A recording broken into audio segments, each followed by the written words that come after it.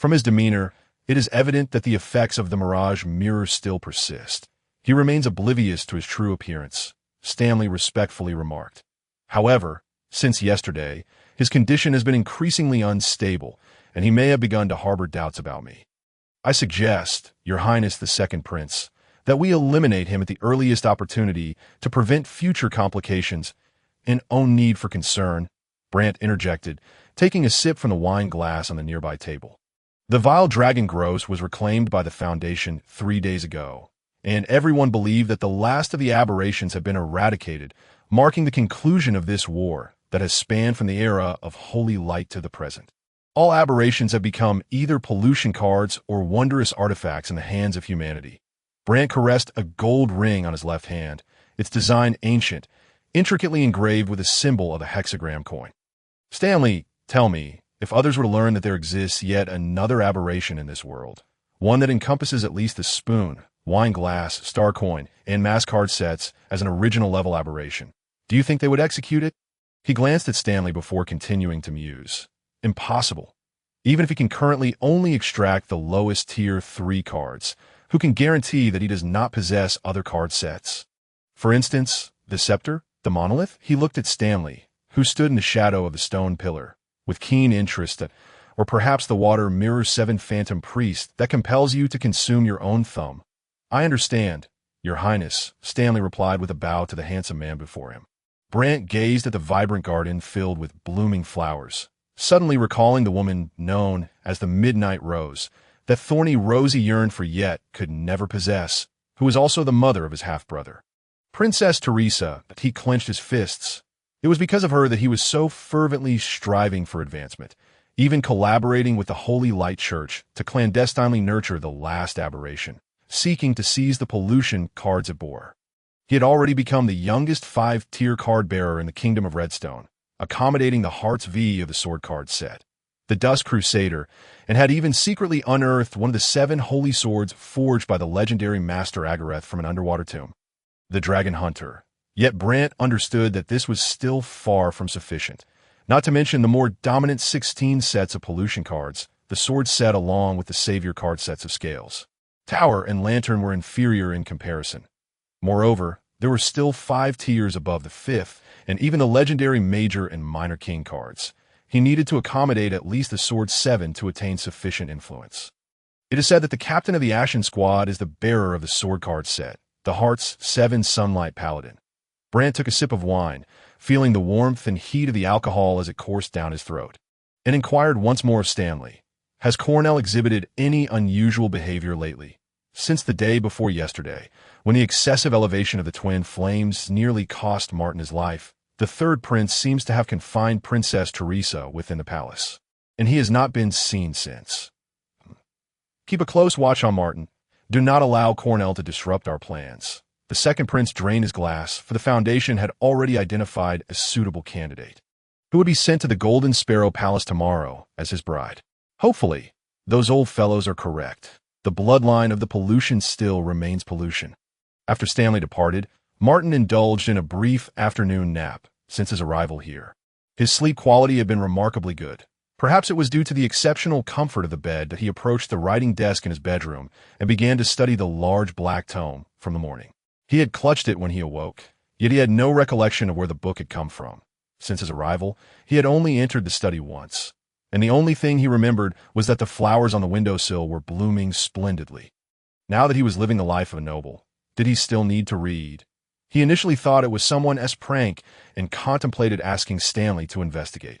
However, upon casually flipping through the book, he discovered its content to be exceedingly rich. The properties of the deer antler and squirrel tongue were among the findings he had unearthed, and with a spirit of experimentation, he followed the instructions detailed in the book, only to find the results far exceeded his expectations. Thus, he resolved to thoroughly examine the contents of this tome.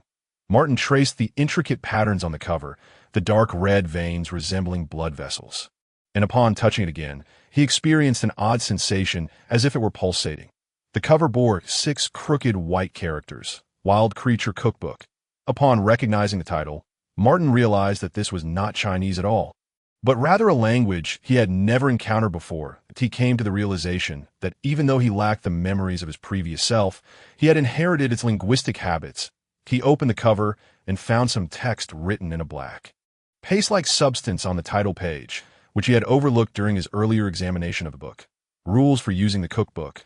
1. That human consumption is prohibited. Below this, a smaller line read, high-level alchemists disdain cooking with such inferior materials as humans. 2. Magic requires time. Just like the gelatinous creature requires at least 3 hours to simmer in a soup. 3. Dispensing potions should not seek remuneration. If you are human, selflessness is the only virtue. If you're what is referred to as a polluter, do not be absurd. Humans would never dare to drink your potions. They would merely send you to the tribunal to be burned. Martin gradually gaped in astonishment, saliva uncontrollably spilling from his mouth. Not eating humans because they are inferior materials? Is it because human flesh is unpalatable? Has the book's owner already tasted it? And what on earth is a gelatinous creature? It sounds utterly revolting. Martin instinctively inhaled to stifle the drool and continued to flip through, discovering a plethora of strange plant and animal names and descriptions, accompanied by illustrations. Furthermore, some names bore the imprint of a bird symbol, while others displayed a frog symbol. He casually examined a few. Ryegrass, known as the shepherd's weatherglass, when consumed, can resist the judicial mandates of the pillar card set, proving highly effective. White flowerwood sorrel, the famous fairy bell, exceedingly precious. When adorned with one's blood, it can evade unwarranted imprisonment and capture upon contact with the skin. Yellow leaf honeysuckle, the lucky herb, favored by those foolish, ugly dragons from the north, when smoked with a green candle, can attract gold, widely recognized as their favorite. These plants seem familiar to him. What is the pillar card set? And who are those ugly dragons from the north? Lizards? He recalled having seen one of these plants on the balcony of the study, prompting him to exit the bedroom and head toward the study. In the hall, the pine wood in the fireplace continued to burn quietly, and the maids and servants had seemingly vanished. Martin found himself alone in the vast chamber, clad in slippers and a bathrobe. He lowered his gaze at the cookbook as he traversed the dining table, passed the 2 cauldrons, and walked by the large floor mirror. Strangely, on the surface of the immense floor mirror, several large cracks had emerged, distorting the reflection into a fragmented image. Martin shuffled past the mirror, then suddenly halted. He stepped back, stopping before the shattered floor mirror. Turning his head, he gazed at his reflection, his mouth falling open once more. Wider and wider, in the broken mirror. Each shard reflected a figure, a spotted dog standing upright. The spotted dog held a large book in its front paws, its hind paws ensconced in slippers, draped in a bathrobe. Countless spotted dogs gazed back at Martin from the mirror, their mouths agape, drool beginning to pool on the dark red carpet. Chapter 3. White Candle. Martin moved his left hand, and the dog in the mirror mirrored the motion with its right paw.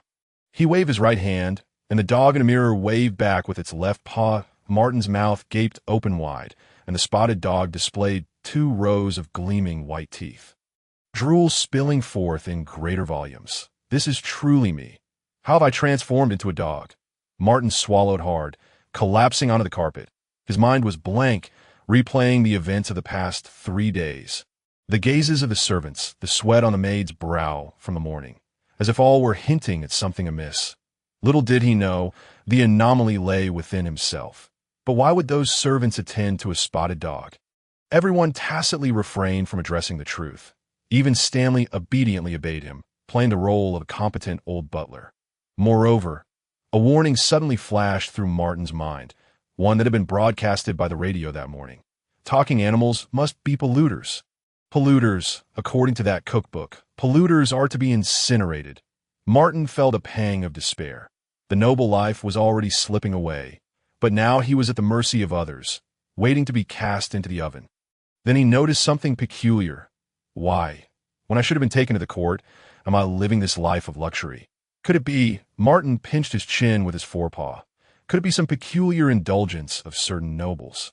He shook his head, dispelling the odd thoughts. One possibility is that everyone has been bewitched by something, failing to notice my anomaly, and now that this thing has malfunctioned, the illusion has dissipated. But how does one explain the strange reactions of the servants before? Martin glanced at the shattered mirror before him. He had initially perceived it as merely old, but now it exuded an air of mystery. The mirror had just been shattered. Could it be the cause?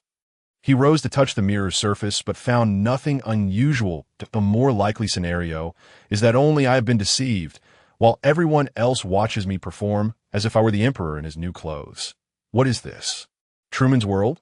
He looked up at the ceiling, searching for any hidden cameras. No, this does not explain my transmigration. Everything feels too real, and who would find amusement in toying with a poor town dweller? Martin thought it unlikely that anyone would be so dull. Thus, someone has confined me here, preventing me from discovering the truth, not to make me perform, but rather for something I possess. Furthermore, if I were to uncover the truth, they might lose that thing. The more Martin pondered, the more surreal it became. He was merely a dog. What could he possibly offer to anyone? A dogskin plaster. Moreover, the man he had been 2 days prior might not have been like this at all. Bang! At that moment, the grand palace doors swung open, and a procession of maids and attendants entered in an orderly fashion. They moved like automatons, silently tidying the room, arranging glasses and garments. And Martin, the large dog standing upright, seemed invisible to them. No, to be precise, they did not even make eye contact with him. Martin swallowed hard. If the first possibility were true, they should all have noticed by now that he was a dog. He cautiously approached and sat at the dining table, picking up a knife and fork, prepared to flee at the first sign of a maid's scream, or, if necessary, to take a hostage. However, no extraordinary reactions occurred. Everyone continued with their tasks as usual, and Martin even managed to smile at a maid clearing the table. Yet, the robust maid exhibited no response, finishing her task and bowing slightly before departing. Just as Martin contemplated further testing, he heard a familiar greeting from his left. "Good afternoon, sir." It was Stanley. When did he arrive by my side without making a sound? Martin felt a surge of tension. He regarded the suddenly materializing butler as if he were a terrifying specter. "What are you doing with the cutlery?" Stanley inquired calmly, leaning in slightly. Martin hesitated for a moment. "I am hungry and wish to partake in some afternoon tea." Having said that, he picked up a fine roll from the table, sliced it in half with a knife, and as he chewed, remarked, "One shouldn't eat too much at afternoon tea.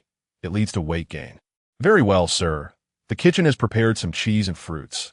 I can have a maid bring them to you if you wish." "Yes, please have some brought up," Martin replied vaguely, instinctively avoiding interrupting Stanley, fearing he might detect something amiss. A servant beside, Stanley retreated. After a while, a maid arrived with several small plates of roasted meat, cheese, and cherries. Martin began to eat leisurely. He had no appetite, merely wanting to conclude this afternoon tea and retreat into solitude. Yet he feared being perceived as eating too quickly. "Sir, I noticed the full-length mirror in the hall has shattered." "Do you know who broke it?" Stanley inquired, leaning closer to Martin. "Here it comes." Martin gazed at Stanley's aged face as he leaned in. Noticing the gray mist enveloping Stanley's body, swirling ominously, which appeared quite peculiar, "I am unsure. When I awoke from my nap, the mirror was already broken." He took a bite of the roasted meat and continued, "Stanley, you must thoroughly investigate who shattered that mirror. I was quite startled when I looked into it, but thankfully I still appear as handsome as ever." "Understood, sir," Stanley replied. His body remained close to Martin, showing no intent to withdraw. Martin maintained a stoic expression as he ate the meat, a bead of sweat ready to trickle down from his right temple. After a moment, Stanley finally retreated to his previous position, bowing before departing. Martin finished the last cherry, his hands trembling slightly as he wiped his mouth. "This butler is undoubtedly suspicious. He was probing me just now, but why did he walk away afterward?" Martin doubted he could deceive Stanley with just a few words. He had felt several times that this cunning old man was about to swallow him whole. Could it be that I still possess some residual value? Regardless, for the time being, my life is not in danger. And Martin quietly exhaled as night descended. The crystal chandelier was lit once more. After a modest meal brought by the maid, Martin retired to his bedroom. He was consumed with thoughts of escape, but both the windows and the grand entrance were heavily guarded, resembling a lavish prison, and he found himself at a loss. Before sleeping, the maid delivered the day's herbal medicine. According to Stanley, Dr. John had altered the prescription after returning the day before. Martin poured the herbal concoction into the potted plant by the window, carefully covering it with some soil before preparing to sleep. He placed the concealed dagger by his side, covered by the blanket, and lay down in the flickering candlelight.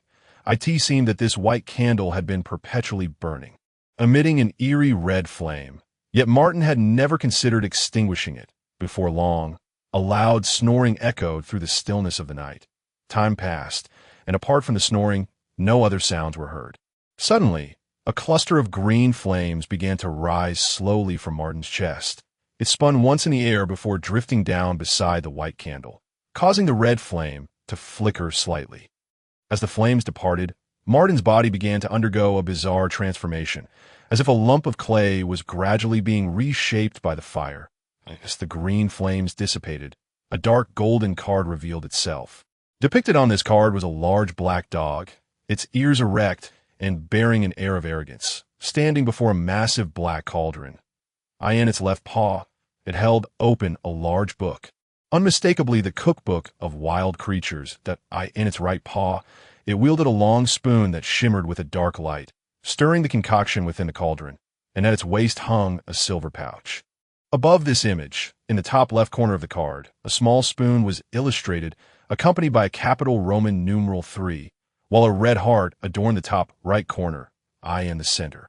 4 large characters inscribed the card's name, the Alchemical Hound. Below the image, in the same script as the cookbook, a phrase was written: "When medicine is no longer merely medicine, and food ceases to be just food." Chapter 4. The Hand of Glory. 3 of Hearts. 4 of Hearts. Instinctively, Martin played his card and hazily glanced at the player above him, the one who had just played the 3 of Hearts. It was a middle-aged man clad in a black suit, seated to Martin's left. His hair was meticulously styled, as if slicked with gel, and a white handkerchief adorned his chest, holding a knife in his left hand and a fork in his right. He appeared quite austere. Before him lay a stack of cards, alongside a plate of meat that resembled a steak. As Martin observed him, he was cutting a piece of meat to send to his mouth. 9 of spades. The person on Martin's right played the next card. Playing such a high card right off the bat? No, this is a round card table, and with Martin, there are a total of 5 individuals seated. The one who played the 9 of spades is a young man adorned with a white mask. His slender frame is clad in an oversized white suit, creating a rather ill-fitting appearance. To his right sits a blonde woman holding a wine glass, followed by a burly man with red hair, who is none other than the one who devoured the steak. The red-haired man is dressed in a green shirt that clings tightly to his robust physique, exuding an explosive power on his left hand. Each finger, save the thumb, is adorned with a ring set with various gemstones, while a gold coin dances rapidly between his right fingers.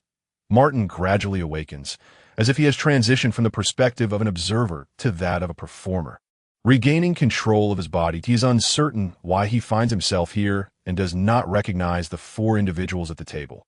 Yet he experiences a sense of familiarity, as if this is not their first encounter. Alas, a pair of 4s. The slender man who previously played the 9 of spades lets out a sigh, his mask now wearing an expression of sorrow, with his eyebrows drooping in a bizarrely comical manner. Tomorrow it will be my turn again. No, the blonde woman swirled her wine glass, the crimson liquid within slowly spiraling. Just a 3 of hearts. You still have plenty of fur on you. Indeed, look at how the boss discarded an alchemical hound today without uttering a word.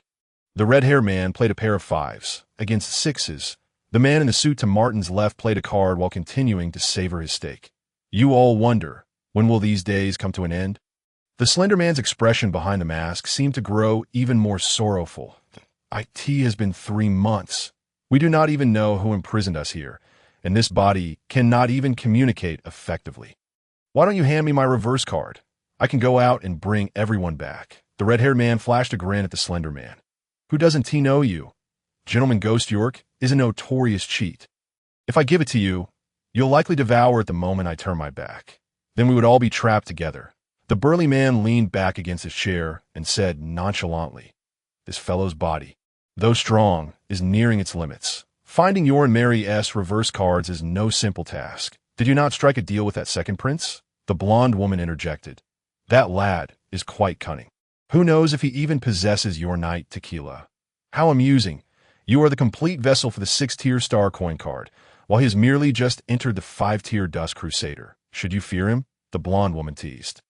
That said, given his methods with the church, one must remain vigilant.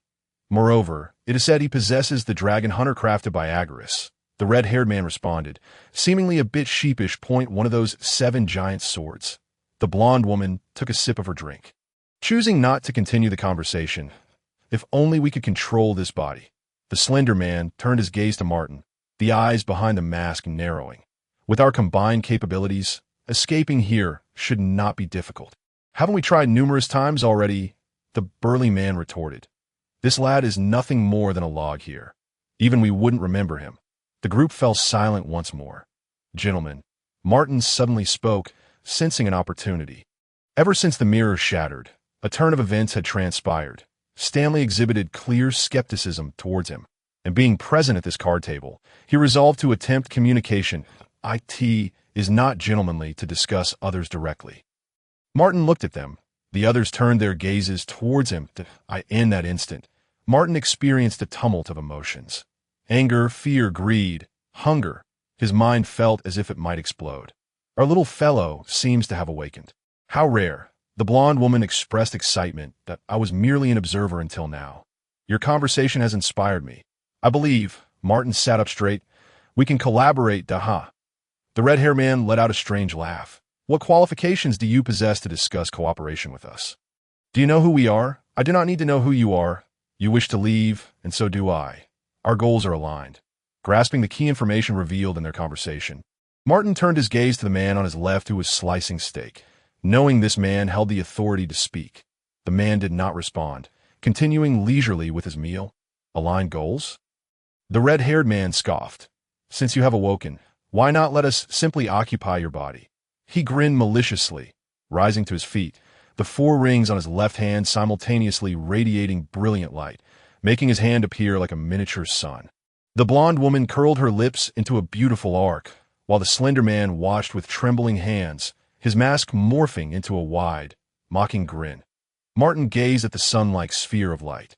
Feeling his mind gradually lose its capacity for thought, he instinctively began to resist, but found his body unresponsive. Enough. The middle-aged man, who had been quietly enjoying his steak, spoke calmly. He set down his knife and fork and wiped his mouth with a handkerchief. His voice resonated in the air. The masked man immediately straightened his posture, while the blonde woman ceased her swirling of the wine glass. The burly man also froze, the light from his left hand dimming gradually as he sat back down. Disgruntled, Martin suddenly regained some clarity. The middle-aged man addressed Martin. It seems you have forgotten many things. That Martin's heart tightened at this remark. He felt he had shown no discernible cracks, and this man should not know that he was a traveler from another world. It appears our existence has impacted you in some way. The middle-aged man continued, unhurriedly. After pondering for a moment, he drew a card from the covered stack and tossed it to Martin. The card arced across the table. Landing before Martin, this hand of glory can lead you to the Queen's mailbox. She can assist you in leaving here. The others displayed varying degrees of surprise upon hearing the middle-aged man's words. The slender man's mask rendered him with a vacant stare. His mouth agape in a somewhat comical manner the word of advice. The middle-aged man fixed his gaze on Martin, his expression grave as he added, his voice imbued with an air of mystery. In your story, it is best not to mention father. Upon hearing this, Martin felt a chill run down his spine that he wanted to inquire further about what the story entailed and why father should not be mentioned. But the middle-aged man had already resumed his meal, disregarding Martin. Martin studied the dark golden card labeled Hand of Glory, noting a small mask symbol in the upper left corner with Roman numeral 3 inscribed behind it, and a black spade emblem in the upper right corner. In the center of the card, there was an illustration of a brown monkey, dressed in a red tailcoat of a circus performer. Adorned with a bow tie, its face concealed behind a white mask that displayed a mocking smile. Its right hand held a top hat close to its left chest in a bow, while its left hand, appearing withered and desiccated, bore numerous mysterious symbols, the fingers exceptionally thin, with an open eye depicted in the palm. Beneath the monkey, a line of small text read, "Your suffering stems from possessing the wrong things." Chapter 5. The Crimson Bride. Martin awoke groggily, reminiscent of a drunken reveler. Though he had slumbered for an extended period, his head throbbed painfully. It felt as though he had dreamt of playing cards. Women, masks, gold coins. Martin rubbed his forehead, suddenly discovering a closed eye inscribed in the palm of his left hand. He extended his left hand before his eyes for a closer examination, the eye and the surrounding enigmatic symbols evoking a sense of familiarity within him. He recalled the dark golden card. Could it be the hand of glory bestowed by that man? But how does one utilize it? Martin's attention was wholly captivated by the eye. He attempted to wave his hand, clench his fist, and even, in a moment of youthful folly, bit his right hand finger to let a few drops of blood fall onto it. Yet no change occurred. Instinctively, he licked the droplets of blood that were about to fall from his palm clean. After a moment of pause, he shook his head. Outside the window, the morning sun had risen, casting gentle rays into the room and illuminating Martin's legs. He suddenly felt a slight itch where the sunlight touched him. Prompting him to draw back his legs, he donned his robe and opened the bedroom door, making his way toward the grand hall. Along the way, he sensed some peculiar gazes. The maids and servants, who usually never met his eyes, appeared momentarily stunned upon seeing him. The servants' expressions turned strangely curious, while several maids even lowered their heads in embarrassment. Martin found this odd. After all, even a large dog from yesterday had not elicited such astonishment from them. Approaching the full-length mirror, he intended to take a look, only to find a new mirror installed, devoid of the two iconic fishtail columns. As Martin gazed into the mirror, he was once again struck by a sense of surprise. What was surprise? The reflection no longer showed the large spotted dog from yesterday, but rather a woman with golden hair. Her skin was alabaster, her features strikingly deep, and her flowing golden red hair exuded an air of maturity and languor. The robe she wore hung loosely, revealing a generous expanse of her fair skin, rendering her exceedingly alluring. Just as Martin was about to utter a culturally devoid exclamation, he managed to suppress it.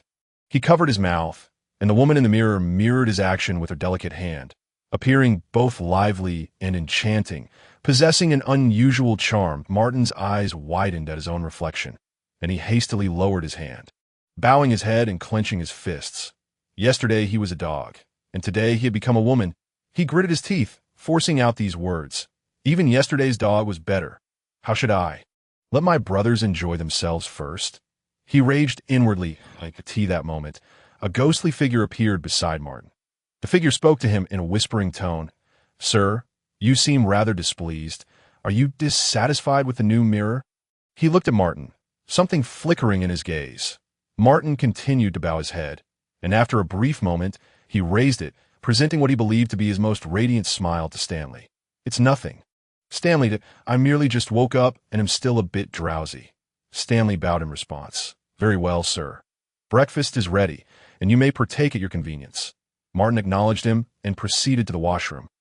Discreetly tugging at his collar point 15 minutes later, in the grand hall of Goldfinch Palace, the crackling of the fire in the hearth punctuated the ambience, while the vibrant red woolen carpet trapped the warmth within, rendering the entire hall exceedingly cozy. Martin skillfully cut a piece of roast with his knife and fork, savoring it as he was about to lift a cup for a sip of ginger beer. He noticed the golden-haired woman from last night seated across from him, raising her wine glass in a toast. He shook his head, and upon looking again, the seat opposite him was empty. Had he imagined it? He adjusted his collar again.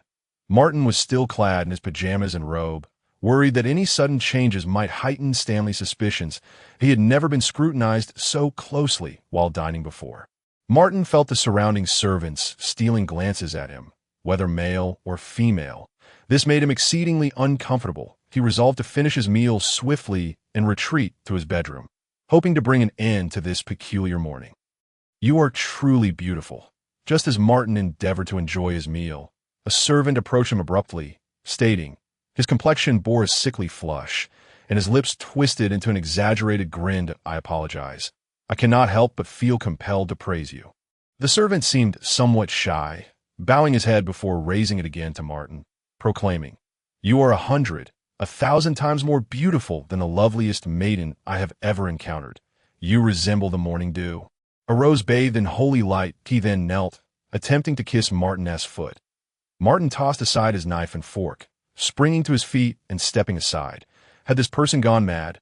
A wretched slave, only thinking of licking his master's shoes. A gaunt maid with a raspy voice interjected, "You are all slaves, deserving only of eating the scraps left behind." With that, she lunged at the table, stuffing her mouth with food, roast meat, leaves, pickled pork, chewing and swallowing voraciously until she could fit no more. She collapsed to the ground, beginning to regurgitate the half-chewed food, her body convulsing uncontrollably. Soon after, more maids and servants began to emit strange laughter or curses.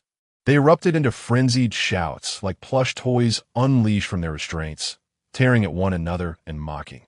Martin observed the once tranquil white mist surrounding the maid now swirling chaotically, growing thicker. The servant crawled toward him, the mist around him a viscous, greenish hue, his eyes bloodshot. What was happening? Had these people gone mad? Martin retreated, attempting to evade the servant, only to stumble and fall to the ground. Damn, was this the legendary softness of flesh that makes one easily toppled? This fall was most inopportune. As he scooted backward, muttering complaints, the servant quickly crawled to his side, fingers clawing toward Martin as he babbled frantically. "You belong to me." Just as he was about to grasp Martin, Stanley appeared behind him, and no longer the frail, limping figure. Stanley's left hand seized the servant's neck like a vice, yanking him backward as if he were nothing more than a garment. With a twist of his fingers, accompanied by a crack, the servant's body went limp before being discarded onto the ground. Stanley did not glance at the astonished Martin. Instead, he turned, arms outstretched, addressing the squabbling servants with a solemn voice. When reason departs, desire surges. He paused, his hunched form now appearing towering.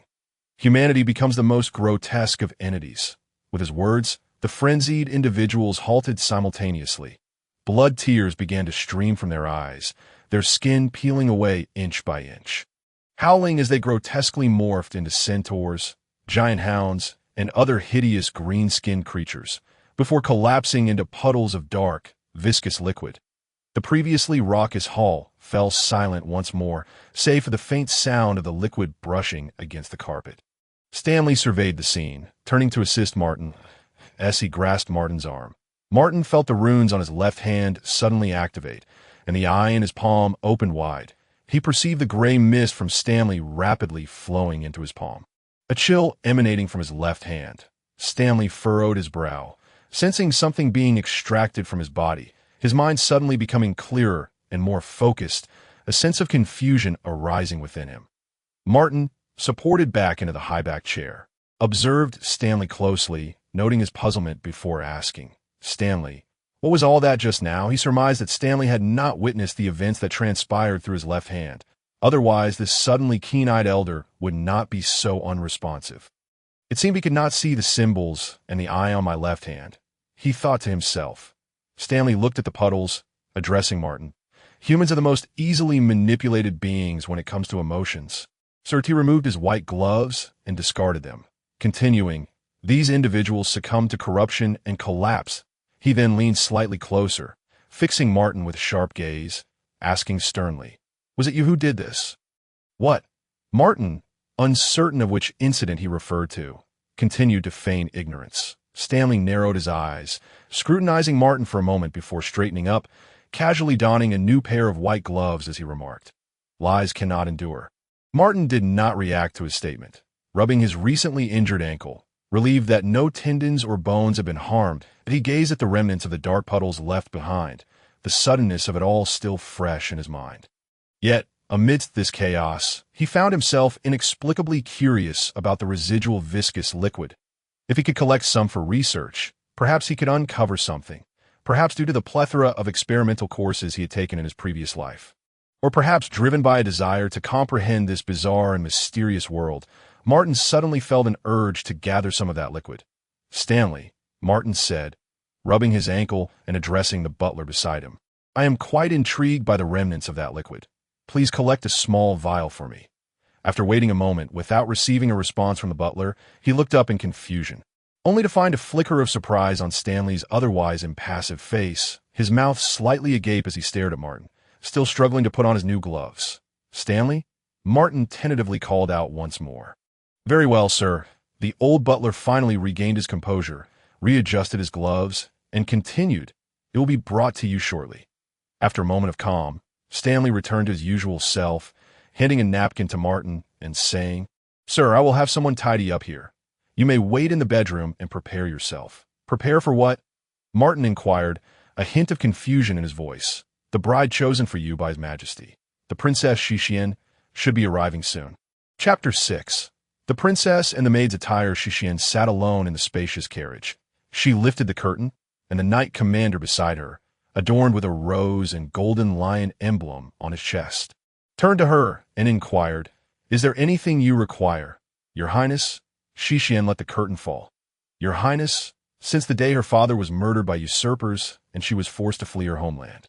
Imprisoned in the dark, filthy Blackwater prison, she had come to realize that she was no longer a princess, but merely a beautiful exiled noblewoman.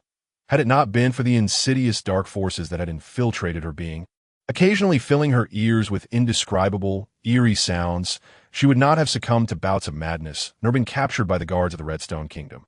She had thought she would be executed as a contaminated individual or reduced to a mere plaything for some lowly noble.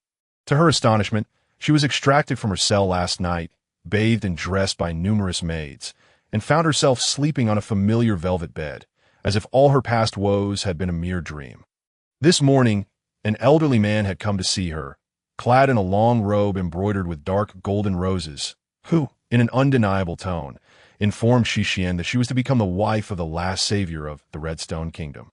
The old man instructed the maids to dress her in a pristine wedding gown, adorned her with a veil woven with water lilies, and counseled her to coexist harmoniously with her husband and promptly bear offspring. Indeed, everything unfolded as she had anticipated. The so-called last savior was merely a pretext. Sitting in the dim carriage, Xixin gazed with distaste at her exquisite wedding gown, gripping the pendant hanging from her neck, a small seashell carved from sapphire. Her last talisman. She reminisced about her harrowing journey, the trepidation of her flight, the lightning and thunder within the forsaken chapel, and the dark, damp confines of Blackwater prison, the fearless rats, insects, and deranged prisoners, the abrupt specter of death, thoughts she wished to banish from her mind.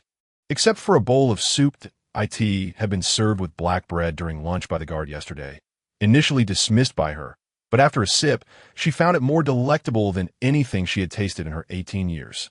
The palace cooks merely tossed clams into a pot, producing bland and insipid broth. She drank it all, noticing that the other prisoners mirrored her reaction. Many cradled their bowls, licking them repeatedly. A few bold souls even inquired about the soup's origin, only to hear the guard mockingly retort that they must indeed be deserving of execution to find soup made by a dog so delightful. What kind of dog could that be?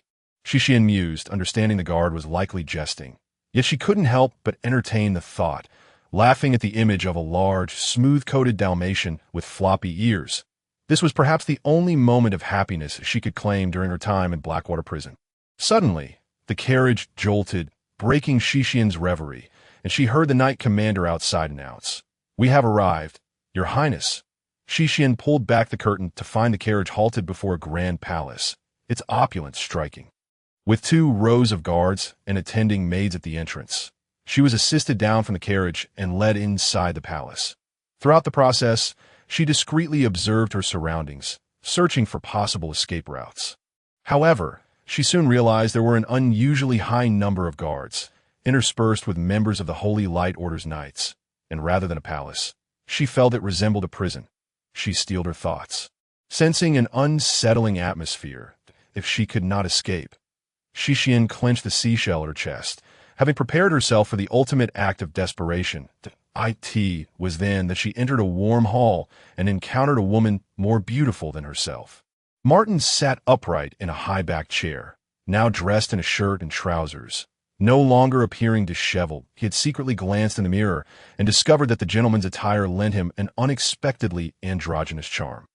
He resembled a princess who had disguised herself as a man to sneak out of the palace. The ordinary clothing could not conceal his inherent nobility and beauty. Now, with Stanley attending to earlier matters, only 2 individuals occupied the hall, and seated across from him was a young maiden. a girl he deemed even more exquisite than himself. Having felt somewhat smug moments before, he was instantly captivated upon seeing her. The girl possessed rare crimson eyes and donned a pure white wedding gown, with white flowers and tender green leaves adorning her chestnut hair, radiating vitality. Her rosy lips were gently pursed, exuding elegance and tranquility. Like a true princess, a youthful bride overflowing with life. He found himself mesmerized. "May I inquire, are you the mistress of this palace?" the girl hesitantly asked. Martin did not anticipate such a question and maintained a smile. Responding in what he believed to be a gentle tone, "You could say that, and your husband is to wed another woman. Are you aware of this?" "What?" Martin was momentarily taken aback. "Madam, I was brought from Blackwater prison to marry the last savior of the kingdom. If all goes as expected, should be your husband. I believe you have the right to know this." The girl gazed intently into Martin's eyes and solemnly declared, "The last savior is to marry me?" Martin found himself momentarily bewildered. He had yet to envision the scenario of this beautiful girl as his wife, when he suddenly remembered that he was, in fact, the madam she referred to, a woman. If the girl before him were to discover the truth, it would be utterly mortifying. "Esteemed Miss," Martin pondered for a moment before addressing Shishien, "I believe no one in this palace would compel you to do anything against your will." Leaning back against the high-backed chair, he spoke in as calm a tone as he could muster.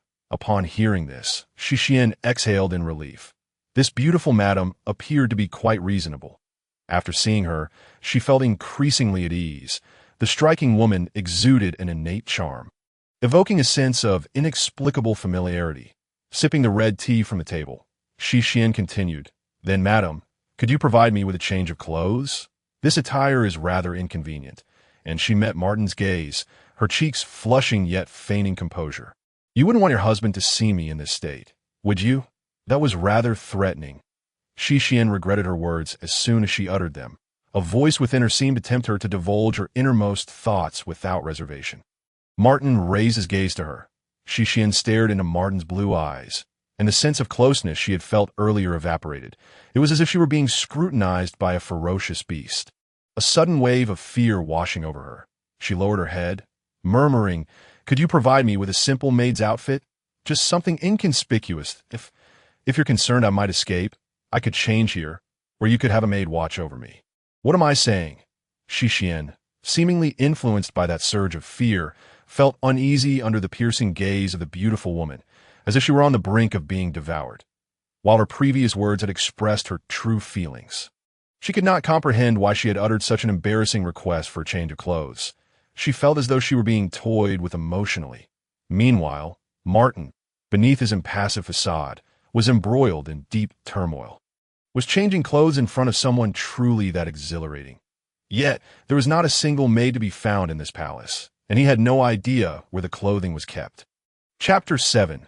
The Queen's Mailbox. "I believe you have misunderstood." Martin pondered for a moment, ultimately deciding to reveal the truth to the young lady before him.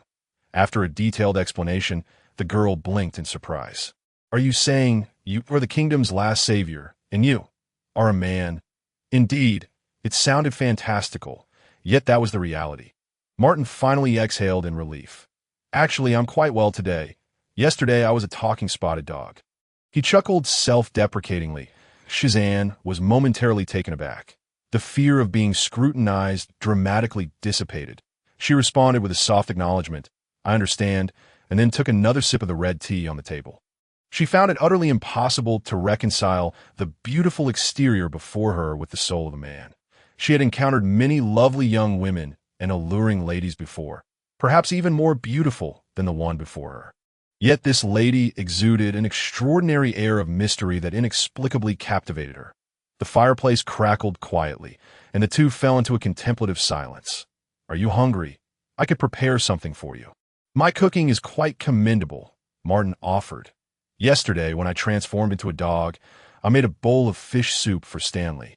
It was exceptionally delicious." He noticed that the girl's delicate features appeared somewhat haggard and recalled her earlier mention of just being released from prison, prompting him to desire to prepare food for her. "Thank you for your concern, but..." Upon hearing Martin's words, she seemed to sense something amiss, yet instinctively began to decline. Just as she was about to elaborate, Her thoughts momentarily faltered. The words she wished to articulate morphed into meaningless murmurs, and a cacophony of incomprehensible whispers erupted in her ears, causing her thoughts to explode like fireworks, making her realize she was on the brink of mental turmoil. After a brief struggle, she summoned her last vestiges of strength to rise, knocking the high-backed chair behind her to the ground. As she fought to distance herself from Martin, she uttered, "Leave me," before losing consciousness. To Martin's eyes, her irises morphed into featureless pools of black, and her ears unnaturally elongated and sharpened, resembling those of a legendary elf. He noticed a layer of crimson mist enveloping her body, swirling violently. Upon seeing this crimson mist, Martin's eyes quickly reddened, and he felt a primal urge surge within him. His canine teeth elongated and sharpened uncontrollably, unable to restrain his inner impulses any longer. He rushed to the girl, embracing her tightly, and bit into her fair neck. After sinking his teeth into the girl, Martin swiftly regained his composure. He observed the girl in his arms and closed her eyes. Her brow furrowed, yet did not appear to descend into further madness, prompting him to breathe a sigh of relief. He noted that the crimson mist surrounding her had vanished, realizing it was akin to Stanley's condition.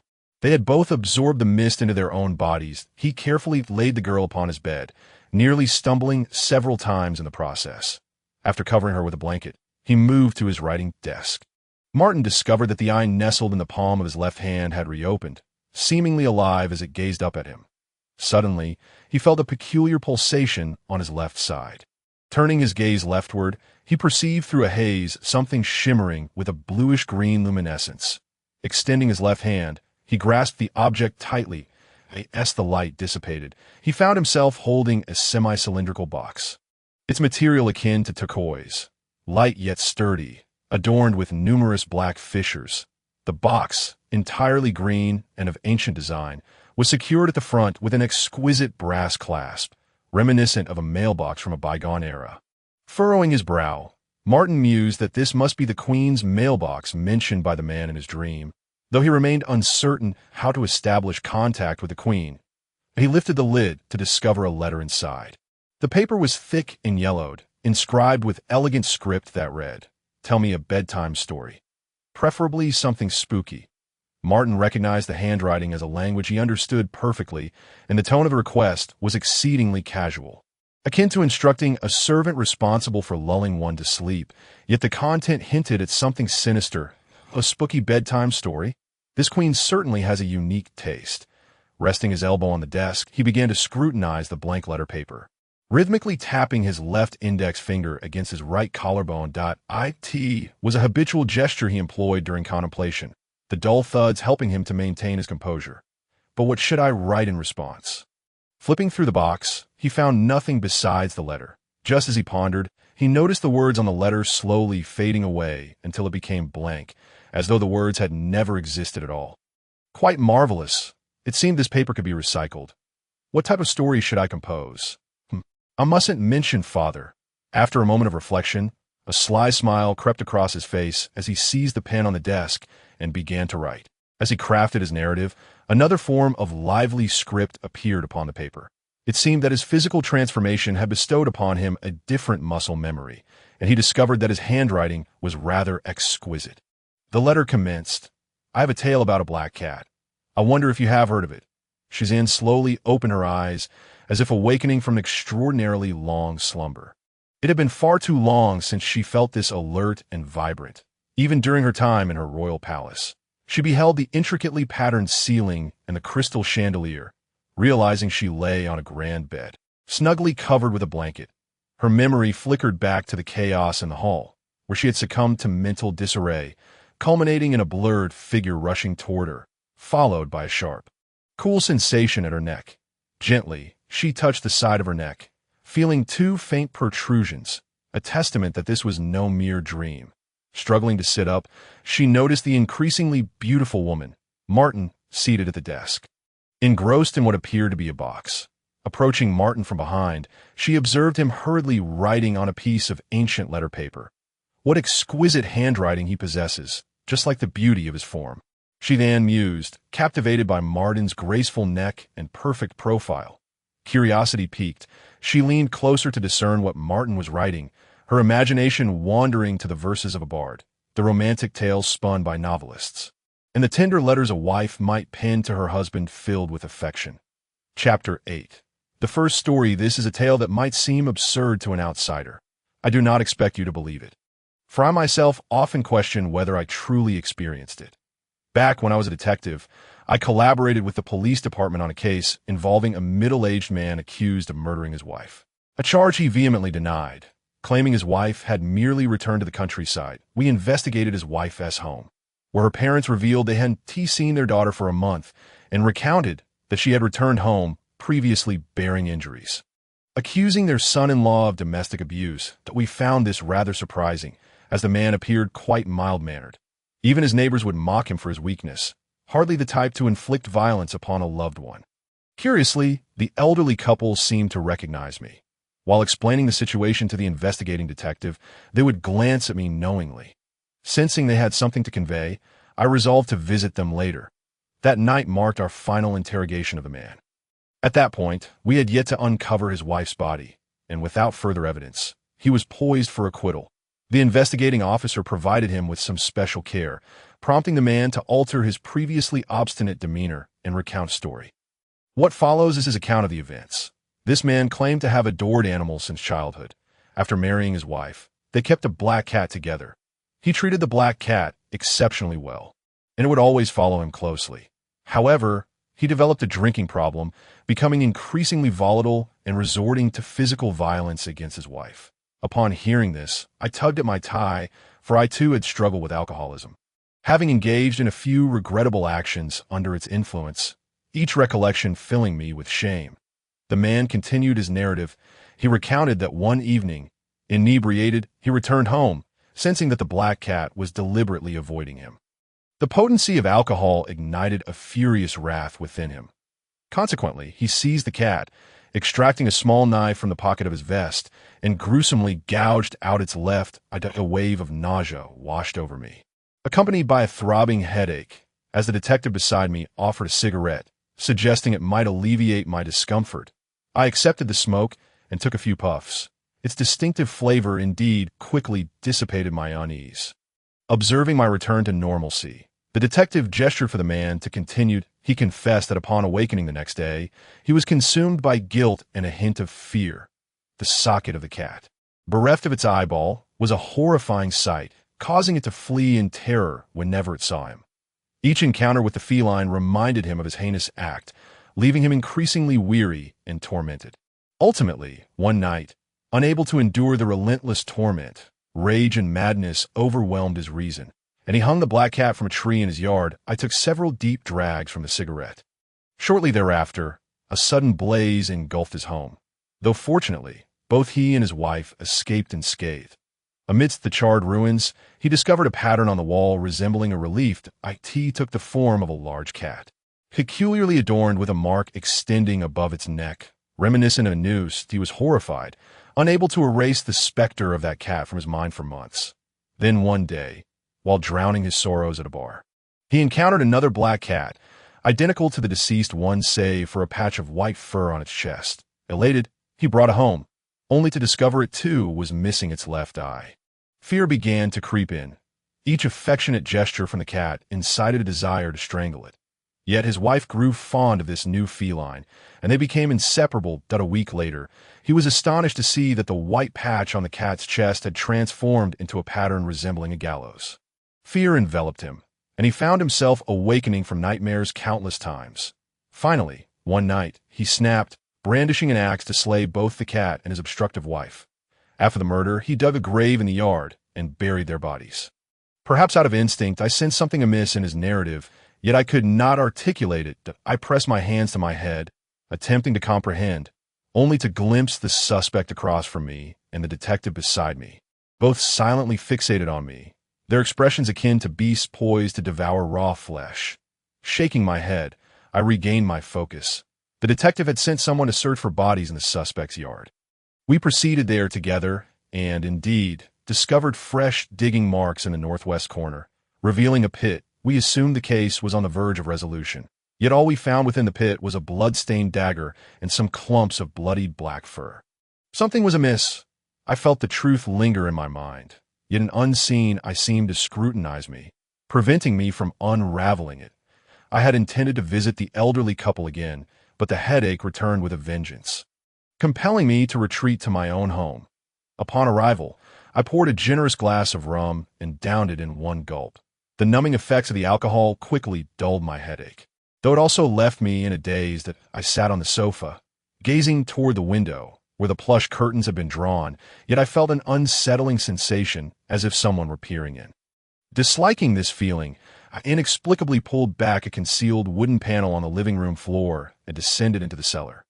This was my storage for liquor, a place known to few, save for my wife. Suddenly, I felt a jolt of realization. I have a wife. Why do I have no recollection of her? Observing the neatly arranged bottles and handwritten labels indicating their origins and production dates, I recognized that the handwriting was not mine. A troubling thought struck me. The man had claimed he killed his wife and the cat with an axe, yet the pit contained only a dagger. Why did the detectives express no surprise at the dagger? Why did no one voice dissent? I heard heavy footsteps from the floor above, and my mind began to spiral into chaos. Where is the axe? The axe! The axe! I clutched my head, noticing an old, rusty axe lying on the floor, stained with dark red marks. I bent down to pick it up, unsteadily making my way toward the wall opposite me. The color of that wall starkly contrasted with the surroundings. As if freshly constructed, I was indeed drunk, fragmented memories flashing through my mind. Eyeballs, nooses, bloodstains. My head throbbed like never before, that I began to scream in agony. Hacking at the wall with the axe. With each swing, a sound resembling a child's cry emerged from within the wall, quickly escalating into a continuous scream, a blend of maniacal laughter and mournful wails. As if resonating from the depths of hell, my frenzy grew, and I carved a gaping hole into the wall. Within that opening stood a corpse, grotesquely decayed and congealed with clotted blood, while perched atop its head was a large black cat, its gaping maw and hollow eye socket a terrifying sight. Chapter 9. The esoteric scholar Martin set down his pen, blowing on the letter to dry the ink. Concerned about space, he had written in a diminutive script. This tale could undoubtedly be deemed horrific, he mused, recalling how it had terrified him as a child. Martin reflected on the text, a remnant of a great writer from a past life, though the passage of time had dulled many details in his memory, prompting him to adapt it with a few modifications. The horror story evoked memories of the chilling short story that had haunted his youthful psyche, making it a fitting tribute for the queen. Whether for the queen or the princess, the story was sure to leave a profound impression. He read through the entire piece once more, nodding in satisfaction before slipping the letter into the nearby mailbox. Behind him, Shishian stood in a daze, wide-eyed. Did you truly do such things? Martin heard the girl's voice from behind him. You're awake, he smiled, putting the letter down. How do you feel? I haven't slept so soundly in ages. Shishian instinctively took a half-step back, then asked again, Is what you just wrote true? Martin paused, then realized, pointing to the mailbox. He inquired, This? Shishian nodded, her hands clasped before her, appearing tense and somewhat guarded. Martin chuckled nonchalantly. Of course not. After a moment of contemplation, he added, I heard this from an old man in my hometown. Old man? Where's your hometown? Shishian pressed further. Martin was momentarily stumped by this question, one that nearly every traveler encountered. It's a faraway place. He cast a sidelong glance. After listening, Shishin blinked but kept her hands raised in defense. Martin, seeing her demeanor, realized that his words had failed to convince her, and he prepared to explain the whole situation. However, just as he was about to begin, he found himself at a loss for words, for there was nothing to substantiate the truth of his claims, whether it was the conversation from his dreams, the hand of glory, or the queen's directive. They either did not exist in reality or had already vanished. He cradled his head in his hands, pondering what could demonstrate his honesty. Meanwhile, Shishian, observing his gesture, was reminded of the detective from Certain Story, the one who had cleaved the wall, concealing his wife's corpse with an axe. The sense of chaos and madness conveyed in that tale began to gnaw at her rationality. What Shishian failed to notice was that Martin's presence amplified her emotions. Her heart began to race violently, quickening with each beat. She recalled the day's bewildering encounters, the beguiling ability of the elegant lady before her, who was in truth a man and once a different species. She took a step back, her body trembling slightly. The room was suffused with an eerie silence. Tapped, a faint sound emanated from the green box on the table, akin to a new letter being dropped into a mailbox. Martin turned upon hearing the noise, retrieving a sheet of paper from within. The previously dense scrawl he had penned had entirely vanished, replaced by simple, graceful cursive. This story. Intriguing. Martin recognized this was still the same handwriting, presumably from the same individual, yet unlike the previous fluidity, the current sentences were disjointed, with certain connections between letters unnaturally severed. "Tell me another story, but this time make it more lively," the correspondent urged once more. Beneath this request, a line of hastily scribbled words seemed to bear signs of erasure, as if they had been wiped away and rewritten. About the ball, the delicacies, and so forth. Martin exhaled softly upon reading the reply. At last, he had something to support his assertions. He began to explain to Xixin, who gradually relaxed her tightly clasped hands, allowing them to fall naturally by her sides. Stepping closer to Martin, gazing at the distinctly different handwriting on the letter. "If this story is indeed your creation, then you are truly—" Xixin paused, seemingly at a loss for the right word to describe the man responsible for such madness. "A scholar," she finally added. "A mysterious scholar." She appeared reluctant to use the word strange. "This is certainly not my original work. I merely made some alterations," Martin admitted with a hint of embarrassment. Xixin nodded in acknowledgement, still convinced that Martin's words were mere excuses, given that he could not provide a detailed account of the so-called elder or his hometown. Martin chuckled wryly. Deciding not to argue further, he picked up the letter. Contemplating for a moment before beginning to respond, "I would be more than delighted to recount another story for you. However, my current circumstances may not permit me the time to write another one." Martin realized it was time to return to the matter at hand. The Queen had already taken notice, and who knew if she would be receptive to the next tale? Moreover, he had no inkling of what the next story would entail. Writing was indeed a challenging endeavor. He mused, "I find myself trapped in a place, and I humbly request your assistance in helping me escape. If this can be accomplished, I shall offer you the most vibrant story I can conceive, and you will have my sincerest gratitude." Martin racked his brain, striving to convey his sincerity to the Queen on the other side. He glanced at Xixin, who was observing him intently, and inquired, "Do you have any suggestions?" "Our opportunity to leave hinges on this letter." Xixin felt a flush rise to her cheeks as she watched Martin compose his message. Having once been a princess, she had never penned a letter in such a manner, nor spoken in such a tone. She shook her head, indicating her inability to assist. Martin pressed his lips together, accepting the situation as it was. He regretted not having asked the middle-aged man in his dreams for clearer answers. "Additionally, though it may be presumptuous, might I inquire your name for future correspondence? You may call me Martin." Having written this, he once again slipped the letter into the mailbox, and he and Xixin began to await a reply. Through this series of exchanges, he and Xixin had grown more familiar, and for reasons unknown, he began to recount in detail the events of the past 2 days: the giant hound, the fish soup, the mirror, the mad servant, the dreams, and more. "As you mentioned," Xixin began, under Martin's encouragement to abandon the formal address of you, opting instead for a more equal and familiar you. "What will you become tomorrow?" she inquired. A hint of concern in her voice. "I do not know," Martin replied honestly. "I hope to remain human." He too felt a subtle apprehension. Tap. Their conversation had reached an impasse when a crisp sound resounded from the mailbox once more. Martin hurriedly retrieved the sheet of paper, fully aware that the prospect of escape rested upon this thin slip. The letter was scrawled in a hurried yet graceful script. "No problem. But you must tell me a more lively story. As for names, you may refer to me as Your Majesty the Queen." Chapter 10. Goblins and Evil Dragons, Part 1. The following morning, in the Grand Hall of the Golden Sparrow Palace, the doors swung open with a resounding bang, and a contingent of guards strode in.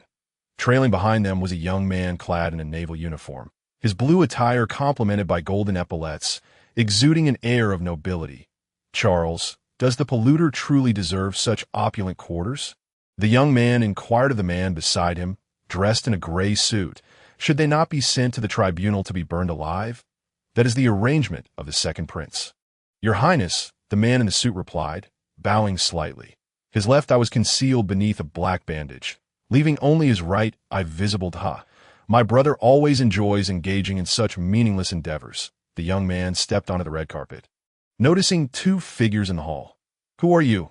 Martin asked. He and Xixian were grinding several bundles of herbs into powder, a task that seemed trivial compared to their experiments at university. They were engaged in conversation when they heard the commotion at the entrance.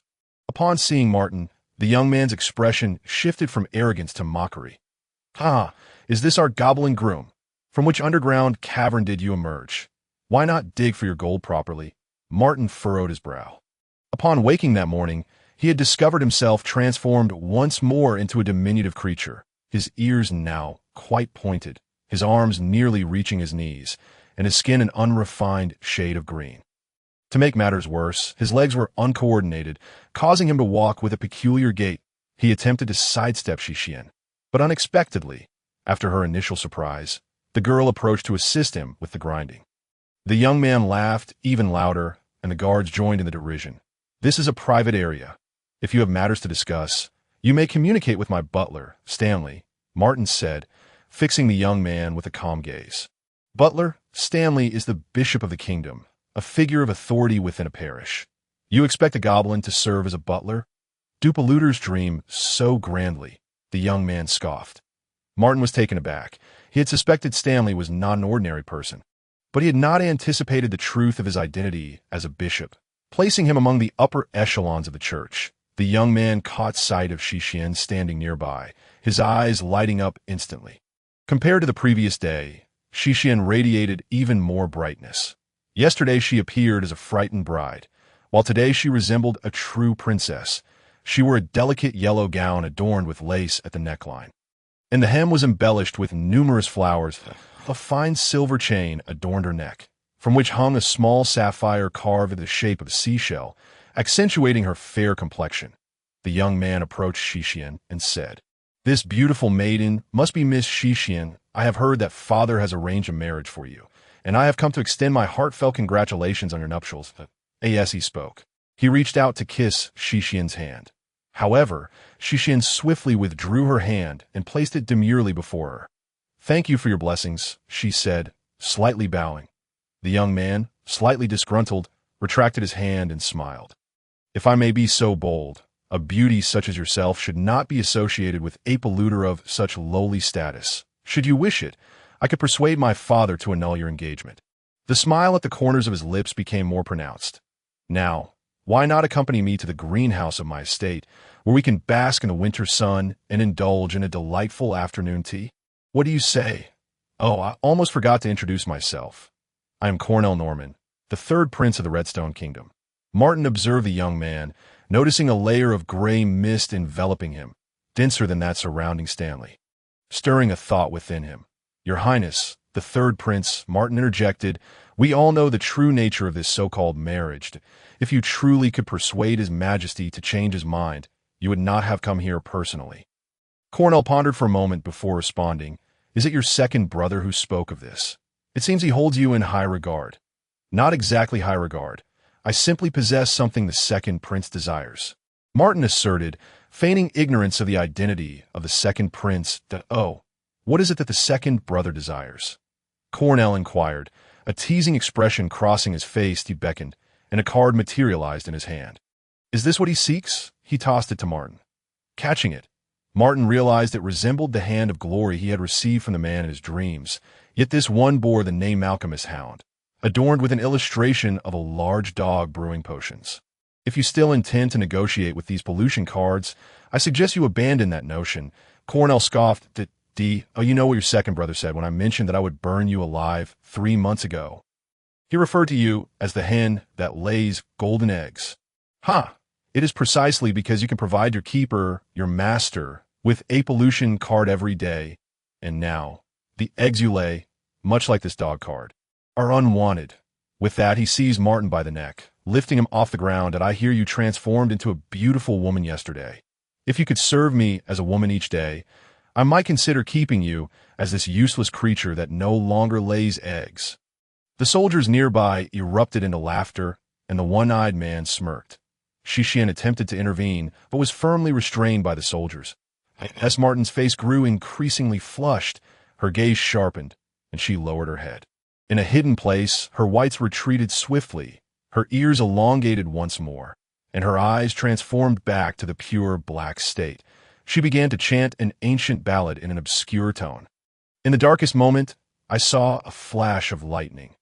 God said the voice of lightning is gentle, never ceasing before is heard." The sacred melody echoed like invisible notes, and the conch shell at her chest seemed to come alive. Rising upwards, the air crackled with electricity as a thick bolt of lightning began to form, aimed at Cornell and Kati that moment. The one-eyed man stepped in front of Cornell, producing a brass whistle and blowing it forcefully, exclaiming, "Those who intend to harm will face retribution." Before the lightning fully took shape, it struck towards Shishian. The conch shell flickered as she was hit, causing her to faint. "Well done, Charles, truly worthy of my captain of the guard." Cornell shouted, tightening his grip on Martin's neck, exhilarated by the pulse he felt beneath his palm. Martin clutched at Cornell's hand, his legs thrashing, his breathing becoming increasingly labored. After a moment, he suddenly expelled a cloud of white mist towards Cornell's face, who instantly felt a searing pain as if his face were melting away. He screamed and released Martin, who rolled away, using the mist to push the soldier holding Shishian aside, grasping Shishian's hand.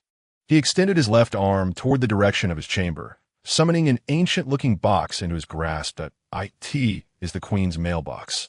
Martin had been waiting for an opportunity. Earlier, he had absorbed the gray mist from the third prince while in close proximity. Now, with the eye on his left hand wide open, he could once again wield the power of the Hand of Glory.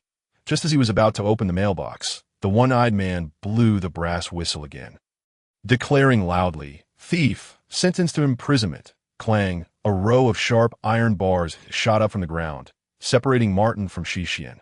She collapsed to the ground, while Martin found himself trapped within. The mailbox slipped from his grasp and fell to the floor. Seeing this, Martin crouched down, and the carpet beneath him began to crack and crumble, sending him plummeting below. "Earth-walking technique," the one-eyed man exclaimed in surprise, blowing the whistle once more. "Escaped convict, 50 lashes."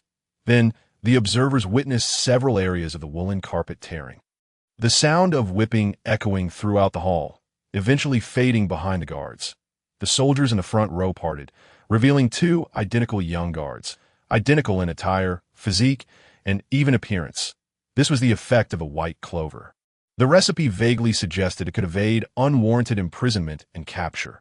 Martin marveled at its miraculous nature. Last night, he had discovered the famed fairy bell and the ryegrass referred to as the shepherd's barometer on the balcony of the study.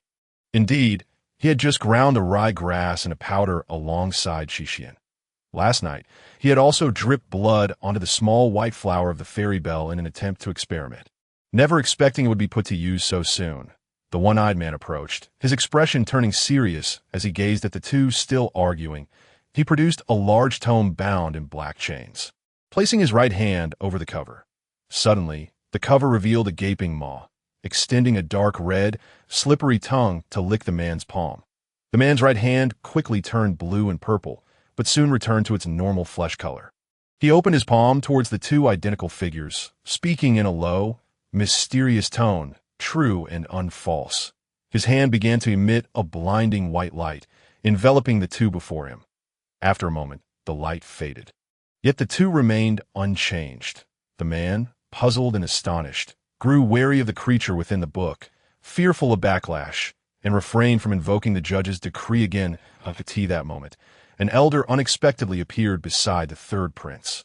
He brushed his right hand across Cornell's face, causing the blemishes and sores upon it to vanish. It was Stanley. He approached the one-eyed man, who bowed his head respectfully, addressing him as master.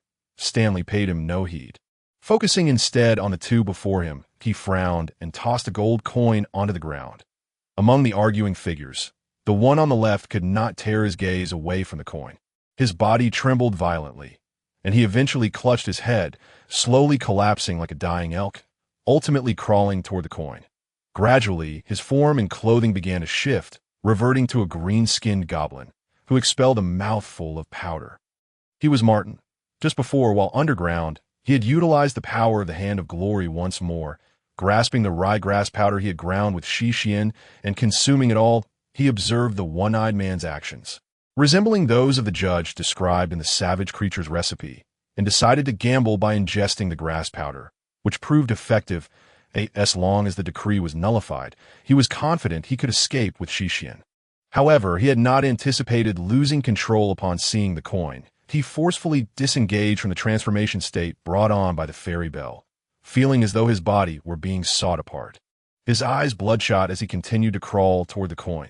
Just as he was about to touch it, Stanley stood before him. Calm and composed, sir. Do you wish to leave this place? Chapter 11. Goblins and Dragons. Part 2, sir. Do you wish to leave this place? Upon hearing these words, Martin looked up with bloodshot eyes, just inches away from the coin, only to see Cornell snatch it up. Xixian awoke, yet felt exceedingly weak.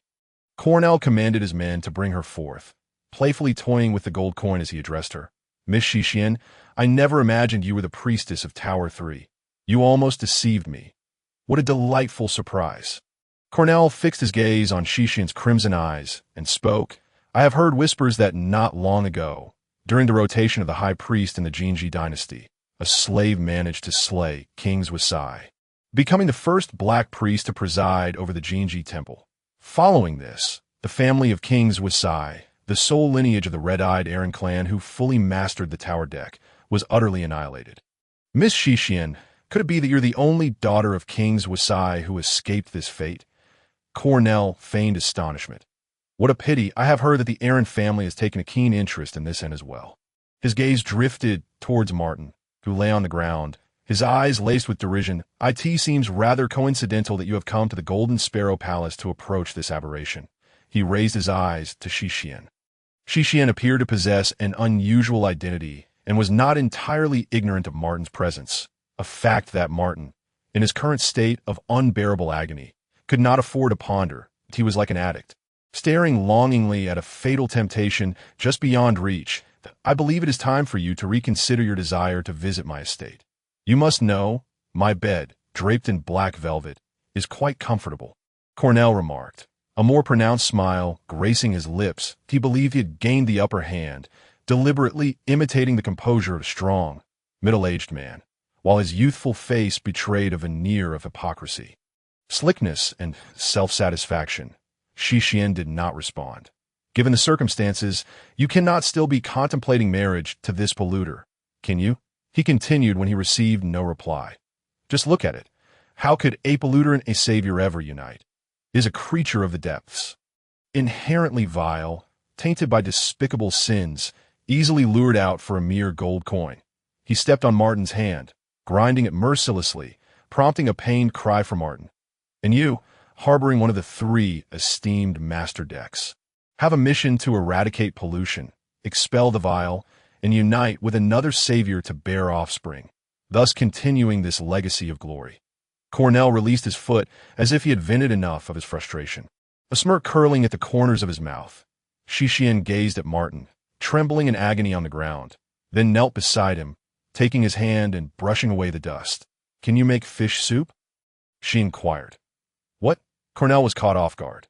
While I was in Blackwater prison, I nearly took my own life, yet it was a bowl of fish soup that made me abandon that thought. Xixian caressed Martin's palm. Continuing, it was the best soup I have ever had. Though it was cold, it bore no trace of fishiness, but rather was incredibly fresh and sweet. The guard serving it claimed it was made by a dog.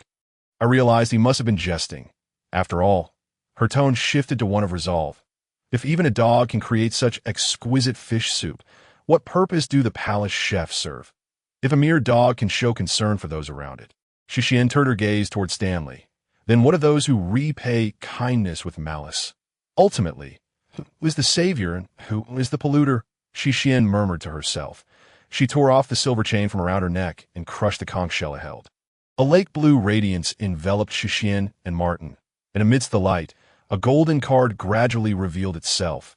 The card depicted a covered dining table, at which sat a grand, pure man clad in white robes, diligently cutting his meal with knife and fork that on the plate lay dismembered limbs, blood-soaked, Blood trickled slowly from the man's lips. In the upper left corner of the image, a tower symbol was illustrated, accompanied by the Roman numeral 4, and to the right, a black heart. This was the reversed 4 card of the tower deck, dissonant chant. The inscription at the bottom read, "The deity sits at the table, feasting upon the flesh and blood of its kin and their oaths." Xixian fixed her determined gaze upon the card, intent on forcibly accommodating this reversed 4 card to enhance her power and attempt to abscond with Martin, knowing full well that such an act would come at the cost of her own life.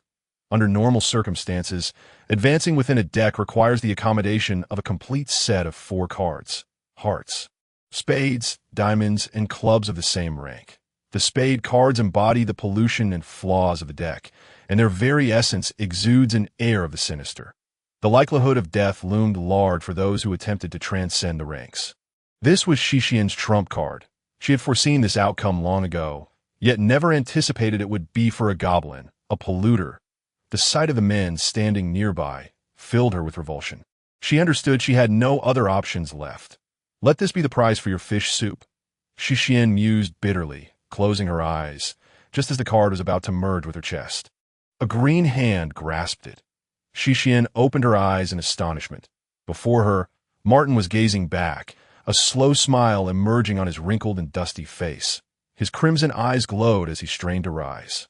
Cracks began to form on his skin, revealing the vibrant red flesh beneath.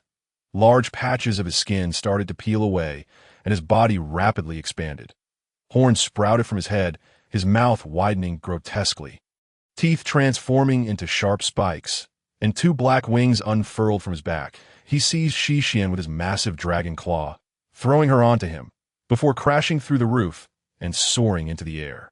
Roar! Martin let out a thunderous roar, sending the guards in the hall flying. One-eyed Charles struggled to crouch down, unable to open his eyes. Stanley remained rooted in place, seemingly unaffected by the overwhelming din. Meanwhile, Cornell exhibited a frenzied excitement, watching the soaring dragon and exclaiming, "A wicked dragon! I never imagined the goblin's rank would ascend to that of a dragon. May the Creator bless us. The last dragon card was taken by my brother. And to think there was still one here, but didn't he say he no longer possessed any polluted cards?" Cornell recalled what he knew about the dragon card. It was said that this Heart 4 card from the coin deck could sense the presence of gold and various gemstones, serving as an invaluable treasure compass. Countless individuals had fought and killed for it, leading to a sharp decline in the number of dragons until they vanished entirely. A 4th-tier card. "I have one too." If Martin were to glance at Cornell now, he would notice the gray mist surrounding him re-emerging, swirling violently and denser than before. Cornell produced a card depicting a centaur-like creature in a transparent glass sphere containing a cluster of brown coral. He shattered the glass sphere, causing the coral and card to levitate, merging into a brown orb of light that surged into his body. His form began to undergo drastic transformation. His skin stretched open beneath his ribs, sprouting hooves, while his legs grew increasingly robust, taking on the appearance of a horse. His hair surged forth. As if he had morphed into a beast, he addressed the dragon in midair. "Does this look familiar? This is your rose for the centaur. How does it feel to be slain by a card that once belonged to you?" He sneered. With that, he vanished in an instant. In the next moment, Cornell reappeared directly above Martin, unleashing a torrent of flames aimed squarely at Xixian, who clung to Martin's back. Chapter 12. Goblin and Dragon. Part 2. Cornell, transformed into a centaur, spewed flames, aware that Xixian, possessing only the Tower 3 card, was the best point of attack. Xixian was the first to detect Cornell's presence, shouting, "Be careful!" Martin's enormous golden vertical eye flicked, and from the ruins below, a purple crystal from the one-eyed man came into his grasp. With a twist of his dragon claw, the crystal shattered, conjuring a purple light shield above Martin to block Cornell's fiery assault. This was the unique mastery of the dragon card over gemstones, combined with the thieving prowess of the glory hand. Martin now maneuvered around the surrounding gemstones with effortless precision. Moreover, the gemstones, in addition to being rare and valuable, possessed harmonious powers, with some even capable of serving as vessels for polluted cards, such as the purple crystal, which resonated with the power of guardianship. Martin was simultaneously defending Stanley on the ground, understanding that the greatest obstacle to their escape lay with the bishop. Yet, he found Stanley merely standing there, showing no inclination to engage, which puzzled Martin. Having failed his initial strike, Cornell vanished once more. In the next instant, he reappeared directly beneath Martin. Previously, when the Ashen Squad vanquished the last malevolent dragon, he was present at the scene. That dragon was ultimately brought down through a relentless war of attrition after its weakness was discovered. Its vulnerability lay beneath the abdomen, the most fragile part of its form, just as he intended to launch an attack. He was seized by a dragon claw that materialized from thin air. The grip of the claw tightened inexorably, and a cluster of brown light separated from his body, dividing into a cracked piece of coral and a card. Martin forcibly tore the coral fragment from Cornell's form. How could this be? Cornell had also lost his source of power, reverting to his human shape. Both being fourth tier, the disparity could not be so vast. As Martin's grip tightened further, Cornell let out a chilling scream.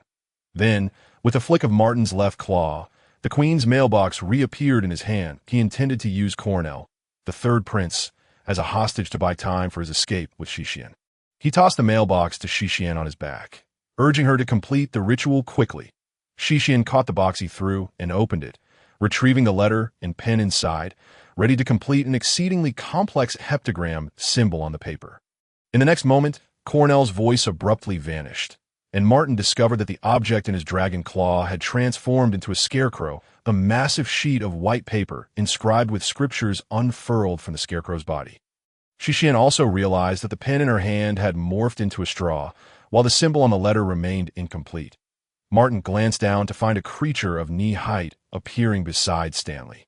This creature had grayish-white skin, a single eye covered by a black blindfold, and its mouth was agape as it sat cross-legged on the ground, mumbling something while writing in the air with a feather pen. With each stroke it made, more scriptures appeared on Martin's white paper. "This is an order-derived being," Shixian said uncertainly. That old man had at least absorbed the fifth-tier identity card of the pillar deck, becoming an inflated magistrate. Shixian warned Martin, "We must flee." Martin spread his wings, intending to take flight, but unexpectedly, the white paper beneath him unfurled instantly and ensnared his entire body. Martin could no longer flap his wings, plummeting from the air, with Shixian falling beside him. Killer, death penalty. At that moment, Stanley seemed to transform into a judge on the bench, speaking in a solemn and sacred tone, "Bala." The derived being echoed loudly, then angrily began to write forcefully in the air. On Martin's side, the scriptures on the white paper instantly turned blood red, as if a branding iron were drilling into his skin. Martin let out a pained howl, his massive body rapidly becoming drenched in blood. This agony surpassed that of forcibly dispelling his transformation.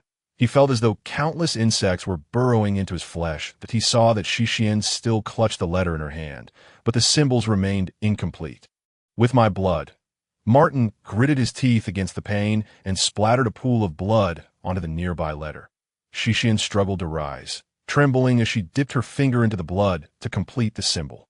The air around her suddenly seemed to stagnate, as if filled with some invisible substance, and then the heptagram symbol appeared to come alive, detaching from the paper and beginning to writhe and expand grotesquely. The symbol grew into an irregularly shaped vast void, filled with colors appearing to be tangible, from which an array of bizarre sounds emanated. Powerful gusts of air surged towards the void, threatening to pull Shixian in as she struggled to turn and reach for Martin. Nearby, Stanley uttered something to the order-derived being, which swiftly sketched some incomprehensible symbols in the air. Bang! A tremendous sound erupted as Shixian's mailbox and letter exploded into fragments without warning, a large splatter of crimson appearing beneath her ribcage. She grimaced in pain, but noticed that the void behind her was rapidly shrinking. Turning her head, she took another laborious step forward, her fingers stretching to reach Martin. That moment, a scroll on Martin's body suddenly extended toward Shixian, racing to close the distance. Just as it was about to touch her, it halted as if it were a rope pulled to its limit, unable to advance further. But on the scroll's end, Martin clutched the bloodied scroll tightly with his paw, instructing Shixian, "You go first." He did not give her time to respond. With a mighty roar, he unleashed a powerful gust from his dragon mouth, propelling Shixian into the vanishing void. Shixian reached out in vain into the emptiness, a tear escaping the corner of her eye as her figure vanished along with the void.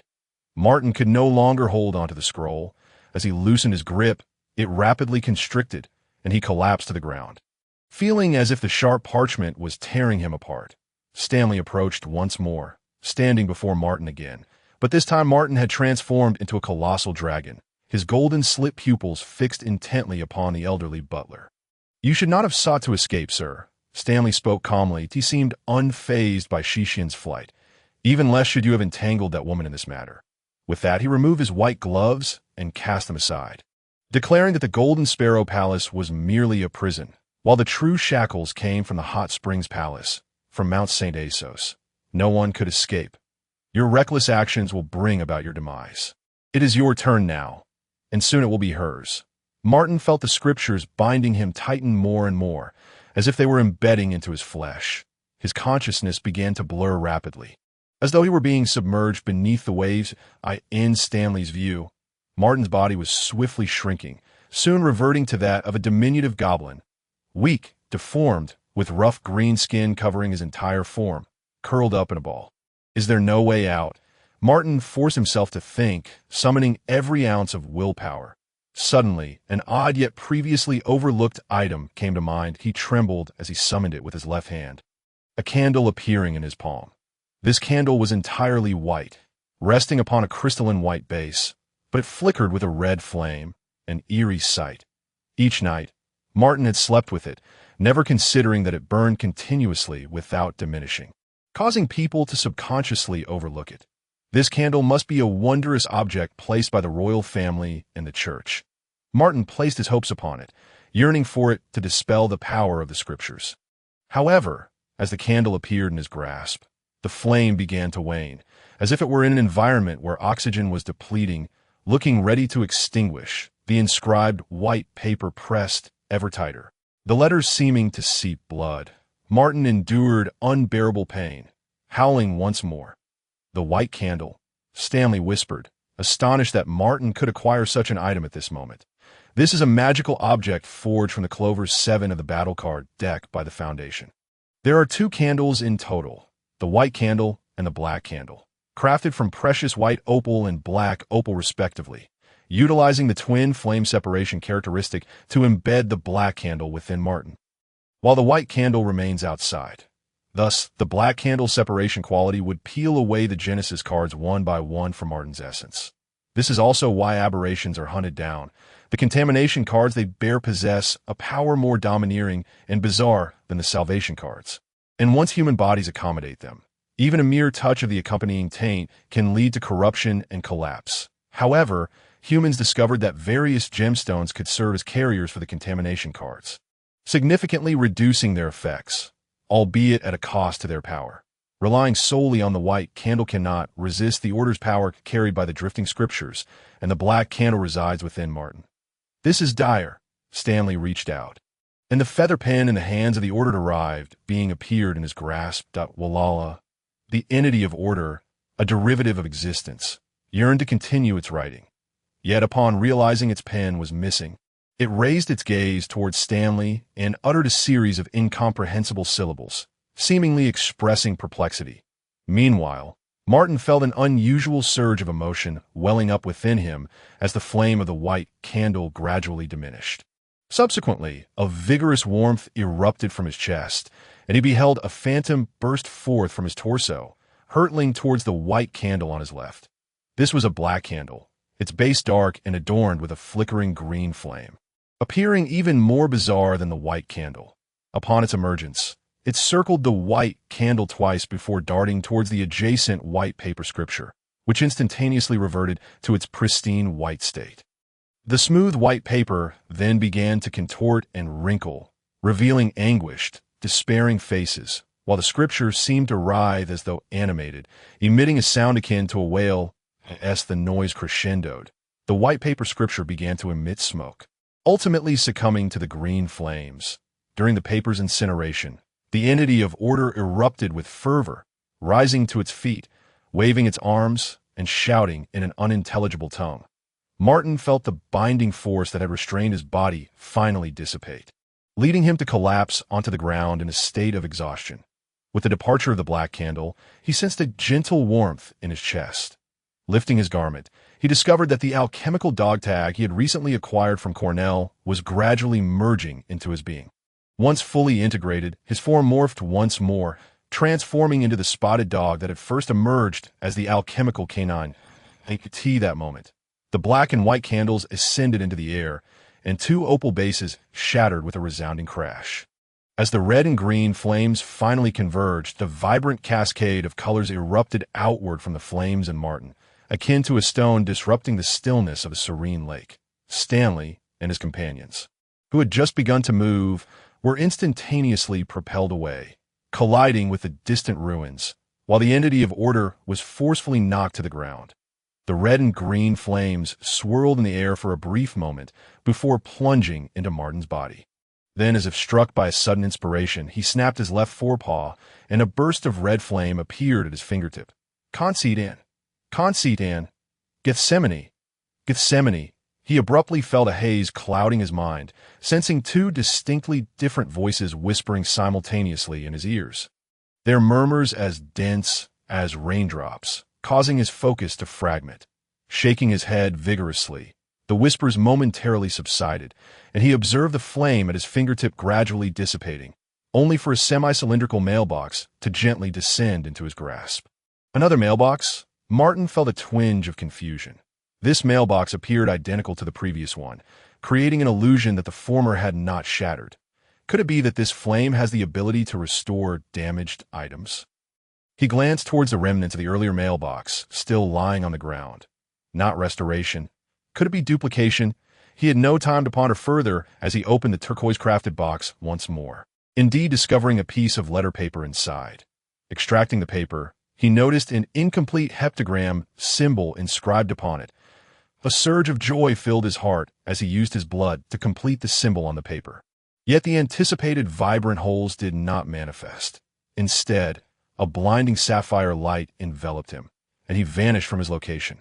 Chapter 13. The Tree City of Kavids. Has Martin escaped? Indeed, Your Highness, it appears that the merchant ghost has more to disclose. The second prince gently caressed the golden ring on his left thumb. What of the card? He has obtained it, Stanley replied calmly. That is satisfactory. Although the process encountered some hurdles, the outcome has ultimately been achieved. The second prince responded. He recalled the man who remained proud before the king, one of the three stewards of the Phoenix Monastery, the Purple Peacock Midget S, one of the sanctuaries of the Redstone Kingdom. The Phoenix Monastery was said to possess the Tarot of Scales, imbued with the powers of death and rebirth. That it was rumored that at the inception of the monastery, a widely circulated adage emerged. The black crow nurtures the peacock. The peacock nurtures the white bird, and the white bird bears the fledgling of the phoenix.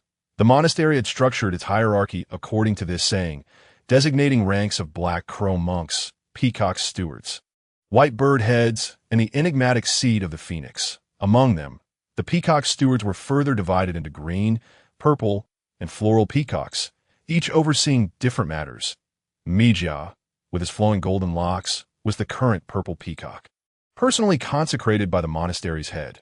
Yesterday afternoon, this haughty purple peacock descended from Mount Asos, emerging from the modestly constructed yet revered Phoenix Monastery to deliver the 13th secret decree from the head of the monastery. Let the dog tag return to the dog. This succinct statement starkly contrasted with the preceding 12 directives. That it must be noted that this mysterious head stood at the pinnacle of faith within the kingdom and the entire continent of Mir. His last decree had pertained to national policy, urging the kingdom's citizens to ignite their hearths and encounter the divine in the flames. This was in response to the iron-blooded emperor of the Redstone Kingdom's initiative to establish a census of hearths. The purpose was to better manage the kingdom's populace, one hearth representing one household. Yet the policy faced considerable opposition from the lower classes. He was uncertain how this enigmatic head had become aware of his dealings with exotic creatures. But judging by the content of this decree, it seemed he expressed neither opposition nor dissatisfaction. Has the third one taken care of everything? It has been dealt with, It is said that Princess Teresa fainted upon hearing the news in the palace. Stanley answered respectfully. Fainting is a privilege reserved for women, Brant remarked, ambition and desire flickering in his eyes as he clenched his fists. Cavides, the Red Church District, Frying Pan Alley. Night was about to envelop the city, and a filthy large dog limped through the alley, its body coated in dust, only discernible as a once beautiful spotted dog upon closer inspection. IT arrived at the end of the alley, sniffing the air for scents, then continued down the narrow path to the left. Still no trace of Shishian's scent. The dog's eyes drooped, its face reflecting a human-like expression of disappointment. This was Martin Point 3 days prior. He had been transported from the Golden Sparrow Palace by the heptagram array to this very place. From the passers-by, he learned that this was a city known as the Tree City, called Cavides, the very city mentioned in the broadcast announcing the upcoming reindeer market. However, the significance of the name Tree City eluded him. After enduring hunger for 2 days, he received kind assistance from a blind apothecary, who took him in at a pharmacy named Mercury Spring, providing him with a semblance of shelter and some assurance of sustenance. Once somewhat settled, he attempted to write a letter to the Queen, but whether it was due to the illegibility of the symbols crafted by his dog paws or the mailbox being a copy, he had waited 3 days without receiving a response. The Queen had mentioned in her letter that she would transport them to her capital, yet this was clearly the Tree City, which, while part of the Redstone Kingdom, was not its capital. What could this mean? Over the past 3 days, he had also searched for traces of Shishian, as they had likely been transported at the same time and to the same location. However, Cavides was vast, teeming with carriages, vendors, vagrants, and police, leaving him utterly at a loss. Considering Shishian's weakened and injured state prior to her transportation, his anxiety deepened, despite Stanley's previous words creating a sense of conflict within him. The old man's remarks hinted at a larger conspiracy. He had successfully escaped, yet remained entirely unaware of the nature of the entanglement he had found himself in. What kind of world was this? What was he truly? He was utterly bewildered. The only one who could potentially provide answers was Shishian, yet she was missing. Regardless, I must first locate her. He gazed upon the pedestrians, each displaying a myriad of colors, acutely aware that his current state forbade him from seeking assistance. Otherwise, he would merely be apprehended and delivered to the tribunal to meet a fiery demise. He had also encountered a few stray dogs and attempted to engage in communication. Yet those canines either responded with indifference or pursued him with the intent to bite. That a little female dog inexplicably followed him for 3 blocks, incessantly rubbing against him and rolling over to expose her belly. Martin was taken aback by the irony that, while he had never had a girlfriend in his human life, he was now being adored by a female dog. Alas, this affection was bestowed by a mere canine. Martin glanced at the sky, which was rapidly darkening, and began retracing his steps along the path he had taken. Perhaps today would suffice. Otherwise, returning to the Mercury Spring would plunge him into darkness, introducing numerous uncertainties and perils.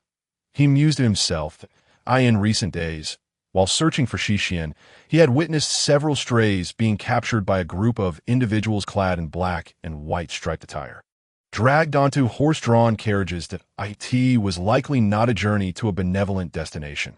His confidence in returning home before nightfall stemmed from his innate instincts as a dog, though reluctant to admit it.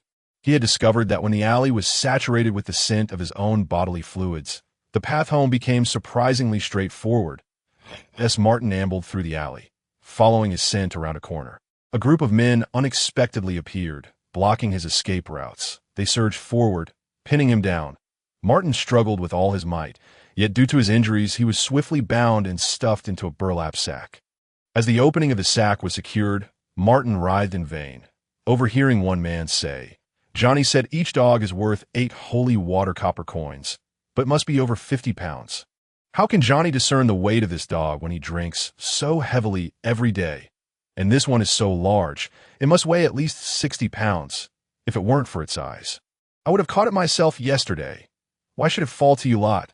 They continue their banter while dragging the sack. "Have you heard? The third prince was killed while hunting a contaminated giant dog, which astonishingly escaped. The Foundation has issued a bounty of 500 holy light gold coins. Good heavens, I earned just 19 holy tree silver coins in a week at the shipyard. 500 coins could sustain my family for a decade. Can dogs also be deemed contaminated? Fortunately, I secretly sent our dog to Johnny ages ago, murmured one hunched, diminutive man. Hey, he gave me 5 holy water copper coins. Those shelter folks claim to offer assistance, yet they provide not a single coin. He retorted, seemingly harboring considerable resentment towards the shelter. Thankfully, we didn't give them the dog. A friend from my guild said those shelter folks are conducting experiments on cats and dogs. I've heard the anguished cries of cats nearby every night. Complaints of the police have proven futile. John is right. Rather than surrendering to the shelter, we could at least get 8 holy water copper coins from Johnny. Next time we dine at his burlap canteen, we might even score a complimentary half and half. Last time, my wife and I received one, and the flavor of that drink, simply divine. That's because Johnny has his eyes on your wife. You foolish donkey. You're the foolish one. Chapter 14. The carnivore Johnny, the third prince, is dead. Martin was so astounded that he nearly forgot to struggle. The wanted giant dog clearly pointed to him. He had not slain it. Martin felt he was being framed. However, now that he bore the burden of a prince's death, no one would believe him. Lost in his thoughts, he sensed the group had entered a building and halted. Upon entering, Martin's acute sense of smell was immediately assaulted by a pungent metallic scent of blood. Then a voice emerged, sounding as if the man were intoxicated. The sack. Hick. Put it down. The man burped. Go to the burlap canteen to find Lucia for the money. Remember, you're never here. The man appeared inebriated, yet whether it was the overwhelming stench of blood or another factor, Martin detected no scent of alcohol. The men complied meekly, and the sound of the door closing echoed. Martin heard a staggering approach, and then the sack's opening was untied by a man clad in a red apron. He hoisted Martin's limbs and placed him on a nearby cutting board. The board had been cleaned, yet remnants of old blood remained, dark red and glaring. This man, reminiscent of many middle-aged individuals Martin had encountered in his past life, sported an exaggerated belly, the apron struggling to encompass his girth. Martin noticed a symbol on the apron, a metallic fork spearing an eye, the blood-stained orb eerily fixated upon him that a chill ran down his spine. After laying Martin on the board, the man bent down and poured a bucket of food onto the table before Martin, an array of sustenance. Meat bones, scraps of lamb and beef, fish bones, overwhelmed Martin's senses with a pungent aroma. His stomach began to churn, emitting gurgling sounds. However, his human rationality reminded him that this was merely dog food. In truth, his recent meals at the Mercury Spring had consisted of bread and cream. Even indulging in a feast of cured pork, just as he pondered the intentions of this robust man, he produced more food to place before Martin. Smoked bacon, cured pork, creamy bread, eggs. Martin involuntarily swallowed hard. Since his arrival in KVIdes, he had never encountered such an abundance of meat, let alone tasted it. His appetite awakened. He instinctively moved his head, sniffing eagerly at the rich aroma. You see, it's quite delectable, isn't it? The burly man shuffled the food on the table, mumbling indistinctly to Martin, appearing equally eager for the feast. Yet, rather than consuming the food, he retrieved a cleaver, carelessly wiping it with a greasy rag before testing the blade with his hand. Seemingly dissatisfied, he approached a table against the wall, extracting a whetstone to sharpen his knife. The grating sound of metal against stone filled the air as the blade slid across the whetstone, producing a long, piercing tone. As the sound intensified, Martin's appetite vanished in an instant. Listening to the sounds emanating from nearby, he could envision the cleaver's edge being honed to a razor-thin sharpness. Fear coursed through Martin, transmitting from his mind to his limbs, and he began to struggle fiercely, but the ropes only tightened further, eliciting low growls from his throat. A familiar heat surged within him, threatening to break free. At that moment, he noticed a flicker of color atop the ceiling beams. It was a red mist, unlike the scarlet hue that enveloped Shishian. This mist exhibited a dark, blood-like crimson, thick and murky, reminiscent of turbulent seas beneath a full moon. The mist slowly drifted above the man in the red apron, who, knife in hand, scraped the blade with his thumb, preparing to turn around. The red mist suddenly surged downward, a flash of silver slicing through the air. The man staggered twice before collapsing. Strangely, he did not fall immediately, as if the red mist behind him gently lowered him to the ground. Martin observed everything, the heat in his chest gradually subsiding. He then saw a silver flash above the man's head, a slender sword, exceedingly thin yet remarkably resilient, likely piercing straight from the man's crown to his abdomen. The sword vanished into the red mist, and only then did Martin discern that the entity was a person. She wore a mask, painted with oil, somewhat tattered and secured with strips of black tape across the brows and chin. The lower part of her left cheek appeared fragmented, patched with various materials, all held together by black tape. Remarkably, the nose of the mask protruded disproportionately, extending beneath the hood she wore. She was clad in a black, hooded robe, her entire form concealed by the garment, revealing only her right hand, which was gloved in black. Her wine-red hair spilled from the hood, and beneath the robe, a pair of long, straight legs emerged. Martin finally recognized her as a woman. What on earth? Is this the challenge of the gray wool? What do those individuals in the club think? This task is undeniably straightforward, and a woman's voice, muffled and resonant, emanated from behind the mask, creating a dissonant tableau alongside the large-nosed disguise. She prodded Johnny, who lay motionless on the ground, with her slender sword, and upon confirming his inertness, approached Martin, a spotted dog, quite appealing. Indeed, I've heard that the pea soup at Bao Fu Canteen is particularly unique, made with dog meat, no less. As Martin observed the woman approaching, an instinctual urge surged within him, prompting him to open his mouth and call out. In an instant, the woman swiftly placed her left hand over his snout and made a shushing gesture with her right. Upon closer inspection, Martin discerned that beneath her long robe, she wore a black silk shirt, its buttons undone, revealing a patch of pale skin adorned with a rose-shaped tattoo. Subtly visible, he yearned to bark but found himself voiceless, his instincts betraying him as his tail began to wag. What an unexpected reaction. He managed to restrain his tail, engulfed by a sense of profound embarrassment. Noticing this, the woman's face, hidden behind the mask, seemed to smile faintly. She secured the slender sword at her waist and prepared to untie the ropes binding Martin's paws. Suddenly, a series of eerie, squirming sounds accompanied by a low, guttural growl erupted from Johnny, who lay on the ground. Both Martin and the hooded woman turned to face Johnny, who had inexplicably risen to a standing position. His abdomen inflated like a balloon, the fabric of his clothing straining against the pressure. The red apron tightened until it finally burst with a resounding pop, falling to the ground.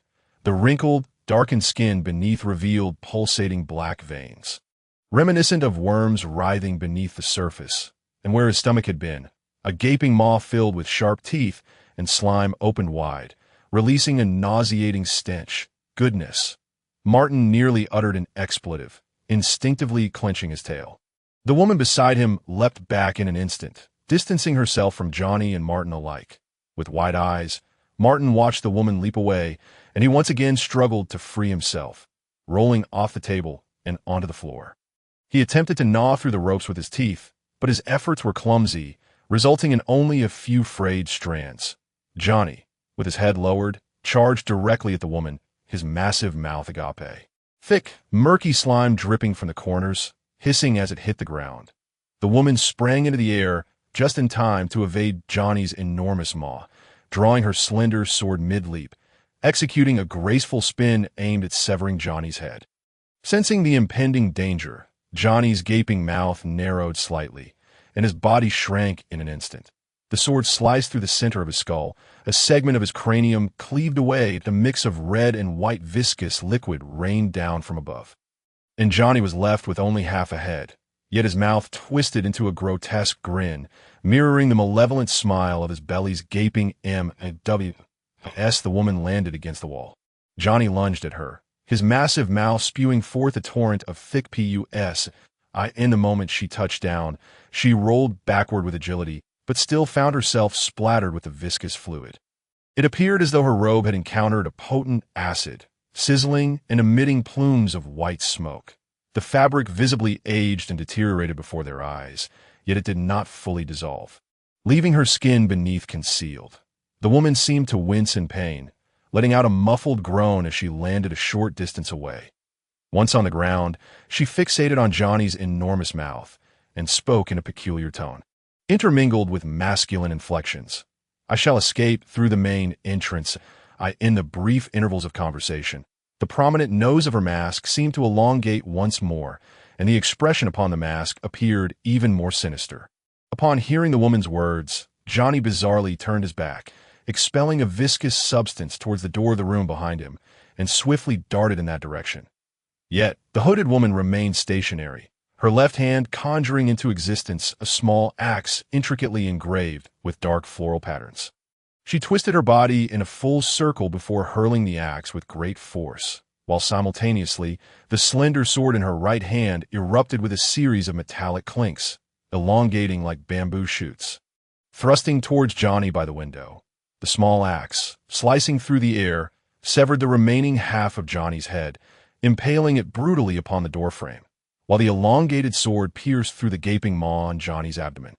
Pinning him to the door, the woman gasped for breath, gripping the straight sword tightly and forcefully pushing it, causing the blade to retract in segments, firmly anchoring him to the door. Chapter 15. The soaring green flame. Everything transpired with alarming rapidity. Martin had retreated to the corner, witnessing Johnny's motionless form after his head had been completely severed, polluted by the spoon, or perhaps a product of black alchemy. The woman observed Johnny's lifeless body for a moment, regulated her breath, and retrieved a rusted revolver along with a leather bullet pouch from a robe, extracting a silvery bullet to load into the chamber. The bullet lacked a metallic sheen, resembling a stone of unknown origin, its surface polished to a fine texture, adorned with numerous mysterious symbols and patterns, the tip featuring a smooth ridge. With a decisive snap, the woman closed the chamber and aimed the gun at Johnny's body. Preparing to fire, in that fleeting moment, Johnny's body suddenly arched backward, a massive crimson tongue piercing through his flesh and skin. Lunging towards the woman, wrapping around her gun-wielding hand, she winced in pain but still pressed the trigger. However, the revolver's aim had been thoroughly disrupted by the tongue, spitting flames as the bullet was driven into the floor beneath Johnny. Seeing this, the woman attempted to retrieve another bullet, but the tongue had already ensnared her. Lifting her off the ground, the grip tightened, with the gloves and robe she wore beginning to emit wisps of white smoke, hissing sounds reverberating incessantly, until finally she let out a cry of anguish, the revolver slipping from her grasp. Meanwhile, Johnny's body, still braced against the door, began to shift backward, striving to free himself from the sword's hold. Ultimately, he was halted by the hilt of the blade, struggling to withdraw it with his hands, only to find they could not reach. Though unable to escape for the moment, the sword pinned to the door could not restrain him indefinitely. Observing Johnny's escalating struggles, Martin understood that if the woman perished, he would be next. He began to sense a searing heat in his chest, an anger surging within him. Finally, he snapped his bound forepaws, conjuring a burst of green flame at his fingertips.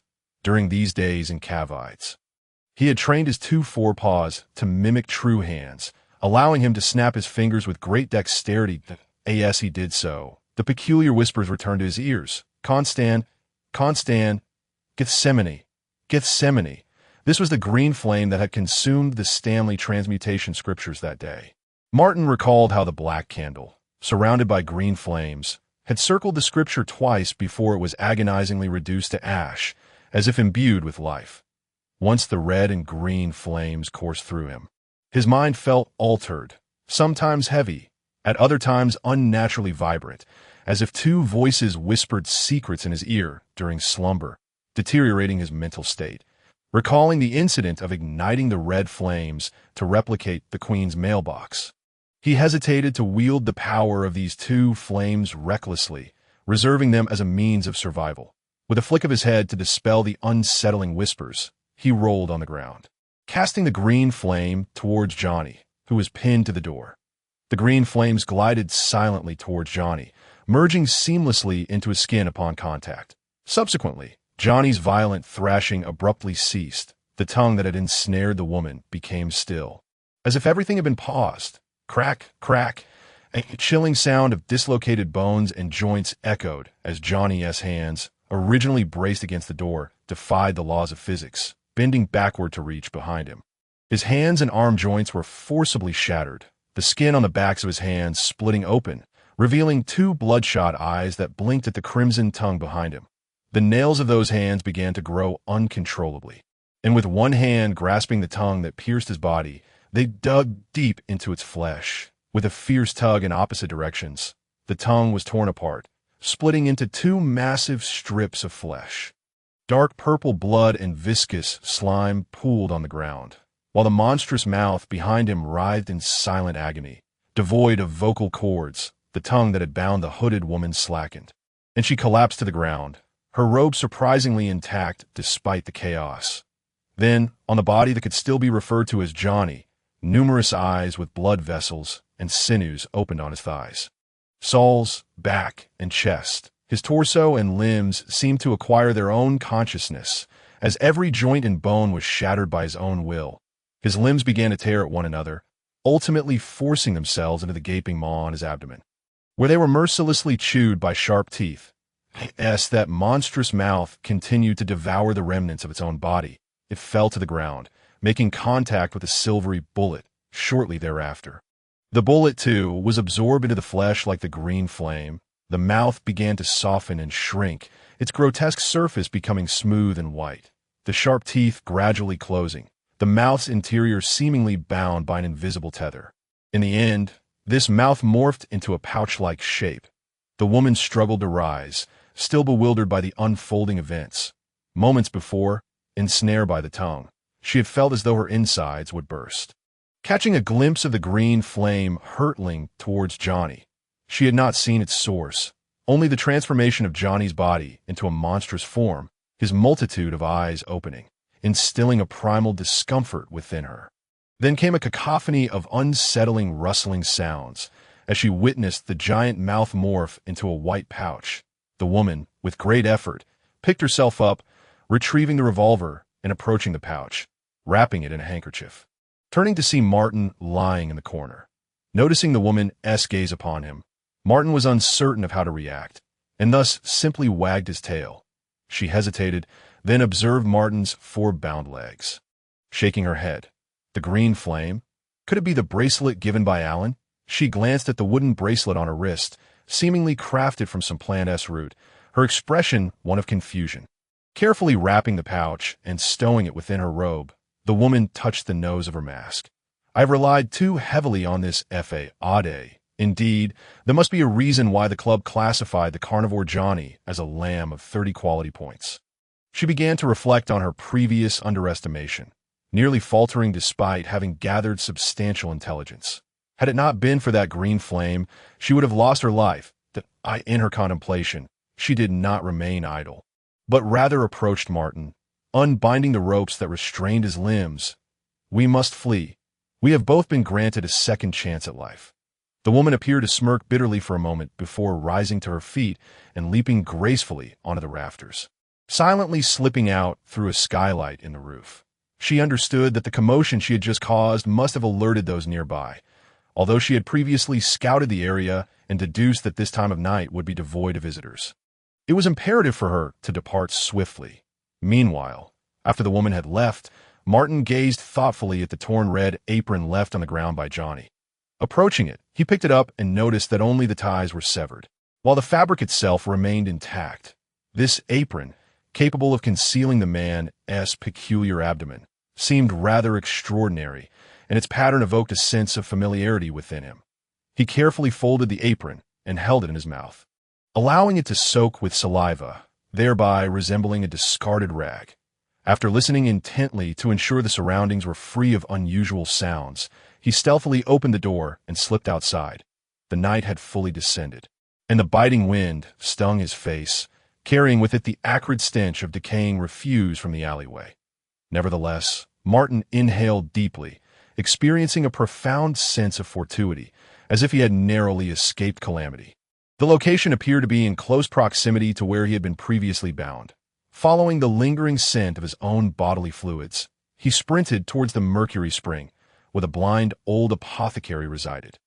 Gray wool, black alchemy, the club, and that peculiar mask reminiscent of a character from the past life as Pinocchio tale, the aberrant carnivore.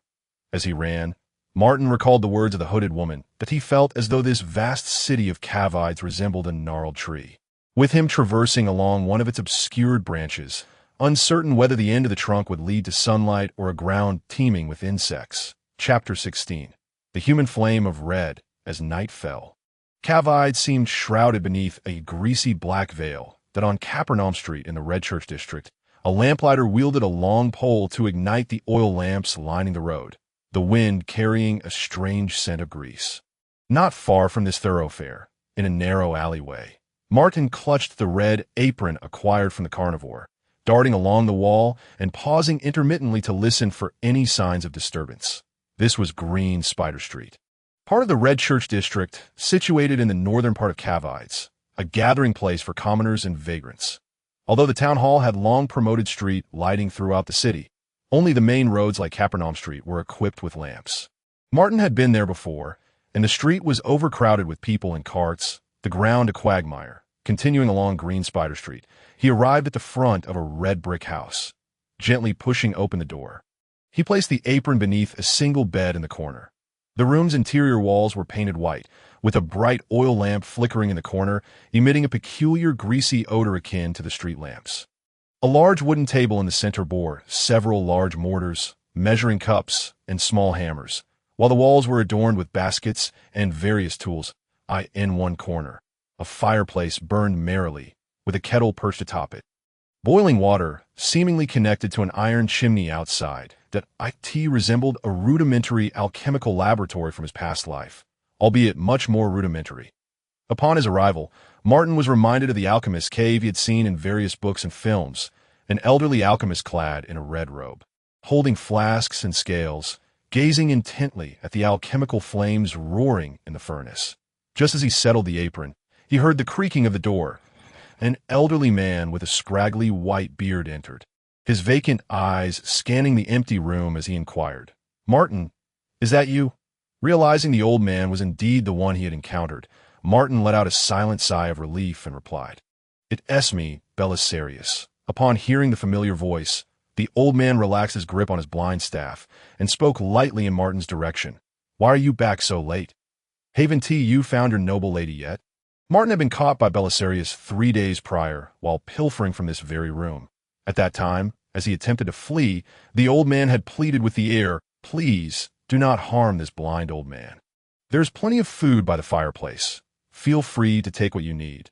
Just try not to disturb the powder in the mortar. It is a concoction made from the clawed dust of a mad witch, and consuming it will drive one to madness." Testing to confirm the old man's blindness, Martin had a sudden inspiration and pretended to engage him in conversation. In his narrative, he portrayed himself as a gardener from a fallen baronial family, persecuted for his love for the Baron's young daughter, nearly losing his life until the noble lady seized the opportunity to elope with him.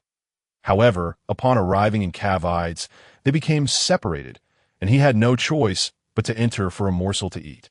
Pleading with the old man to keep his story confidential, Belisarius appeared to harbor no doubts regarding Martin's tale and allowed him to stay, providing him with some food after that initial night.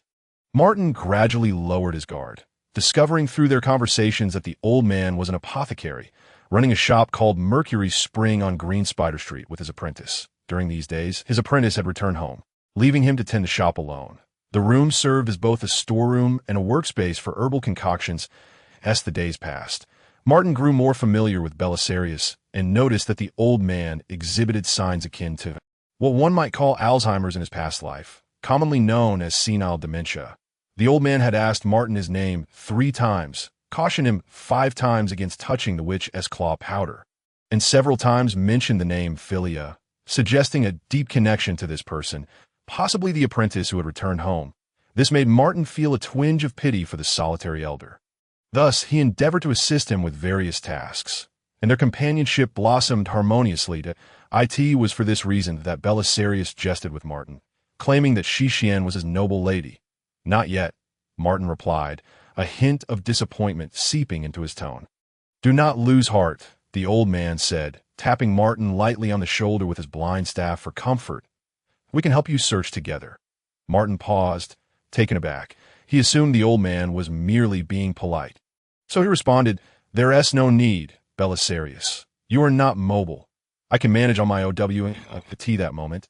Belisarius smiled faintly and said, "It's not me, but my apprentice, Rionk. He can assist you in your search. He returned this afternoon and is currently in the front room sorting herbs. He will be here shortly, that he heard that you have been helping me these past few days and wishes to express his gratitude. Rest assured, he is one of us and will not divulge your affairs." After speaking, the old man squinted playfully in Martin's direction. Despite his vacant gaze, a rush of blood surged through Martin's limbs, and the urge to flee overwhelmed him. Just then, outside the red house, a young man's voice called out, "Master, are you in the laboratory?" Yes, come in, Rionk. Meet our friend Martin," Belisarius enthusiastically shouted towards the door. Martin felt the blood that had surged to his extremities retreating back to his head, and once again he felt as though he were tucking his tail between his legs, his breath quickening. The fur covering his face growing increasingly warm as a series of hurried footsteps approached from outside, drawing nearer. In that moment, a sudden idea struck Martin, and though unsure of its feasibility, he decided to take a gamble.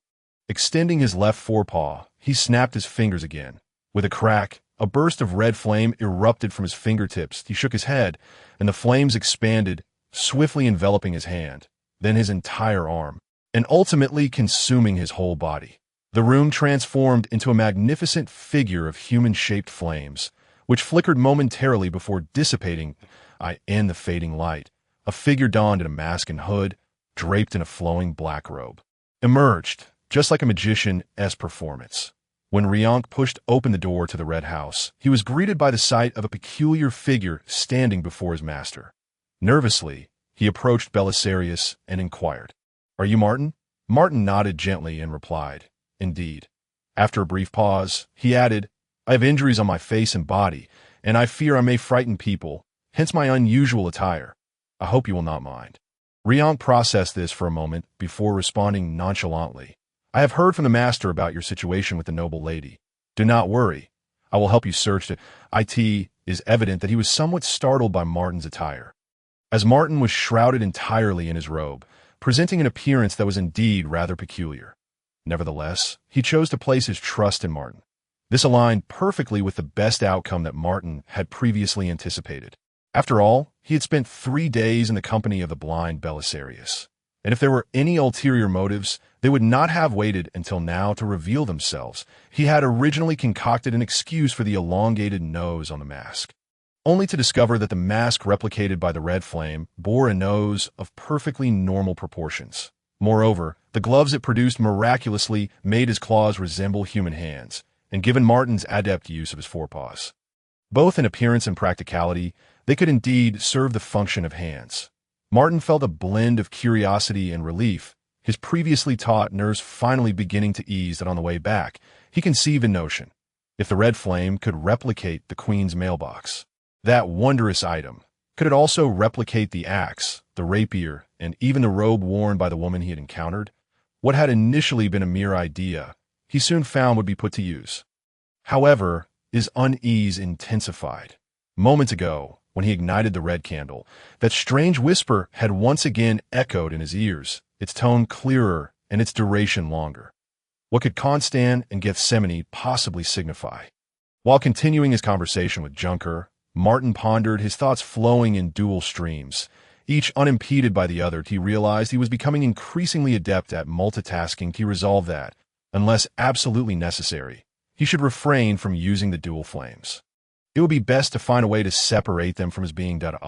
Perhaps he could inquire about relevant clues. He glanced at the 2 individuals before him, silently instructing himself. Then he seemingly heard a familiar voice emanating from an unknown source. Agreement. "Did you hear that?" He abruptly interrupted the conversation, directing his inquiry at Junker. "What?" Junker appeared perplexed. After a brief silence, Martin calmly replied, "It's nothing." Subsequently, he inquired with a hint of concern towards Junker and Belisarius, "Are you aware of any remarkable places or individuals nearby? She has a penchant for the mysterious, and I wish to try my luck there. You must be referring to the Redeemers and the Masters." Junker interjected promptly. "They're exceedingly enigmatic and quite difficult to encounter. However, the reindeer market has commenced in recent days, and I have heard that in the Scream tent near Rose Square, there is a Redeemer, a stargazer capable of performing certain divinations and prophecies. You might wish to visit him and test your fortune. Redeemer. Martin expressed a fitting curiosity. Indeed, have you not heard the tales surrounding them? The children in Green Spider Alley are well acquainted with their stories. Junker remarked, observing Martin's reaction with some confusion, that I have lived in the manor since childhood and remain largely unaware of many external matters. Martin fabricated an excuse to deflect that. I see. Junker nodded. Our teacher possesses considerable knowledge in this area. Perhaps he could enlighten you. Junker turned his gaze towards Belisarius. Upon hearing the titles Redeemer and Master, Belisarius narrowed his eyes slightly, and his previously vacant gaze appeared to deepen, as if he were reminiscing. The old man extended his blind cane forward, and Martin made way for him as he approached the wooden table at the center of the room. Sitting down like a teacher, he began to speak slowly. The Redeemers are a group that battles against the polluters, whom we refer to as the aberrants, as well as the polluted. They all wield extraordinary powers, guarding this world in their own unique ways. The most exceptional among them are known as the Masters. Belisarius spoke calmly, his tone devoid of the profound respect that Junker had displayed. Each master possesses a singular appellation. One of the 3 sacred sites of our Redstone Kingdom is the Phoenix Monastery, located on Mount St. Asos, where the headmaster is a master. Belisarius paused at this juncture. He is known as Feather of the Firebird, Balanth. Martin acutely noted the reference to Mount St. Asos, a name he had heard from Stanley, who had remarked, the true shackles stem from Mount St. Asos and the Palace of Springs. His eyebrows twitched. The sentiments I have just expressed are nearly universally echoed by the residents of this area. Belisarius' vacant eyes drifted towards the fireplace, his tone shifting to a somber note. Martin sensed that Belisarius was no longer the senile old man he appeared to be. He resembled a deep lake, and Martin found himself teetering on the edge of its depths. And my advice to you is, Belisarius turned his head towards Martin, as though he truly could see. Stay away from them. Stay away from the Redeemers. Stay away from the Masters. Chapter 17. The prophet's statue, the long night, dissipated with the dawn, as the holy light began to illuminate the earth, the Creator gazing tenderly upon us, and upon you as well. May the holy light be with you. Martin walked along the bustling street, where passers-by removed their hats and bowed in mutual respect. The sounds of such prayers echoed through the alleyways, creating a lively atmosphere under the morning sun. That is the liturgical chant of the Holy Light Church, Junker explained as he walked alongside Martin. Today is Sunday, designated as the day of worship by the church, and everyone will attend services at the Great Capernaum Cathedral. Junker led Martin towards Rose Square, occasionally greeting acquaintances who removed their hats in acknowledgement, to which he reciprocated, May the holy light be with you. Junker appeared quite pleased, seemingly a devout follower of the Holy Light Church. Martin refrained from inquiring about the origins of the Holy Light Church.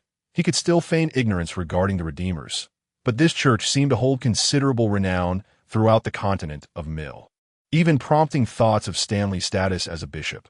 The time had already progressed to the following morning. After uttering those somewhat chilling words, Belisarius had seemed to transform into an entirely different person, repeating, "Do not harm this blind old man. Do not harm this blind old man. Philia, where are you, Philia?" Martin understood that the old man's dementia had resurfaced. However, his words imparted some insight to Martin. Last night, he felt as if he had witnessed a different Belisarius, and he sensed that the old man's past was far from ordinary, that if I still cannot find Shishian in 2 days, I shall leave Mercury Spring. He mused inwardly. After all, he was now a hunted aberrant, wanted for the murder of a prince, and he needed to avoid entanglement in any conflicts. Today, Martin intended to visit the Scream tent mentioned by Junker to assess the situation regarding the Stargazer. He considered the possibility of being discovered by the Stargazer, but ultimately resolved to see for himself, even if only to wander around the vicinity. Coincidentally, Junker was also heading to the cathedral for worship, so he guided Martin to the heart of the Red Church District, the venue for the reindeer market. Rose Squared, he expressed his concerns about his attire to Junker, but Junker merely smiled and reassured him that his outfit was not particularly unusual for the street. Upon exiting Green Spider Alley and stepping onto the bustling Capernaum Avenue, Martin observed a multitude of eccentrically dressed individuals. In comparison, his black robe appeared rather plain, even somewhat outdated. Today is Sunday. Everyone has come out, Junker remarked, glancing at the crowd with a hint of envy. Those beggars, yellow-robed monks, black-robed monks, and even the Black Crow monks who worship the Holy Light were all headed to the cathedral today. Then, Junker began to guide Martin, akin to a tour guide, recounting the history of their surroundings. Capernaum Avenue derives its name from a prophet of the Holy Light era, who is said to have led the people here to escape calamity and established a prosperous kingdom. His story is widely celebrated across this land, and in his honor, a magnificent red church, Capernaum Cathedral, was constructed along with the Grand Rose Square at its entrance, while the main road leading to the cathedral was named Capernaum Avenue, which also gave rise to the designation of the Red Church District.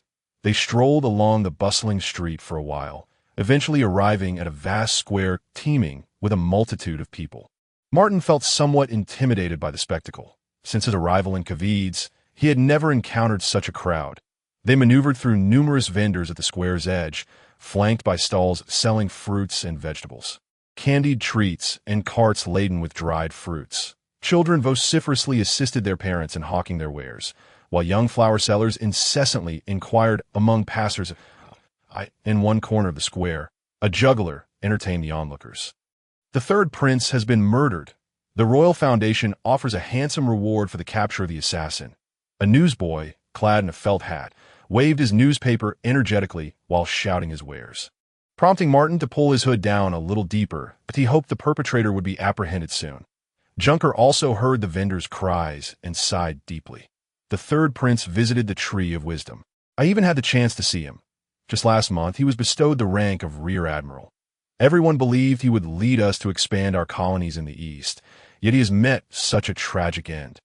A flicker of regret crossed his features. Martin remained silent. Surveying his surroundings, he realized they were in a grand, rectangular square, encircled by 4 bustling streets, lined with buildings featuring pointed roofs and bay windows. The shops on the ground level were brimming with patrons. Directly ahead stood a magnificent Gothic edifice, crowned by a soaring bell tower, the tallest point of the structure, surrounded by 7 Romanesque domes, adorned with countless rose windows and resplendent arches, giving the entire composition a slender and sharp aesthetic. But to the center of the square, amidst a patch of verdant grass, rose a tall, cylindrical monument, topped with a humanoid stone statue. That must be the statue of the prophet, thought Martin. Both he and Junker lingered at the square's periphery, too distant from the central monument to discern the statue's features clearly. Indeed, it was sculpted in honor of the prophet, said to have been crafted by a renowned artisan of that era. Junker's gaze was fixed on the distant statue, his eyes betraying a profound admiration and reverence. The prophet's visage was so strikingly handsome that he had become the romantic ideal for generations of young women and noble ladies in Cavides. Isn't he the nemesis of all men in the city? Martin jested, thought no. Junker replied earnestly. Every child in Cavides grows up listening to tales of the prophet, regardless of gender. Thus, he is an idol for men as well. That it is said that the police station annually detains several men who, in a fervent display of affection beneath the monument, disrupt public order. In a moment of reverie, Martin felt as though he had been transported to a nation on the eastern shore of the Atlantic in a past life. They navigated through the lively throng, gradually drawing nearer to the center of the square. As they approached the monument, Junker indicated the direction of the tent where the shrieking was coming from. Located in a narrow alley to the east of the square, he was headed to the Grand Cathedral in the northern part of the square for a service, and they agreed to part ways near the monument, planning to meet there afterward to return together. Suddenly, Martin noticed that, from a closer vantage point, the statue of the prophet at the top of the monument seemed oddly familiar. As he drew nearer, the sensation of familiarity intensified. Upon reaching the towering monument, he finally caught a clear glimpse of the statue. His expression, hidden behind a mask of disbelief, froze, his mouth agape once more. The sight before him was more shocking than the realization that he was, in fact, a dog. The prophet depicted on the monument bore an uncanny resemblance to him. More precisely, it was the likeness of his past self. However, the statue appeared more profound than his previous countenance. While he had once possessed an ordinary visage, the prophet's eyes seemed larger, his nose more pronounced, and his face appeared leaner. Chapter 18. The jellyfish. Why does this statue resemble me? Martin stood rooted to the spot, his mind a blank slate. Nearly a week had passed since his arrival in this world, from becoming a baron in the Golden Sparrow Palace to battling the vile Dragon Stanley, and to slaying the carnivorous Johnny just yesterday. Each brush with death felt achingly real. Yet this statue sparked doubt within him, leading him to question whether everything was premeditated, causing him to feel alarmed once more by this world. He was engulfed in skepticism about his surroundings and his own identity until Junker called his name from nearby. Martin, Martin! Martin's thoughts returned to the present as he turned to face Junker, who was gently patting his shoulder. "I'm fine, just lost in thought," he replied. Junker regarded him with a hint of curiosity and leaned closer, whispering, "I think the prophet is handsome too, don't you?" Then, as if to clarify, he added, "I mean no offense. Those men who have been arrested by the police. I admire their bravery. To express genuine feelings takes courage." Junker seemed to be reminiscing. This is entirely out of context. Martin felt an urge to facepalm in exasperation. Before he could explain, Junker said, "At this rate, who knows how long it will take to find that stargazer? Let me take you. It won't delay us too much." With that, he grasped Martin's arm and led him toward the eastern side of the square, but on the day of the reindeer market's opening. "I attended a circus performance with my teacher in the evening." As Yonka walked along, he excitedly introduced the performance he had witnessed to Martin. The magician reached out his hand, and my purse appeared in his grasp. I felt absolutely nothing, utterly baffled by his method. "Such magic," Yonka recounted fervently, until a melodious sound of a flute wafted through the air. The tune seemed oddly familiar, evoking memories in Martin of snake charmers from a past life sitting on the streets. Then he noticed the tempo of the flute quickening, like a small serpent darting into his ears, sending a tingling sensation through his cochlea. He felt his spirit gradually relaxing, the weariness of recent days slowly dissipating. Just as he pondered his strange sensations, he observed Yonka's steps becoming somewhat unsteady, murmuring softly, "What a delightful feeling! This flute, it calls my name." Following this, Yonka staggered towards the source of the flute's enchanting sound. Martin trailed behind, sensing something amiss. He could perceive the mist clinging to each passerby, regardless of age or gender. Some were lively, while others were subdued, most being quite thin. The mist surrounding Belisarius was a deep blue tinged with a faint cyan, while Yonka was enveloped in a subtle, silvery hue. Their auras were faint, discernible only upon close inspection. Yet at that moment, Yonka's silvery mist no longer adhered to his body, but began to drift upward, gradually coalescing into the shape of an animal above his head. This creature resembled a jellyfish that Martin had seen in a previous existence, floating above Yonka like a nearly transparent dome. Its two tentacles extending into Yonka's cochlea, rhythmically pulsing as if swimming towards the flute's source. Under this influence, Yonka moved closer, blood trickling from his cochlea, yet oblivious to the danger. With widened eyes, Martin shouted his name from behind. But Yonka seemed to be impervious to his calls, continuing his trance-like advance. Martin hastened to position himself before Yonka, grasping his shoulders while calling out loudly and shaking him in an attempt to rouse him. However, Yonka merely brushed him aside, his gaze vacant as he pressed forward, and no matter how Martin shouted or gestured, Yonka remained unresponsive. Martin contemplated striking him unconscious to halt his advance, but feared inflicting serious injury. He recalled having read that a swift hand chop to the neck might not guarantee unconsciousness and could potentially lead to cardiac arrest or sudden death. While Martin hesitated, Yonka turned two corners, entering a narrow alley where Martin spotted an inconspicuous tent at the end, the flute's melody emanating from within. Ahead, two figures swayed drunkenly towards the tent's entrance, each adorned with differing colors of jellyfish hovering above their heads.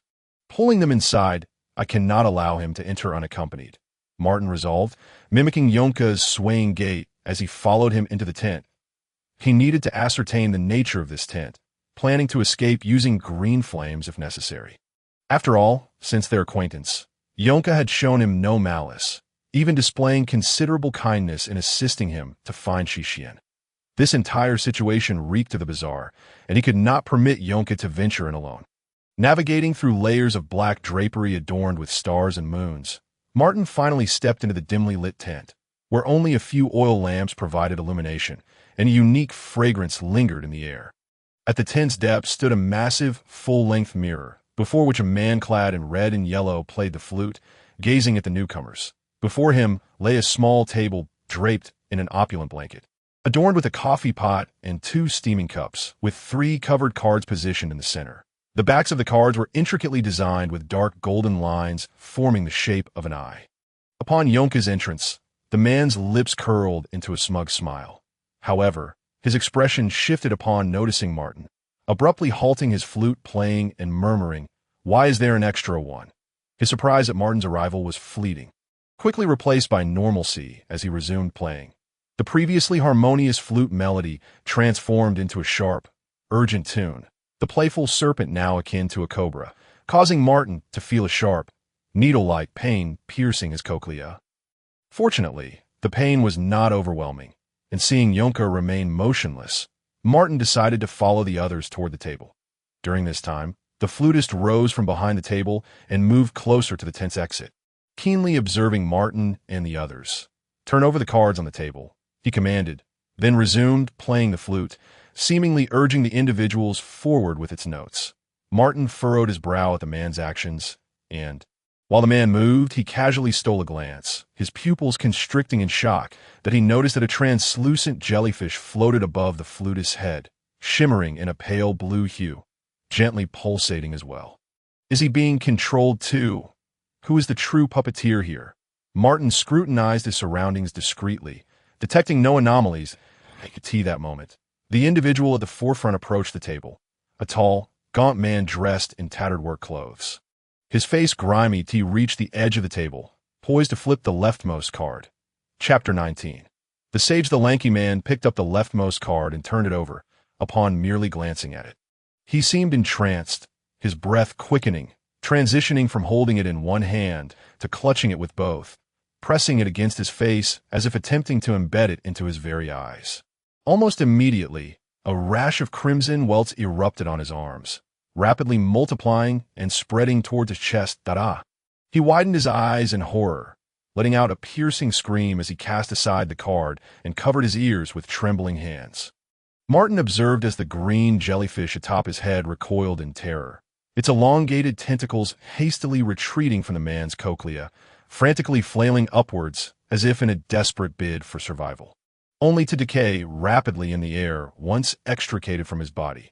Within the man's cochlea, dark red worms clambered out, eagerly squeezing past his fingers. Soon, the bare skin of his arms, neck, and face became marred by the grotesque outlines of these writhing creatures just beneath the surface, followed by countless fissures splitting open, allowing the worms to burst forth, falling to the ground and transforming into pools of foul-smelling blood. That he screamed in agony, struggling until his body finally succumbed, collapsing into the crimson puddle.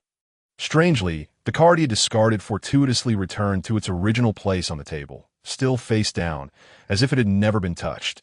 Martin bore witness to the entire horrific spectacle unfolding before him. This card was undeniably terrifying. Did merely seeing its face drive one to madness? What had the jellyfish encountered? Thoughts raced through his mind as he sought a strategy that wasn't this one. Ah, I see. This is one of the 12 major profit cards. Of course, Heinz wouldn't be foolish enough to place it in the first position. Fortunately, I possess this seductive flute. Puppets will have as many as they desire. Huh? You are all puppets? All puppets? In the distance, the man in floral attire emitted a series of bizarre chuckles, muttering illogical phrases to himself before resuming his tune on the flute. As the melody played, the second man stepped forward. Martin watched the flutist and the 3 cards on the long table, and a plan began to form in his mind. But he swayed his body, feigning drunkenness, and staggered closer to Junker, who remained obliviously swaying like a mindless automaton. Thus, Martin positioned himself between the flutist and Junker, unnoticed by the flutist, who was entirely focused on the second man approaching the cards. The second man was a towering figure, his muscles taut as he made his way slowly to the table's edge. Upon reaching it, he picked up the central card and turned it over. His gaze hardened, and his expression twisted into a grimace as his hand trembled while holding the card. Suddenly, his eye sockets began to swell with a crimson hue. igniting into two fiery orbs. He wailed in torment, dropping the card to cover his eyes. Yet his hands, too, were engulfed in flames that spread to his head, chest, arms, and thighs, until he was entirely consumed by the inferno. The jellyfish, unable to flee in time, was incinerated in silence by the flames emanating from his head, reduced to ash in the air. The man emitted a heart-wrenching cry, rolling on the ground in a futile attempt to extinguish the flames, but to no avail. Soon he lay still amidst the fire, gradually charred to a crisp. Strangely, the card he had discarded found its way back to its original position, as if it had never been lifted. Both cards returned to their places. Was it mere coincidence, or did the cards possess some peculiar nature? Just as Martin instinctively raised his hand to tap his collarbone, he halted himself. He was but a puppet now. This one is not it. It must be the third card. For caution's sake, the flutist mumbled a few words before instructing Junker and Martin. You two, go flip the third card together. He resumed playing the flute. Had he known, he wouldn't have bothered to change positions. Martin was taken aback that the man wanted them both to go. He had no choice but to match Junker's pace, arriving at the table's side, slightly ahead of him. Once there, he deliberately obstructed the flutist's line of sight, turning his back and pretending to flip over a card. He raised his empty left hand, bowing his head as if examining the card. That a moment of silence followed. Martin saw Junker nearing the table and lowered his voice. I see it. It's actually this, as his words concluded. The nose of his mask elongated slightly. Unbeknownst to him, the corners of the mask's mouth curled into a sinister smile before returning to normal. The flutist, upon hearing Martin's words, displayed no suspicion, instead hurriedly inquiring. What did you see? Martin remained silent, feigning emotion to set the card down, then stood still till he heard the flutist as hurried footsteps approaching, and he subtly pulled Junker back a bit. The flutist rushed forward, oblivious to Martin's subtle movements, and directly flipped over the third card. The moment it was unveiled, Martin tackled Junker to the ground, snapping his fingers with his left hand, conjuring a burst of green flame at his fingertips. The flutist, cunning as he was, deliberately moved toward the tent's exit, likely intending to facilitate his escape, but this also distanced him from Martin at this range. Martin's green flame could easily be evaded, so he cleverly utilized the deceptive effects of his mask to draw the flutist closer to the table. He hoped the third card would cause the flutist to collapse, allowing his green flame to deal with the puppeteer behind the scenes. Martin shook off the whispers echoing in his ears and saw the flutist tremble upon unveiling the third card. The jellyfish on his body began to dissipate into mist, drifting back into him and being absorbed beneath his skin. Suddenly, he seemed to lose consciousness, collapsing to the ground, head tilted back and mouth agape. An unsettling, squirming sound emanated from his throat as his neck grotesquely swelled from the bottom up, as if something were crawling up from his stomach through the esophagus. Gurgle, gurgle, the entity reached his mouth, causing the flutist to involuntarily bob his Adam's apple, staring blankly at the ceiling. With a squelch, a claw, slick with mucus, emerged from his open mouth, followed by another.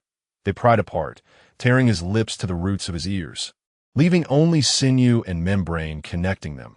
From beneath the claws, a creature devoid of a lower body, covered in slime, emerged from the flutist's neck that resembled a skinned rabbit, its features just beginning to form.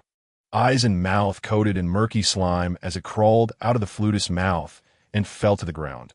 Clumsily, it propped itself up on its two claws, its black irises opening to reveal golden slit pupils. Those eyes scanned left and right before finally locking on Martin. Wow, wow. It opened its viscous, slimy mouth and began to wail loudly, crawling towards Martin with its two claws, leaving a trail of mucus in its wake. Akin to an infant spotting its mother, a wave of physiological discomfort washed over Martin. The moment he laid eyes upon the approaching creature, he raised his left hand, flickering with green flames, waiting for the monstrosity to draw nearer. Unexpectedly, the creature, after a few futile crawls, collapsed helplessly to the ground, extending a claw in a desperate attempt to reach Martin, yet only managing a few futile grabs before becoming motionless. Subsequently, its limp body emitted a hissing sound, gradually decaying into a pool of black muck. Martin stared at the rotting carcass, momentarily lost in thought as he rose to his feet. Beside him, Yonka had succumbed to slumber, no longer under the influence of the Piper's control. Yet, Martin remained entranced by the creature's gaze, which was filled with anguish, resentment, and even an unsettling attachment. In those tortured eyes, he felt an inexplicable familiarity, as if the creature and he were kindred spirits. Upon standing, he glanced around in a daze. Soon after, he was startled to discover a card lying beside the corpse of the Piper not far away. From his vantage point, the card was almost directly facing him, and as he noticed it, he could clearly discern its front. In an instinctive reaction, he closed his eyes. Yet, the image on the card was vividly imprinted in his mind. It bore a resemblance to the alchemical hound and the hand of glory he had encountered before. But its edges were framed in black, and its layout differed significantly from the previous two cards. Depicted was an elderly man adorned in resplendent robes, crowned and seated upon a golden chest. His right hand raised high, holding a cluster of flames in 5 vibrant colors, cascading from his fingertips like a trailing comet. His left hand hung at his side, within which floated a shimmering tetrahedron. The old man gazed forward, and his shadow, cast upon the ground, took the form of a colossal hound. Surrounding him was a circular dais encircled by roses, upon which rested a spoon, a goblet, a star coin, and a scepter at each corner. The center of the dais. An infant stared beyond the card, a peculiar smile gracing its lips. Above this image, 2 crimson characters boldly declared Sage. Chapter 20. The crystal skull. Martin tightly shut his eyes, the green flames at his fingertips still flickering, his mind filled with the Piper's gruesome demise. However, as time passed, he realized that nothing had changed. He turned away, slowly opening his eyes, and touched his neck with his right hand. Confirming that there were no alterations, he swallowed nervously while exhaling a sigh of relief, then began to ponder the oddities of the situation. He had been so taken aback by the creature's final moments that he had failed to notice the card, but the peculiar stillness of the first 2 cards had also misled him into believing they would automatically return upon being picked up. Yet the most baffling aspect was that despite having viewed the 3rd card, the Piper had perished while he remained unscathed. It felt as though there was an unseen halo hovering above him. At that moment, Martin detected a commotion emanating from the depths of the tent. Instinctively, he wished to flee, but then remembered Yonka still lay on the ground. He maintained the green flames while crouching down to assist Yonka. Casting a sidelong glance at the card on the floor, while peering into the depths of the tent, he observed the surface of the fallen mirror beginning to tremble, and shortly after, countless colorful bubbles emerged from its surface. They shimmered with radiant colors, continuously drifting out, expanding, and then bursting in the air outside the mirror. Martin held the green flames aloft, poised to strike, though the distance still felt somewhat far. A gust of wind swept by, and he sensed a fish tail, imbued with the briny scent of the sea, gliding past him. He turned to look towards the tent's exit, where the light appeared distorted, revealing a hazy figure enveloped in violet mist. The figure turned to glance at him, seemingly offering a faint smile before vanishing. Intriguing, a whispering, ethereal voice of a woman echoed in the air. The unique fragrance that had lingered within the tent dissipated at that moment. Before Martin could fully comprehend the situation, the mirror's surface trembled once more, this time with far greater intensity. Suddenly, a massive crack appeared on the surface. 0.2 lines, 0.3 lines, countless fissures. With a resounding crash, the mirror shattered, and a figure slowly emerged before it. It was a sprightly old man, donning a gentleman's hat and a black coat, his hair streaked with silver. He leaned on a slender cane, carved from willow with a metallic base, and the top bore an engraving of a closed, all-seeing eye. Upon noticing the vigilant Martin, he momentarily appeared taken aback, then broke into a smile, addressing Martin. "Well done." The old man adjusted his coat, leaning on his cane as he ambled toward Martin with a somewhat unsteady gait. He scrutinized Martin for a spell before remarking, "You carry within you the essences of both yesterday and tomorrow. Could this be the dual flame of the chariot card's 7th tier?" No wonder it compelled the perfumer to forego action. His gaze fell upon the green flames in Martin's hand, his drooping eyes gleaming as if they had spotted a treasure. Martin noticed a slight limp in the old man's left foot, and he maintained a defensive posture, harboring doubts about this sudden apparition. The old man's aura was tinged with hues of azure and orange.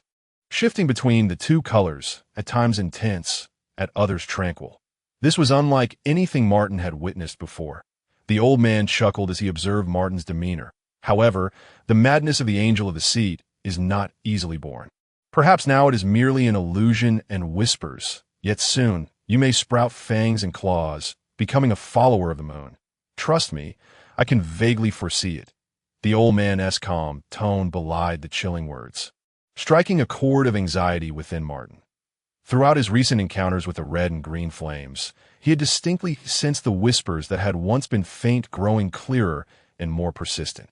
It was this very concern that had led him to contemplate temporarily ceasing the flames' use the previous night. Yet, circumstances had shifted too rapidly. After all, the red and green flames were his sole reliance at present. Tentatively, he inquired, "Are you aware of the origins of these flames? It is said that they are the little king card of the chariot deck, the dual eyes of the angel, imbued with its essence of division and madness. Yet it remains concealed within the annals of history, beyond my sight." The old man seemed to suddenly recall something, rummaging through his pockets. "Let me see. Where has that old owl's head gone? Ah, here it is." He produced a pocket-sized skull made of white crystal. Cradling it in his palm, that he then pulled out a silver cigarette case, retrieving a cigarette and placing it between the skull's teeth. Martin noticed a lantern symbol intricately carved into the top of the skull. At that moment, the green flames in Martin's hand began to flicker as if stirred by an unseen breeze. Suddenly, the flames detached from Martin's fingertips and soared to the cigarette held by the skull. The cigarette ignited, tendrils of smoke rising gracefully. The skull abruptly swayed its head, its expression becoming animated, as two green flames ignited in its eye sockets, and it inhaled deeply, this familiar scent of madness. "How long has it been since I tasted such unadulterated insanity?" The skull began to speak. Relishing the moment, IT took another deep drag from the cigarette, revealing a look of sheer enjoyment. The smoke spiraled into its nasal cavity, swirling languidly within its transparent cranium, appearing resplendent and mysterious through the crystal. "You may pose one question regarding the chariot," it addressed Martin, its expression still somewhat entranced. Martin observed the old man holding the skull tilt his head in an inviting gesture, signaling that he was to ask his question. After pondering for a moment, he turned to the skull and inquired, "How can one rid themselves of the negative effects brought about by the dual flame?" Martin did not confine his question merely to dispelling the whispers or extracting the dual flame. Rather, he was somewhat greedy, seeking to eliminate the adverse effects while retaining this potent trump card. The skull, clutching a cigarette, emitted a peculiar cry, while the burning cigarette remained steadfastly alight between its jaws. "You have squandered this inquiry. You already possess a product of considerable stature, a bell. All that remains is to find the artifact master who crafted this item, and you shall be able to extract the twin flames." The skull inhaled another puff of smoke before opening its mouth and chewing upon the nearly extinguished cigarette, as the last ember flickered out in its mouth. The two pulsating green flames within its eye sockets began to waver increasingly, and its expression gradually hardened. Compared to madness, the flavor of calculation indeed appeared somewhat pallid, with the complete extinguishment of those two green flames. It reverted to the guise of the elderly man in white robes who had just taken it out. The old man pocketed it, and upon noticing Martin's perplexed expression, he kindly smiled and remarked, "It seems you still harbor doubts regarding his response." Martin, having lowered his guard towards the old man, reflected that if he were indeed the puppeteer behind the piper, he could have easily turned against Martin after seizing the green flames, leaving Martin utterly defenseless. "Indeed, sir," he stepped a little closer, "I find myself perplexed by the significance of the bell and the artifact mastered bow. You possess not one, but several wondrous items, even the twin flames coveted by the denizens of Eden. And yet you remain oblivious to the artifact master." As the old man spoke, he picked up the card that Martin had been too afraid to look at in the piper's abandoned flute, turning to cover the long table once more before seated himself behind it. He gestured for Martin to take a seat opposite him, then set down the coffee pot and began to boil water. "To be frank, I have long aspired to become a savior, which accounts for my attire. Although I have acquired several items, I remain entirely ignorant of the wondrous powers that lie behind them. Therefore, might I kindly request you to provide me with with a brief description of the world of the saviors. Martin endeavored to present an image of eagerness for knowledge. Since his arrival in this world, he had continuously heard terms such as card groups, polluters, and fourth tier from those around him. He even possessed a card known as the Hand of Glory. Yet apart from knowing he was an aberration, or what some referred to as a polluter, he was entirely in the dark regarding other information that he felt as though he were groping through darkness. Uncertain of when he might collide with an individual of formidable power, he was anxious. Last night, Belisarius had indeed mentioned the saviors and masters, yet this was merely a fragment of the vast puzzle. Hence, this opportunity was extraordinarily precious. He sensed that the elderly man before him held a degree of goodwill, and Martin yearned for him to divulge more information. The coffee in the pot had reached a boil, steam billowing from the spout. The old man poured a cup, neglecting to filter out the grounds, which settled at the bottom of the cup. Saviors, you say? It has been quite some time since I have heard such a term. Now, why don't you share your recent experiences with this old man? Thanks to you, the piper has been dealt with. Otherwise, these grand arcana might have fallen into the hands of that cunning perfumer. He raised the coffee cup to his lips. Martin recounted the events that had transpired, omitting the detail of his lack of reaction to the flute's melody, merely stating that he and his friend had been manipulated and had managed to deceive the piper at a crucial moment. To have freed oneself from the piper's catalytic effect solely through your own means, while employing a mask for deception, and then combining that with the twin flames for a counterattack. This performance, you seem to possess a remarkable affinity for the pollution cards, akin to that of an aberration. Upon hearing the old man's mention of aberrations, Martin held his breath, failing to respond. Fortunately, the mask concealed his reaction, and the old man remained unaware. This mask is unfamiliar to me, yet its capabilities likely stem from the veil associated with those from the Golden Tail Academy that is a group fond of deception and manipulation. Martin sat respectfully across from him, attentively absorbing the old man's words. The old man seemed quite pleased with Martin's demeanor, sipping his coffee as he began to elaborate. Legend has it that in ancient times, aberrations coexisted with humanity. The great being discovered the Creator's furnace used for the act of creation on the other side of the world, within which flickered remnants of flame, radiating exquisite colors. This great being fashioned 16 decks of card from the sparks of that furnace, and subsequently created another 16 from the ashes. He understood that these decks contained the power the Creator wielded for creation. Yet he did not claim them for himself. Rather, he entrusted them to 32 leaders of human city-states and kings of aberrant tribes, hoping they would utilize these decks to better the world. The old man seemed lost in reminiscence and imagination of ancient times, lamenting, that was an era shared by both humans and aberrations, all stumbling along the path toward the power of creation. As aberrations gradually grasped the power of creation, they discovered that certain decks possessed overwhelming strength that resonated with their own traits. Thus, they began to purposefully collect those decks, and in the process, they grew increasingly brutal and mad, relentlessly invading and bloodily purging human city-states. Ultimately, following an exceptionally bloody cleansing of humanity by the aberrations, for ancient tribes and nations formed an alliance to resist the aberrant invasion. This war persisted for millennia, and in the end, the aberrations were nearly eradicated, allowing humanity to finally experience victory and no longer live in constant trepidation of aberrant threats. This sacred war is known as the Holy Light Purge, and the duration of this conflict is referred to as the Era of Holy Light. The Holy Light Church was established during this period to counter the aberrations, gradually growing stronger, which is why it boasts so many followers today. Following the Holy Light Purge, the 32 decks of creation cards were redistributed into 16 Savior decks and 16 Polluter decks, each deck comprising 3 to 10 ranks, along with 2 face cards, the Little King and the Big King, with each rank further divided into hearts, spades, diamonds, and clubs. Only by encompassing all 4 suits can one ascend to the next rank. Martin listened with increasing astonishment. The notion of 32 decks, ranks, and suits filled him with boundless imagination, igniting within him a strong desire to collect, perhaps stemming from his previous life as a collector in games. The title of Savior serves to commemorate those human ancestors who expelled the aberrations, with the Masters being the high-ranking wielders of these cards. Conversely, the Polluter decks contain the creation cards that aberrations once held.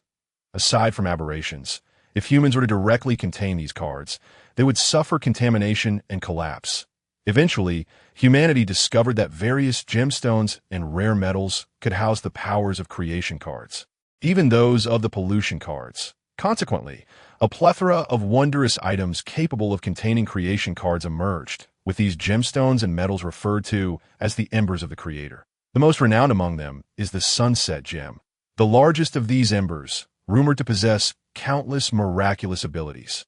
Most of the wondrous items we encounter today are crafted by artisans of the Bell deck who possess a commendable mastery over devices and machinery, with the most notable among them hailing from the Wrench Brotherhood.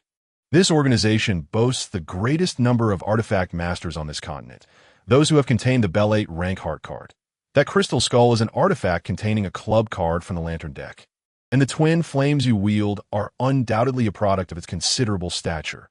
Martin bore a contemplative expression. The candelabrum housing the twin flames had shattered, and the old man likely could not fathom that the twin flames had been directly absorbed into his being. What, then, was the item in the mouth of that crystal skull? Could it be the Queen's mailbox? Prior to his departure, Martin had prudently taken the mailbox with him, and at that moment, it was the only wondrous item he possessed. Could it truly have been crafted by an artifact master? Yet it served no purpose beyond delivering messages. As he pondered these thoughts, he respectfully addressed the elderly man before him. Are these 3 cards also wondrous items? They do not appear to be made of gemstones or metals. They caused 3 individuals to collapse in different forms just now. A tremor of apprehension colored Martin's tone, a genuine emotion, as he still dared not direct his gaze towards the cards resting on the table. No, they are not. They are merely 3 ordinary cards, yet the individuals who encountered them succumbed to despair because they were confronted with the truths inscribed upon the cards regarding tomorrow, truths that their bodies could scarcely endure. Interestingly, you too carry an aura of the morrow, and it appears you possess a significant attraction to the 3rd card of the Major Arcana, a phenomenon I have never witnessed before. The elder cast his gaze upon the 3rd card, then raised it earnestly to inquire of Martin. Have you seen anything? Martin was momentarily taken aback by the question, but soon replied, No, I dare not look at it, upon uttering these words. The nose of his mask elongated once more, a noticeable change from the previous day. The elder nodded in understanding, believing Martin's words to be truthful and finding the situation entirely plausible. He then shifted his focus to the nearby flute. This flute is your trophy. He extended the flute towards Martin. Martin quickly gestured in refusal, asserting that it rightfully belonged to the elder, as he had only triumphed over the flute player with the aid of the elder's 3 cards. His brief tenure in a past life had rendered him proficient in this skill. For him now, the mask was more of an impediment, obscuring the sincerity and earnestness that lay behind it. Seeing Martin's earnest demeanor, the elder ceased to insist otherwise. Very well, I shall accept it for now. The perfumer and the flute player who dare to covet the Major Arcana must surely have other forces backing them. I must uncover the truth. This flute should prove to be quite helpful. However, I will not take it without recompense. In exchange, I can offer you an item of similar rank. The elder produced a pair of round-framed glasses from his pocket and said to Martin, I had originally planned to sell these tomorrow at the Sunflower Carriage, so they shall serve as a fitting exchange. They are called time slices, crafted by an artisan I commissioned in my youth, and they contain the 3 of clubs from the compass deck. Martin, observing the elder's resolute expression, reached out to accept the glasses. They appeared exquisitely crafted, and he carefully stowed them away. They will allow you to glimpse fragments of tomorrow, and aside from a brief expressive impediment following their use, they bear almost no negative effects. But you must remember this, the elder cautioned gravely. Everything you experience has already changed. Memories are futile, and the future is yet unwritten. Do not attempt to deceive time, lest you bear an inescapable torment. Martin committed the elder's words to memory, nodding earnestly before expressing his gratitude. Thank you for your gift. May I know your name? You may call me Hines. Very well. Mr. Hines, I have another question. Can the time slices assist me in finding someone? I am searching for a young lady who has been missing for 3 days. Hines did not inquire why Martin did not approach the police. Instead, He replied straightforwardly. The time slices cannot. But I can. The deck I contain belongs to the compass, and serves as both a diviner and a stargazer. Upon hearing this, Martin felt a sense of serendipity. The very place he arrived at to save Junk was indeed the scream tent he sought. Splendid, sir. Could you assist me in locating her whereabouts? Ah, of course, that Martin's face brightened with joy. Each time, a sacred tree silver coin. Hines added with a smile that Martin's smile faltered momentarily. However, this time, it could be free of charge.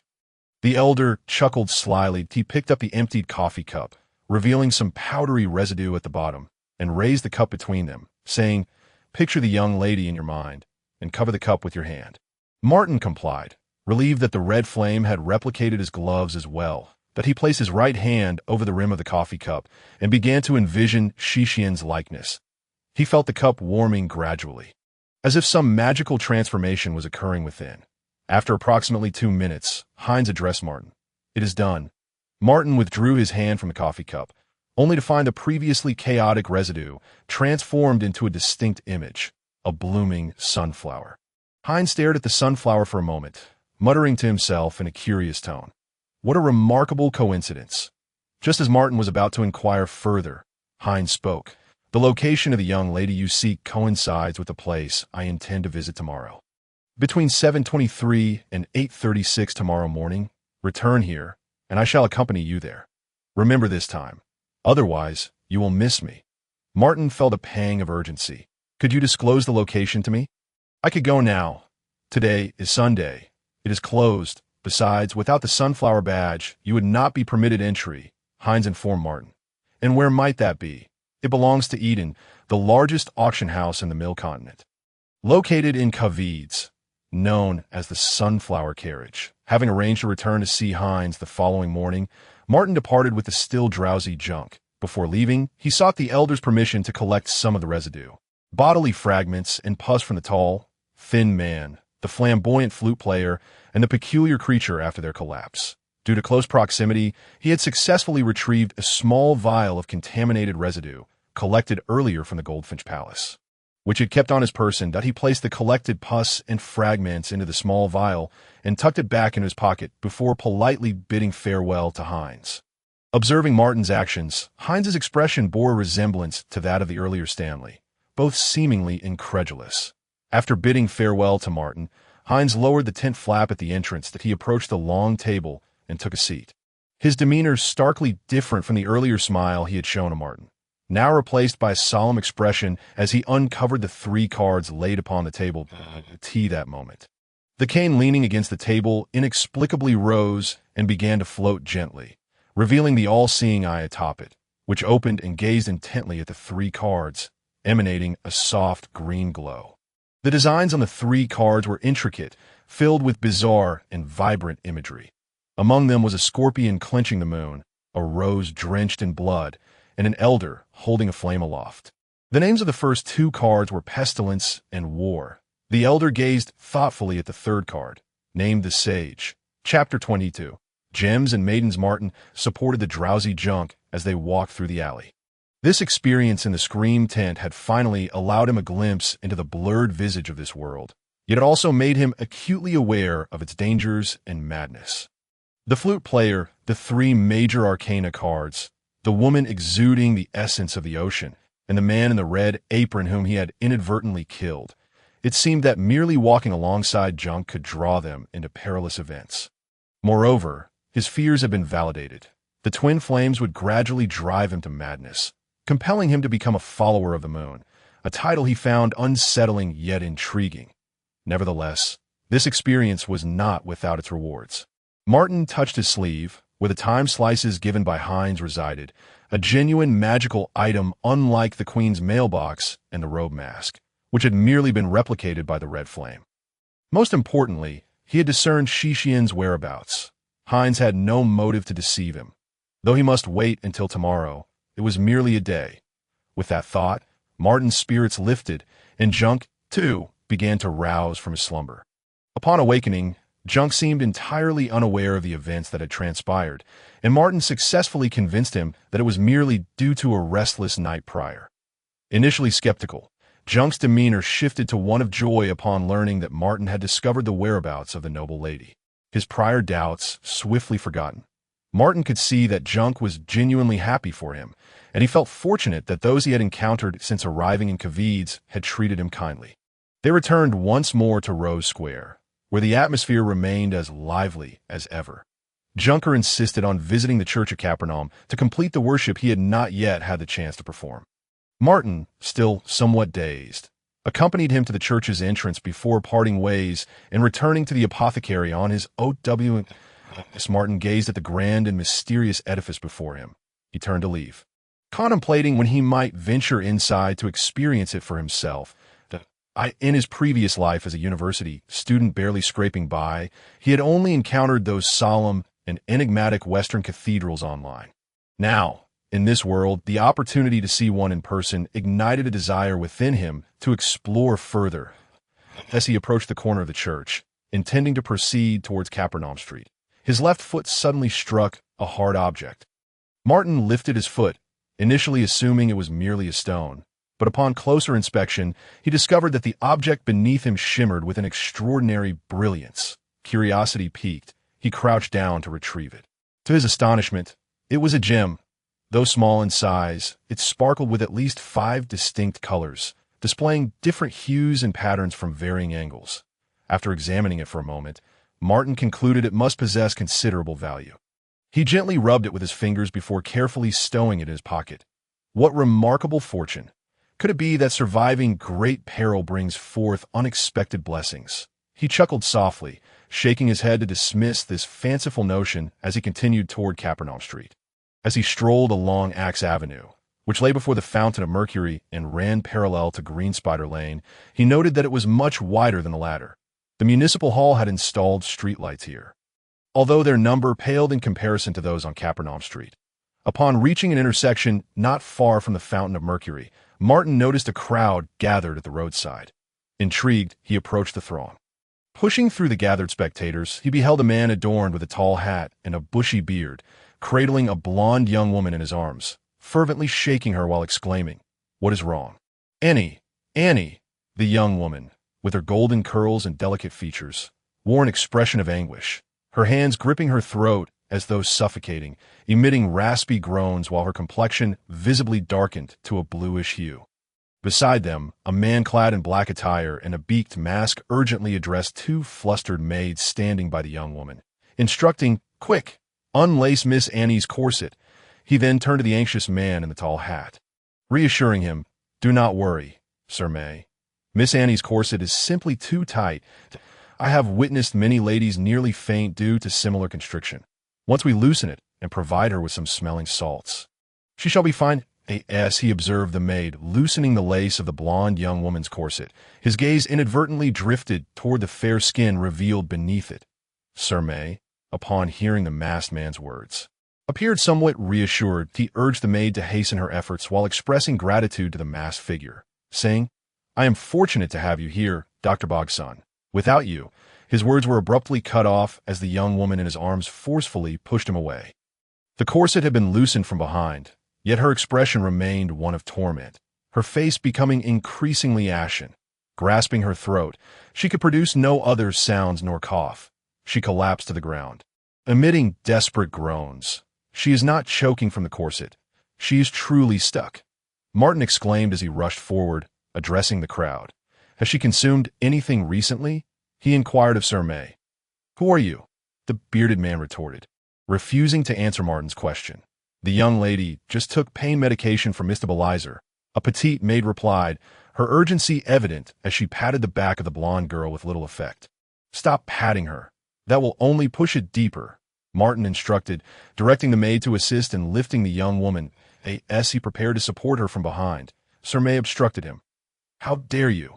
Miss Annie is the daughter of a governor. How can a vagabond like you lay hands upon her?" Sir May bellowed in anger, scrutinizing Martin's attire. "Foolish bloodline theory. You have a solution to save her? If not, heed my words."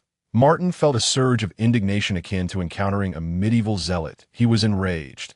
If the young woman did not receive assistance soon, she would perish. "Bogson, do you not possess your elixir?" Sir May shouted, The masked figure stepped forward, a hint of embarrassment crossing his features as he confessed to Sir May, "My lord, I left in haste today and did not bring the elixir with me. I suggest we move Miss Annie to my barber shop. By the time you carry her there, she might be beyond saving." A voice from the crowd jeered. Sir May clenched his fists, realizing he had no alternative but to watch as Martin took action.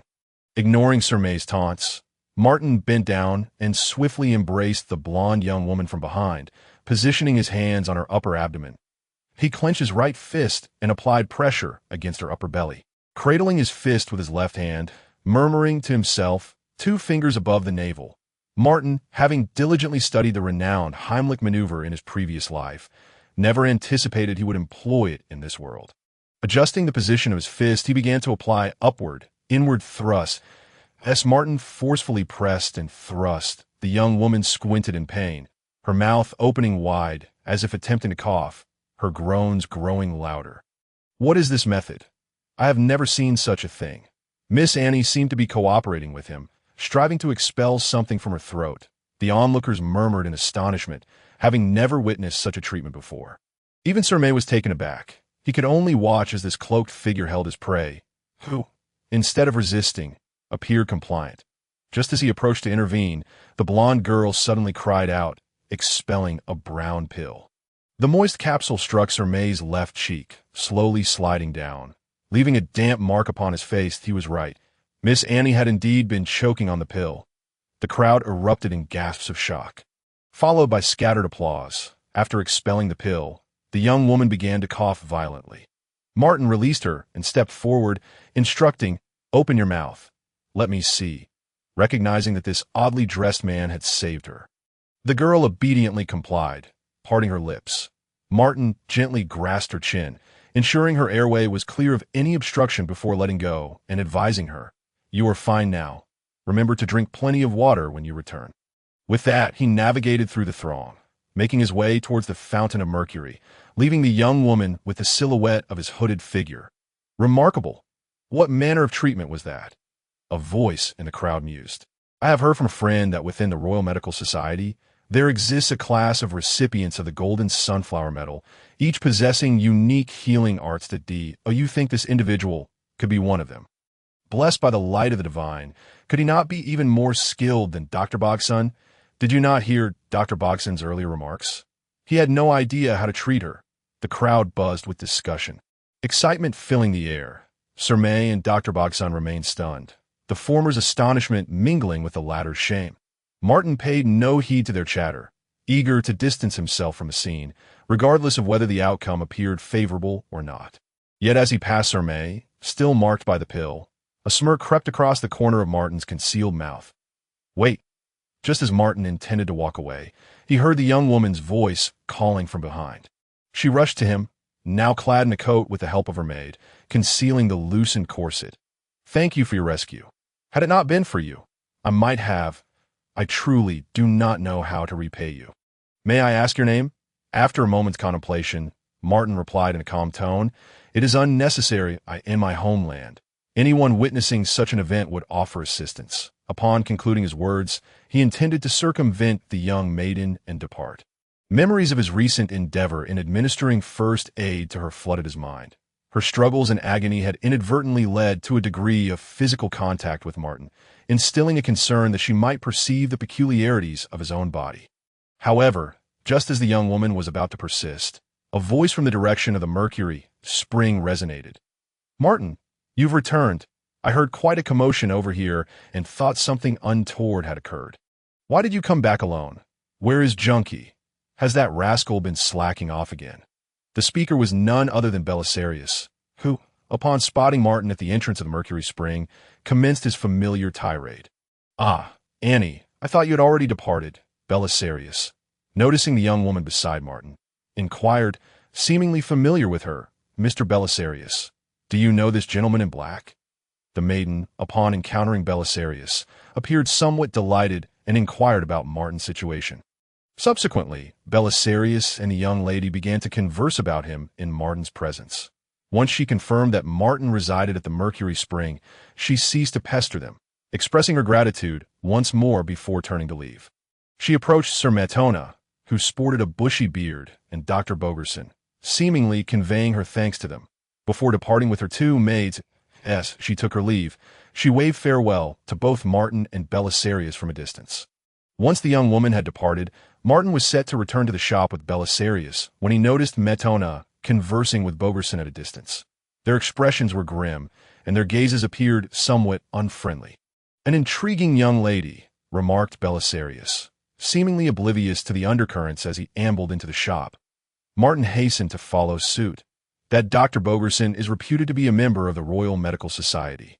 Specializing in a novel bloodletting therapy, he recently opened a barbershop named Tom's Lodge to the west of Flower House Street.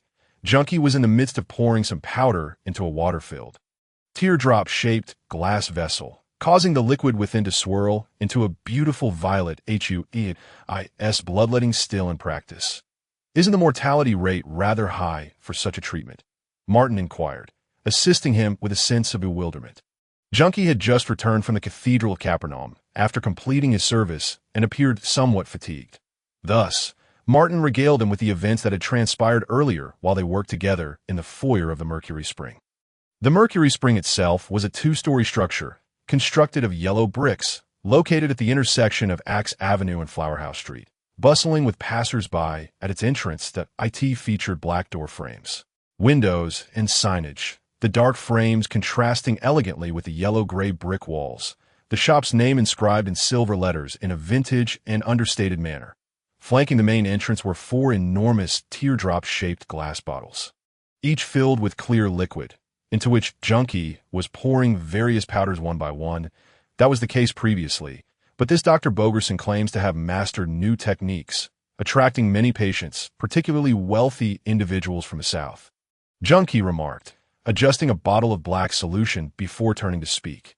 Martin, having familiarized himself with the medical practices of the medieval era in his previous life, recalled that doctors then considered blood-stained hands a desecration, leading many surgical procedures to be performed in barbershops. The tricolored poles commonly seen outside barbershops were derived from his practice, with red representing arteries, blue denoting veins, and white signifying bandages.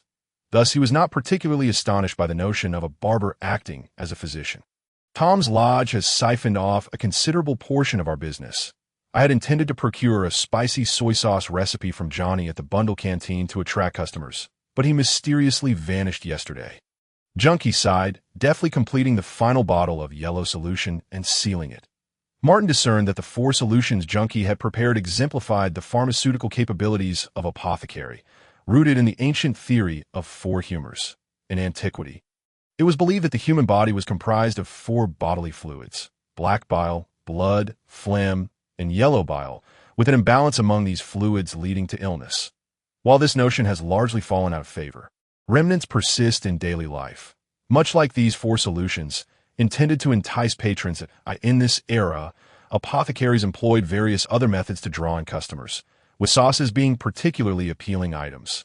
Like Martin, many may have grown weary of their current fare, seeking to enhance their meals with diverse sauces, prompting apothecaries to source recipes and formulas through various channels. Martin pondered these insights, contemplating whether there were any formulas from his past that could attract clientele, particularly given Johnny's disappearance was directly linked to him. However, he had solely utilized ready-made condiments and sauces in his previous life, rendering him at a loss regarding the recipes. Once he located Shishian, he could thoroughly examine that cookbook. It was likely to contain some remarkable recipes that could prove useful, he mused inwardly. The following morning, after settling into the Mercury Spring, he awoke to find the Wild Biota cookbook once again at his bedside, just as it had been during his time at the Golden Sparrow Palace. Impatient to find Shishian, he had stowed the hefty tome beneath his single bed, having yet to peruse its contents. He had assumed that locating the young woman would not pose a challenge, given their shared city, relying on his keen sense of smell as a great hound. Little did he know that it was through an astrologer he would acquire clues about Shishian. Seizing the opportunity while Junkie attended to a dapper young gentleman clad in a long trench coat, Martin ventured alone into the warehouse of the Red House.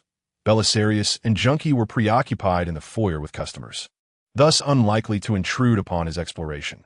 Martin securely closed the door behind him and retrieved the time slice given to him by Hines. He gazed at the antiquated round-frame glasses, their large frames housing lenses that were not entirely transparent, but rather tinged with a faint blue hue, reflecting a cerulean sheen under the light. After observing them for a moment, Martin put them on. The material of the frames was indiscernible, possessing a certain flexibility that rendered them comfortably fitting over his mask, aligning seamlessly with the painted visage. Curiosity piqued. Martin wondered how these glasses would complement his mask. In his imagination, he envisioned a clown donning glasses, pretending to be an academic. He yearned to see his reflection in the mirror within the room. Just as he was about to approach the mirror, a putrid odor wafted through the air. He lifted his head slightly, sniffing the air, and deduced that the foul stench emanated from beneath his single bed. There, alongside a hefty cookbook, lay the apron of the carnivore Johnny, which he had brought back the previous day, that a sense of foreboding washed over him. Chapter 24. Mastiffs and crosses. The door to the Red Room was firmly shut, and the stench within grew increasingly unbearable. Martin furrowed his brow and approached the side of the bed. The single bed was quite ancient, with a pallid sheet cascading over the edge and obscuring the space beneath. This was precisely why Martin had chosen to conceal the cookbook and the apron there. As the exterior offered no hint of its contents, he crouched down, intending to lift the sheet while simultaneously peering beneath the bead. As he bent over, a vision suddenly flashed in his mind, akin to a rapidly unfurling film reel, the images shifting countless times in an instant, granting Martin a profound insight into their meaning. It was his perspective, the scene moving toward the bed's underside, when an aberration occurred. A short, stout maw lunged from the darkness beneath the bed toward his neck, its razor-sharp teeth glinting like cold steel, closing the distance in the blink of an eye.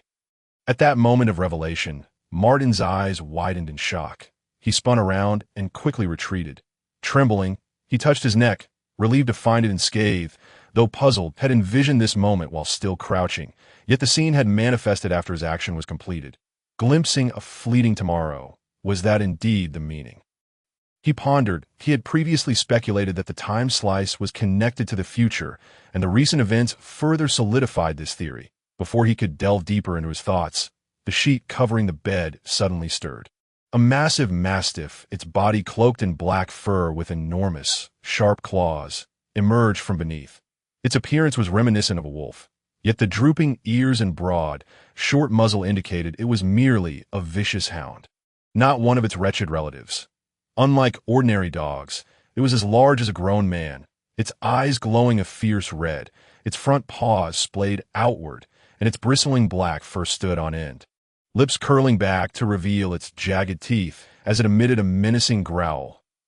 As the mastiff fully emerged from beneath the bed, the stench within the room reached an almost unbearable intensity for Martin. Astonished, he realized this creature was akin to him, and faced with this beastly hound, he felt a surge of anxiety. He fixated on the mastiff, slowly inching toward the door. Although he was uncertain why the mastiff had been hiding beneath his bed, he opted to avoid direct confrontation, preferring to escape first. The mastiff seemed to perceive his intentions, leaping forward to block the only exit. Taken aback, Martin keenly sensed something was amiss with the dog. The mastiff barred his escape, letting out a thunderous growl before lunging at him.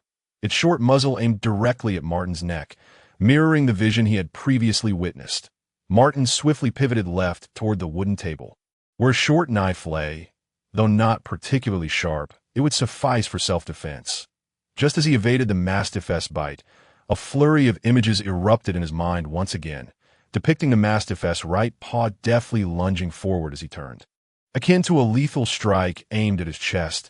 In an instant, the scene completed, and Martin, disregarding the pain and fatigue coursing through his body, twisted and raised his left leg with tremendous force. Delivering a powerful kick, his leg collided with the mastiff's outstretched paw, producing a dull thud. The dog's surprise attack was thwarted by Martin's ferocious counterstrike. The mastiff, caught off guard, exhibited a momentary expression of astonishment, akin to that of a human. It landed awkwardly, its left paw curling unnaturally, seemingly injured. Its crimson eyes narrowed, lips curling back in a low, reluctant growl. Through this encounter, Martin comprehended the true nature of the time slice. It allowed him to foresee his opponent's next move, placing him momentarily in the future, thereby granting him insight into impending events and enabling him to react preemptively. This dog's physique appeared rather peculiar. He cautiously retraced his steps to the edge of the wooden table, having noticed a disconcerting anomaly in the Mastiff's structure during their brief encounter, though he could not articulate it. The Mastiff, having failed in its initial attack, glared at Martin with a limping gait, seemingly searching for an opening. Its mouth gaped wide, revealing its formidable, sharp teeth, while the bristling black fur along its back stood erect. Reminiscent of a wolf, in the next moment, it lunged at him as the Mastiff surged forward. Martin's mind ignited with another vision. He saw the creature sprinting towards him, then propelling itself off the wall with its hind legs. Agilely leaping to his right rear, an eerie spectacle unfolded as Martin attempted to dodge left. The Mastiff wrapped its limbs around his arms and thighs from behind, its mouth poised to bite his neck. Akin to a seasoned lion, yet its movements were more reminiscent of a human trained in grappling. With no time for lamentation, Martin instinctively lunged forward, seizing the Mastiff's neck just as it leaped against the wall. The Mastiff, suspended in mid-air, had no chance to evade. It was unprepared for Martin's keen perception of its intent. With a firm grip on the Mastiff's neck, Martin slammed it against the wall. In his right hand, a short knife had somehow found its way into his grasp. He tightened his grip and plunged the blade into the Mastiff's skull. Thud. After the initial resistance, the blade sank deeply into the Mastiff's head. Martin exerted more force, twisting the blade to widen the wound, feeling the visceral resistance of the knife within the cranial cavity. The Mastiff's limbs flailed weakly for a moment before going limp. Once assured of the Mastiff's incapacitation, Martin released his grip, allowing its lifeless body to slump to the ground. Gasping for breath, Martin felt as though his mind had been pierced by a fiery nail. A searing pain consuming his willpower as he collapsed to the floor. After what felt like an eternity, the pain gradually subsided. "This is the price of glimpsing the future," he muttered, barely managing to articulate the thought. Slowly, he rose to his feet, only to discover the Mastiff's corpse gradually decaying before him. The cranium he had shattered emitted a foul stench, and the once black fur was rotting away, revealing changes in the body's form. It was only then that he discerned the source of the Mastiff's strangeness. The black fur faded. The skin beneath had turned a mottled blue-purple, but the chest, waist, and limbs bore the unmistakable traits of a human. Moreover, where the Mastiff's head connected with the human body, a prominent seam was visible, as if two disparate dolls had been forcibly stitched together. The dark, coagulated blood had dried upon the seam. But due to the recent struggle with Martin, some areas had split open, oozing forth black blood. "This is a human body." Martin gritted his teeth. "What is this? A stitched monstrosity." He suppressed his urge to vomit and approached the bizarre corpse for a closer inspection. The broad skeletal frame, broad shoulders and back, muscular arms and calves. This should belong to an adult male. Martin refrained from flipping the body over, making a few basic observations that he noted the left forearm was unnaturally twisted, likely broken from his earlier kick. A gruesome wound marred the left shoulder blade, oozing pus, and there appeared to be a penetrating injury on the chest. "What is this?" Martin remained oblivious to his stammering-like demeanor as he observed what appeared to be a tattoo on the left wrist of the corpse. He crouched down, flipping the left hand over, revealing a three-dimensional cross inked onto the wrist, accompanied by two blooming hibiscus flowers behind it. Martin noted that at the base of the cross, two letters were inscribed in small print. SD. What could this possibly signify? Martin silently committed the image and the letters to memory, eager to uncover any further information from the remains. However, he soon noticed that the body, after maintaining its form for a brief period, began to decay and collapse, much like the skull of the Mastiff, ultimately dissolving into a small pool of foul, viscous liquid. It bore a striking resemblance to the servants within the Golden Sparrow Palace who had succumbed to corruption. This Mastiff exhibited an extraordinary level of cognition and mobility. Could be linked to this peculiar method of stitching. As Martin contemplated the pool of liquid on the ground, he retrieved a small vial to collect some of the contaminant residue. Subsequently, he approached the single bed, lifting the sheets to extract the items he had hidden in the shadows. It was a large tome and a red apron. The recipe remained in its original position. Yet the apron had evidently been disturbed, still carrying a potent stench akin to that which emanated from the Mastiff moments ago. Was the apron the focus of this? Martin recalled the moment he was captured by Johnny, who had not hastily sought to end his life, but instead had laid out an array of food before him, seemingly to provoke his appetite, coupled with Johnny's transformation into that monstrous maw and the stitched mastiff of today. Martin had a vague sense of being ensnared in a whirlpool. He gazed at the apron before him, realizing it was imperative to dispose of it swiftly. Chapter 25. The Pocket of Sweets at 7:30 a.m. the following day. On Shanley Avenue east of Rose Square, Martin stood by the roadside with Hines, waiting for something. The morning fog had yet to dissipate, while the area around Rose Square bustled with activity. Policemen clad in black uniforms patrolled the streets, dispersing vendors selling fruits and candied snacks, as well as shooing away the homeless lying on benches in the corners. Mr. Hines, why did you instruct me to come to the tent between 7:23 and 8:36?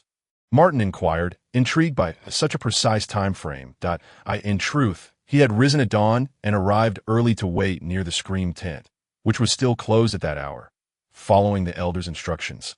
He did not enter until 7:23. He even speculated whether Hines had awoken later, but such accuracy hardly seemed arbitrary. Hines, holding a brass badge, glanced at his pocket watch and smiled at Martin, saying, "You must think I rose late. In fact, this is determined by the Scream tent and has nothing to do with me. During the tent's open hours, entering at different times yields distinct experiences. My divination time is set for every morning from 7:23 to 8:36. After 8:36, the tent closes, and even I must depart. IT will not reopen until 8:36 that evening. It is said that this schedule corresponds with the legendary rise and fall of the blood moon. What happens if one does not leave?" Martin's curiosity was piqued by Hines' mention of his necessity to exit the tent. This was the first time he had encountered such peculiar operating hours. The Scream tent only opened at night. What could these different experiences entail? Martin resolved to explore this next time. For instance, if you're having your fortune told and happen to lose track of time. Generally speaking, I conclude my readings before closing time. So what you describe has yet to occur, that I have only just arrived at the Scream tent. So I am merely aware that one must exit during operating hours. However, should one linger past closing, it is said that dreadful things may transpire. I heard that a homeless man accidentally entered the tent after hours a few days ago. And when the tent reopened that evening, all that remained was a scattering of bones. Not enter the Scream tent at the wrong time.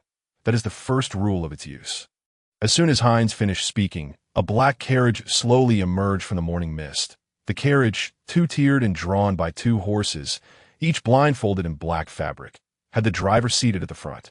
As the carriage drew nearer, Martin noticed a golden sunflower emblem on its side. Hines presented the sunflower badge to the driver before ushering Martin aboard. Inside the lower compartment, several individuals were already seated. Among them, Martin recognized Annie, the woman whose life he had saved the previous day, accompanied by two handmaidens, though they did not appear to be the same two from yesterday. Across from her, a young man sat alongside an elderly gentleman in robes. The young man, possessing a cascade of golden hair and a strikingly handsome visage, exuded an air of nobility as he engaged in conversation with Annie, smiling all the while. Upon their entrance, Annie's expression brightened in surprise, and she eagerly exclaimed to Hines, "Mr. Hines, I never expected to encounter you here. Miss Annie, what a coincidence! What prompted your sudden desire to attend the auction? I recall you were not particularly fond of such naked and brutal events before." Hines seemed to be quite familiar with Annie, taking a seat across from her and responding warmly, "I had a bit of a situation outside yesterday. My father initially forbade me from going out. I managed to persuade him, but he only permitted me to attend the auction." It was only then that Annie noticed Martin, pausing momentarily before joyfully calling out to him, "Mr. Martin, is that you?" "Oh, Miss Annie, you know Martin?" Hines inquired with keen interest. Annie then recounted the tale of Martin's saving her, showering him with praise in her narrative. Once again, Martin found himself in such a scenario. Even he, who prided himself on his thick skin, felt a tinge of embarrassment, though his mask concealed it well. "If it weren't for Mr. Martin, I might not be here to chat with you now. Annie expressed with a hint of lingering fear.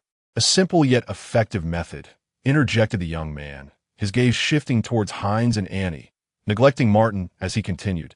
Were it me, I would have employed the black lily tincture, known as Tears of the Virgin. Upon consumption, it releases corresponding effects tailored to the symptoms afflicting the body. Truly remarkable. I obtained it from a renowned apothecary in the White Carriage Kingdom. It is exceedingly precious, of course, if it could save Miss Annie's life. That would be the tincture's fortune and honor. Thank you for your kind offer. Annie's cheeks flushed slightly upon hearing the words of the golden-haired young man, and she lowered her head to express her gratitude. Martin felt a sense of appreciation for the young man's timely interjection. Otherwise, he would have been at a loss on how to continue engaging with Annie. The carriage traveled smoothly, and, after a while, it came to a halt. Under the coachman's prompt, they disembarked at tea that moment. Martin realized that there were indeed passengers on the second level of the carriage. He observed a woman donning a black veiled top hat, guiding a child as they descended from the upper deck. She was dressed in a long, Lolita-style gown adorned with vertical black stripes and frills. Upon seeing them, she nodded in acknowledgement before making her way toward the grand entrance where the carriage had stopped. A familiar fragrance wafted towards Martin, though he couldn't quite place its origin. Following the retreating figures, he glimpsed a magnificent three-story building, at the center of which stood a clock tower. The grand illustration of a carriage overflowing with sunflowers adorned its facade, accompanied by elegantly tall script proclaiming its name. Sunflower Carriage. Bearing sunflower insignias, they strode effortlessly into the building. Martin marveled at the thick crimson carpet beneath his feet, the dazzling crystal chandelier above, and the impeccably dressed attendants, finding himself quietly astonished. It rivaled the opulence of the Golden Sparrow Palace he had previously frequented.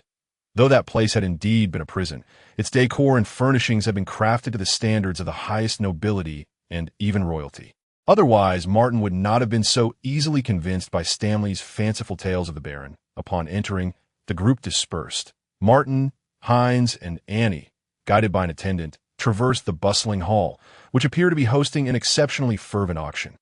Martin's gaze shifted toward the auction stage nearby, where the host was enthusiastically presenting the items to the audience. Ladies and gentlemen, the next item up for auction is a remarkable artifact that we have recently acquired.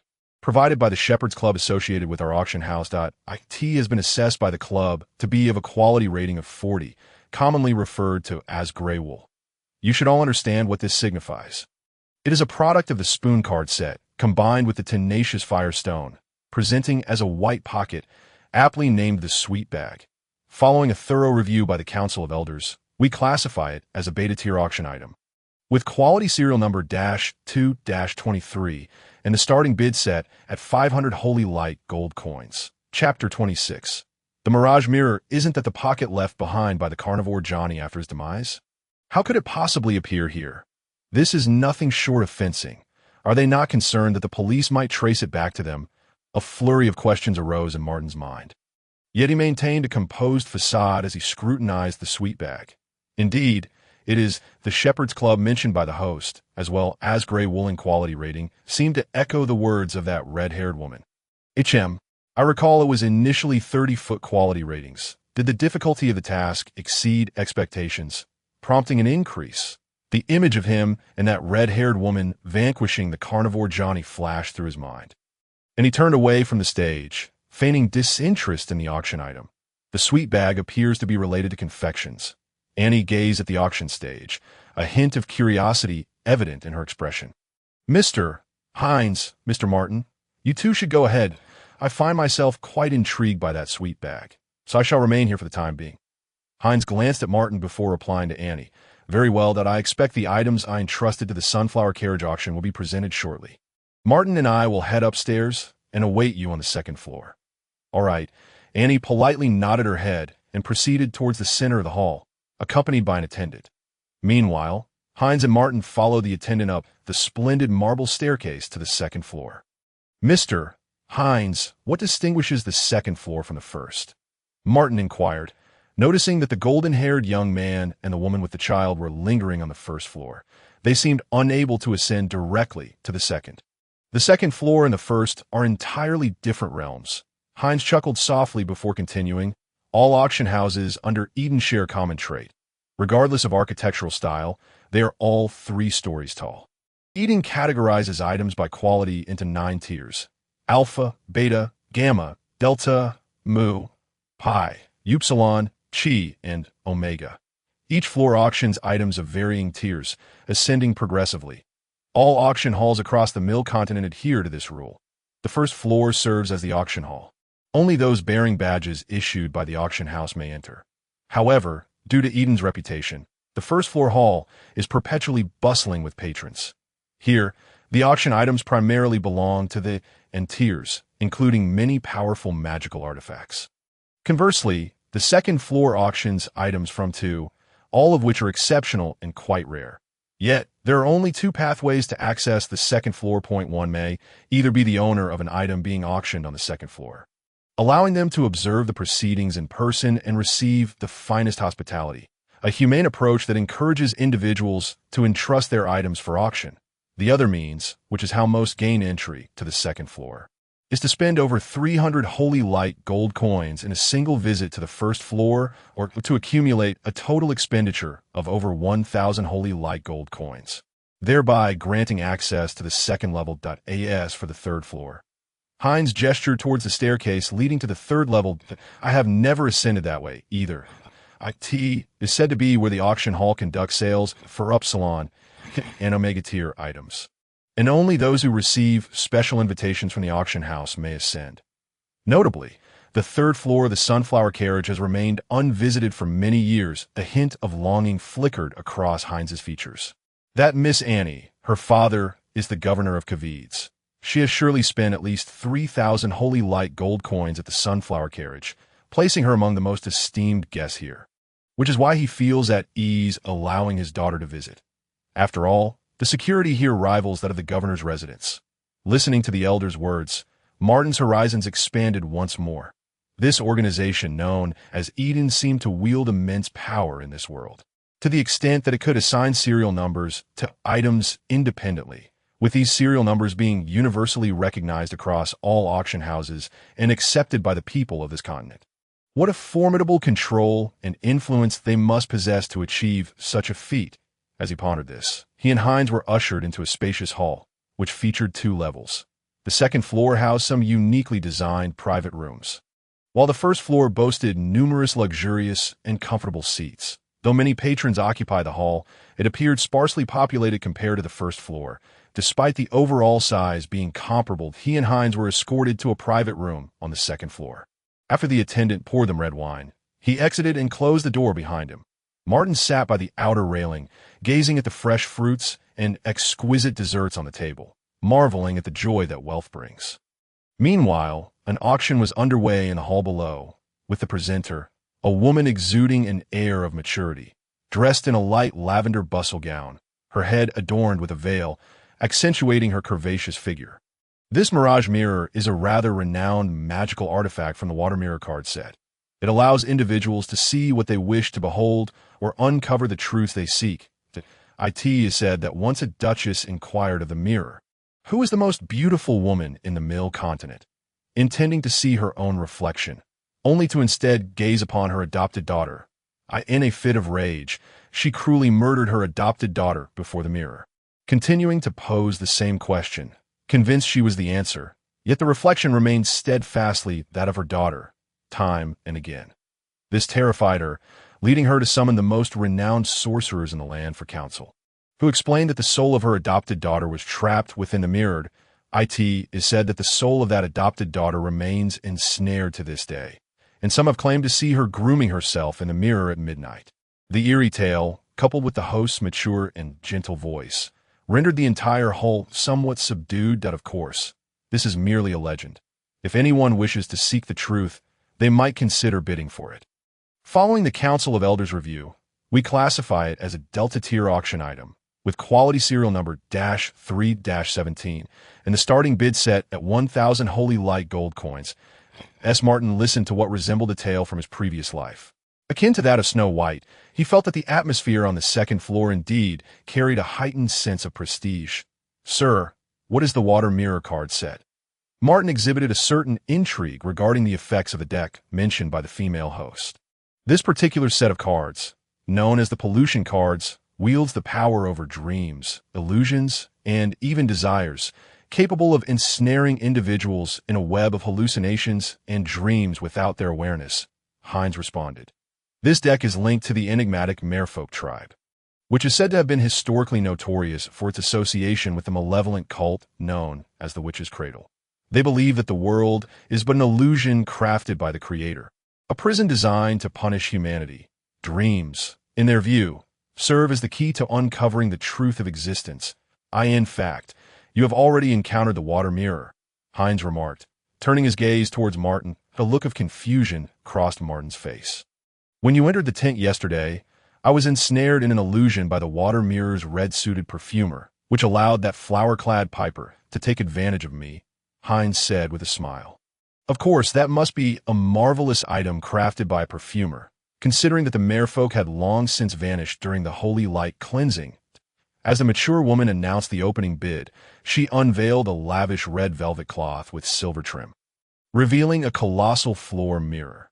This mirror stood nearly the height of a person, featuring an arched pinnacle supported by two intricately carved fishtail columns on either side. Following the host's gesture, Martin's gaze fell upon the grand mirror, and his expression shifted to one of bewilderment. This mirror feels so familiar. Wait, is this not the very mirror from the Golden Sparrow Palace that concealed my true appearance? How could it possibly be here? Moreover, Martin distinctly recalled that the mirror had shattered, and Stanley had replaced it with a completely different one. What is going on? Could it be that there are two mirrors? What troubles you, Martin? Hines inquired from across the table, noticing the peculiar expression on Martin's face. Nothing, Mr. Hines. It's merely that I have never encountered such a grand affair, Martin cautiously replied, opting for a seemingly unrelated response to conceal his previous experiences at the Golden Sparrow Palace. The nose of the mask upon his face elongated slightly once more. Hines harbored no suspicion of Martin's words, as everything transpired so seamlessly. This event is a microcosm of the upper echelons of Cavites. What occurs here is unimaginable to the denizens of the Red Church District, Hines remarked with a hint of wistfulness. How could those whose weekly wages amount to only 20 sacred tree silver coins, and whose breakfasts cost no more than 10 sacred water copper coins, even fathom the extravagance of the nobles and wealthy merchants here, who can easily squander in the blink of an eye what would take them 3, 10, or even a lifetime to earn? Even the fruit platters on the second floor of the auction house, which are meant to host us, are valued at over 5 holy light gold coins, where 1 holy light gold coin equates to 20 sacred tree silver coins, making this platter worth 5 weeks of their total expenditures. Hines glanced at the untouched fruit platter before him, his tone laced with palpable dissatisfaction, and Martin sensed the tumultuous emotions stirring within the elderly man. Yet after voicing his thoughts, Hines merely sighed deeply. However, all of this is far better than the ravages of the Holy Light era, where aberrations ran rampant. At least now, people no longer live in constant fear for their survival, no longer worrying about when they might perish at the claws of others, becoming mere sustenance for another. It is said that the king of the Redstone Kingdom, the iron-fisted Emperor Deleuze, has been gradually working to improve the status and living conditions of the lower classes, relying on the population records established through the furnace cleansing. Perhaps this will yield some results, Hines recounted with a tone of lament, as the fervor and anger in his expression began to subside. It is the best of times, and it is the worst of times, Martin softly remarked after hearing Hines's words. Upon hearing Martin's statement, Hines's previously dulled eyes suddenly sparkled with renewed light, his expression shifting to one of complexity, his lips parting slightly, as if filled with both joy and resignation. Well said, he replied, his tone betraying an unmasked admiration for Martin, as he gazed at the lively auction scene below, affirming, "This truly is the best and the worst of times." Chapter 27. Farewell to Shishian in the grand hall beneath the private room. The auction of the Mirage Mirror had reached a fever pitch, with numerous elegantly attired nobles participating. The story of the entrapped beauty within the mirror, as recounted by the hostess, seemed to captivate many middle-aged attendees. Unexpectedly, The enormous floor mirror was ultimately purchased by the golden-haired man who had accompanied Martin. Martin had not noticed when the man ascended to the second floor, but judging by his demeanor, it was evident that this was not his first experience with such auctions. After the Mirage mirror was acquired, it was taken away by the auction house staff to the Sunlight Hall, where all auction items would be stripped of their Edenic provenance before being handed over to the purchasers. Thus, the Sunlight Hall is also the most heavily guarded area in the entire Sunflower Carriage and all auction houses under Eden's domain. The golden-haired man, seated in the private room opposite them on the second floor, noticed Martin and Heinz. He raised his glass of red wine in a casual salute towards Heinz, before leisurely engaging in conversation with the elderly gentleman beside him, as if he had merely acquired an inconsequential item. Martin pondered for a moment. Perhaps the Mirage mirror indeed had two or even multiple facets, and the one he encountered in the Golden Sparrow Palace was merely one of them. He suppressed his curiosity about the mirror and continued to observe the ongoing auction below. Since entering, he had closely followed Heinz, for he was entirely unfamiliar with this auction house, which was rife with various nobles and wealthy merchants. Given his unique status, moving about here was fraught with uncertainty and risk, so he remained vigilant, seeking any trace of Shishian. Heinz noted Martin's distracted demeanor and smiled as he addressed him. While coffee divination may be simple, it is precisely due to this simplicity that it can point towards the truth and core. The lady you seek must be here. Once the minor arcani have consigned finishes its auction, and those individuals appear, I will seek assistance from the auction house. They will surely help you find her. But the situation is somewhat delicate at present, so trust me. For safety's sake, we must exercise patience. Soon, all will come to a close. Martin nodded in acknowledgement, refraining from inquiring about who those individuals might be. Since boarding the carriage, he had sensed that this elderly gentleman seemed to be plotting something, and that this scheme was somehow connected to the Sunflower Carriage and the items he had consigned here. He chose to remain seated, waiting patiently, though an undercurrent of unease lingered within him. Meanwhile, the next auction item was wheeled onto the stage. That it was a square object, approximately 1.5 times the height of a person, covered by a magnificent black velvet cloth adorned with an array of tiny gemstones, and supported by 4 wheels as it was slowly pushed onto the auction platform. Just from the sight of the gem-studded black velvet, it was evident that this item was far more precious than the previous Mirage mirror, which, despite its size, was merely draped in silver-edged red velvet. The attention of all present was drawn to this colossal object, with many nobles and affluent merchants ceasing their conversations in tacit agreement upon its unveiling. They adjusted their glossy sideburns, leaned back in their chairs, and gazed expectantly as it was gradually brought forth. During their carriage ride, Heinz had expressed curiosity about why Annie would attend this auction, which she had previously deemed stark and brutal. I could see that moment. Martin had also wondered, why was the auction considered stark and brutal? In their subsequent conversation, Martin discovered the underlying reason.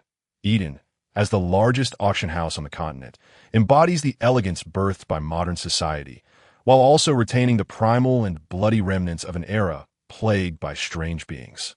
Beyond the auctioning of magical artifacts, its operations predominantly involve the sale of treasures, antiques, as well as various living entities, including contaminated organisms, magical plants, and feral creatures, which constitute the vast majority of its business. After all, the number of magical items is limited. Among these, the auctions of living beings, particularly women and elves from the northern forests, pique the interest of the wealthy aristocrats. These women and elves may have emerged from the bloody wars between 2 nations, the merciless hunts of mercenary bands, or the sordid underground human trafficking. Yet once they enter Eden, they are deemed legal, eligible for public bidding. This somewhat circumvents the law, yet despite this, numerous nobles and affluent merchants flock to the venue, with even the ruling officials turning a blind eye to this enterprise, attesting to Eden's influence. That it is this very influence that invigorates the wealthy patrons present, for they know that genuine treasures are about to be unveiled. The next auction item is a rare find of recent times. The female host, shedding her previously languid and mature tone, now exudes a hint of excitement. Surely, everyone has heard of the recent rebellion in the Jinji dynasty. The assassination of kings Wasai and the near annihilation of the Aaron family, with only the young daughter of King Sai managing to escape. The newly appointed high priest of the Jinji Temple has issued a bounty across the entire Mill continent to locate this sole heir of the Aaron lineage. Regardless of her fate, whomever finds her will receive not only a reward of holy gold coins, but also an invitation to enter the Jinji Temple, to listen to the echoes left by ancient masters and even deities. Moreover, it is said that this young daughter of Kings Wasai is a great beauty, having grown up within the Jinji Temple, and her worth is likely understood by all present. And now, the question arises, where is this mysterious daughter? The host tossed the question to the eager men below, skillfully stirring the atmosphere of the auction, as one merchant bellowed, disregarding all decorum, demanding that the host unveil the drape beside her. How intriguing that you all are so interested in this young girl, the host jested, moving towards a square object, saying, ladies and gentlemen, the third item up for auction today, classified azimuth level by the Council of Elders. Quality serial number -1-10.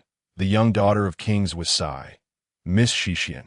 She approached the square object and lifted the black velvet covering. The starting bid is 5,000 holy gold coins. Please place your bids. As the velvet was removed, a red-eyed girl clad in sheer fabric appeared before the audience. Her hands were bound before her, and her delicate garments were adorned with numerous shards of gemstones and sequins, exposing large swathes of her fair skin, her bare feet confined within a square cage. The sudden brightness from the unveiling caused her to squint her captivating red eyes. She seemed oblivious to her surroundings and circumstances. Standing dazed in the center of the cage, on her pale chest, a pendant bearing the Eden insignia glimmered with a faint blue light. Chapter 28. Multicolored opal upon realizing the identity of the captive. Martin's gaze turned blank. After 3 days of searching, he finally had a lead, discovering her here, yet he had not anticipated encountering Shishian in such a setting. He was unaware of the tribulation she had endured in the past few days. But they must have been exceedingly dire. Gazing at the bewildered Shishian on the auction stage, he found himself at a loss for what to do. The Sunflower Carriage was a subordinate auction house of Eden, not only gathering various high-ranking officials, but also possessing corresponding security forces. From his earlier observations, he had already noted many visible enforcers, with even more powerful figures concealed in the shadows. This was the institution to which the ruling officials entrusted their daughters, where even a mere attendant was likely well-trained, making it an oppressive environment for anyone wishing to disrupt the auction. That a direct assault was out of the question, and he could not participate in the bidding, as he possessed not a single holy copper coin, let alone the 5,000 holy gold coins required. Martin found himself in a quandary, while below, the auction had already reached a staggering bid of 8,000 coins. Continuing fervently, as the nobleman recognized the value behind this girl, not to mention her physical worth. The new high priest's demands were indiscriminate of life or death. The cacophony of bids echoed throughout the hall, and Martin noticed the thick gray and dark green mist that pervaded the space, swirling and intertwining as if countless sordid thoughts were rapidly germinating and erupting. 5,000 holy gold coins.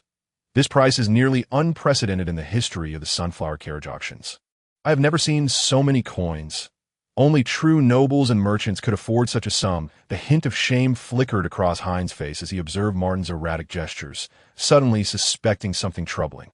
Martin, the girl you seek, could it be? Yes, Mr. Hines, she is the one I have been searching for. Martin replied in a subdued tone. His mind, having transitioned from initial chaos, was now racing, contemplating the possibility of leveraging the items he possessed to facilitate Shishian's escape. Hines fell silent as Martin dismissed one idea after another. Just then, Hines spoke again. Do you feel compelled to rescue her? Indeed, sir. She saved me once. She is my companion. Do you think that offering the twin flames as a trade could secure her? After determining that it was impossible for him to abscond with Shishian by his own means, Martin thought of using the item of rank he possessed as an exchange, realizing that this would likely expose his identity during the subsequent transaction. Let us bid for her first. Then we can see if there is an opportunity for collaboration with the auction house. He contemplated seeking assistance from the elderly man before him, yet based on Hines' previous words, it was evident that he too could not muster such a sum. He felt his thoughts were naive and foolish, but the urgency of the situation left him bereft of alternatives. Martin glanced at the elder opposite him, catching a glimpse of an appreciative smile on Hines' face as the elder kindly remarked, "As a rank 7 item, its value certainly far exceeds 5,000 holy gold coins, but the twin flames are your trump card. You should keep it well concealed, rather than allowing everyone to know. I may not have seen 5,000 holy gold coins, but who says one must solely bid with coins?" Then Martin saw the elder raise the sunflower insignia in his hand. And after the golden-haired youth in the opposite box called out a bid of 9,000 holy gold coins, he addressed the assembly below, a piece of spa-grade amethyst. Upon hearing his words, the lively atmosphere in the room momentarily hushed, as nobles and merchants turned their gazes toward the source of the voice. That "It is the Stargazer, Mr. Hines. He has made an offer for a spa-grade amethyst." Seemingly intrigued by the echoes of the masters of the Jinji Temple, this level of amethyst is valued around 10,000 holy gold coins. "Is there a higher bid?" The host's voice grew increasingly animated, while some merchants below scoffed, for in their eyes, the Stargazer was no exception, and his true interest lay not in the ethereal echoes of the masters, a cloud-grade amethyst. The voice of the golden-haired youth from the second floor rang out once more. Mr. William of the Hilton family raised his bid again, offering a cloud-grade amethyst, valued at no less than 11,000 coins. "Is there a higher bid?" The visage of the female host betrayed an unmistakable smile, for she was one of the investors in this sunflower carriage. The higher the bid, the greater her dividends. Meanwhile, in the private room on the second floor, the expression of a blond youth darkened as he set down his glass and cast a displeased glance in this direction. Upstairs, upon hearing the bid, Hines's countenance similarly soured. He could hardly believe that someone had produced a gem of Evian caliber. The situation had become rather intricate. He turned to the carriage with a look of resignation. After he spoke, Martin retrieved a gemstone from his pocket and handed it to Hines, inquiring, "Mr. Hines, do you deem this stone valuable?" Martin had been reminded of the stone he found beside the Capernaum Cathedral when Hines mentioned the amethyst of the hot spring grade. That stone shimmered with iridescent hues, and he wondered how it would be appraised within the gem hierarchy of this world. Upon seeing the stone, Hines's expression shifted dramatically. He took the stone with an uncharacteristic eagerness, scrutinizing it against the light of the crystal chandelier before bursting into laughter. "Where did you acquire this?" he exclaimed with excitement. "I found it," Martin replied candidly. Hines's expression turned peculiar upon hearing this, as he muttered to himself, "The flame of rubies, the violet speckles of amethyst, the verdant seas of emerald, so vibrant, harmonious, and breathtaking. This is undoubtedly a piece of opal of myriad colors. How is it that I have not stumbled upon an opal of such caliber? Does this lad possess high-tier items from the Wheel or Star coin decks?" After a moment's contemplation, the elder reluctantly returned the stone to Martin, stating, "This should be an opal of the Star grade, surpassing Evian in rank. Not to mention it belongs to the rare category of opal with myriad colors. So, can bidding continue?" Martin inquired that of course. Hines replied, his expression bemused. It was his first encounter with a gem of this level, and he was astonished that it would soon be traded. "Ladies and gentlemen, is there any further bidding? If not, this daughter of the left Psy King shall be taken away by Mr. William." The host continued to stir the audience, striving for a higher price, just as William Hilger believed the matter was settled and raised his glass to savor the exquisite red wine. A voice from the opposite private room interrupted. "A star-grade opal of myriad colors." William was caught off guard, choking on the wine and erupting into a fit of coughs, causing a stir among the crowd. Gems are the second most significant hard currency in this world, following currency itself. Their rarity combined with their affinity for the Genesis cards makes them an indispensable footnote in the economic system established by the three currencies: Holy Light, Holy Tree, and Holy Water. Furthermore, gems are categorized into 6 grades: Flame, Peacock, Hot Spring, Evian, Star, and Holy Light. The nobles and wealthy merchants present had encountered gems before, and even seen star-grade gems, but the star-grade opal was a rarity few had ever laid eyes upon. Even if they possessed one, it would be securely locked away in their treasure vaults for admiration. Not for auction, a star-grade opal is valued at over 15,000 gold coins. "Is there anyone else willing to bid?" The host's voice faltered slightly, as this bid seemed to surpass her expectations. Undoubtedly, Silence enveloped the room. In a fit of rage, William shattered his wine glass, and just as he was about to act, an elder beside him restrained him. After exchanging a few words, William calmed down, albeit with a sullen glare directed at Hines. Meanwhile, at the auction stage, Shishin appeared startled by the resounding thud of the gavel, transitioning from her previous state of confusion to a state of bewildered searching, softly murmuring as she sought something. Nearby, a cloaked attendant began to push the cage off the stage, preparing to escort it into the sunlit hall, while the girl within the cage called out softly, "Martin." Martin, Chapter 29. The small prophet card after Shishin was taken away, Martin felt compelled to seek her out in the sunlit hall. He was exhilarated, astonished that a stone he had casually picked up on the street could resolve his predicament at such a critical moment.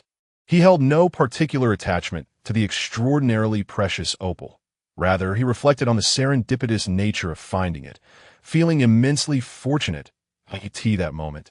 Hines addressed him, the elder's demeanor warm, as he said, "The delivery procedures won't be completed so swiftly. Why not stay with this old man for a while? The next item up for auction should be my small arcana." After hearing the elder's words, Martin decided to remain as the clock struck 8:30. The auction was poised to present its final item of the day, which was also the most valuable.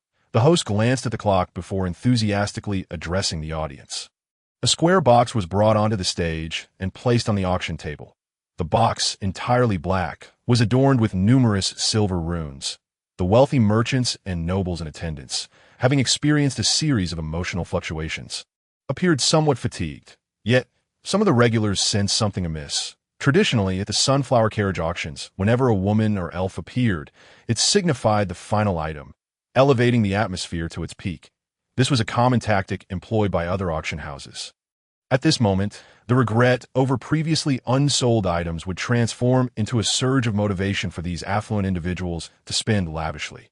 However, to their astonishment, there was yet another item following the daughter of the left Psy King, one even more valuable, prompting a flurry of speculation among them. After all, the previous girl had fetched a price for a star-grade opal, and the value of this new item was surpassing their expectations. "Ladies and gentlemen, have you heard the rumors regarding the 36 prophet cards?" The host's words elicited two distinct reactions from the audience. Most seemed unaware of the prophet cards, showing little response to the host's statement. In stark contrast, a smaller group, comprising the highest-ranking nobility and wealthiest merchants present, revealed smiles upon hearing the host's words. For them, the true purpose of their attendance at the sunflower carriage was finally set to be unveiled. Earlier, we mentioned the recent rebellion in the Golden Branch dynasty, where a slave assassinated the left Psy King, becoming the first black priest to preside over the Golden Branch Temple, a first in the dynasty's millennia of history. But what if I told you that someone predicted all of this 482 years ago? The vast majority of the audience displayed expressions of shock. After all, their trade networks were intricately linked to the ancient Golden Branch dynasty, and they had received news of the rebellion almost immediately. This was precisely why the host was able to pique their interest swiftly before unveiling the black cloth covering Shishin. They had all heard of the bounty and had nurtured fantasies about the left Psy King's youngest daughter. The Eden Division in the Azure City of Gynus had auctioned a small prophet card 2 decades ago, a card named Branch Break. The illustration depicted a slave standing atop the towering crown of the divine tree, breaking off the golden branch at its peak, while in the distance, a tower engraved with the emblem of the Aaron clan crumbled. It was said that the likeness of the slave on that card bore an uncanny resemblance to the current high priest of the Golden Branch Temple. The family that purchased the small prophet card had recently donated the Branch Break card to the Royal Museum. Those interested might consider visiting the museum during their trip to the capital.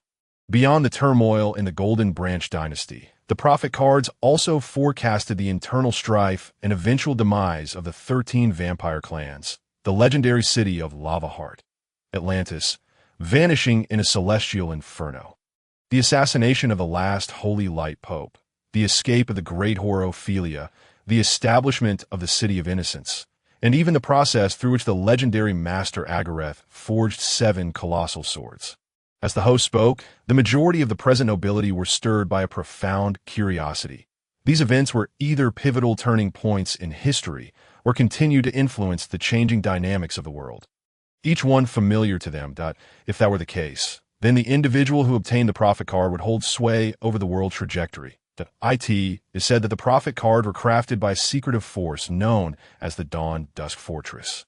Wielding the compass and anchor dual decks, divided into 12 great prophet cards and 24 small prophet cards, each representing a prophecy concerning the future, exchanged every 500 years, according to the information obtained from the Sunflower Carriage. A new set of prophet cards was completed in the year 2100 of the Rust Iron Era, which was 2 years prior. As anticipated, the final auction item for today is indeed a prophet card. As determined by the Council of Elders, we categorize this modest prophet card as an auction item of faction level, with a quality serial number of -3-14. It is important to note that the consignor will only accept Genesis cards of level 6 or higher, or corresponding magical items as exchange. Should they be cards or items from the compass set, the requirements may be relaxed to a certain extent. Upon the host's conclusion, murmurs of discussion erupted among the audience, with nobles and wealthy merchants expressing surprise or skepticism regarding the miraculous nature of the prophet card, while others deliberated its worthiness of being exchanged for magical items of level 6 or above. Subsequently, the bidding resumed, echoing within the hall. Though less fervent than before, the starting price was inherently higher, naturally limiting the number of interested and financially capable bidders. In the end, a handsome middle-aged gentleman, impeccably dressed, extended an offer comprising a 6-level square and a clover's card for the pillar card set, poised to successfully acquire the prophet card, just as the host was about to announce the auction results. A woman clad in a black veiled hat, holding a child's hand, spoke up loudly. "You have omitted a crucial detail." The female host appeared somewhat taken aback, her brow furrowing in confusion as she inquired. "What do you mean?" The woman rose to her feet, her expression blank, her tone calm, as she stated. "The McKay family, who procured the withered branch, has nearly extinguished all male heirs over the age of 16 within 20 years of acquiring this minor arcana. The hidden second ancestor was also discovered by their enemies, and the pillar card set, square 7 of causality, was ruthlessly extracted from their bodies, leading to their demise in the Mother of Dragons abyss. Their donation of the withered branch was merely a means of averting disaster. Even as the entire family now languishes in a mere remnant of a collateral line, glimpse tomorrow is to forfeit tomorrow. Why did you not disclose this to them?" As the woman spoke, Martin recognized her as the woman who had shared a carriage with him. He found her demeanor peculiar, though he could not articulate why. Across from him, Heinz's expression grew grave. For the first time during the evening's auction, the female host displayed signs of embarrassment, wishing to retort, yet lacking the words to do so. "Those who comprehend the world shall possess it. Those who foresee the future can alter it." From a seat in the back row of the hall, a man clad in a red robe and hood addressed the blank-faced woman. "Those who seek to desecrate time deserve death." The woman, upon hearing his response, stood up, regarding his attire with a still blank expression but adopting a tone laced with sarcasm. A red-robed lantern of the flame-bearers, ignoring the gentle tugging of her child at her garment. She began to speak loudly. The all-knowing record states that the previous page of the lantern card set, the Mother of Wisdom, Aji, confessed to the all-knowing eye that her knowledge and wisdom were, in fact, rewards obtained through communion with the prophet Yemia. Only the compass can be all-knowing. Wisdom is but a false deity. Her expression remained unchanged, yet her speech quickened, her tone no longer calm, but imbued with a fervor akin to a zealot reciting sacred verses. "Wah!" The child beside her began to wail, his cries growing increasingly louder. The man in the red corner stood, ready to unleash his wrath, only to witness the woman crouch down, pressing her hand against the back of the child's head, covering his mouth. The child, muffled at both nose and mouth, ceased to make noise but was unable to breathe. The blank-faced woman tightened her grip, and the child transitioned from mere tears to frantic struggles, his eyes widening in confusion as he failed to comprehend his mother's intentions. The woman did not relent. Rather, her expression remained impassive as she intensified her grip, the child's skull gradually deforming under the pressure, blood beginning to seep from his eyes, nostrils, and ears, staining her hands crimson. A noble woman in attendance screamed. The rotund merchant seated next to the woman shifted from disdain to shock, before ultimately fleeing in terror. Cursing the woman's cruelty, the crowd began to sense the disturbance, gradually distancing themselves from her, as the black-clad attendants of the sunflower carriage moved to intervene, intent on halting the madness. The woman continued to crush the child's skull, murmuring, "I told you to mind your manners and not to cry out in public." The black-clad attendants swiftly approached her, poised to prevent any further actions, yet she pressed on with a final, forceful squeeze. The child's skull shattered, his head reduced to fragments. White and red viscous fluids splattered the blank-faced woman. She opened her bloodied hands, closed her eyes, tilted her head back, and exhaled deeply, proclaiming, at last, "It is quiet." Chapter 30. Virtue exorcises evil. The surrounding attendants were taken aback, unable to fathom how a mother could commit such an atrocity against her own child, gazing at the woman smeared with the gruesome mixture. The hairs on their bodies stood on end.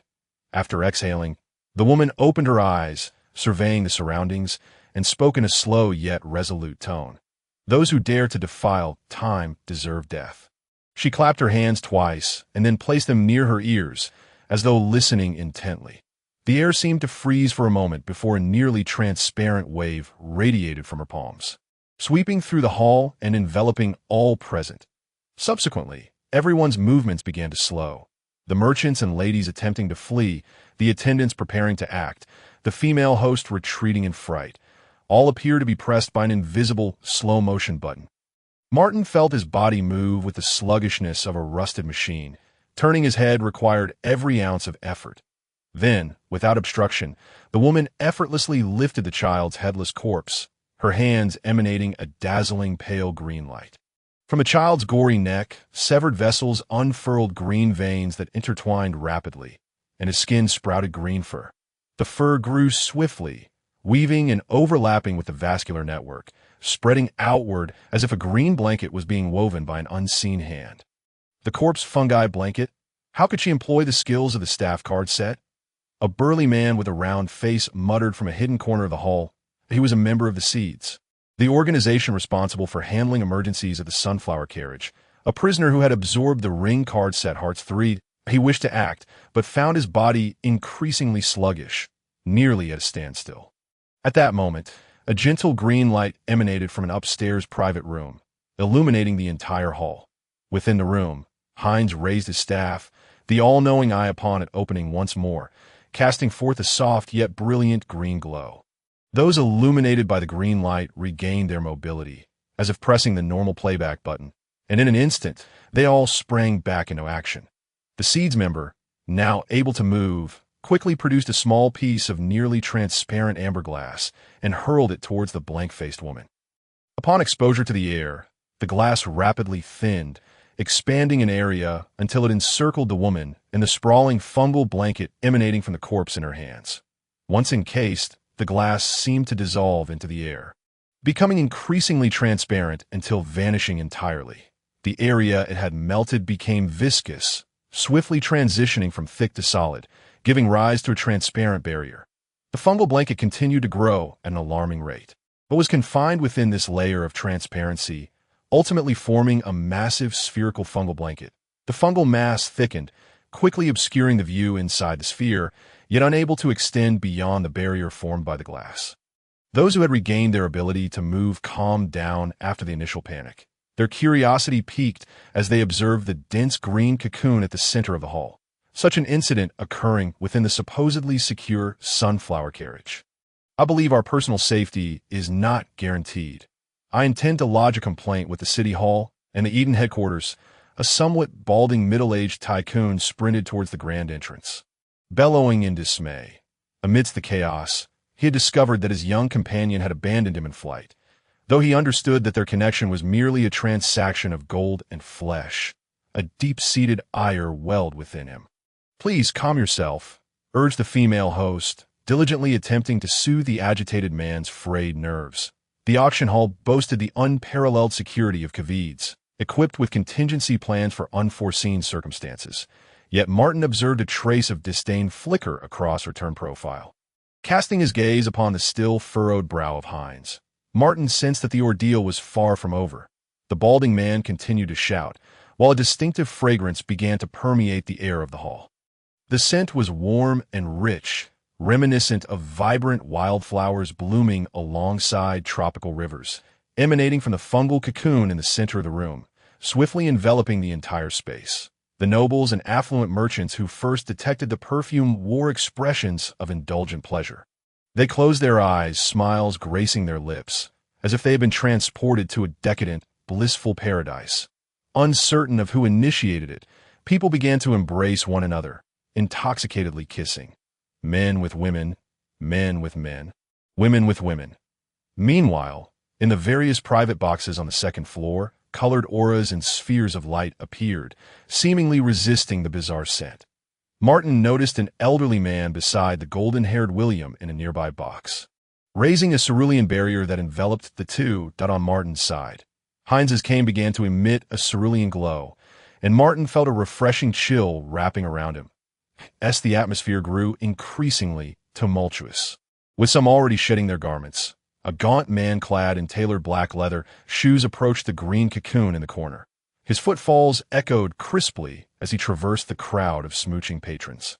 Removing the glove from his left hand and extending it towards the cocoon, revealing his palm inscribed with incomprehensible symbols, he softly uttered a syllable directed at the fungal cocoon. Torch. Instantly, a complex circular magic circle materialized on the floor. Blanketing the hall, surrounding it were a multitude of indecipherable symbols, and a colossal rune shaped like ace emerged beneath the green cocoon, radiating a blinding light. Countless flames ignited in the air, their hues shifting rapidly to green, as if consuming not oxygen, but the very essence of the intoxicating perfume that had unleashed a torrent of forbidden thoughts. The green fungal cocoon, too, was engulfed by the flames, transforming into a massive fireball. As the inferno subsided, the scene within was unveiled. The headless child's corpse had been reduced to charred remains, discarded at the feet of a woman with a blank expression. Strangely, she appeared untouched by the conflagration. Her Lolita-style gown, adorned with vertical black stripes and ruffled edges, remained immaculate. In her hand, a silver-bottomed fire agate perfume bottle had mysteriously appeared, its surface shimmering with fiery hues, akin to the scales of some arcane creature. The captivating aroma gradually dissipated, and the onlookers, akin to awakening from a dream, regarded the scene of entwined lovers with astonishment and shame. Quickly parting ways, a wave of embarrassment washed over many nobles, while some male patrons seemed unfazed, gazing meaningfully at their former partners. The ancient symbols. Is it the stigmata record keeper of the sealed deck? I never anticipated Heinz collaborating with the Sunflower Carriage to such an extent, mused the impassive woman, her expression unwavering as she directed her gaze towards Heinz, who leaned on his cane on the second floor, and shouted, "What have you exchanged with Eden? Your decayed soul." Heinz, absorbing the woman's reproach, maintained his stoic demeanor. Omniscience reveals to me that dusk has arrived, and the chasm of tomorrow has deepened to an almost insurmountable degree. This is the only path, his expression grave. Heinz seemed eager to elucidate something to the woman. "Have you seen the Revelation motherboard?" she inquired, a hint of surprise in her tone. "We all know the motherboard has been lost," she added, her expression momentarily frozen. "You ventured to the boundary of dawn and dusk, did you not?" A laugh escaped her lips, somewhat disjointed, as if she had stumbled upon an amusing thought. "Did you witness how you met your demise?" She shouted at Heinz, already aware of the answer, her laughter spiraling into madness. During their exchange, the slender man in handcrafted shoes revealed an ancient tome in his right hand, with his left hand inscribed with runes. He slowly turned the pages, each inscribed with archaic text and illustrations. As he progressed, the runes on his hand flickered before gradually fading, as if time itself had worn away the ink. At last he arrived at the desired page, which depicted a grand classical oil painting of a hidden garden, where strange and sinister creatures emerged from a pool, while goddesses and angels, their garments billowing, expelled them from the shore. In the corner, a painter with a broad-brimmed hat silently documented the scene. The title beneath the artwork read, "Virtue Expels Vice," alongside the signature of the artist, written in graceful script, Richie Layer. The man fixed his gaze on the lower left corner of the painting, where a nightmarish, armless creature was depicted, its plump face vacant and its lower half resembling a grotesque fishtail, desperately attempting to crawl ashore. Inscribed upon its forehead was a name laden with mystery. Eurydice, seemingly having gleaned the answers he sought. The man closed the ancient tome and extended his left hand once more towards the impassive woman. All at once, the remaining black runes on his palm began to drift downwards like musical notes, ultimately coalescing into a rotating magic circle. Surrounding this circle, two rings of ancient symbols spun in opposite directions, the air resonating with the sound of a turning wheel. At the center of this wheel lay the name of the nightmarish creature. With a solemn expression, the man bellowed at the impassive woman, "Expel." Chapter 31. Assassination. Expel. The gaunt man yelled at the impassive woman. The two rings of symbols surrounding the rotating circle accelerated rapidly, and a blinding beam of light burst forth from within, dissolving the name of the fish-tailed beast. The beam shot towards the woman, its intensity palpable, scorching the very air around them, rendering the remaining attendants and members of the Seed Squad unable to open their eyes as the light gradually dispersed. They looked curiously towards the spot where the impassive woman had been standing. The layer wheel array, a voice, tinged with surprise, echoed amidst the fading motes of light. As clarity returned, the onlookers gasped in astonishment, for the woman remained unscathed, seemingly unaffected once more. "How is this possible?" The gaunt man muttered in disbelief. "Your shadow book contains the true name of the Mirror of Water? Incredible. Yet alas, the expulsion wheel with only two rings of ancient symbols lacks the necessary potency, and you have misidentified your target," the veiled woman remarked with a tone laced with scorn, exuding confidence despite her unchanging expression. "Had it been the wheel of deprivation or the wheel of dissipation, I might have needed to exert myself. But mere expulsion lacks sufficient depth." The gaunt man's countenance grew increasingly grave. The impassive woman disregarded him, turning her attention back to Heinz above. "What did you witness at the boundary of dawn and dusk?" Heinz pondered for a moment before replying. "The collapse of the world." The woman huffed derisively, continuing, "Have you ever considered that the world's collapse began with your theft of 5 arcana cards from the fortress?" Heinz appeared unfazed by the woman's psychological probing, resolute in his chosen path, displaying no regret. "Stubborn fool." The taciturn woman anticipated the elderly man's reaction. She turned once more towards the auction stage, her gaze briefly intersecting with that of the sole remaining female host on the platform. Yet she failed to spot the small profit car that was about to be auctioned. The Ford had mobilized more than just me. "Enjoy yourself, Heinz of the Eye of Chaos," the woman remarked to Heinz before she leaned back, a resplendent, grand fishtail shimmering with iridescent hues rising beneath her legs, enveloping her form like a wave upon the surface of the water. And then they both vanished into a whirlpool. Not far from her, a gaunt man stepped forward at the moment she fell back, intending to intercept her, yet he could only watch helplessly as she disappeared before his eyes. "Victor!" the gaunt man shouted towards a corner of the hall. "Yes, Captain," replied the youth who had earlier thrown the glass to ensnare the taciturn woman. "And no trace found. Jabber's illusionary square has not detained any transported objects or beings. And the Shadow Weaver-esque silk has not responded.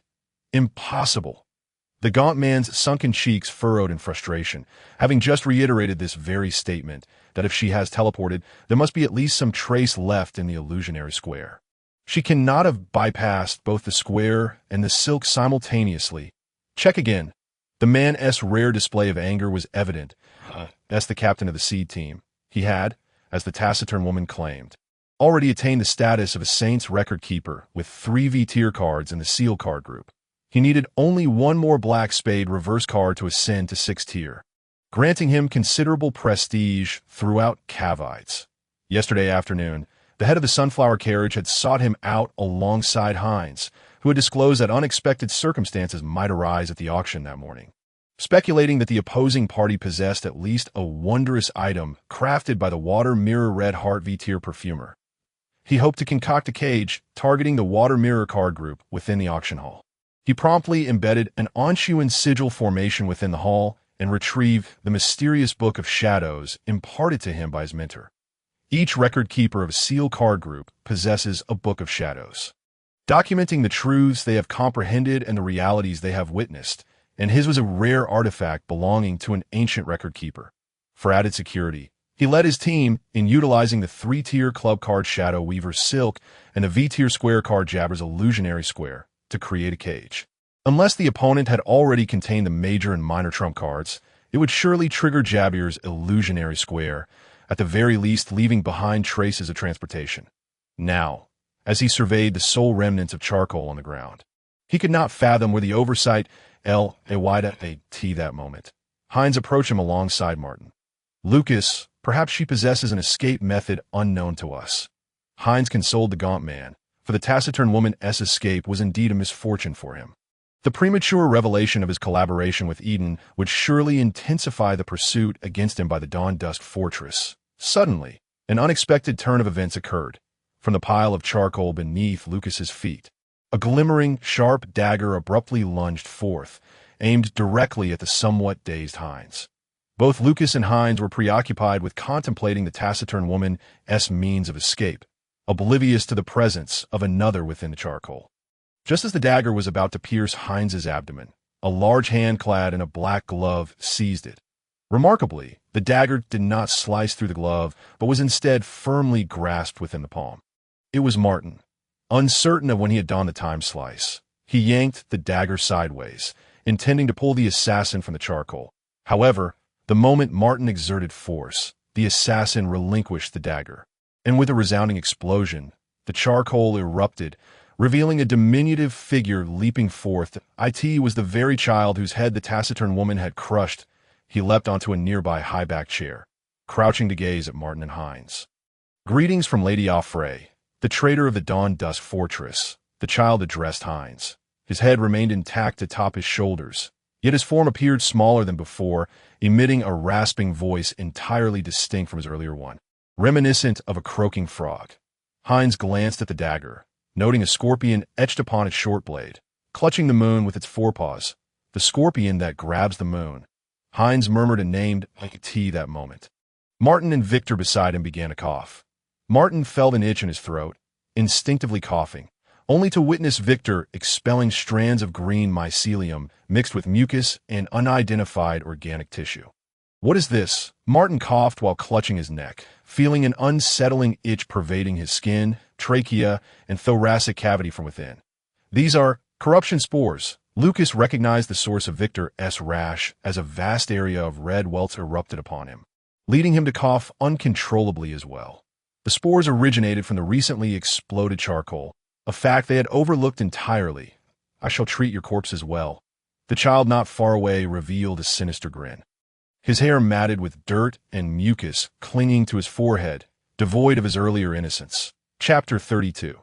The silver triumph chariot. After the small boy spoke, Martin observed a rare expression of fury manifest upon Hines's face. Although he had known the elderly man for merely a day, the elder consistently bore a warm smile. Exuding an old-world gentleman's elegance, he produced a silver hourglass from his pocket, one end containing a scant amount of pale green sand. He inverted the hourglass, placing it beside Martin and the others, then coldly regarded the child crouching on the high-backed chair. As the green sand within the hourglass trickled down, a misty radiance enveloped the three of them.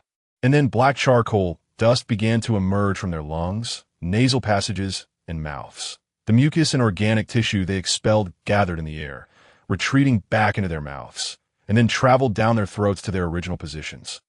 The red welts upon their skin dissipating swiftly.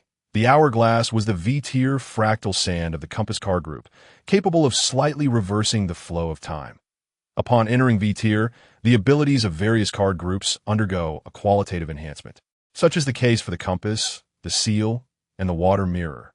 With the elevation of the compass card tier, the host can observe and capture an increasing number of temporal rifts. In the span of time, they can reverse expands, with these temporal rifts transforming into the sands of the hourglass. Hines gazed at the distant child, his demeanor growing exceedingly indifferent as purple sparks of electricity began to emanate from his eyes, accompanied by a crackling sound in the air, reminiscent of a deity. The child, upon noticing Hines's reaction, chuckled and remarked, "Are you angry?" A torrent of mud began to surge from atop his head, cascading down and enveloping his entire form, eventually solidifying into a mocking statue. Heinz approached, leaning on his staff, and with a crack, shattered the statue, frowning at the remnants before addressing the recently revived Lucas and the others. He has escaped.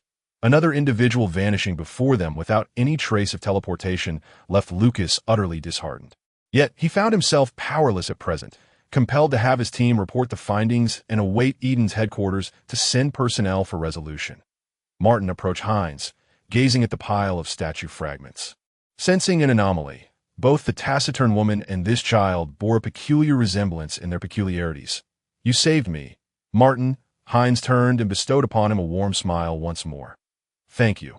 Martin felt somewhat guilty, aware that given the Elder's subsequent display of power, even without intervention, the dagger would not have harmed him. "You utilized the ability of the time slice, did you not?" Heinz continued. "To master it to such an extent within a mere day is quite remarkable." At long last, everything settled, leaving only the few of them in the hall.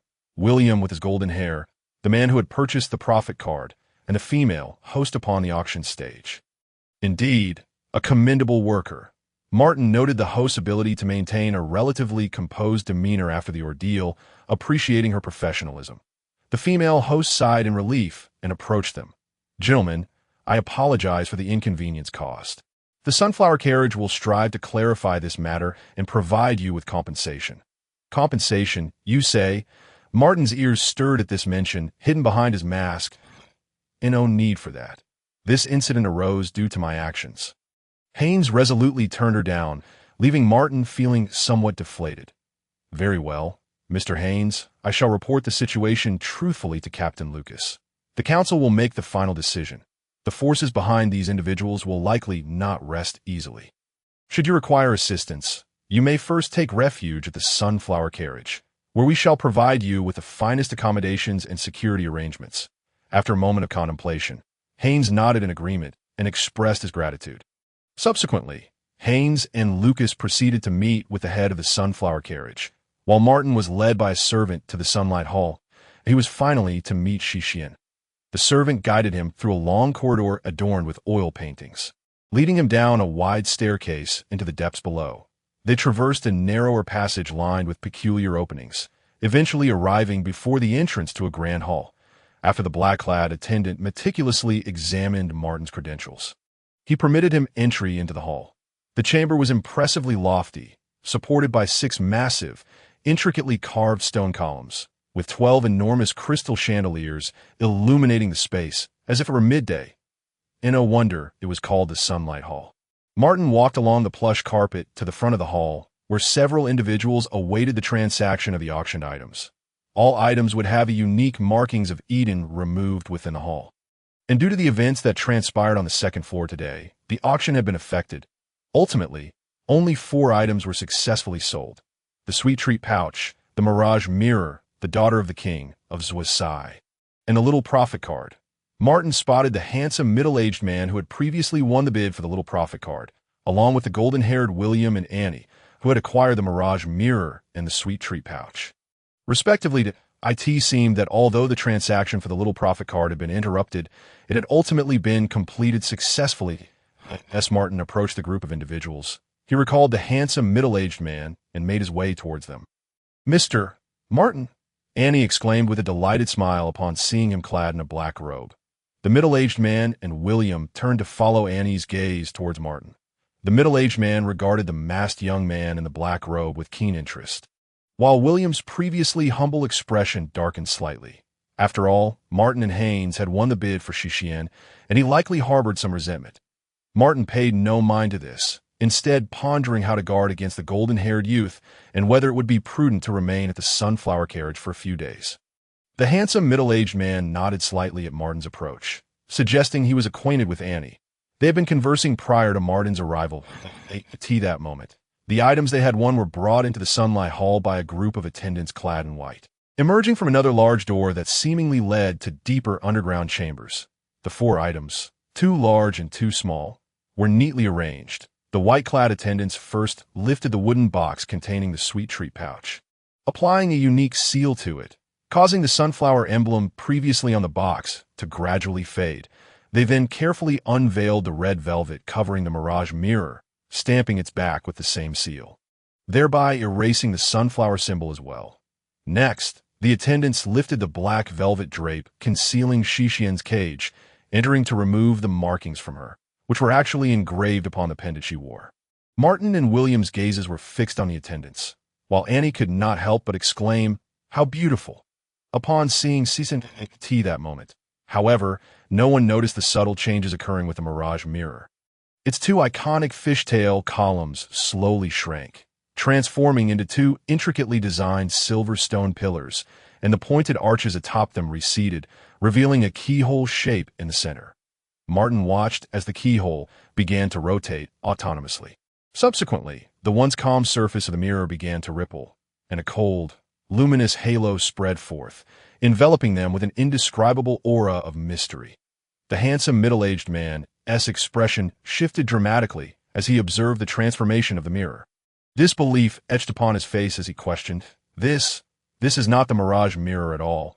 It is the silver Triumph carriage." As his words echoed, the items within the halo, along with William, Annie, Martin, the middle-aged man, Shixian in her cage, and the two white-clad attendants, felt their bodies shift, all being drawn into the mirror's depths. Chapter 33. Blood Moon Martin felt as though he had entered a magnificent corridor, his body spinning countless times in an instant before abruptly crashing to the ground, akin to being struck by a speeding train. Yet he felt only a dizzying sensation, devoid of any significant pain. This experience bore some resemblance to the previous time the enigmatic queen had used a complex heptagram to transport him from the Golden Sparrow Palace to Cavitas, though this was far more intense. That time, it felt as though he stood still while the scenery whirled past, but now he was the one in motion, feeling as if some force was tearing at his very being, nearly shattering him.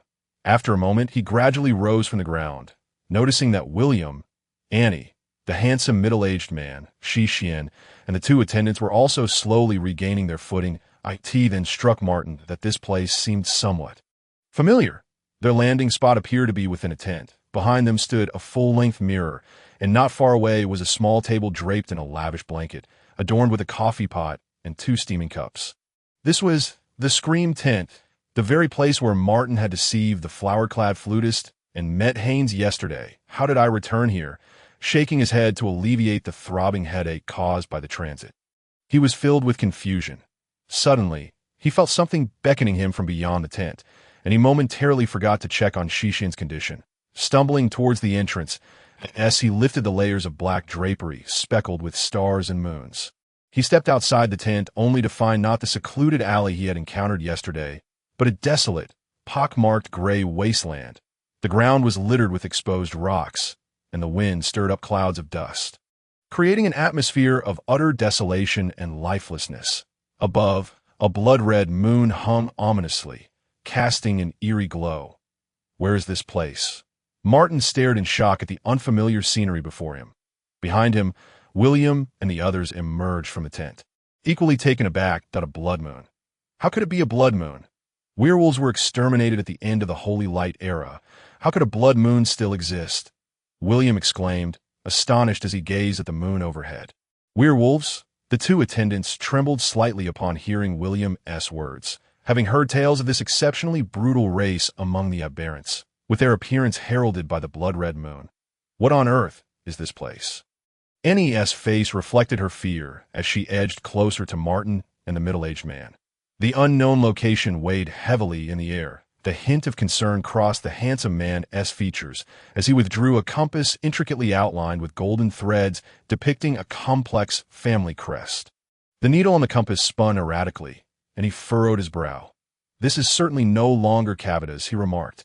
"Uncle Horn, what exactly is the silver Triumph carriage you mentioned?" Annie inquired. The man known as Horn stowed the compass and addressed her. "It is a 6th-tier magical item from the Kidek, shrouded in mystery. I have only heard whispers of it. It is said to allow free traversal between different locations without the need for a time-space ritual, provided one sets up a docking point at the destination in advance. And no need for a ritual?" William exclaimed, astonished. But isn't every instance of time-space transportation realized through the opening of dimensional rifts via rituals? This seemed to surpass his understanding. Under normal circumstances, yes, Horn explained. However, if this item is itself a unique rift, it would not require a ritual. William was left speechless, stunned by the revelation that, could we potentially reverse the transport and return through the docking point here? Martin interjected, contemplating a possibility. Uncertain, but theoretically no. The docking point is not the Silver Triumph carriage itself. It can only passively receive transport. After pondering for a moment, Horn responded. They promptly returned to the tent. At which point Martin realized that Shixian had not actually left. She was observing the floor-length mirror, and upon noticing their entrance, her eyes glimmered with caution as she failed to recognize Martin. Shixian, the blonde youth exclaimed, seeing that Shixian appeared to have regained her senses, no longer resembling the dazed figure from the auction hall. He seemed quite familiar with her. William, Shixian scrutinized the young man before her and recognized him. It's me. The blonde youth approached Shixian, smiling as he spoke. It's truly wonderful to see you awake. Both Professor Hicks and I have been exceedingly worried about you, and we rushed over upon hearing news of your situation in cavities. Did Grandpa Hickson come as well? She inquired. Yes, but he's not here. It seems we're trapped in this place. As Martin listened to their conversation, he began to comprehend why William had been so intent on competing for Shixian during the auction. He walked deeper into the tent, approaching the floor-length mirror, where he found the middle-aged man named Horn had also arrived. Horn gave him a slight smile and said, Do you also suspect that this is the docking point for the Silver Triumph? Indeed, Martin replied in a low voice while stroking the surface of the mirror. Yesterday, when he had entered this tent, Hines and that perfumer had emerged from this very mirror, which had shattered after Hines exited. Yet now it was perfectly intact. There was something amiss, coupled with the woman who had mysteriously vanished from the sunflower carriage today, disguised as a mirage mirror of the Silver Triumph. He felt he had grasped a thread of the enigma. What time is it? He suddenly asked. Horn was momentarily taken aback, but then produced a pocket watch to check the time. It is 9:18 a.m. Upon hearing this, Martin straightened up and began surveying the tent. I heard from Hines that the Scream tent operates from 8:36 p.m. to 8:36 a.m. It is said that this timing is related to the legendary blood moon, he added. During the daylight hours outside of operational time, entry into the tent is forbidden. Otherwise, terrible things will occur. He recounted the tale of the vagrant he had heard from Hines to the others that it is no longer the tent's operating hours. Yet we have been transported here. So, does this mean that whoever brought us here intends to take our lives? And interjected, No, if they wanted to assassinate us, there would be no need for such elaborate measures. Especially to strike within the confines of the sunflower carriage. Martin shook his head. Yesterday, I encountered someone similar to that dull-witted woman in this tent, and her objective revolved around the Prophet's card. He disclosed some of his previous experiences, recognizing that escaping the current predicament would not be easy. The docking point was likely set up by her yesterday. Her goal in arranging the Silver Triumph was probably still linked to that small Prophet's card.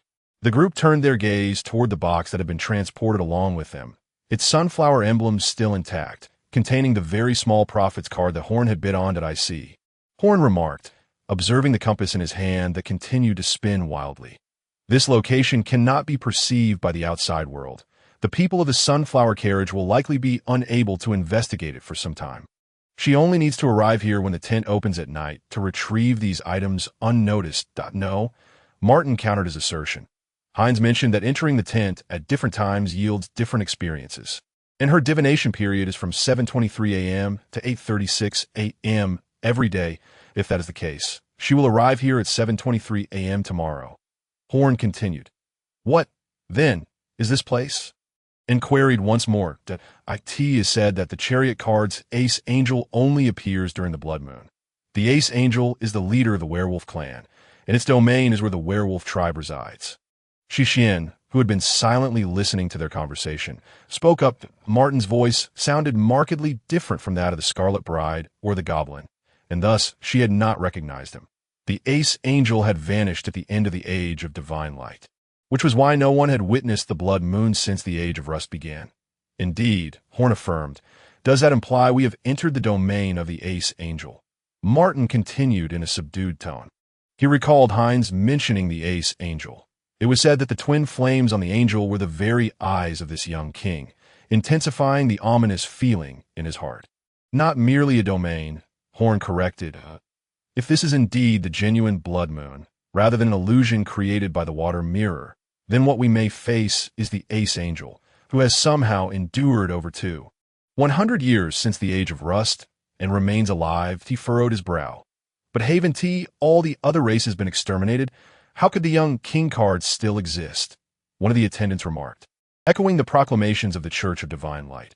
Alongside the ace angel, a creation-level artifact also disappeared.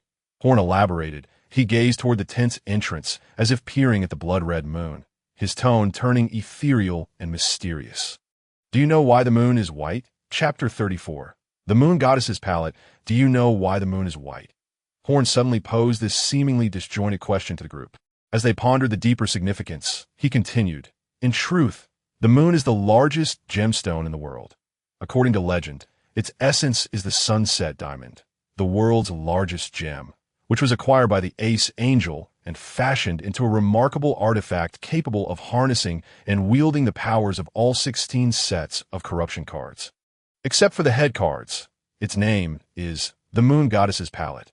This palette encompasses all 16 colors corresponding to the corruption cards and nearly possesses creation-level power. Subsequently, the ace angel was slain by multiple human masters, and during that battle, the Moon Goddess's Palette was reduced to half, shattering into the moon in the sky, while the other half became the dark side of the moon, a place shrouded in mystery. The ace angel, grievously wounded, vanished, and it is rumored that it took refuge in the dark side of the moon. This is why the moon is only visible at night, for it remains but a fragment of its former self. It is also why the moon appears white, as white is the amalgamation of all colors, all derived from that half of the Moon Goddess's Palette. Since then, incidents have occurred where ordinary people witnessing a full moon have been tainted and transformed into werewolves, the cause of which remains unknown.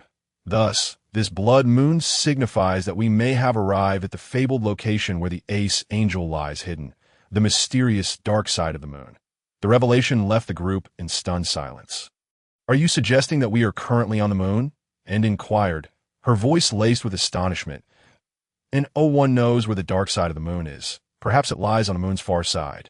Perhaps on some distant land beyond the continent of Mir, or perhaps in a dilapidated tent at the corner of a street. Horn said with a wry smile, acknowledging that regardless of the location, they would not be able to escape anytime soon, nor could they be found, while potentially facing the imminent threat of the young, king-level aberration. Just then, a wolf's howl erupted from outside the tent, resonating ominously close. The group exchanged worried glances, as the howl seemed to validate the middle-aged gentleman's earlier words. Their fears had finally materialized. Even the composed middle-aged man displayed a flicker of despair as he solemnly addressed the group. Regardless of whether this is the dark side of the moon, our situation is dire. Therefore, I implore you to muster all your strength. After uttering these words, the middle-aged man produced a desiccated monkey's paw from his pocket. An incongruous item given his attire and demeanor, he addressed the monkey's paw, stating, I require the power of guardian. I shall absolve 10 thieves of their crimes. The monkey's paw twitched slightly, then it extended its index finger and shook it, subsequently curling its thumb and forefinger to form a gesture signifying 3. All right, 30, the middle-aged man replied with a hint of resignation. But it must not have committed any other crimes, he added. The withered monkey's paw maintained its gesture for a moment before it snapped its fingers. A purple orb of light materialized within the monkey's paw, rapidly expanding. Martin felt a warm aura envelop him, providing a sense of solid support, and the others experienced the same sensation. It resembled the protective power of the amethyst I had utilized previously, yet its effects were significantly more potent, nearly enveloping the entire tent. And this was the power of the monkey's paw. The man did not seem to be a savior and bore no signs of a salvation talisman. Martin mused to himself. The others also prepared themselves. The 2 attendants appeared to possess no items and could only huddle beside the middle-aged man, while Shishien approached William, believing him to be the only trustworthy individual among them. and he produced a small obelisk statue, while William revealed a small box resembling a music box. The surface of the box was coated in black lacquer, with a tiny chalice symbol engraved in the lower left corner. And the lid bore a faint relief depicting three maidens grooming a beautiful lady before a full-length mirror.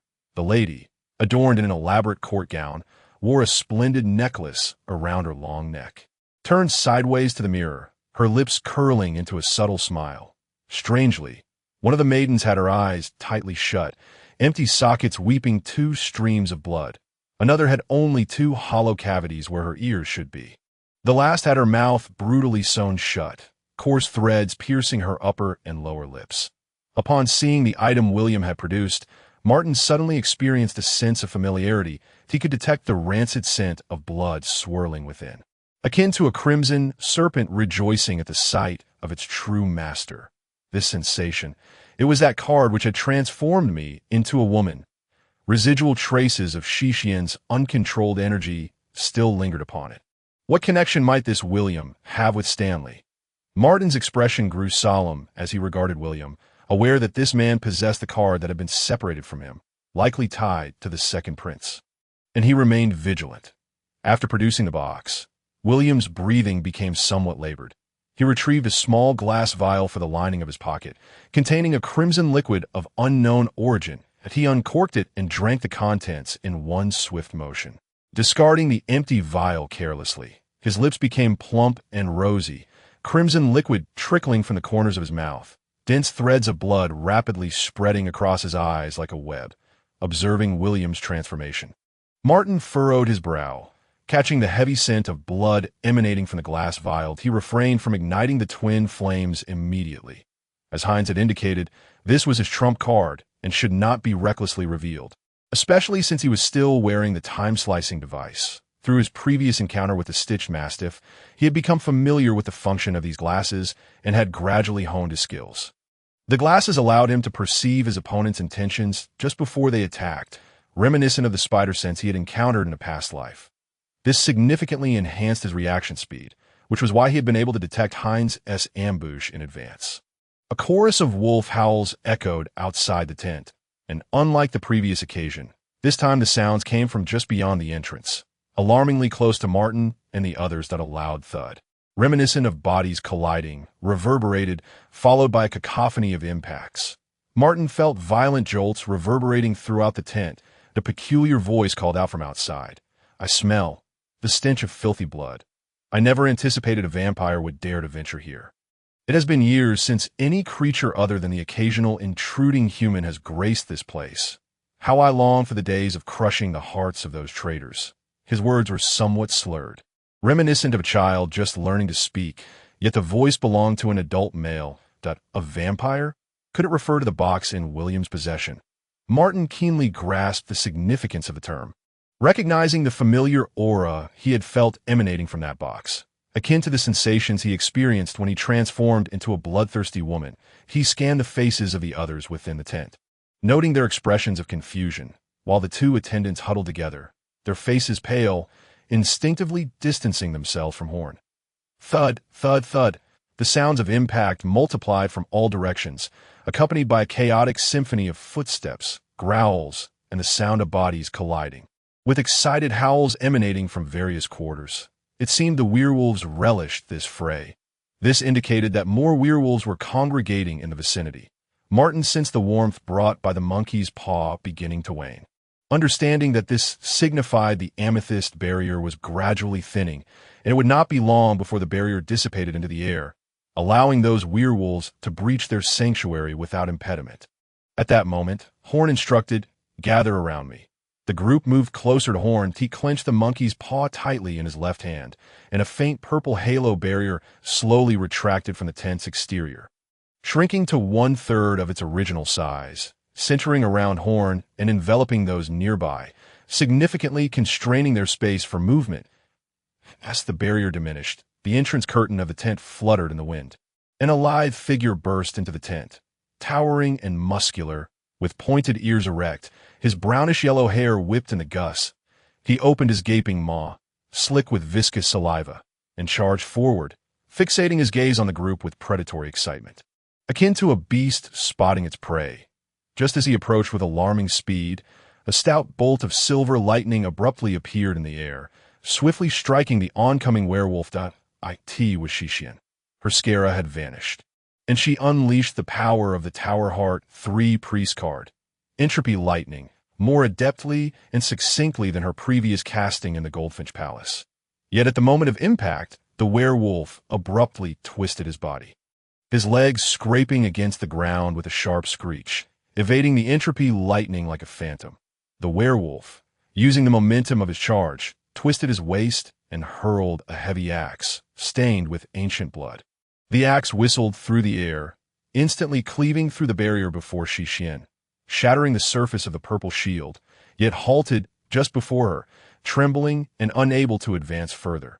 The werewolf, seeing this, beckoned with his hand, and the axe spiraled back to him, a cruel smile gracing his lips as he bellowed, "Woman, or perhaps two. The last time was over 100 years ago. The tender flesh on my tongue could rival a heart." Chapter 35. The box of gentle kindness. The group shuddered at his savage words, and Annie, clutching the obelisk statue, was on the verge of tears. Today was indeed the day of sacrifice. It was as if the Lord Anubis was watching over them. He continued, "It is the true name of an angel." Horn fixed his gaze upon the werewolf and added to Martin, "It is a name of the angel." Martin nodded. Had the werewolf charged directly at them, he was confident he could have unleashed the green flames to repel him behind the barrier, but the current distance was still too precarious. More werewolves entered the tent, their expressions turning grotesque as they drooled at the sight of the group. Strangely, they did not immediately shred the tent. The expressions of those within the tent grew increasingly grim. That moment, an incomprehensible chant echoed through the tent, the syllables muddled and curt, filled with an array of tongue clicks, guttural sounds, and nasalized mimicry, as if emanating from a madman who had lost half his face to Zero. Arlu Shag, Ngiecheftine, Yoafich, Ngotha, Hlurg Ngao. In the hidden dark realm, great dark father, I pledge my covenant with you, becoming your soul's servant, hoping for your protection, and wishing death upon the heretics.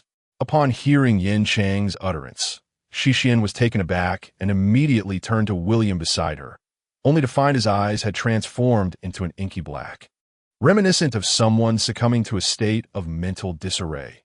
However, this was an act of his own volition. His golden locks obscured his visage, rendering his expression indiscernible. His right hand was outstretched, and his mouth incessantly echoed those peculiar syllables, their cadence quickening with each repetition. In his left hand, a box intricately carved with the likeness of a goblet lay open, revealing an unknown crimson liquid that exuded a rich, yet non-irritating, scent of blood. Grollo! Horn furrowed his brow, casting a rare look of disdain at William. "It is you, despicable human, wretched vampire. You are all filthy descendants of Karnston, offspring of harlots. I shall eviscerate you, extract your hearts, and crush them to pulp. I will offer you as a living sacrifice to Lord Anubis." The werewolf leader bellowed, his gaze filled with malice as he glared at the box in William's hand, his demeanor a stark contrast to the arrogant hunter he had been moments before. Karnston. Martin was taken aback as the werewolf uttered a term he had never anticipated. It was one of the whispers that haunted him each time he employed the twin flames, the very root of his gradual descent into madness. He fixated on the werewolf, yearning for more information. Yet the creature merely gasped for breath after uttering those two phrases, his agitation escalating to an almost unnatural level, akin to a trumpet blaring at full volume. He must know something. I need to find a way to interrogate him, Martin mused inwardly. Meanwhile, before William, a rift in the air suddenly tore open, revealing the lower half of a woman's face. Her lips were lush and full, her nose elegantly arched, the lower visage embodying the archetype of a great beauty. As the rift widened, her eyes became visible, enormous compound eyes of an insect. Countless hexagonal facets adorned those eyes, surrounded by numerous bristles. The woman's nose and mouth appeared perfectly normal, even strikingly beautiful, yet the juxtaposition with the insectal compound eyes rendered her visage grotesque. The compound eyes surveyed the multitude of werewolves before her mouth stretched wide, unleashing a multitude of slimy tendrils. As the tendrils extended, her face morphed entirely, resembling a predatory guise of some otherworldly creature. The tendrils swept towards the surrounding werewolves. The leader, having just experienced a fit of rage, now resembled a sword tempered too fiercely. Lacking his previous agility, he had just severed one tendril with his great axe when he was immediately lashed by others, his earlier grace utterly diminished. Martin observed as the werewolf's pupils were enveloped by a crimson iris, blood streaming from his distinctive upright ears, his senses severely compromised. Yet the other werewolves appeared unaffected. It must be the box's influence. He glanced at the open box in William's grasp. The leading werewolf was about to be ensnared by the tendrils when he suddenly howled into the air. The other werewolves, upon hearing that howl, joined in a cacophony of cries. The chorus of howls struck Martin's mind like a series of heavy hammers, causing a profound mental upheaval, as though he were standing at the base of a canyon. Countless wolves racing down from the mountains, with a blood-red moon hanging ominously above, in assault on the mental realm. How could the werewolves possess such power? Martin thought, having endured the mental impacts of the twin flames before. His reaction was comparatively subdued. Shishien, Annie, and Horn all clutched their heads in agony. Collapsing to the ground, Horn's monkey paw fell from his grip, losing its violet sheen, and in an instant, the protective barrier surrounding them retracted into the paw. Vanishing entirely, with the barrier gone, the two attendants howled like wolves.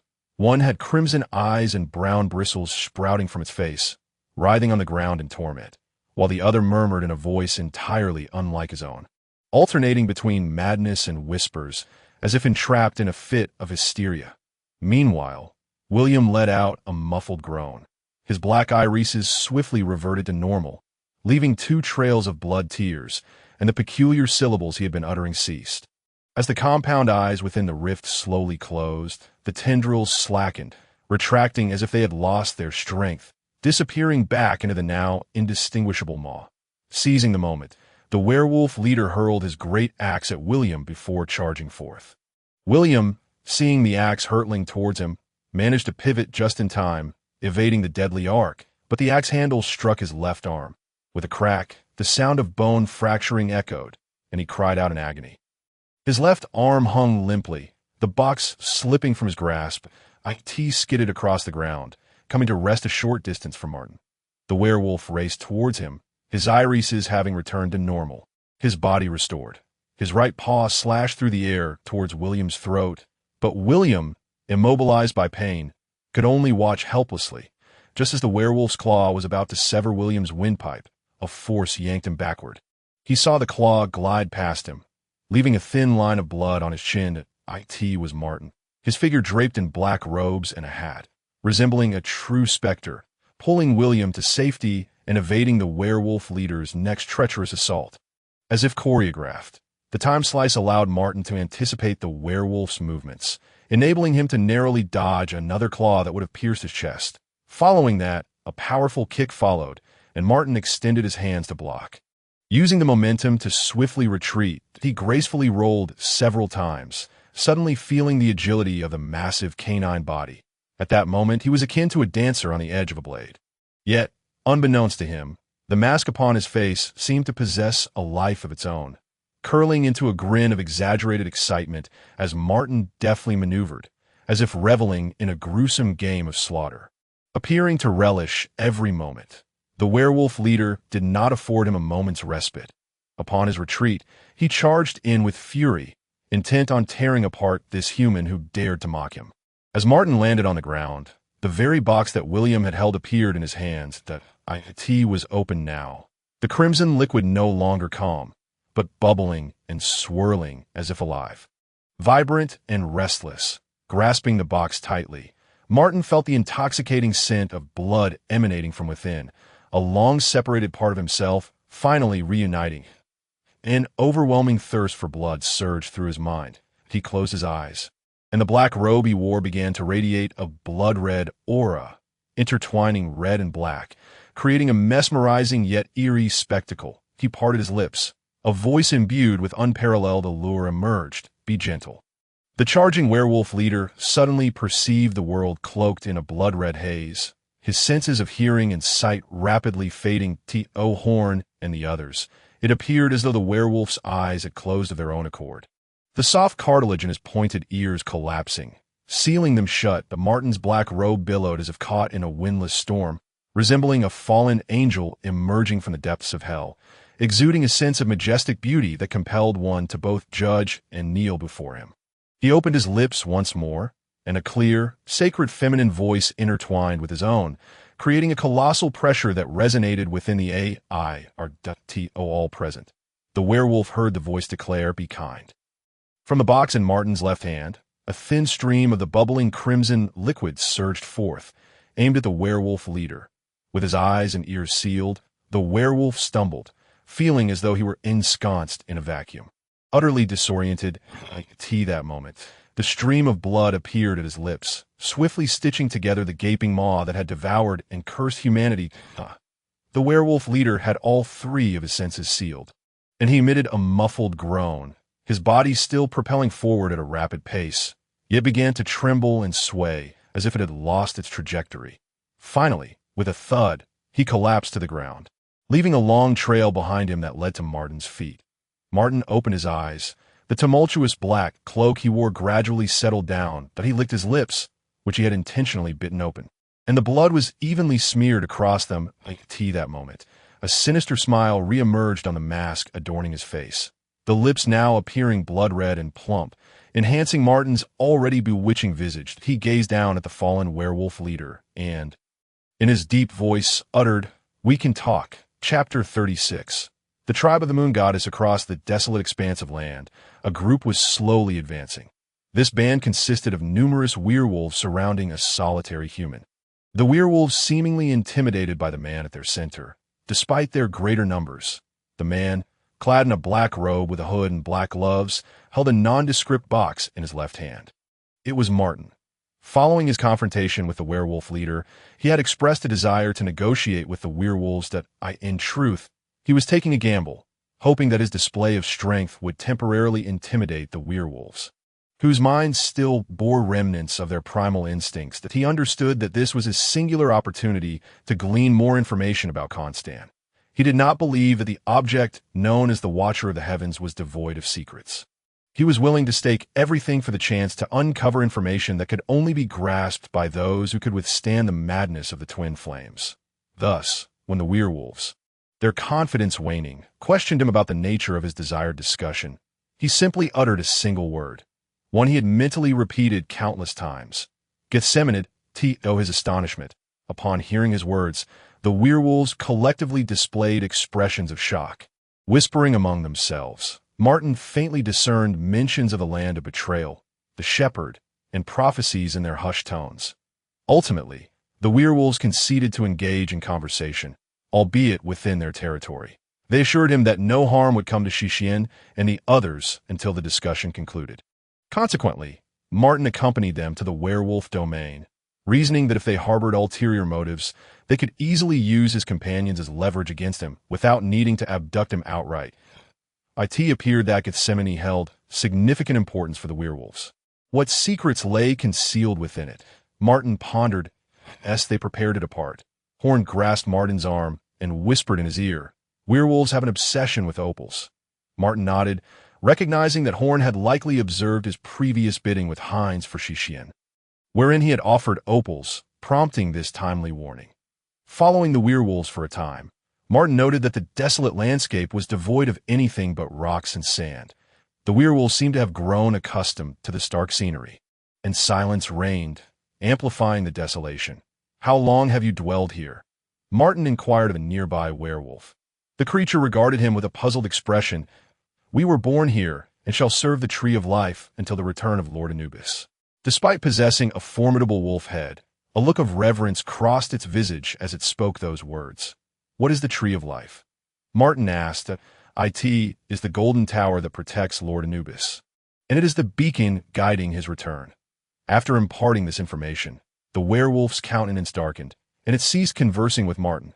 Upon hearing the term Tree of Life, Martin was taken aback, for he had encountered this phrase before when speaking with Belisarius. When inquiring about the origin of the name of the city of Cavides, the elder had recounted the legend of the Tree of Life from the ancient era. According to the tale, the region of Cavides had once belonged to several disparate tribes, and a colossal ancient tree had stood there, towering into the clouds, existing for an indeterminate number of years, revered as the Tree of Life. The vein of the earth.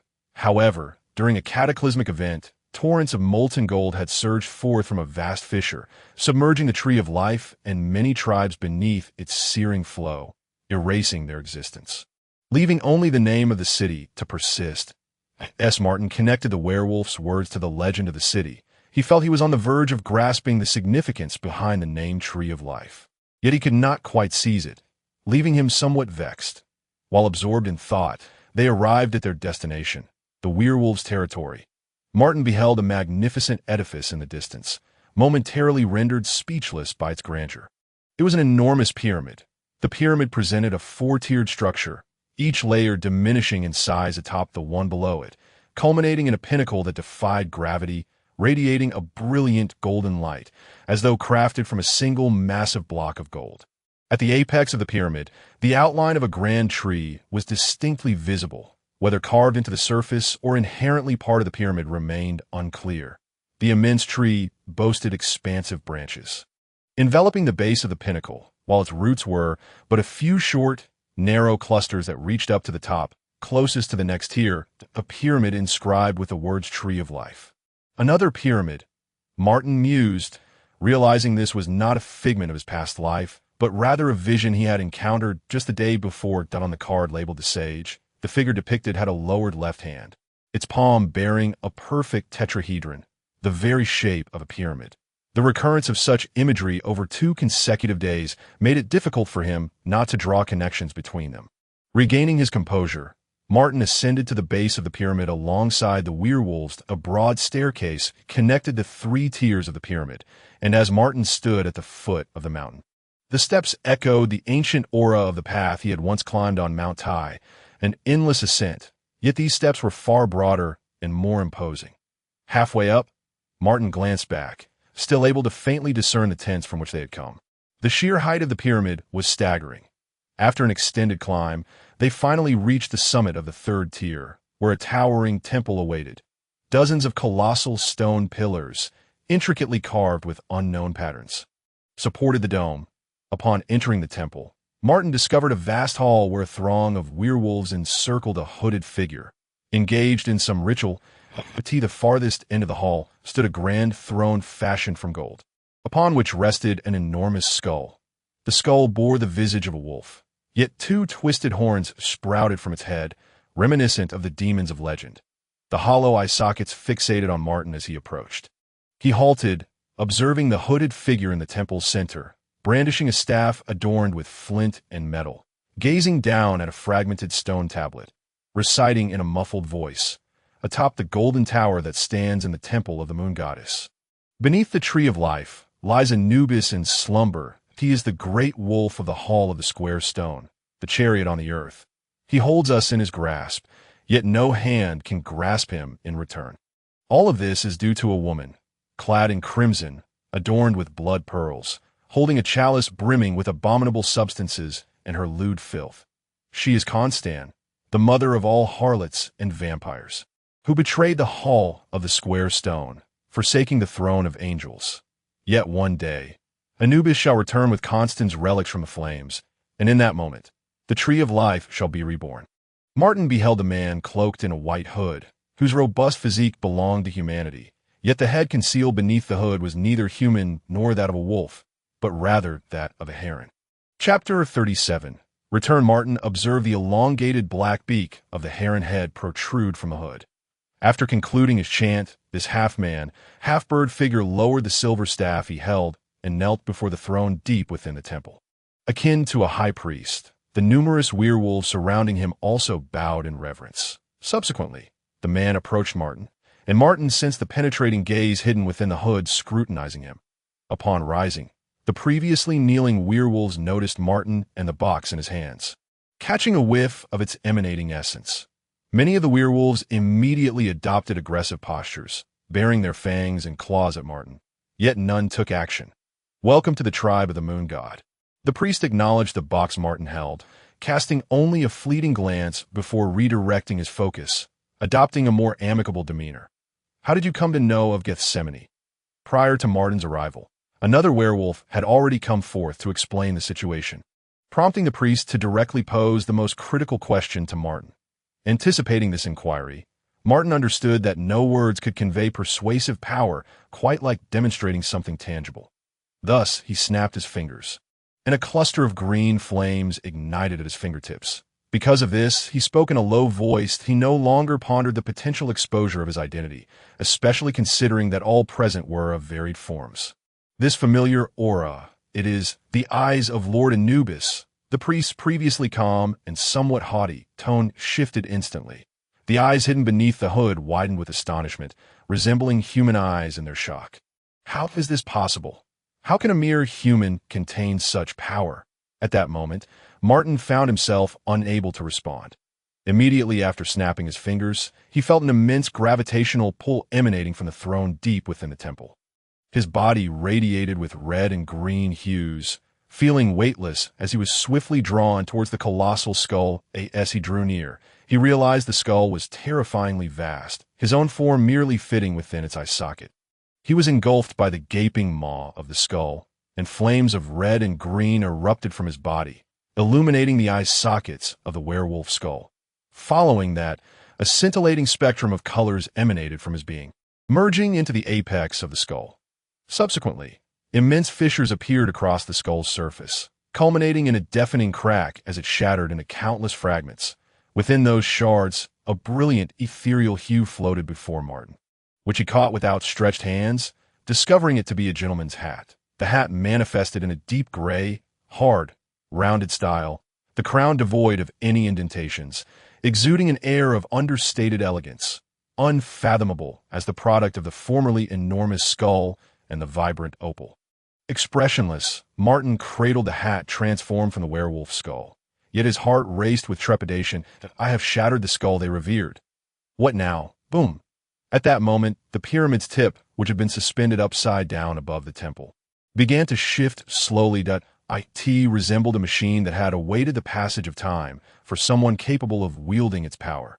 Observers witnessed its apex, originally directed at the throne within the temple, gradually rotate upward, while the base that had been positioned above descended. Ultimately, the apex and base exchanged places, forming a complete pyramid structure. The pyramid's peak began to emanate concentric rings of white light, illuminating the entire sky, casting the blood moon into a somewhat subdued glow.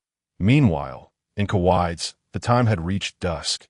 The sun had set, and twilight deepened. The newly risen moon hanging high above, the once pristine moon became tinged with a faint red hue, which deepened progressively, expanding like blood until the entire moon turned a blood-red shade, appearing eerily alongside the dark clouds below. In the distance, howls of wolves resonated from the mountains and nearby structures. Within a meticulously decorated room, Heinz stood by the window, gazing at the blood moon, his brow furrowed as he murmured to himself, "Has it truly come so swiftly?" He returned to his desk, grasping a rounded steel pen to compose an extensive letter.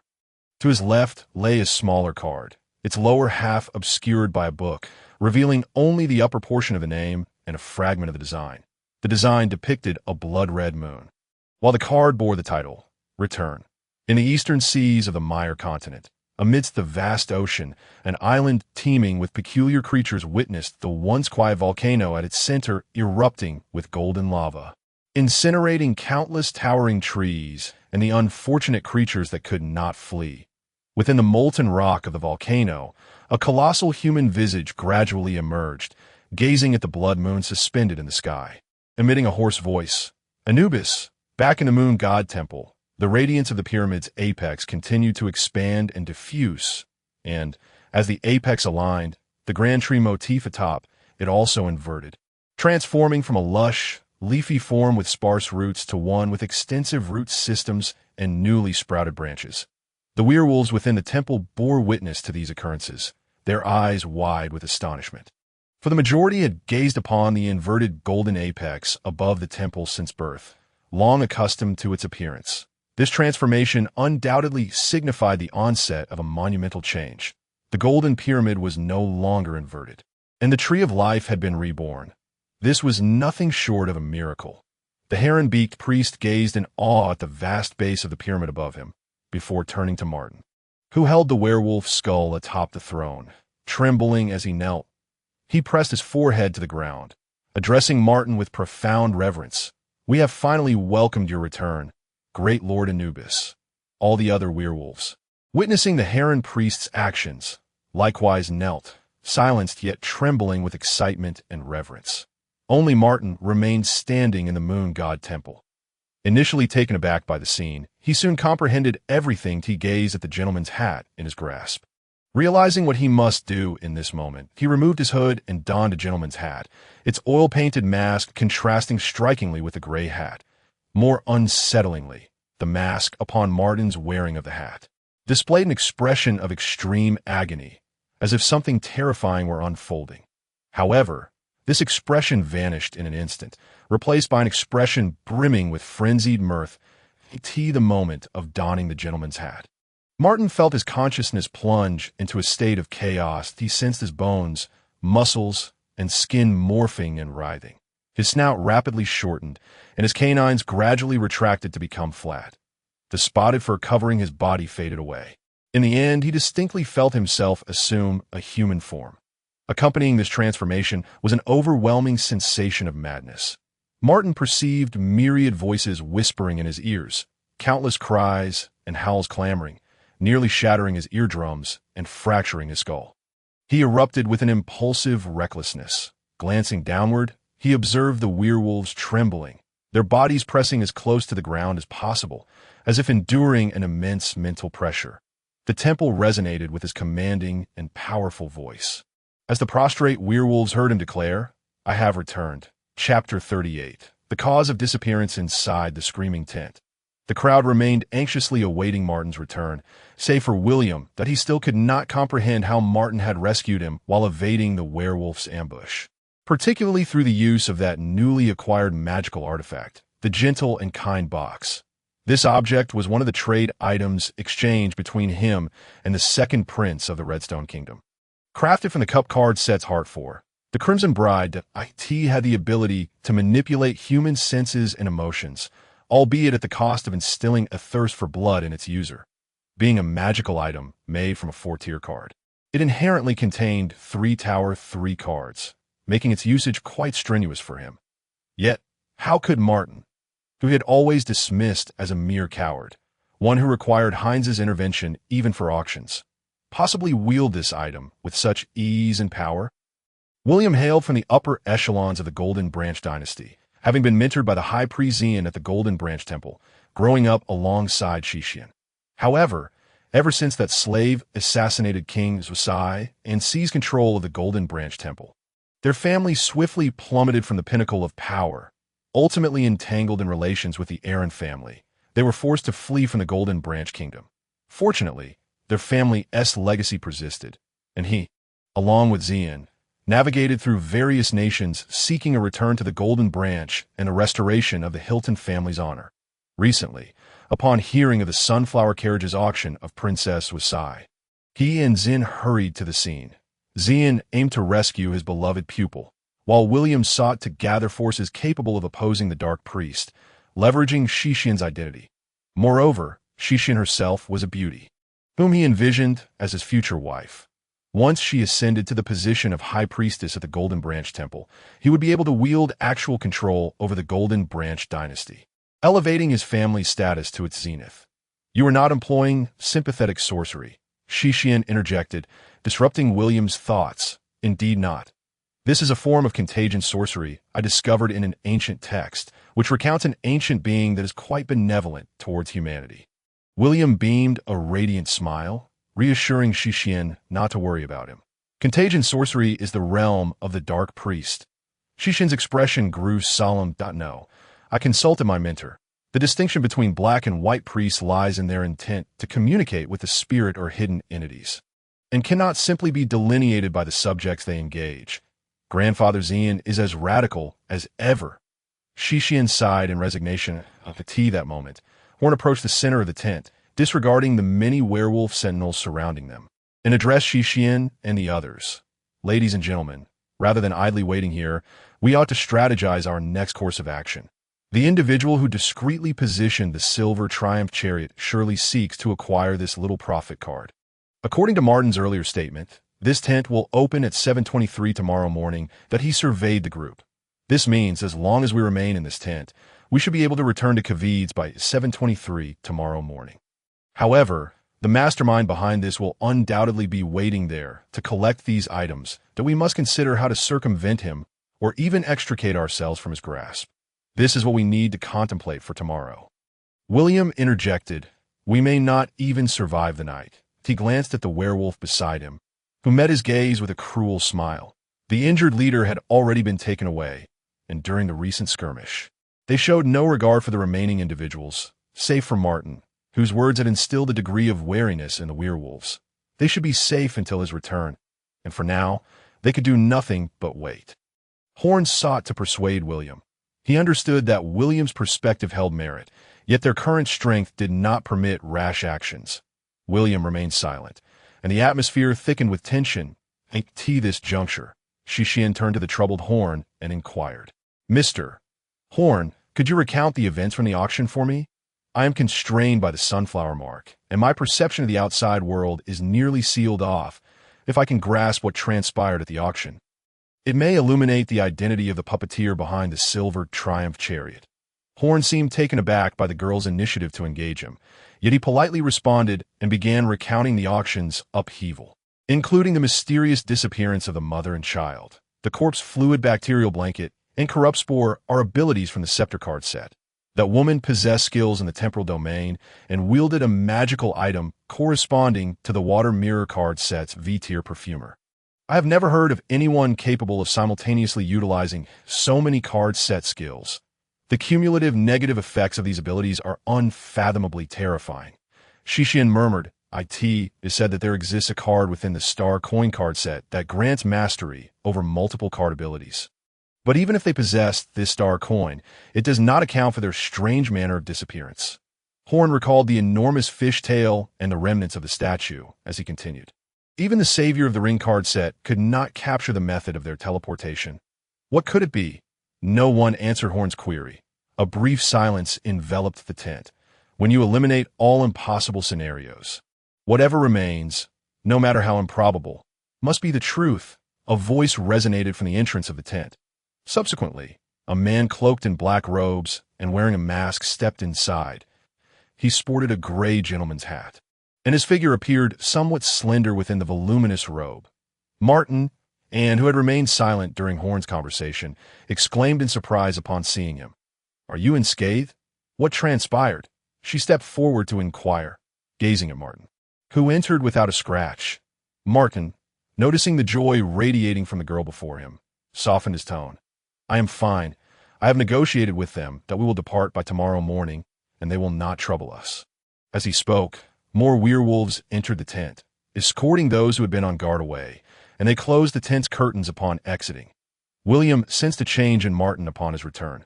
This difference was not merely due to Martin removing his hood or the peculiar mask on his face, but stemmed from an indescribable feeling. Horn and Shixian keenly perceived the werewolf's attitude towards Martin. Though they did not engage him in conversation, the occasional glances they cast towards him conveyed an unmistakable reverence. Seeing Martin remain silent, they refrained from pressing further. "Martin, you mentioned that the truth is hard to believe. What exactly is it?" Horn asked. He found the young man increasingly intriguing, from his earlier intimidation of the werewolves to his current statements. There was something extraordinary about him, and he seemed to be making an effort to conceal this exceptional nature, which only heightened the desire to explore it further. "Indeed, Mr. Horn, at times, the truth is quite simple," Martin replied. After deceiving the priest and the werewolves, he sought an excuse to return to the tent under the pretext of uncovering some truths. It appeared the priest had respectfully arranged for some werewolves to escort him back, indicating their unwavering belief in this false identity. However, Martin must return to Kavid's. Remaining here would eventually expose him. The call of the gentleman's hat and its pure madness still lingered, yet it had diminished significantly compared to when he was on the altar. Furthermore, having previously experienced the whispers brought forth by the twin flames, the influence of the hat was currently within his tolerable limits. He also feared that removing the hat might incite other changes that the werewolves might detect. Hence he had refrained from taking it off. During his journey, he began contemplating the forthcoming actions, and as he considered the inevitable appearance of the puppeteer, a realization struck him, something that had struck him as odd during the auction. That was the peculiar mother and child. He could not shake the feeling that something was amiss with them, and as he compared the dazed woman to the perfumer from the previous day's tent, the source of the anomaly became clear. The hazy figure from yesterday emanated a purple mist, while the dazed woman bore none. Since arriving in this world, everyone exhibited this mist, albeit in varying densities.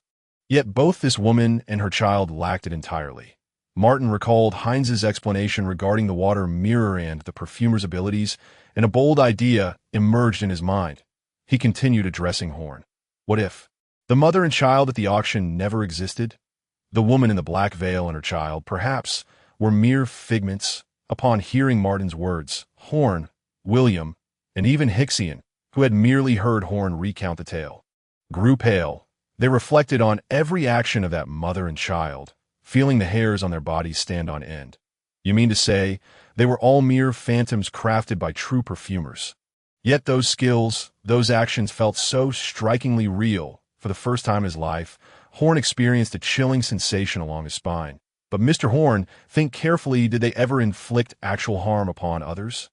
Martin continued to inquire. Horn, following Martin's line of thought, recalled the woman crushing her child's skull, the mycelium, controlling their movements, compelling those present to kiss each other, and the child assassination attempt on Heinz.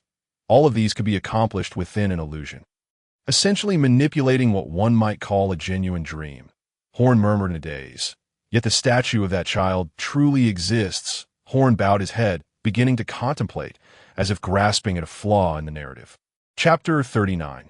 The notes of the red shoes that must have been placed there by the perfumer in advance, Martin suggested, having pondered this issue on his way. They made us believe there truly was a child, who ultimately transformed into a statue and successfully escaped.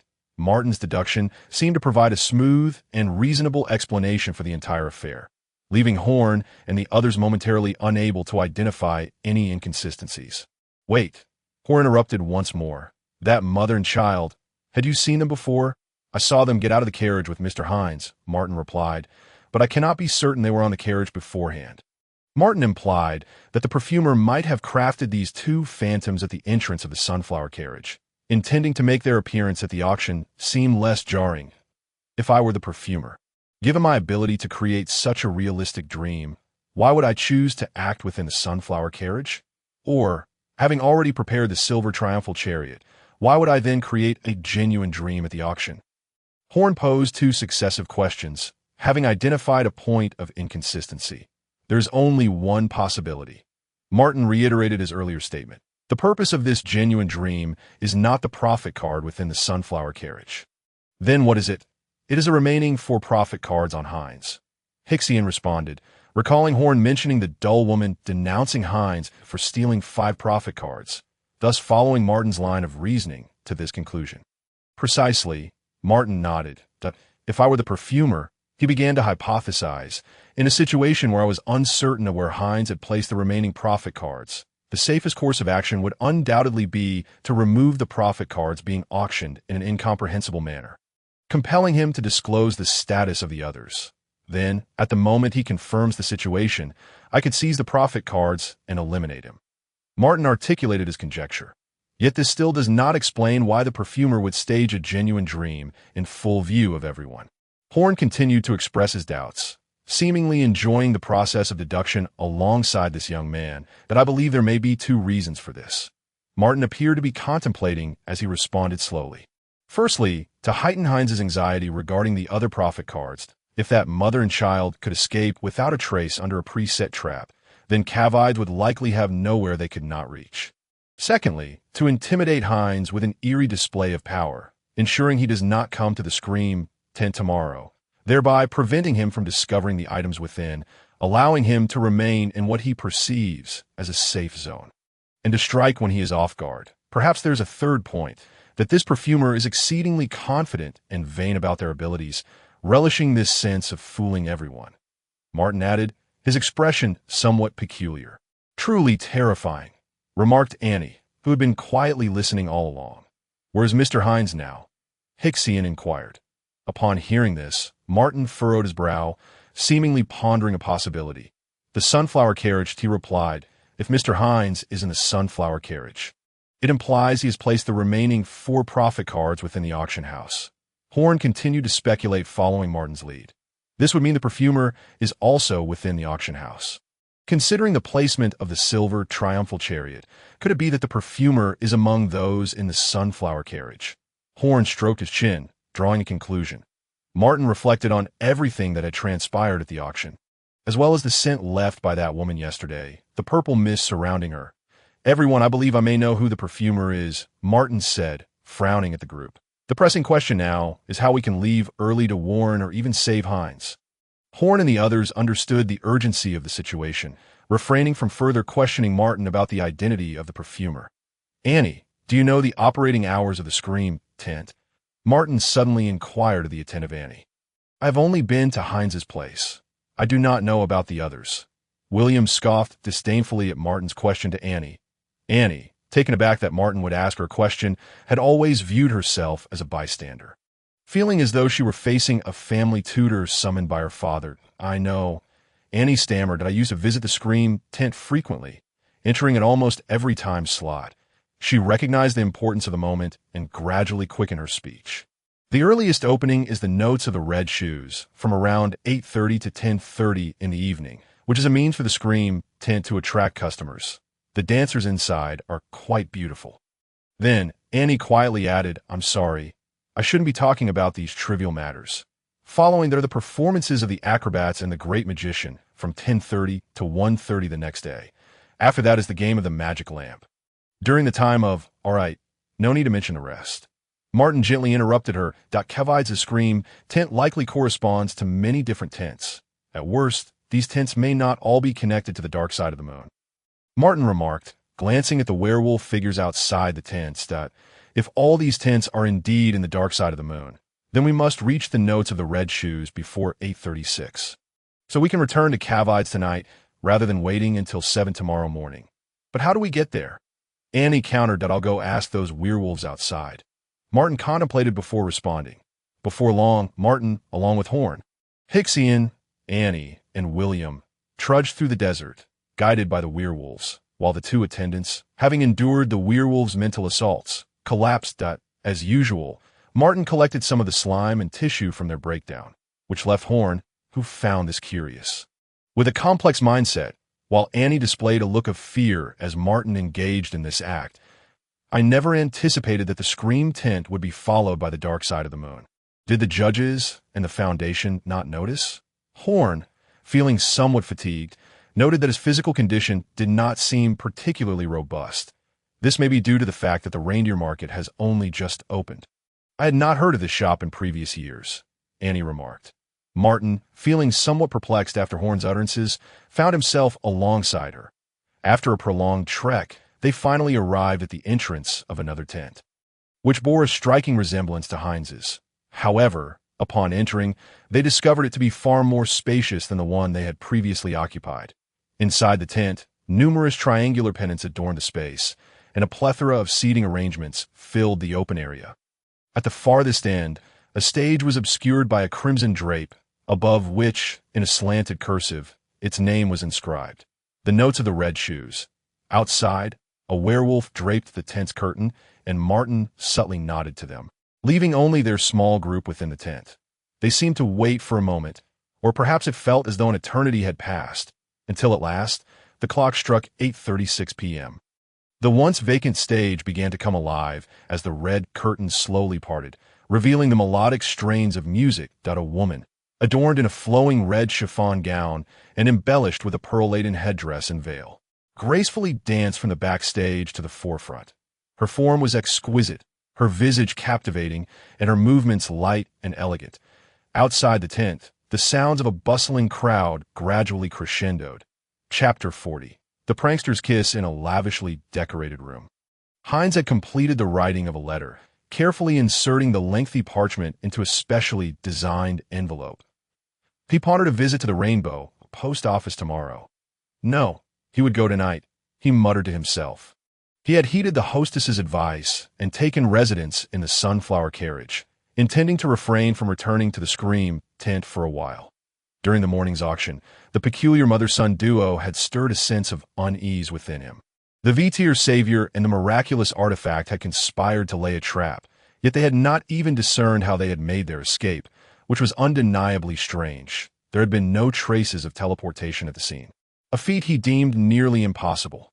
Although he spent most of his time at the Dawn Fortress, rendering him somewhat old-fashioned and out of touch with the world, he was a master of the arcane, possessing the Compass Heart 6 and played a pivotal role among the saviors. His insights could not be so lacking. Not to mention the peculiar events that transpired in the afternoon at the Sunflower Carriage, where the items poised for transfer vanished alongside their client in the Sunla Hall, unnoticed by the other attendants. Such occurrences had never graced the history of the Sunflower Carriage. Hence, an inexplicable anxiety gnawed at him. Born from ignorance that he had secretly retrieved 3 great arcana cards he had previously concealed, deciding that upon mailing the letter, he would deposit them in the Sunflower Carriage's safe haven vault, despite his persistent distrust in Eden. An organization fixated on gold and gems, he had to concede that the safe haven employed the most stringent security measures in all of Carvides, an approach that left everyone baffled, suppressing his apprehensions. He donned his coat, placed his gentleman's hat atop his head, and grasped his cane, preparing to depart. Knock, knock, knock. Just as he was about to open the door, it was rapped upon. Puzzled as to who might visit at this hour, he confirmed the identity of the visitor before opening the door. It was the hostess. Hines recalled her name was Maria. Good evening, Mr. Hines. I have come to discuss the specifics regarding the safe haven vault. Upon seeing him, Maria offered a polite nod. She still wore the pale lavender buster dress from earlier, her figure curvaceous, and she seemed to have spritzed herself with perfume, exuding an air of depth and mystery. Upon hearing her words, Hines ushered her inside, inviting her to sit. Habitually, he placed a coffee pot by the fireplace and began brewing coffee. Turning to the woman in purple, he said, I have already discussed the vault matters with Mr. Price that I shall attend to it upon my return. Is there anything else we need to deliberate? Maria smiled at Hines's words, brushing a loose strand of hair behind her ear. You have heard of the incident involving the loss of the Little Prophet card this afternoon. We believe that the safe haven vault is no longer secure and have decided to temporarily close. As she spoke, she produced a white handkerchief from her bosom, imbued with a rich fragrance, to dab her forehead. It seems a tad too warm in here. Why didn't Mr. Price inform me? Hines asked, astonished and perplexed, suddenly feeling a wave of heat wash over him. This is a recent decision made by the council. Mr. Price instructed me to convey this to you, Maria replied, a smile playing on her lips as she continued. Very well, I shall confer with Mr. Price upon my return. Hines could barely withstand the rising temperature in the room. Loosening his tie as he spoke that moment, Maria leaned in closer. Her elbows rested on the square table between them, her chin propped up in a childlike, innocent manner as she inquired, with it being so warm in here, do you think your 3 great arcana cards might catch fire? Upon hearing her words, Hines felt a momentary disorientation, then glanced down at the leather suitcase leaning against the bed, the very place where he had stored the 3 great prophet cards. To his utter shock, the suitcase suddenly erupted into flames. This spectacle struck a profound blow to his psyche, shattering his understanding. He immediately stiffened, gripping his cane tightly as the all-seeing eye atop it burst open, radiating blinding light. Ha! Too late, Hines. The figure before him was no longer Maria. The coffee pot on the fireplace was emitting smoke, having boiled over, and his suitcase by the bed had vanished. What you see is a scene from 2 minutes ago. The amalgamation of anchor and water mirror. Do you feel the surprise? In the air, the familiar, monotonous voice of the woman faded into the distance, her laughter resounding with wild abandon. Upon hearing her voice, Hines instinctively dashed towards the door. Just then, a male voice resonated from outside, imbued with an authoritative tone that evoked a sense of compliance, as if he were laying down an unquestionable rule. Those who swim in sin shall surely drown in sorrow. As his words concluded, a magnificent, resplendent fishtail materialized in the corner of the room, swaying briefly before vanishing. Following its disappearance, a woman's figure emerged. It was Maria. She had never truly left, instead concealing Heinz's suitcase in the corner. Heinz would never suspect that she remained hidden within the room, only to pursue her outside, allowing her to depart discreetly. An edict, Maria exclaimed in surprise. Then she produced the silver-bottomed perfume bottle that had once appeared in the hands of the monotonous woman. Just as she was about to uncork it, the bottle slipped from her grasp, soaring towards the door. There, a diminutive figure caught the bottle, which was larger than her own body. It was a girl constructed of gemstones. Her head a colossal spherical crystal, her body an entire piece of obsidian, its surface intricately carved into a black dress, complete with lifelike fringes and folds. Her limbs were fashioned from pure silver, appearing delicate and gleaming with a metallic sheen. After catching the perfume bottle, she hopped and stumbled toward the man at the door, handing the bottle to him. A treasure derivative? Maria gasped once more. For derivatives among coins were exceedingly rare. Only the most precious gems could give rise to such phenomena. The man who received the perfume bottle was a portly gentleman, sporting gold-rimmed spectacles, his shirt and coat fitting rather snugly. "Maria, I never expected you to be the mole," the stout man remarked. As he spoke, another middle-aged man entered the room, a butler who had always been a Horn's side. "Price, and the hammer of judgment from the Stewart family. How did you know I would be here?" Maria questioned, her confusion evident. "This comes from a suggestion made by a young man." Horn's voice filtered in from outside the room, followed by his entrance alongside Martin. "I.T.S.U. And you escaped the dark side of the moon." It seems the information from a scorpion of the claw moon was flawed, Maria realized, her gaze fixated on the cloaked Martin, who followed Horn inside. "Cease your resistance, Maria," Horn declared. "Cooperate with us in uncovering the identity of your accomplice, and I shall render you a just judgment." His words were akin to those of a judge. Maria burst into laughter, her mirth blooming like a flower. The judgment hammer of the sixth tier and the secretive spellcaster, paired with a precious derivative. "Do you wish to keep me here?" Maria lowered her head and murmured, her long hair veiling her cheeks, obscuring the expression hidden beneath. She lifted her gaze once more. Her face adorned with a bizarre flush, reminiscent of one intoxicated. She extended her right index finger, kissing it against her rosy lips, and then spoke with an irresistible allure. "The prank is over." Suddenly, two grand crimson curtains emerged from the wall behind her, slowly drawing together from either side of her figure until they were completely closed. The little demon behind the mask of the fictional actor. "We shall meet again." Before the curtains fully enveloped her, Maria uttered this enigmatic phrase to the crowd. Only Martin, at that very moment, felt his muscles tense up. Plessis rushed forward to draw back the curtains, only to find a small segment of a foxtail and a layer of black veil adorned with lily of the valley remaining. The essence of curtain and mask. It seemed that was not her true self. "Who is she, really?" Heinz furrowed his brow as he gazed at the two items left on the ground. Chapter 41. The Sunflower's invitation at last. Matters came to a close. S. Martin prepared to depart. He stumbled upon an awkward predicament. The opal he had intended to use to photograph Shishian had now transformed into a gentleman's hat perched atop his head, signifying not only his inability to take Shishian with him, but also the potential penalties for breach of contract. Just as he considered seeking Heinz's assistance, a black-clad attendant approached him, announcing that the head of the Sunflower carriage, the portly gentleman Plessis who possessed the precious derivative, wished to meet with him privately. Following the attendant, he arrived at a spacious office on the third floor of the auction house, where the attendant closed the door behind him. Plessis sat in a walnut straight-legged chair, reading a notebook through his spectacles. "Mr.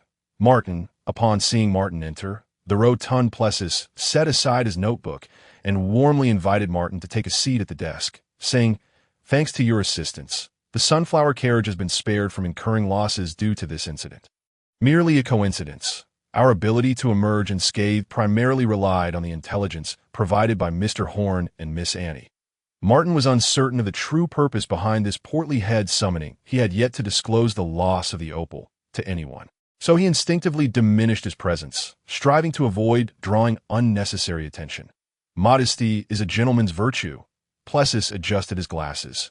However, we cannot overlook your contributions that Mr. Hines and Sir Horn have both highly praised your performance throughout this incident, including Miss Annie. She has consistently emphasized that without your involvement, it is unlikely that anyone would have returned alive. Thus, the Eden headquarters has instructed me to convey our gratitude to you on behalf of the Earl Pound, who was dispatched to address this matter. After expressing this, Plessis regarded Martin, a smile forming on his chubby face as he gently inquired, "I hope this isn't too forward, but may I ask if there is anything you desire recently?" His smile exuded warmth and courtesy, making him seem less like the head of a vast auction house and more like a diligent bank clerk, faced with the unexpected enthusiasm of this portly gentleman. Martin maintained a calm exterior, though doubt lingered within him. This overture seemed to signify more than mere gratitude. Was it an attempt at persuasion, or perhaps a test?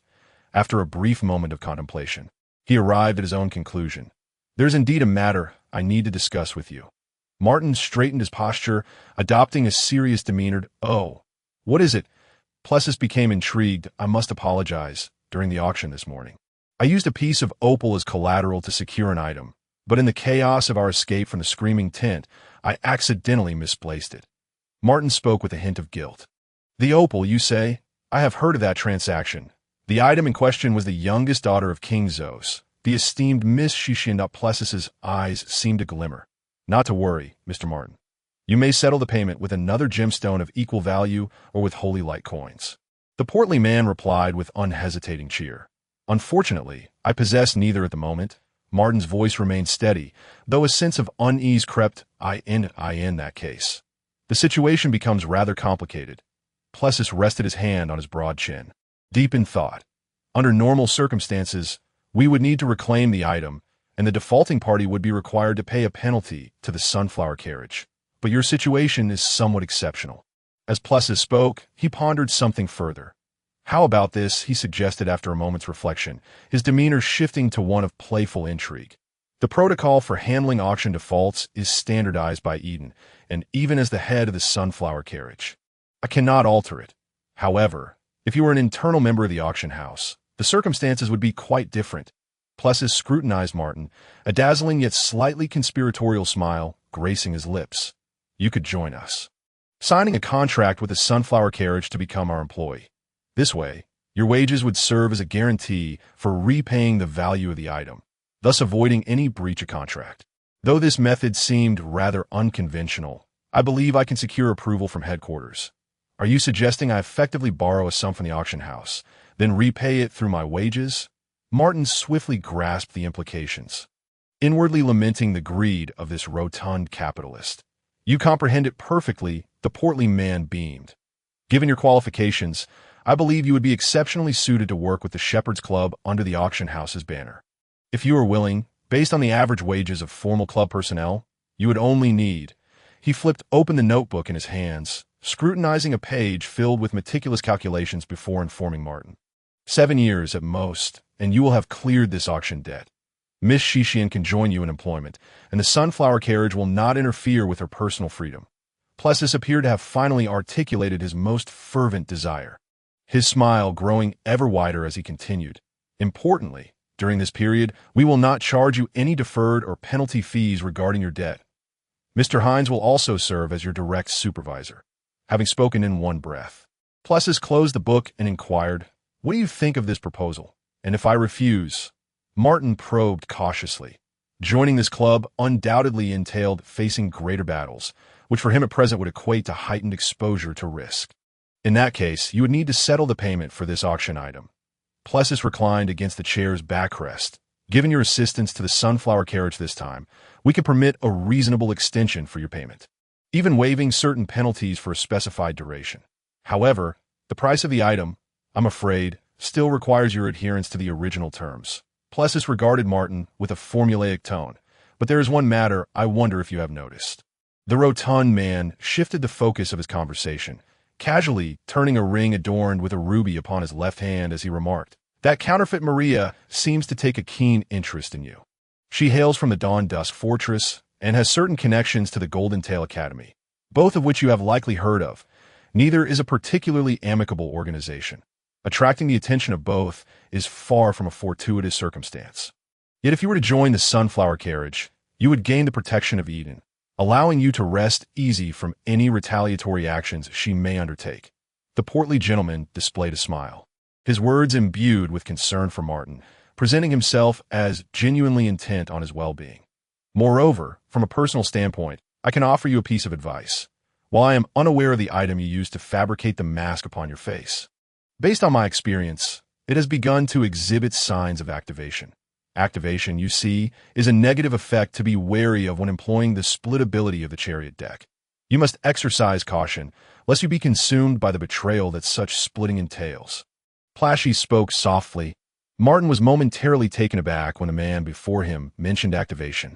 Indeed, he had sensed something amiss with the mask he wore, particularly during encounters with those werewolves. Plashy seemed to have noticed Martin's reaction and, with a smile, remarked, "You appear to be unaware of the concept of activation. However, you need not overly concern yourself. The Shepherd Club conducts monthly psychological interventions and decontamination processes for its members, which effectively prevents the activation of your actor's mask. I believe you should carefully consider whether to join us." Plashies, with his hands casually crossed and a slight smile gracing his lips, gazed at Martin, exuding a confidence in his words. Martin mused silently. "I wonder if you have shared this spiel with many others." He refrained from providing a direct answer, continuing instead, "You seem rather assured of your ability to persuade me. Eden has always valued talent." Plashies offered a simple explanation, maintaining his posture. "No." Martin shook his head. "It is not due to that. After I expressed my intention to decline, you could have proceeded as per protocol, perhaps offering me some incentives or discounts. Yet you still attempt to win me over, which surprises me that, of course, this could be reasonably interpreted as your curiosity and satisfaction with me. But it could also imply ulterior motives. I can't help but wonder if your invitation was always aimed at enticing me. Yet a profit-driven auction house, renowned throughout Cavides and even the entire Mill continent, has no reason to expend such effort on someone as insignificant as myself, especially to send a department head as an emissary, even with the endorsement from your so-called Hines and Horn." Martin spoke slowly. "If my presence is not the reason, then what could it possibly be? I suspect it relates to our recent experience in the Scream Tent. The uniqueness of this experience lies in our entry into the legendary Dark Side of the Moon." Martin noticed Plashies' eyebrows twitch at the mention of the Dark Side of the Moon, a natural bodily response to surprise. This reaction betrayed Plashies, and Martin understood he had touched upon a deeper truth. He continued, "You must already know about the other end of the tent being connected to the Dark Side of the Moon. This information likely came from Mr. Horn or perhaps Annie or William, but that is of little importance. What truly matters is that through their accounts, you have discerned my ability to communicate with the werewolves of the Dark Side, which is presumably your genuine concern. So." Martin's gaze sharpened as he fixed his eyes on the rotund man across the desk. "What is it that you wish to obtain from the Dark Side of the Moon?" Chapter 42. The Conversation. "What is it that you wish to obtain from the Dark Side of the Moon?" Martin asked, locking eyes with the portly Plashies.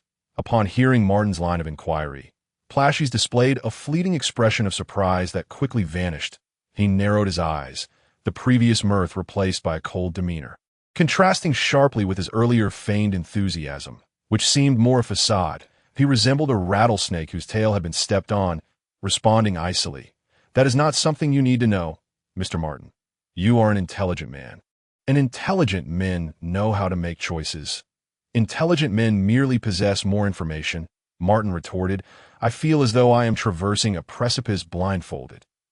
He mimicked Plashies' cryptic tone. "So, is your choice a refusal?" Plashies' gaze intensified, and the air seemed to freeze at that moment. "No," Martin replied with a slight smile. "I accept your offer to join. However, I would like to know what kind of protection the Shepherd Club can provide me." He was indifferent to Maria's vengeance and unconcerned about when he could repay his debts. Those were matters for another day. What loomed before him now was the royal pursuit. Rather than living in hiding, perpetually anxious, he preferred to align himself with a formidable force, one that could withstand the royal authority and offer its members a degree of sanctuary. This was Martin's current line of thought. The Shepherd Club, or Eden, appeared to be an ideal faction. Previously, he had encountered a member of the Shepherd Club through the Flesh-Eater Johnny, who had supplied the auction house with the confectionery bag that Johnny had transformed into after his demise. The sunflower carriage was able to auction such an item publicly, obtained through murder and smuggling. Coupled with the public auction of individuals, Eden seemed to be a unique entity operating independently of various nations, yet maintaining a degree of cooperation with state apparatuses, much like the relationship between the sunflower carriage and the Khavid's governor. Thus, what Martin primarily wished to ascertain was the extent of protection this largest auction house in the Mill Continent could offer its members. Plashes seemed momentarily taken aback by this question, as though he had not anticipated Martin would inquire about such matters. He quickly regained his composure, masking his earlier lapse with a smile, closing his notebook, and continuing, "If you are still worried about Maria's revenge, there is no need for concern." Martin exhaled quietly, having fear that Plashes might think him jesting. However, mentioning the dark side was necessary for him to negotiate leverage, and he was gambling. Fortunately, his gamble paid off. Aside from Eden's strength, the Shepherd Club, as an organization over 300 years old, offered maximum protection to its members. Plashes, oblivious to Martin's thoughts, continued his explanation. After all, the work the club engages in is inherently provocative, drawing the attention of various factions, from royal families to secretive organizations, all of whom have had their grievances with the club.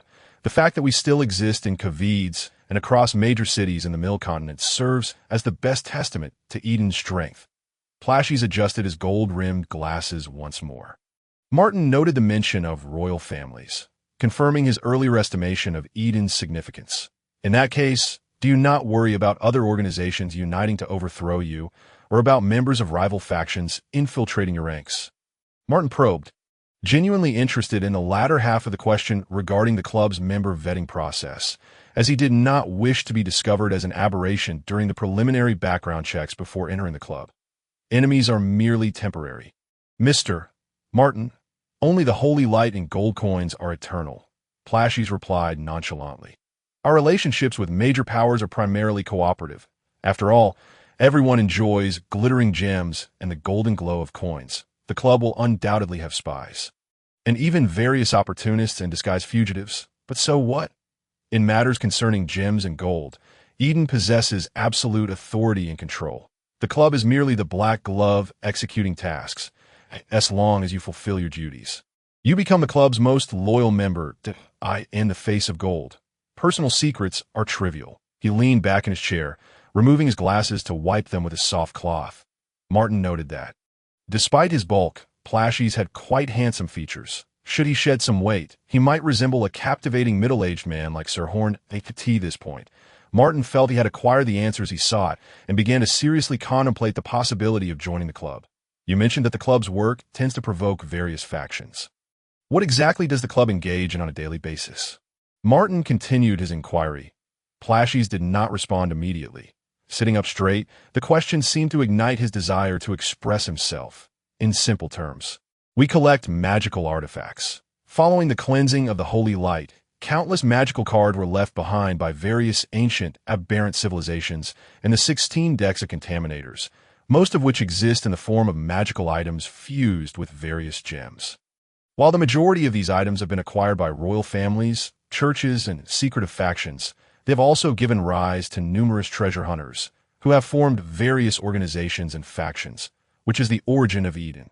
Imagine, if you will, a myriad of folklore cards imbued with pollution effects, the ruins of various alien civilizations, and the nefarious cults and clandestine powers that conspire to achieve their own ends through these pollution cards. At that time, the War of the Holy Light had only just concluded, and the official forces were often remiss in their efforts to cleanse the remnants of the aberrations and address the pollution incidents occurring across the lands. Thus, they sought collaboration with treasure hunters from the populace, leading to the emergence of the Shepherd's Club in Eden. With the tacit approval of numerous nations, the club gradually flourished, causing concern among certain countries and factions, culminating in some conflicts. However, as I previously mentioned, Priestess reclined once more against the back of his chair, exuding an air of leisure and a hint of carefree attitude. There are no eternal enemies. The relationship between Eden and most factions is merely one of business. Of course, the club remains subject to certain influences, its actions constrained not only by local police authorities, but also by adherents to fundamental principles, which will be elucidated during subsequent training sessions. At this juncture, Priestess chose to pause, adjusting his gold-rimmed spectacles. A habit he seemed to have cultivated, he continued, "Let us discuss the matter of remuneration. In a concealed room on the second floor of the Sunflower Carriage." Priestess knocked and entered. Seated at the desk was a middle-aged gentleman meticulously reviewing documents, his glossy sideburns framing a sharply defined face that exuded an aggressive demeanor. This was Lord Pound. Priestess bent slightly. Bowing with some difficulty, he introduced himself. The middle-aged man looked up, setting aside the documents with a smile. "How did the discussions with Hines progress?" he inquired of Priestess. "Quite smoothly. He is eager to join the Sunflower Carriage as a special advisor for the Shepherd's Club." "Ah," Lord Pound nodded in satisfaction. "And what of the other matter?" He pressed further. "The young man in black has also consented to join the club, yet he seems to have sensed our intentions." Oh, Lord Pound's curiosity was piqued. He has discerned our connection to the dark side of the moon. Although he remains unaware of our specific objectives, Priestess clarified. "A clever individual," Lord Pound acknowledged, rising to pace towards the window. "No wonder he managed to lead Horn and the others to safety from the dark side of the moon and piqued the interest of the counterfeit Maria's perfumer. We can proceed to arrange for his contact with the ruins. The blood moon reappears, and the Seraph is on the verge of return. Our time is running short." The man gazed at the moon in the sky, his eyes reflecting a deep-seated concern. Chapter 43. The Panacea and the New World after signing a contract with Martin. Priestess instructed him to return and report to the Sunflower Carriage on the morning of the third day at 9 o'clock, where he would be escorted for training. He presented Martin with a badge. A stark contrast to Hines' emblem, depicting a suspended lamb, it's all intricately detailed and lifelike. The contract primarily delineated terms regarding salary, holidays, and various restrictive clauses, due to Martin's unique situation of joining to repay debts.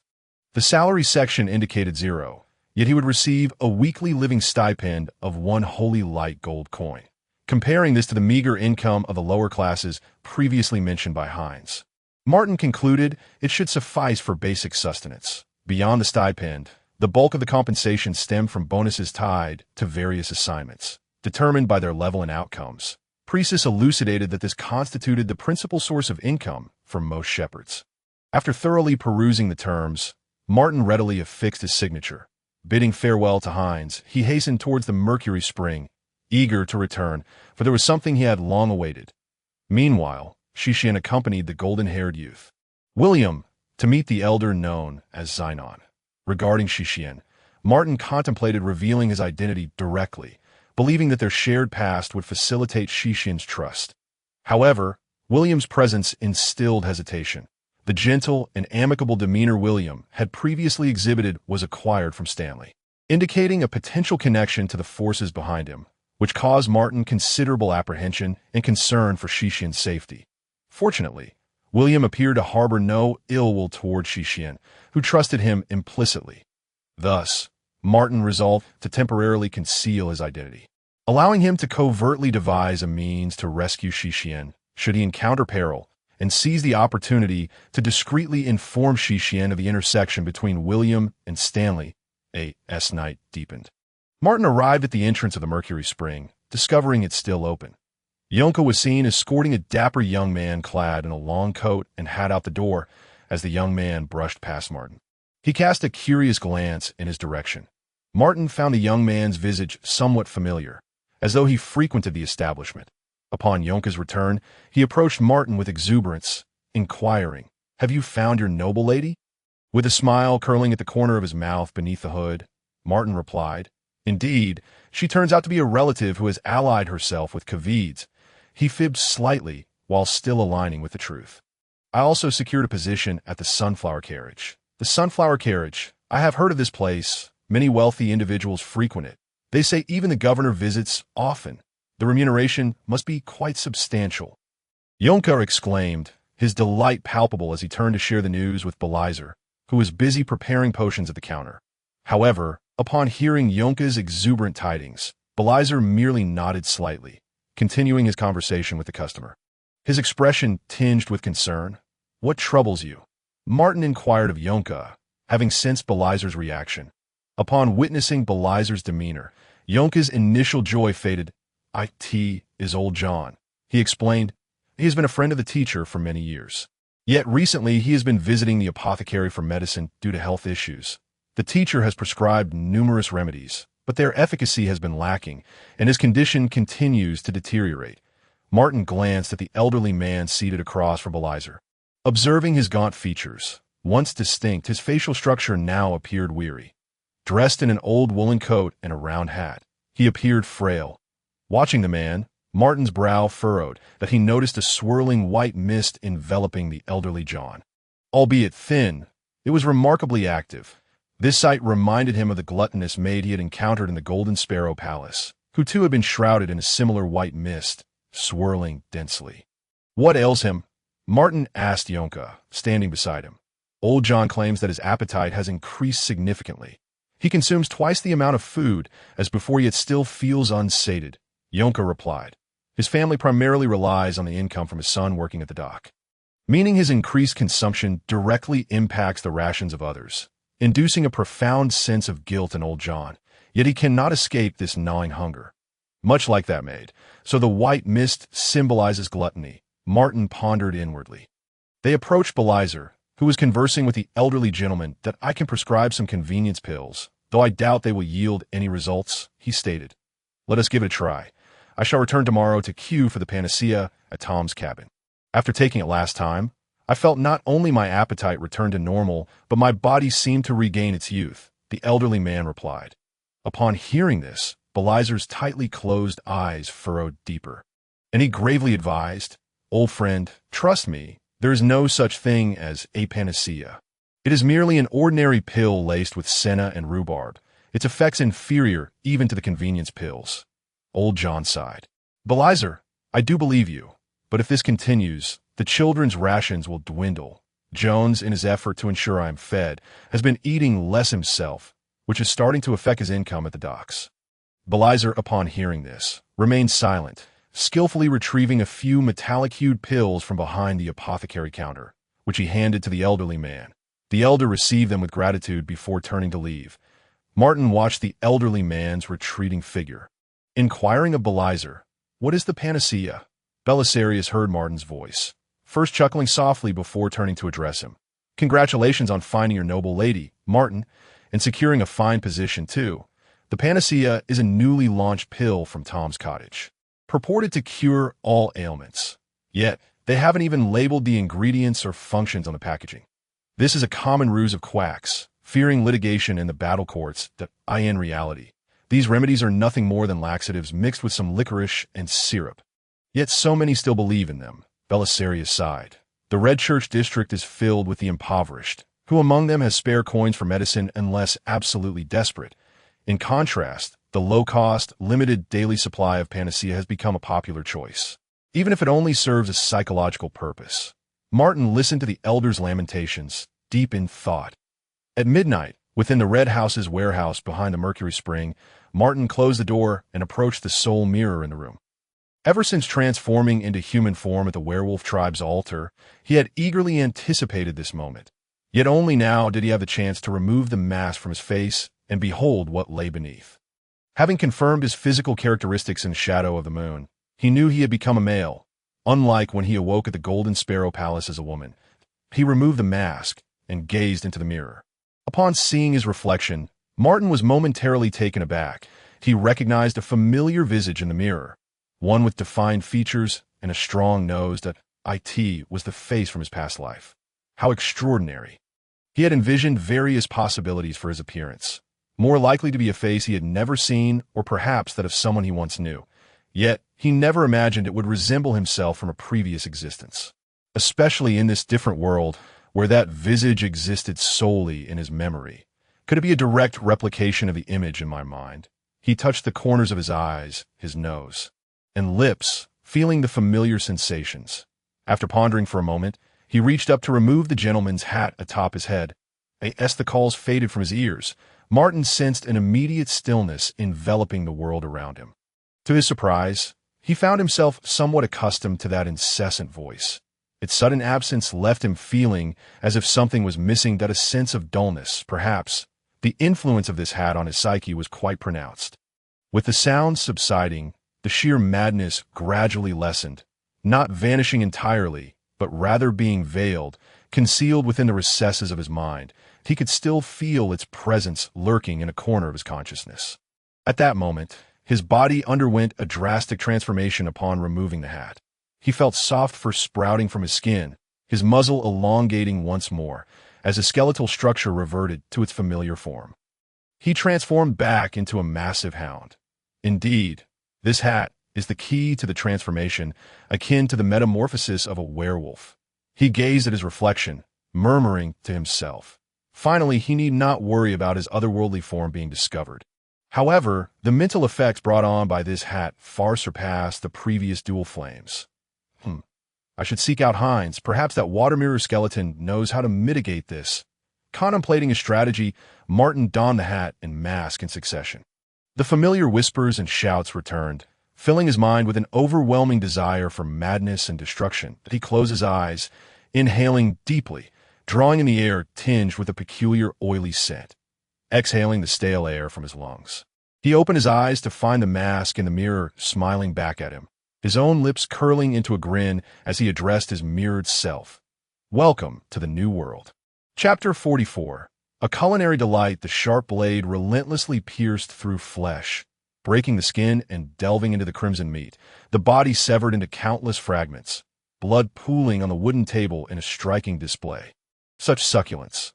This variety is commendable. Martin stood before the wooden table in the red house, adorned with a gentleman's hat and a mask that wore a mischievous smile. He twisted his wrist, chopping a red fruit into smaller pieces. He then retrieved another fruit from a basket on the wall, shaking it with interest as he remarked, "This one is even more remarkable, as if it has been through a vigorous workout." The fruit before him, with its plump flesh and deep grooves, appeared robust, reminiscent of the muscular behemoths Martin had seen in his past life. He pressed down on the fruit with one hand, while using a short knife with the other to slice it into small pieces. Then further into wedges. Placing the chopped flesh and wedges into 2 separate bowls, he picked up 3 eggs from the table, skillfully cracking them open, and then sprinkled some white crystalline substance from a glass jar at the table's edge before swiftly whisking it to incorporate air. He had previously sniffed and tasted the white crystals. Indeed, it was salt. With everything prepared, he placed a frying pan over the hearth and poured in a golden liquid. After a moment's thought, he added a bit more. Martin had previously stoked the fire with additional kindling, and now the flames licked eagerly at the bottom of the pan, causing it to smoke gently. He poured in the beaten eggs, muttering, "Thank goodness this is a warehouse. All the necessary ingredients are essentially at hand. If only I could find some anise." The egg mixture met the sizzling hot oil with a dull sizzle, instantly expanding and releasing an enticing aroma. Martin removed the eggs, now golden but not yet fully set, and added the chopped red fruit to the pan. That a cacophony of sizzling erupted as he gave the pan a gentle shake. Brilliant yellow flames leaping from the edges, the heat washing over him. After a few shakes, he sprinkled in more salt, watching as the already juicy fragments of fruit softened further, the pan filling with savory scents. What Martin was preparing was a staple dish known to nearly every inhabitant of the gluttonous empire: tomato scrambled eggs. But he had his own unique technique. This dish requires ensuring the eggs are coated with a rich sauce while preventing the fruit from becoming overly mushy. This entails 2 key points. First, cutting the fruit into 2 portions, one finely chopped and the other in larger chunks. The smaller pieces first to release their juices, followed by the larger pieces. Second, adding salt while cooking the finely chopped fruit allows the moisture to escape more effectively, resulting in a richer sauce. In his past life, Martin had won over the hearts of his former girlfriends with this exceptional tomato scrambled eggs recipe. He mixed the eggs into the crushed fruit and then added the chunky tomato pieces, throwing in a pinch of sugar to enhance the flavor, a touch he had found in the cupboard. Using the same 2 thin wooden sticks he had used for the eggs, he picked up a piece of tomato to taste, his eyes narrowing in delight.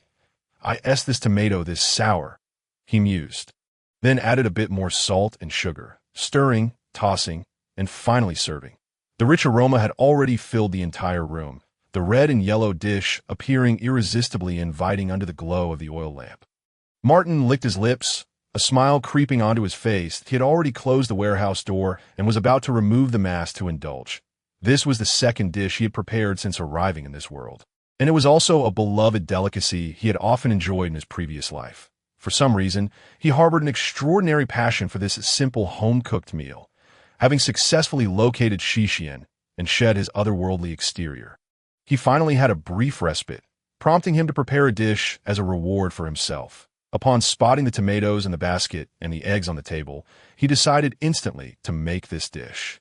Longing for the sensation of egg enveloped in tomato juice melting in his mouth.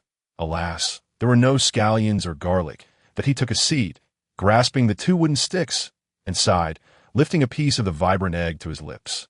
Martin, just as he was about to take a bite, the voice of Junker drifted in from outside.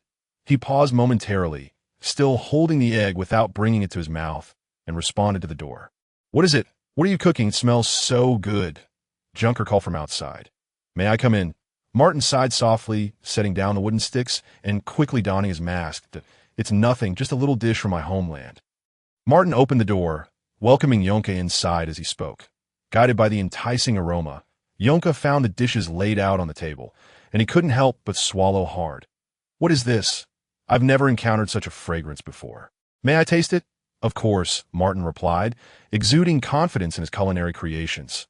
Yonka grabbed a fork from the side, spearing some eggs, and, despite their scalding heat, hastily popped them into his mouth that he chewed enthusiastically, his eyes widening in astonishment. After swallowing the eggs, he mumbled, "It's tomatoes and eggs. This flavor is simply exquisite. How did you make this?" Without hesitation, he forked more into his mouth. "Primarily, you need to chop them finely, and when frying, be generous with the oil," Martin replied earnestly, only to realize that Yonka might not comprehend the concept of frying. Just as he was about to elaborate, he suddenly noticed the thin white mist enveloping Yonka's body, swirling intensely. It dispersed into the air before slowly seeping back into his own being as he felt a warm sensation merging with his skin, akin to a hot spring, causing his pores to open wide. Greedily absorbing the continuous mist, an overwhelming sense of comfort washed over him, and in an instant he became acutely aware of all the surrounding scents: the aroma of the scrambled eggs, the oil from the lamp, the herbs in the warehouse, and Yonka's body odor. His sense of smell had sharpened dramatically that a pang of hunger emanated from his stomach, gradually subsiding. This is, as Martin processed everything, a realization began to dawn upon him. He had experienced something similar before, during his time in the Golden Sparrow Palace, where he absorbed the gray mist from Stanley and Cornell through the hand of glory, and when transformed into a woman, he drew in the crimson mist from Shixian. Both experiences reminiscent of this one. Could it be that the alchemical hound draws the power of gluttony through food? He reached this conclusion, combining it with his observations of old John earlier that day. Yet at present, the alchemical hound seemed to possess no other abilities besides the agility of its massive form, lacking the prowess of goblins or the hand of glory, and certainly not comparable to that vampire card that transformed into a box. Perhaps I should try absorbing some more, as it seems there might be changes. Martin's thoughts whirled, realizing that he had much to learn about these extraordinary powers, and he resolved to seek out Hines for clarification. Meanwhile, as he mused to himself, the plate of long-desired delicacies before him had already been completely devoured by Yonka. Chapter 45. The card table. Martin opened his eyes to find himself seated in a high-backed chair, facing a long table. Surrounding the table were 4 other individuals, all gazing at him with keen interest.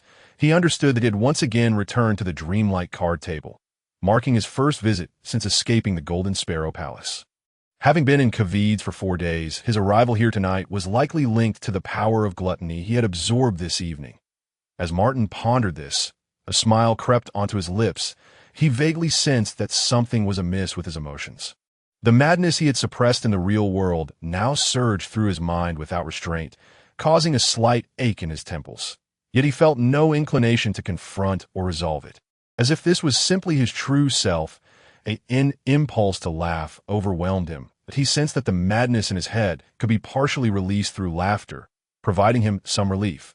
Just a smile. That's all. Without glancing at the others, Martin lowered his head and muttered softly, then slightly tugged at the corners of his mouth. He lifted his gaze, feeling a wave of joy. His smile broadened. As he smiled, he sensed the mask on his face shifting in expression. Though he could not see it, he felt it was also smiling. This smile felt akin to a soft brush, gently caressing his face, sending a refreshing sensation across his skin.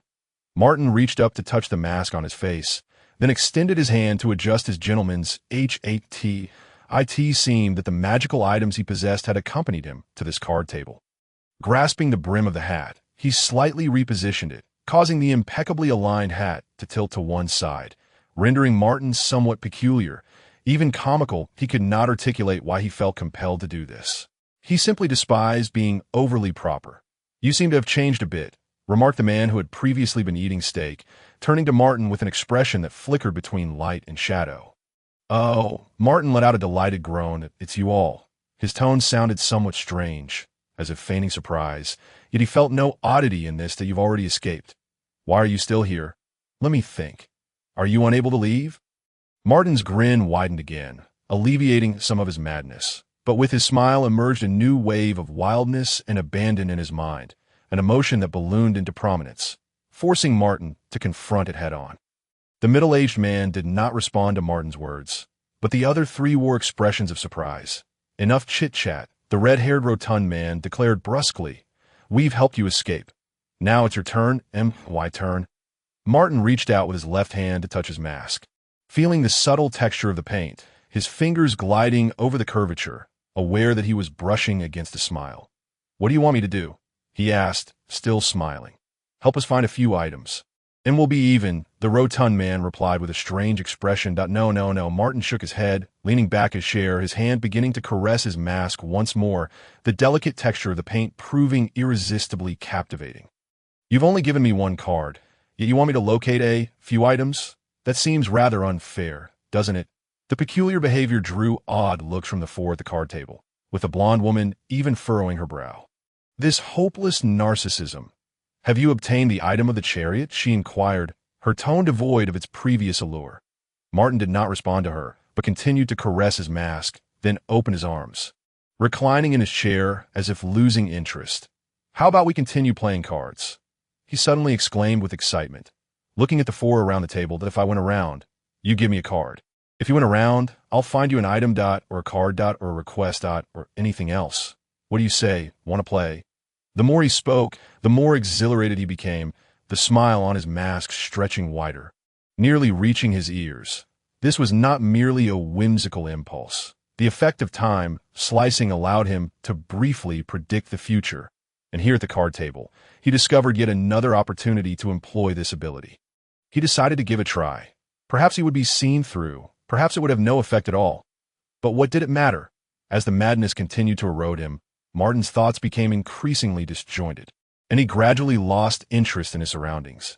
At that moment, he felt as though he had transformed into someone entirely different. His thoughts raced like a high-speed train, skimming over numerous past experiences, including being ridiculed as a mere scholar in a small town, being overlooked, and in this life being captured and nearly killed, being deceived, and facing hostility. He suddenly felt a profound aversion to rules and reason. Why must one adhere to so many regulations? Why establish plans?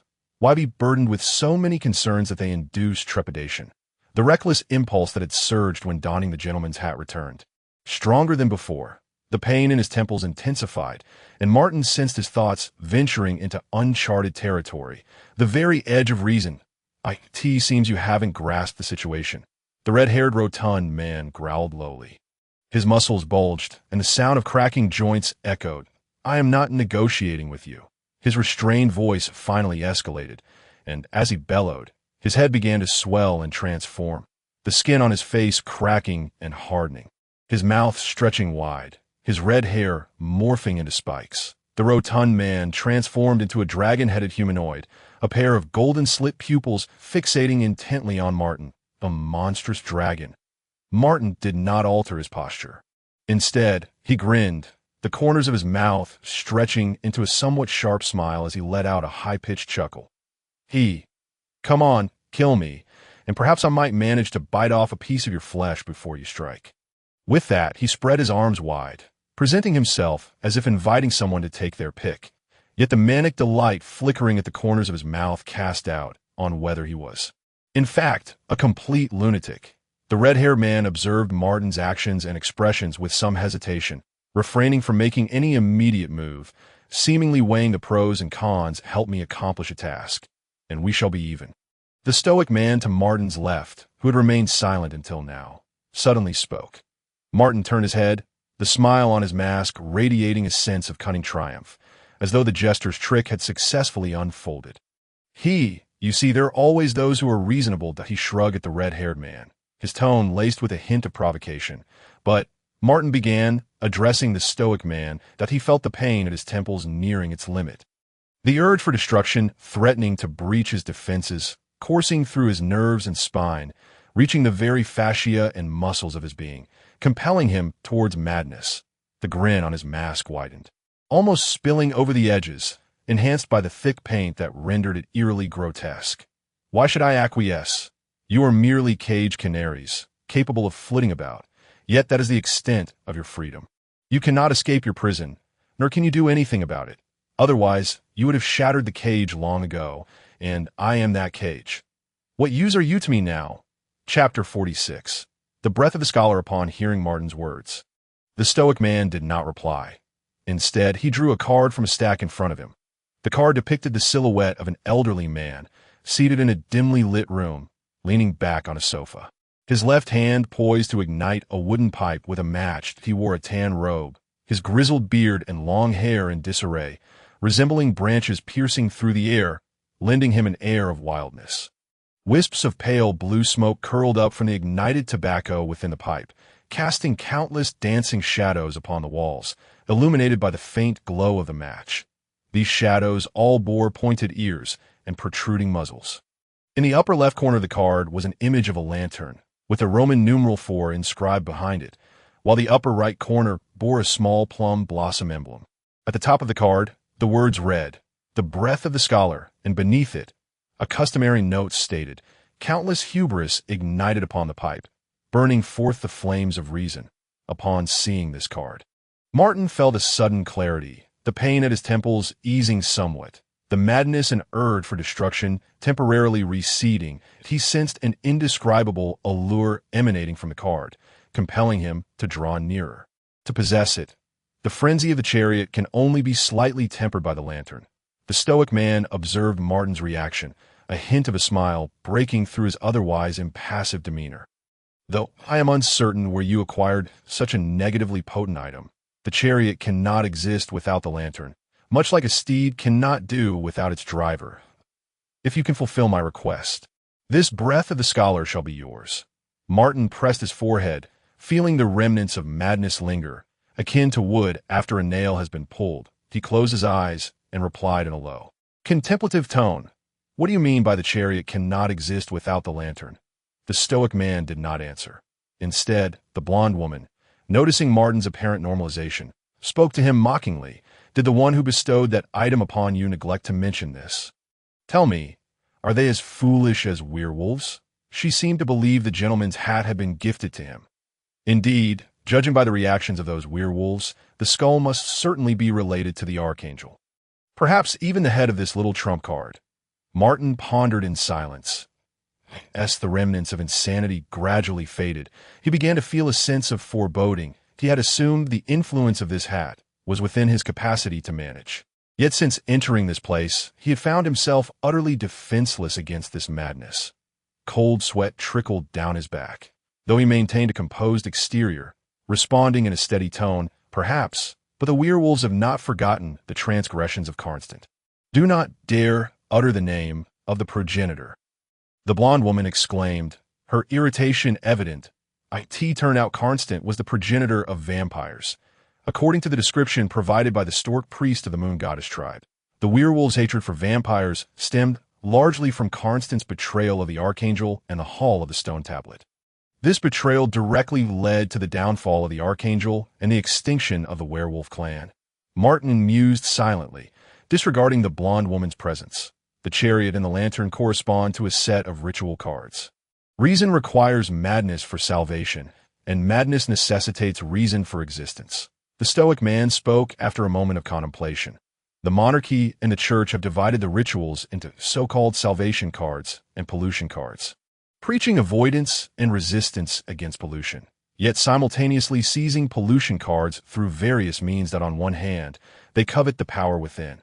More importantly, the salvation cards they harbor require pollution cards for balance, because salvation itself is a form of pollution. What can combat pollution is another kind of pollution. The man articulated these thoughts. A sardonic smile crept across his lips. Pollution demands salvation.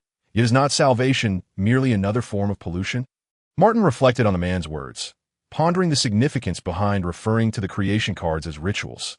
His statements indicated that the 36 sets of creation cards seemed to possess a reciprocal relationship, and the official force's handling of pollution appeared far more complex than it seemed. These 4 individuals bore a wealth of information about this world. Perhaps it would be wise to attempt collaboration with them. "What would you have me do?" Martin inquired, rubbing his forehead as he addressed the Stoic man. "Burn the blood and flesh grass, summon forth the yellow and black hound, and deliver this life salt to it. Someone will seek you out, and I require you to collaborate with a visitor to infiltrate the dark alchemical society." Before Martin lay a small glass vial containing crystalline white grains resembling salt. Unlike ordinary table salt, these particles emitted a pearlescent glow, casting a small patch of luminous white upon the card table, rendering it somewhat mysterious. "The dark alchemical society?" Martin queried, perplexed by the sudden appearance of the vial. As this was the first time he had heard the name, IT is an ancient organization that possesses the majority of the ritual card from the spoon set, along with their corresponding containment conditions. "You have already contained the alchemical hound, and entering their ranks would bring you numerous benefits," the Stoic man replied.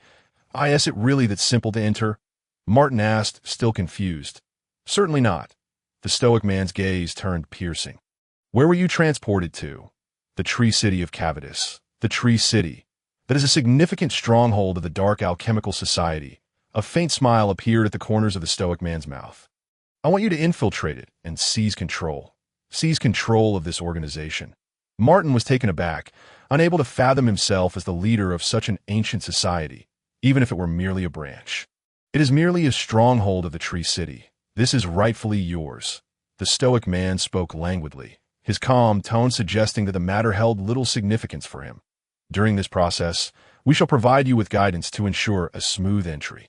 Should you acquire any extraordinary items or ritual cards, you may exchange them with us, of course, on an equitable basis."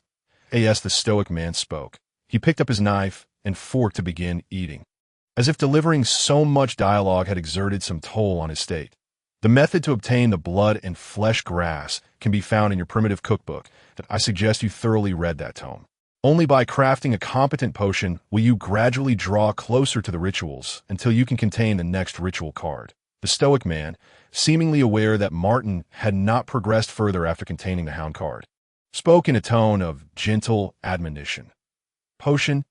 Martin once again posed a question, for after successfully escaping from the Golden Sparrow Palace, he had yet to familiarize himself with the advancement process of the Genesis cards, also known as the arcane cards. The fundamental ability of the alchemical hound was the ability to concoct various potions, representing the devouring power of the arcane, a coveted trait among other card sets. As he observed the other 3 individuals at the card table, the stern man remarked, in response to his statement, whether it was the fiery-tempered, red-haired, rotund fellow, the sardonic lean man, or the elegant blonde woman holding a high-stem glass. All fell into a collective silence. The stern man continued to cut his steak, his expression impassive as he added, "This holds true even at higher levels." Chapter 47. The Flesh and Blood Grass Morning Dawned. Martin awoke from his dreams. Now in human form, he could finally discard the black robe during slumber, opting instead for a simple linen nightgown. However, out of caution, he still donned the gentleman's hat while sleeping, and upon waking, he felt a throbbing headache, seemingly a remnant of the wild events at the card table the previous night. Supporting his forehead, Martin reflected on the events of last night, muttering, "The flesh and blood grass?" He retrieved the tome of primitive biological recipes from beneath his single bed and began to leaf through its pages. This thick volume cataloged thousands of creatures, each occupying its own page, with a table of contents at the very beginning. What perplexed Martin was the seemingly arbitrary arrangement of the contents, devoid of any discernible order, appearing as if randomly shuffled. It was neither in Chinese nor English, rendering him unable to ascertain any patterns, compelling him to search one by one. His gaze scanned the myriad of bizarre flora and fauna names until he finally spotted the term in the corner of the second page of the index.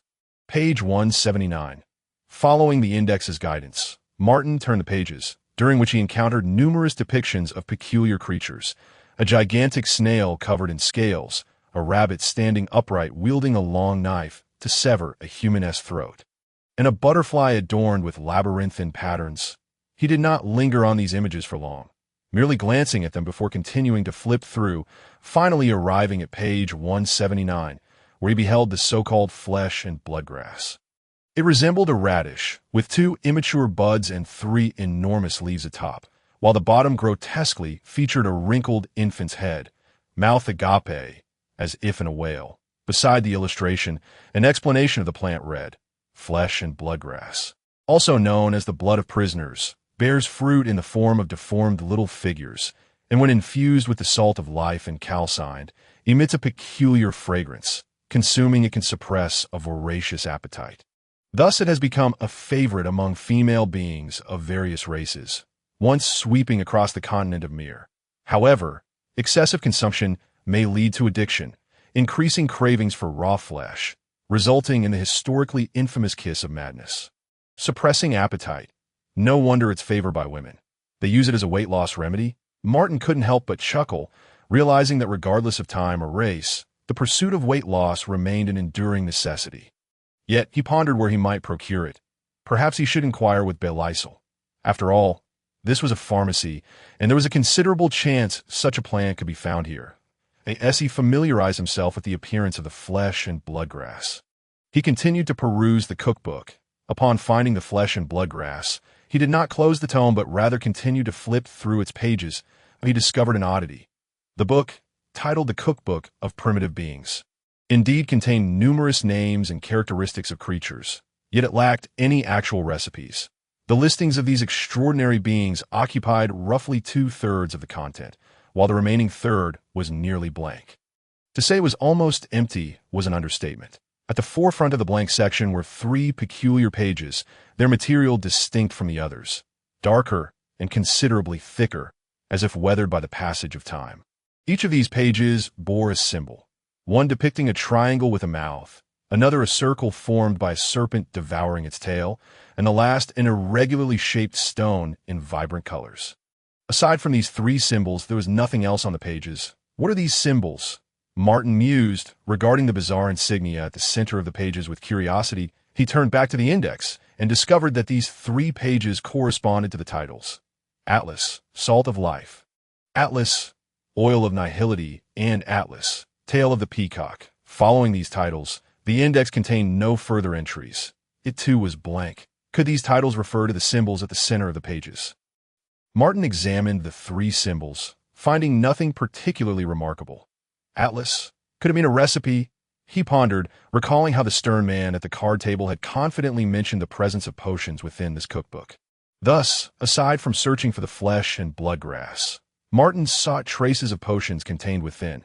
Yet as he scrutinized the text-laden index, he realized he seemed to encounter a hurdle at the very first step. Is it recorded within the introductions of various primitive beings? He flipped back to the earlier sections of the tome, discovering that the introductions primarily detail the characteristics, effects, and visual depictions of the creatures, devoid of any mention of recipes. Martin inhaled deeply, wishing he could fall back asleep and inquire with the stern man about how to locate the potions he so desperately sought. However, their previous encounters had not transpired according to his will. And even if he were to sleep again, it was likely he would not find himself at that card table once more. Nor could he ask Mr. Hines. It was rather troublesome. Martin instinctively began to tap his collarbone. A bold idea flickered through his mind, but he shook his head, murmuring to himself, "No." Paralysis warned against being vigilant of activation, cautioning against the betrayal that could arise from division. But then, his gaze flickered, and crossing his arms, he posed a question to himself. Yet what if I were to destroy it before any issues arose from the division? He glanced down at the large tome resting on the table.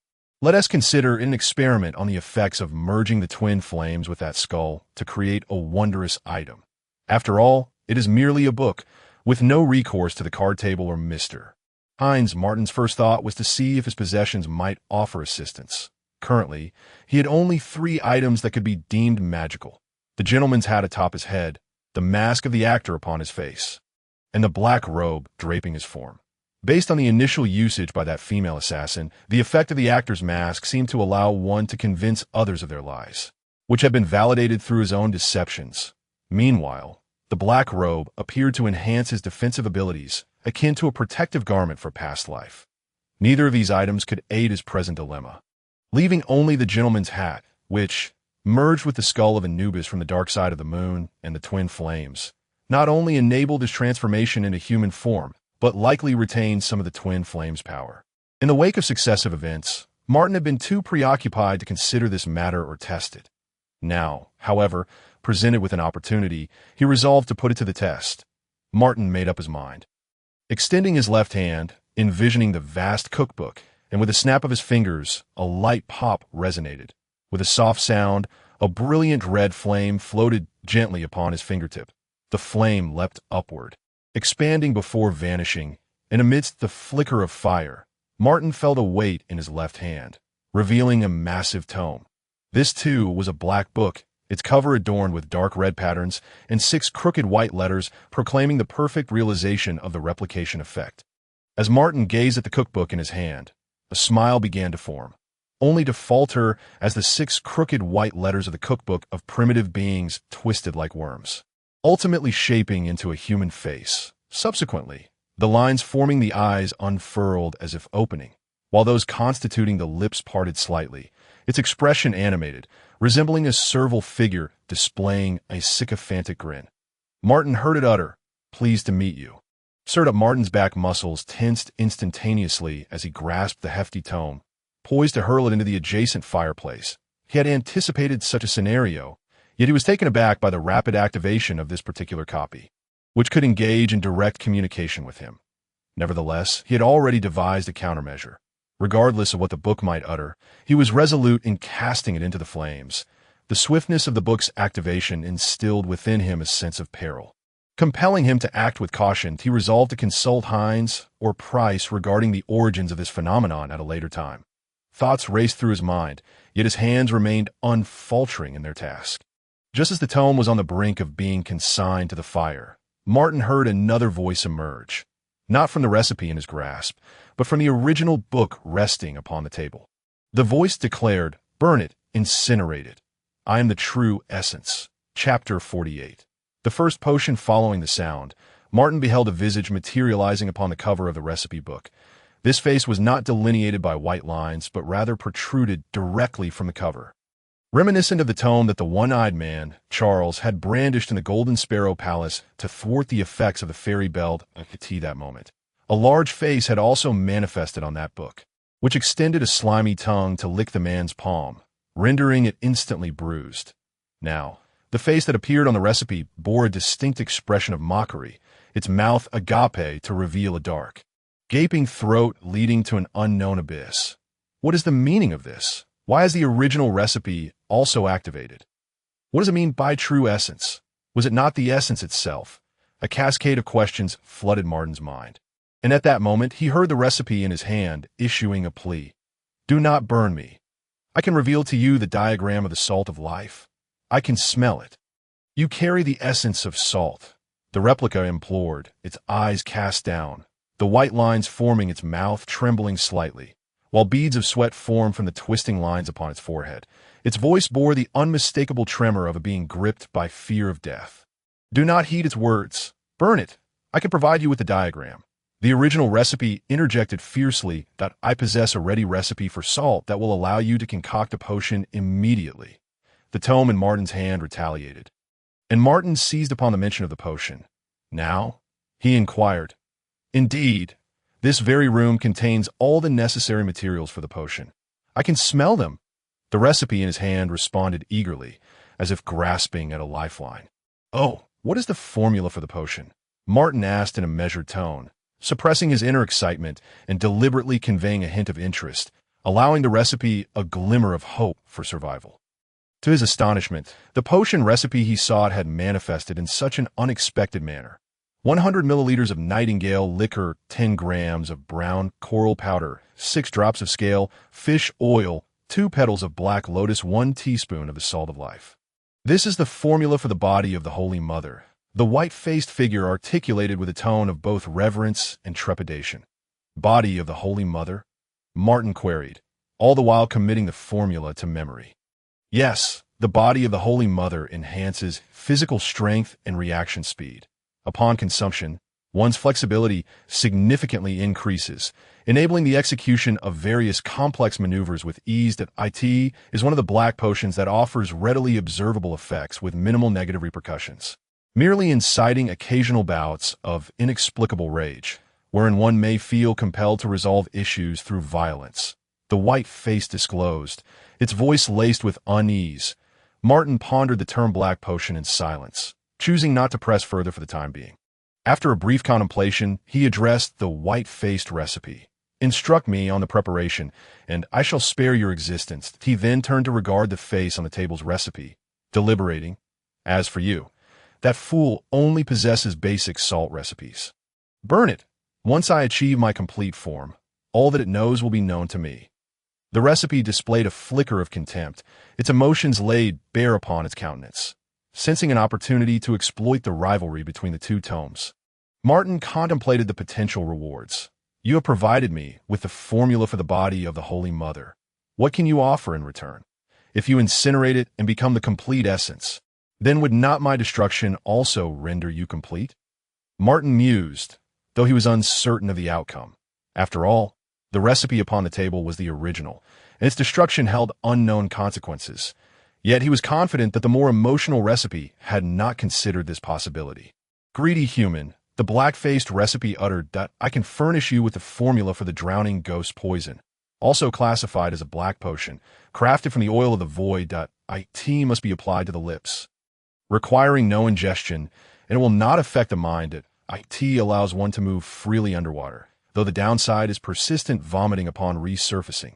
And what is the formula? First, throw it into the fire. The black face demanded, attempting to negotiate further. Martin scoffed at the request, redirecting his gaze to the recipe in his grasp. The white-faced tome sensed his scrutiny and urgently exclaimed, I can instruct you in crafting the perfect body of the Holy Mother right now. I also possess the enhanced version. Incorporate the eye of a Roman octopus and 2 ghostly mushrooms to amplify the effects of the body of the Holy Mother. Its potency rivals that of white potions. A slight smile crept upon Martin's lips as he disregarded the torrent of insults from the black-faced recipe, that he approached the table, beginning to gather the necessary items as per the white-faced tome's guidance. He decided to leave the black-faced recipe in suspense, allowing it to contemplate its precarious situation. For both recipes, Martin represented a figure akin to death itself. They had no choice but to appease him. Of course, maintaining an appropriate level of rivalry between them was essential if he were to extract what he desired. From the cupboard, Martin procured a bottle of amber liquid, the glass adorned with a label depicting a sharp-beaked bird. He retrieved a piece of brown solid from the apothecary beside the fireplace, alongside a transparent liquid and several black dried petals. Within the transparent liquid floated a small mass of viscous black substance, remaining suspended like oil within water. Finally, he extracted the vial of the salt of life that the man had given him the previous night. This small container of white crystals had traversed from the dreamscape's card table into the realm of reality, much like the earlier glory hand. Upon retrieving the salt of life, he inadvertently brought forth a glass vial filled with various remnants of despair from his pocket. Unbeknownst to him, upon the emergence of this vial, both the white-faced and black-faced recipes fell silent, their lips parting slightly, unable to suppress the instinctive, swallowing motion akin to that of a diner beholding a delectable feast. 100 milliliters. Martin muttered to himself as he busied himself taking a measuring cup from the table to pour a portion of the brown liquid from the glass bottle. The room was soon suffused with a potent aroma of liquor. 100 milliliters precisely. That should be enough to incapacitate me, he mused, carefully measuring the liquid before transferring it into a small crucible atop the fireplace. He then crushed the brown coral in a mortar, grinding into a fine powder before adding it to the crucible containing the nightingale liquor. Be mindful, the scalefish oil requires only 6 drops. Exceeding that will lead to the separation of skin from muscle and muscle from bone, the white face cautioned. This is due to the extraordinary properties of the scalefish, whose skin is remarkably tough, capable of evading even the jaws of an orca, yet navigates the water with grace, unaffected by its scaly armor, thanks to its fish oil, which serves as an effective lubricant. The oil will rapidly evaporate if stored improperly and must be kept in the seawater of the storm sea. The pale-faced recipe observed as Martin inserted the dropper into the transparent liquid, carefully extracting several drops of black grease, while offering cautious reminders from the side. As the black grease was dripped drop by drop into the crucible, the mixture of brown coral and nightingale began to bubble vigorously, the aroma of alcohol in the air growing increasingly intense, as if all the alcohol within the crucible had evaporated. Martin fixed his gaze intently on the liquid, which transformed from a murky dark yellow to a pure black. Bubbling continuously, he opened the tin containing the black lotus flower and tossed in 2 black petals. The black lotus itself is highly toxic. Direct consumption can lead to hardened and cracked skin, resulting in permanent damage. However, when ingested alongside stone-scaled fish oil, its toxicity can be largely mitigated, provided the strict proportions are adhered to. The pale-faced recipe continued to offer incessant reminders to Martin, its voice somewhat obsequious. Yet he diligently memorized its words, recognizing the invaluable information it provided. As the 2 black petals were cast into the crucible, they immediately sank, causing the liquid within to cease bubbling, the aroma of alcohol to dissipate, and a captivating floral fragrance to gradually permeate the his astonishment. The pure black liquid began to lighten in color after the addition of the equally black lotus petals, ultimately presenting a stone yellow hue, with a faint yellow steam spiraling upward from the surface. Finally, a teaspoon of the salt of life. A little should pose no danger, Martin murmured. He grasped the glass vial containing the salt of life, using a slender spoon to extract some white crystals, which he sprinkled into the crucible. Upon removing the crystals, Martin noted that they differed from the salt grains he was familiar with in his previous life. Although they were white crystals, he detected a subtle sourness emanating from them. He found it peculiar, but did not dwell on it, as he realized they were undoubtedly not the same as the salt used for cooking. After the stone yellow potion was infused with the salt of life, its color remarkably lightened once more, reverting to the amber hue reminiscent of the nightingale's spirited liquor. The entire process was swift, akin to the moments he experienced during chemical experiments in his past life. The spiraling gas ceased to appear, bright amber, the perfect embodiment of the Holy Mother. This is truly a masterpiece, sir. I must commend you. You possess an undeniable talent for potion crafting. The pale-faced entity unabashedly praised Martin, despite the fact that he had merely followed its instructions step by step in mixing the ingredients. Chapter 49. The embodiment of the Holy Mother. Martin gazed at the amber liquid within the crucible, feeling an intense allure emanating from it was a craving born from within, rendering the liquid before him irresistibly tempting. Its brilliant hue and the faint floral aroma stirred an overwhelming desire within him to consume the potion. He had never experienced such a sensation. It was more potent than hunger and more exhilarating than thirst. His eyes gradually turned crimson, and after swallowing a mouthful of saliva, he could no longer resist. He seized a long-handled wooden spoon beside him and scooped the entire amber liquid from the crucible, pouring it into a transparent glass vial. Then he tilted his head back and drank the potion in one swift motion. Gulp, gulp. The velvety liquid slid down his throat, reaching the core of his being, making him feel as if his esophagus was caressed by the softest silk, prompting him to exhale a breath of murky air involuntarily. This concocted potion bore no trace of alcohol. Instead, it presented a delicate balance of sweet and sour flavors, reminiscent of harvested wheat and the serene streams in winter forests. Suddenly, Martin's body began to convulse involuntarily. A sensation of itchiness accompanied by pain coursing through his nerves to his brain as he felt something writhing within his stomach. This entity invaded and merged with his being, and soon, an indescribable slickness enveloped every part of his body. Every corner, and even every cell. His heightened senses picked up a rustling sound emanating from the surface of his skin, as if something were attempting to sprout forth. This is bad. This potion has issues. Panic gripped Martin's mind as he belatedly recognized that his earlier actions had been reckless, driven by an insatiable desire. He had failed to consider the potential dangers of the potion. His muscles began to swell involuntarily, and he trembled uncontrollably.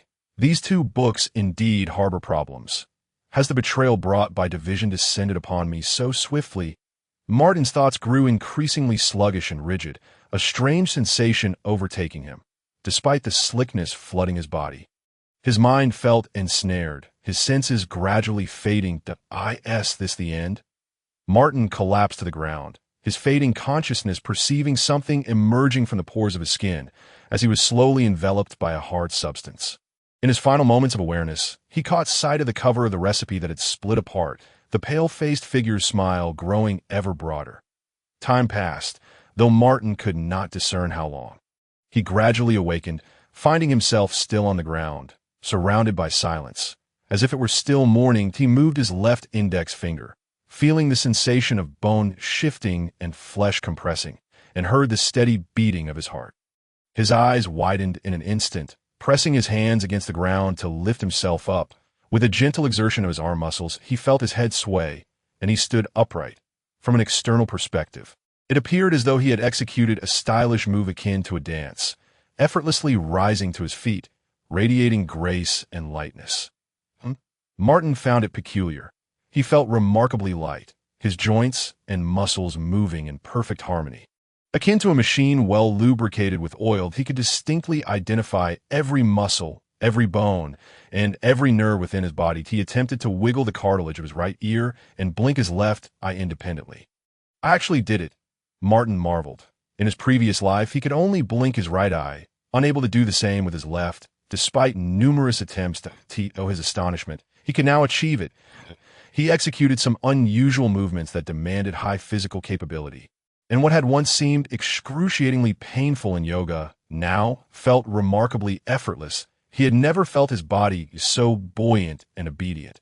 After a series of movements, he felt invigorated, his bodily functions fully awakened. With beads of sweat forming on his forehead, yet he felt no fatigue. As he moved, fragments of dark hues, tinged with black and dark red, fell from his sleeves and robe. What is this? Martin pondered. Picking up a piece, discovering it resembled a shell, emitting a foul odor. Could this be what emerged from my body moments ago? Is this a byproduct being expelled from my system? He speculated, grasping the fragment. After a moment's thought, he rose to secure the door, then shed his robe. Beneath the robe lay a physique that could only be described as flawless, a tall frame, not overly muscular, yet brimming with strength, with muscle lines as clear and fluid as a sculpture. Martin exhaled, peeling away the remnants of the shells clinging to his body, discarding the foul-smelling impurities into the fireplace, donning his robe once more. He felt increasingly unencumbered. He stretched his limbs and then bent down to retrieve the pale-faced recipe from the ground. Congratulations, sir. The effects of the embodiment of the Holy Mother have manifested perfectly within you. I can see that your physique has ascended to a new level, truly stepping into the realm of the extraordinary. The pale-faced entity continued its flattery, but this time Martin recognized the truth in its words. Following a brief period of discomfort, his body had indeed transformed entirely. Next, you need to familiarize yourself with this entirely new body and unleash all its potential. That I recommend maintaining high-intensity activity daily until exhaustion. I believe you can manage it, especially since it pales in comparison to the pain required to digest the enhanced embodiment of the Holy Mother. The pale-faced voice conveyed a tone of respect. You seem to have some confidence in me, Martin internally scoffed. After this experience, Martin developed a certain level of trust in the whiteface recipe, at least a temporary one. After all, judging by the allure of that potion and the tangible effects it produced. There seemed to be no issue with it. Furthermore, Whiteface's assertion held merit. A new body requires new stimuli and constant adaptation. Martin resolved to diligently train his body over the next few days before reporting to the sunflower carriage. Aiming to push the limits of his new form, he fell silent for a moment and inquired of the Whiteface recipe. "Did anything transpire while I was unconscious?" "Rest assured, sir, no one disturbed you." "I kept watch," Whiteface replied, its eyelines quivering slightly, akin to a wink. "However, it seems someone lingered around this house several times. A single male that I could discern his footsteps. He did not approach the doors or windows." Whiteface then proceeded to reveal something that caused Martin some concern. That a vagabond, perhaps? Or related to that apron and the previous monstrous mastiff. Martin recalled the bizarre mastiff, whose body had been a grotesque aberration. After slaying the beast, he had disposed of the apron in the fireplace, intent on incinerating it, for it was likely to attract another mastiff or even other strange creatures. The last time he barely managed to defeat his adversary through the use of time slicing. He could not rely on that luck again. Yet, what troubled him was that the apron remained intact even after burning for half an hour. Upon retrieving it from the fireplace, he discovered that the flames had not only failed to affect it, but had also induced some peculiar transformations. "There is another matter I must bring to your attention, sir." Whiteface interrupted Martin's thoughts. Startled from his reverie, Martin responded, "What is it?" "That other recipe, a counterpart of mine, has been quite disrespectful towards you during your slumber." Whiteface unconsciously lowered its voice, resembling a sly child eager to report mischief. "I have already imparted some lessons to him, albeit verbally. I believe he has come to recognize his errors." Whiteface continued, its tone reminiscent of small, self-satisfied usurper. "Do you not think for a moment that I am unaware of your actions? You foolish, festering pus, a wretched worm inscribed with refuse. You are as cowardly as the pigeons of Vanna Square. You spineless wretch." As Whiteface continued its tirade, Martin heard the Blackface recipe begin to curse from the table. It was unfathomable how this recipe had instantly acquired such vulgarities after being animated. It had originally been merely a book. "Look, it still curses at you. I trust that upon regaining consciousness, you will deliver a severe reprimand, making it clear who the true master is that I in this regard. You far surpass my humble self." Whiteface sought to convince Martin that the Blackface recipe's vitriol was directed at him, leaving Martin with a bemused smile. "For now, let us ignore it," Martin replied flatly. Upon hearing his words, the Blackface recipe's brow furrowed, showing signs of displeasure, though it quickly reverted to a neutral expression. Whiteface seemed unable to fully mask its true emotions, given that its visage was composed entirely of lines. It did not dwell on the matter any further, but instead shifted the topic, addressing Martin. "Sir, you have grasped the formula for the virgin's flesh. I sense that the pattern of life's salt within you has undergone some changes. I suggest you take a look." Martin expressed curiosity as he opened the split recipe for the first time, feeling an odd sensation, akin to peeling back a person's skin to examine their innards. Subsequently, Martin discovered that many contents of the book were missing compared to the original, with numerous pages appearing blank. Has it been transferred to another Blackface recipe? He speculated silently as he flipped to the page regarding the pattern of life's salt and found it not only present but altered. What had once been a solitary triangle containing a mouth now featured a curving line above it, the other end of which bore a symbol, a black feather. Chapter 50. The Dew of the Sea in addition to the line pointing towards the feather. Martin noticed 4 faint marks emerging around the page. Above was the symbol of a gust of wind. Below, that of a handful of earth. To the left, the symbol of a blazing fire. And to the right, the symbol of several drops of water. These markings, delineated by simple lines, exuded a vividness that radiated an ancient and mysterious aura. The line culminating in the feather belonged to the wind's domain, but merely grazed its periphery, without delving into its core. From the feather's endpoint, several dashed lines extended upward, halting midway, yet resembling tributaries of a river as they flowed into the heart of the wind's symbol. Did this? A map? Martin pondered, observing the page's patterns akin to a river or tree branches, resembling a cartographic representation. If the feather signified the virgin's flesh, Then did these lines extending outward refer to other potions concocted using the virgin's flesh as a material? But how could he attain the next recipe? As he mused, he continued to flip through the pages, seeking any additional transformations within the book aside from this one. Soon, following the page of life salts pattern, a previously blank page revealed some text that it was a recipe, or rather, a formula. Virgin's flesh elemental vector. Wind potion level. Black ingredients. 100 milliliters of nightingale spirits, 10 grams of brown coral powder, 6 drops of stone scale, fish oil, 2 petals of black lotus, 1 teaspoon of life salt. Potion description. This potion's recipe is said to have originated from a great saintess of history, who sported short hair and donned male attire, striking down sinful men while cursing with foul language. This saintess is rather peculiar. Martin reflected on the potion's description, envisioning a volatile short-haired woman wielding a whip against criminals. He shook his head to dispel the bizarre imagery, steadying his thoughts before closing the page. He looked at the lines on the recipe's cover and asked Whiteface, "Indeed, a new path towards the feather has emerged on the pattern of life salt. This signifies that you have successfully formulated the virgin's flesh." "Sir, the feather is a servant of the wind, and the virgin's flesh itself belongs to the elemental realm of wind. Beyond this path, several dashed lines also extend from the feather. These represent the black potions, white potions, and possibly even yellow and red potions that can be concocted using the virgin's flesh." Whiteface exclaimed, its excitement palpable, yet its eyes soon drooped once more. "That I am quite ashamed, sir. I, Cook, am unaware of the subsequent potion recipes."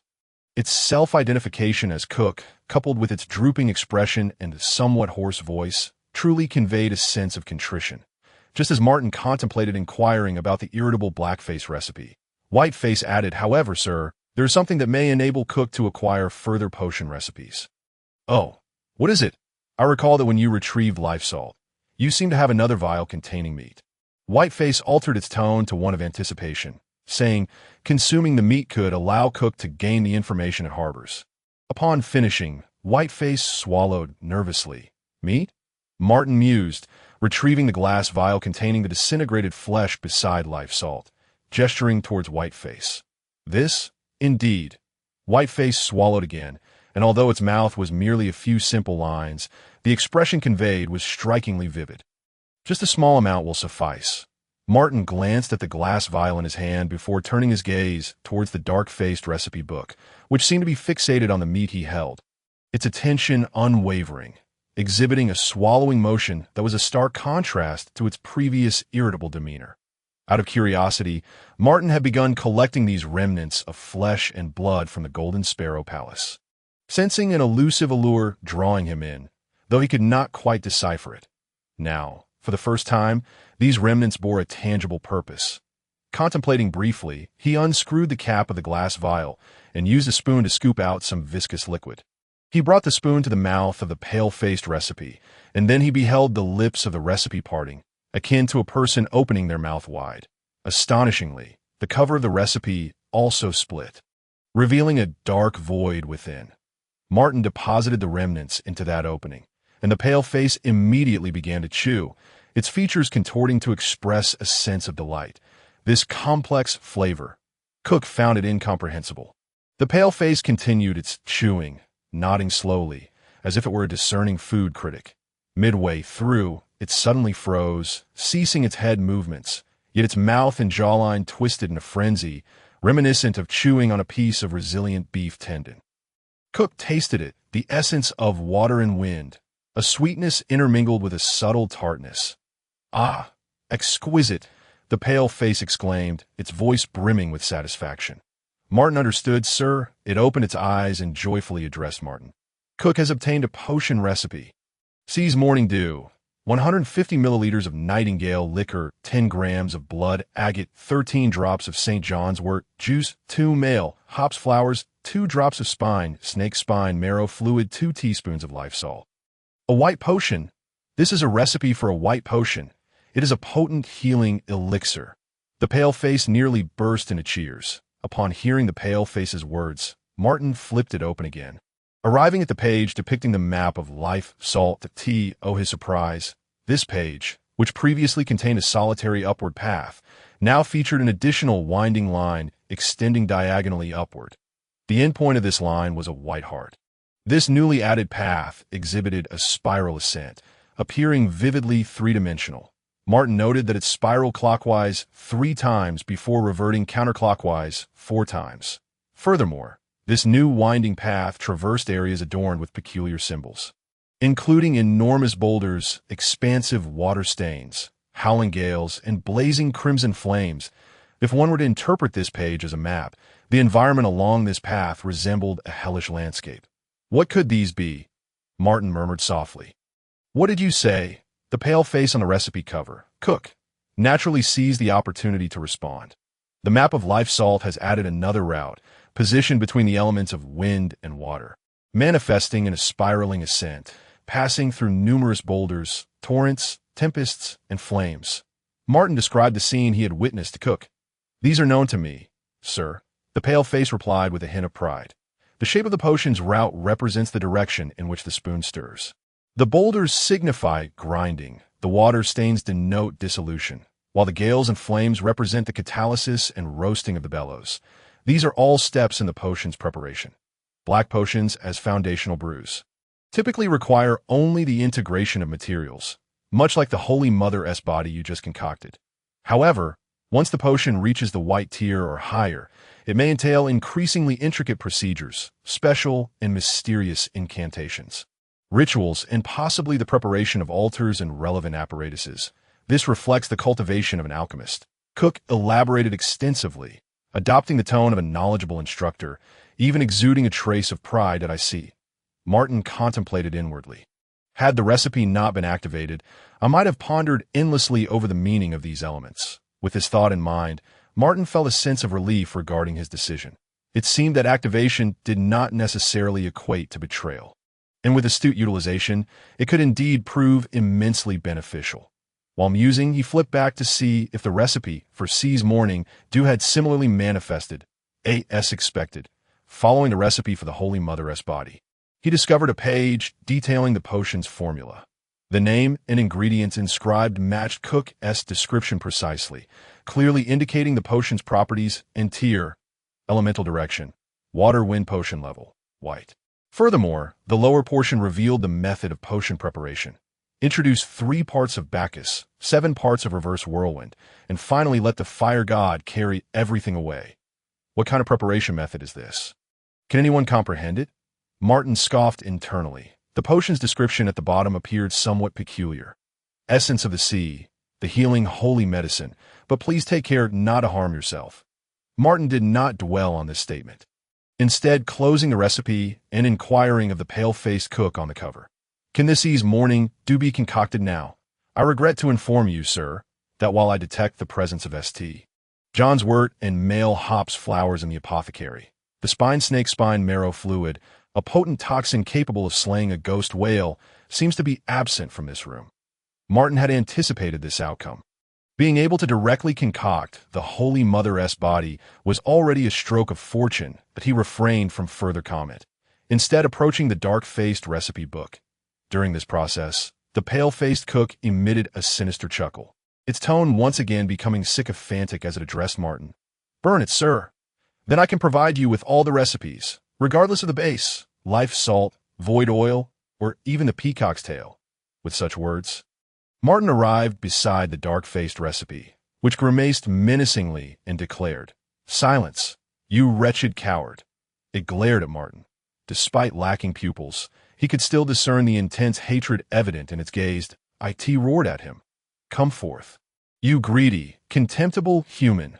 One day, you shall comprehend the folly of your actions in burning me." Martin regarded it calmly and replied, "When did I ever say I intended to burn you?" The dark face momentarily appeared dazed upon hearing Martin's words. "I shall not only refrain from burning you, but will also offer you this." Martin opened his left hand, revealing the glass vial containing the remnants. He observed the dark face's expression betray an uncontrollable yearning and continued, "The very thing you have long desired." Chapter 51. The kiss of lava. Upon hearing Martin's words, the dark face was momentarily taken aback. It had assumed that, after receiving assistance from its kindred, Martin would inevitably choose to incinerate it. allowing the pale-faced cook to achieve its complete form and bestow upon him more recipes. However, Martin not only refrained from such an act, but also offered it flesh, which was indeed something it deeply craved. From a moment it first laid eyes on the glass vial, a profound hunger and insatiable desire had surged within it. This yearning stemmed from a primal instinct buried deep within its psyche. It did not even comprehend why it felt compelled to consume that flesh. It simply yearned to devour it. Martin observed the dazed, dark face on the recipe cover, his thought process straightforward. The relationship between the pale-faced cook and the dark face was adversarial. He should not disrupt this equilibrium, but rather skillfully leverage it to serve his own ends. Moreover, Cook appeared rather unreliable. If he were to burn the dark-faced recipe, it might well begin negotiating terms. He once more used the spoon to extract a portion of the remnants, and after 2 scoops, the contents of the glass vial had diminished by nearly half. I should seek an opportunity to replenish the remnants. I cannot afford to consume them all recklessly. A.S. Martin pondered. He extended the spoon toward the mouth of the black-faced figure. Unlike the simple lips formed by the white-faced contours, the black face protruded from the surface of the recipe like a lively and animated mask. It regarded the spoon approaching its mouth and, without hesitation, opened wide to engulf it, enveloping the viscous liquid into its mouth before beginning to chew with equal fervor. It closed its eyes, savoring the flavors within.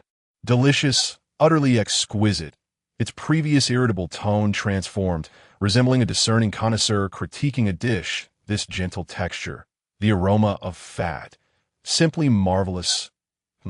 What secrets does this texture conceal?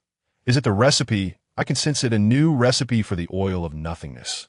So close, I'm on the verge of discovering it. The black face continued to churn its mouth, repeating the chewing motion with increasing speed, its expression shifting erratically. What is this texture? Why can't I discern it? It is neither the oil of ghouls nor the oil of cursed beings. What on earth is this?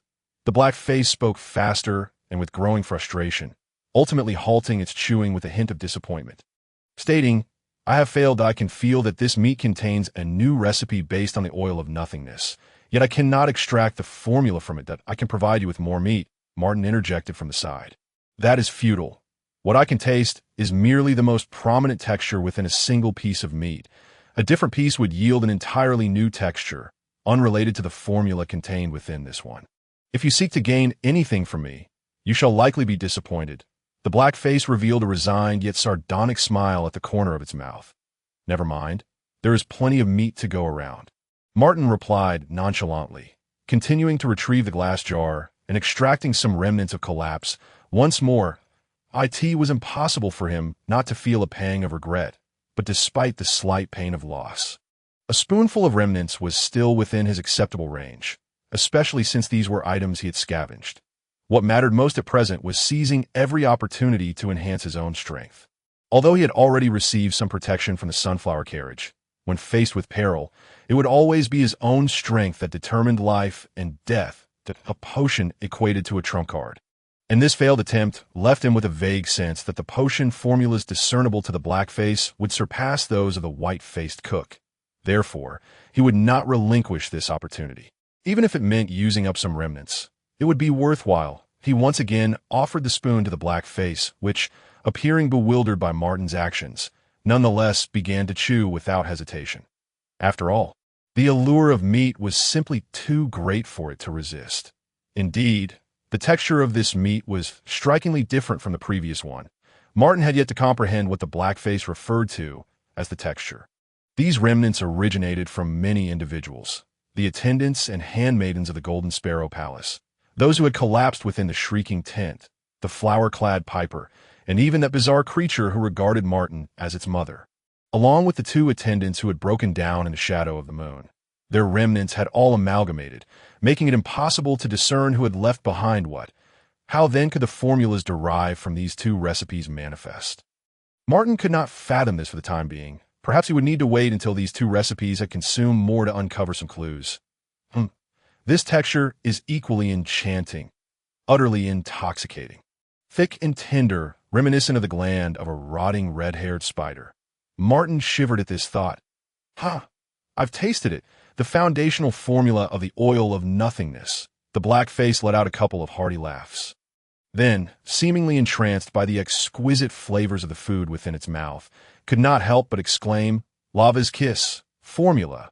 100 milliliters of nightingale liquor, 10 grams of pomegranate fragments, 6 grams of pink mandrake, mad witch's fingernail, powder 2 fire raven feathers, 5 drops of oil of nothingness. Apply to the lips, and the breath expelled will produce the effect of dragon's breath." Martin keenly recognized the mad witch's fingernails mentioned. It was something that the old man had incessantly muttered about during his meeting with Belisarius. And this very item was currently stored in the cabinet by the wall. There is hope. Martin thought to himself. He might very well concoct another potion. The black face exhaled contentedly, ceasing its chewing. The texture was simply mesmerizing. Though this was also a dark potion, its potency far exceeded that of the poison of the drowned. Upon finishing, the black face opened its eyes and fixed its gaze upon Martin, saying, "Human, what you seek lies within my body. I can sense some new changes."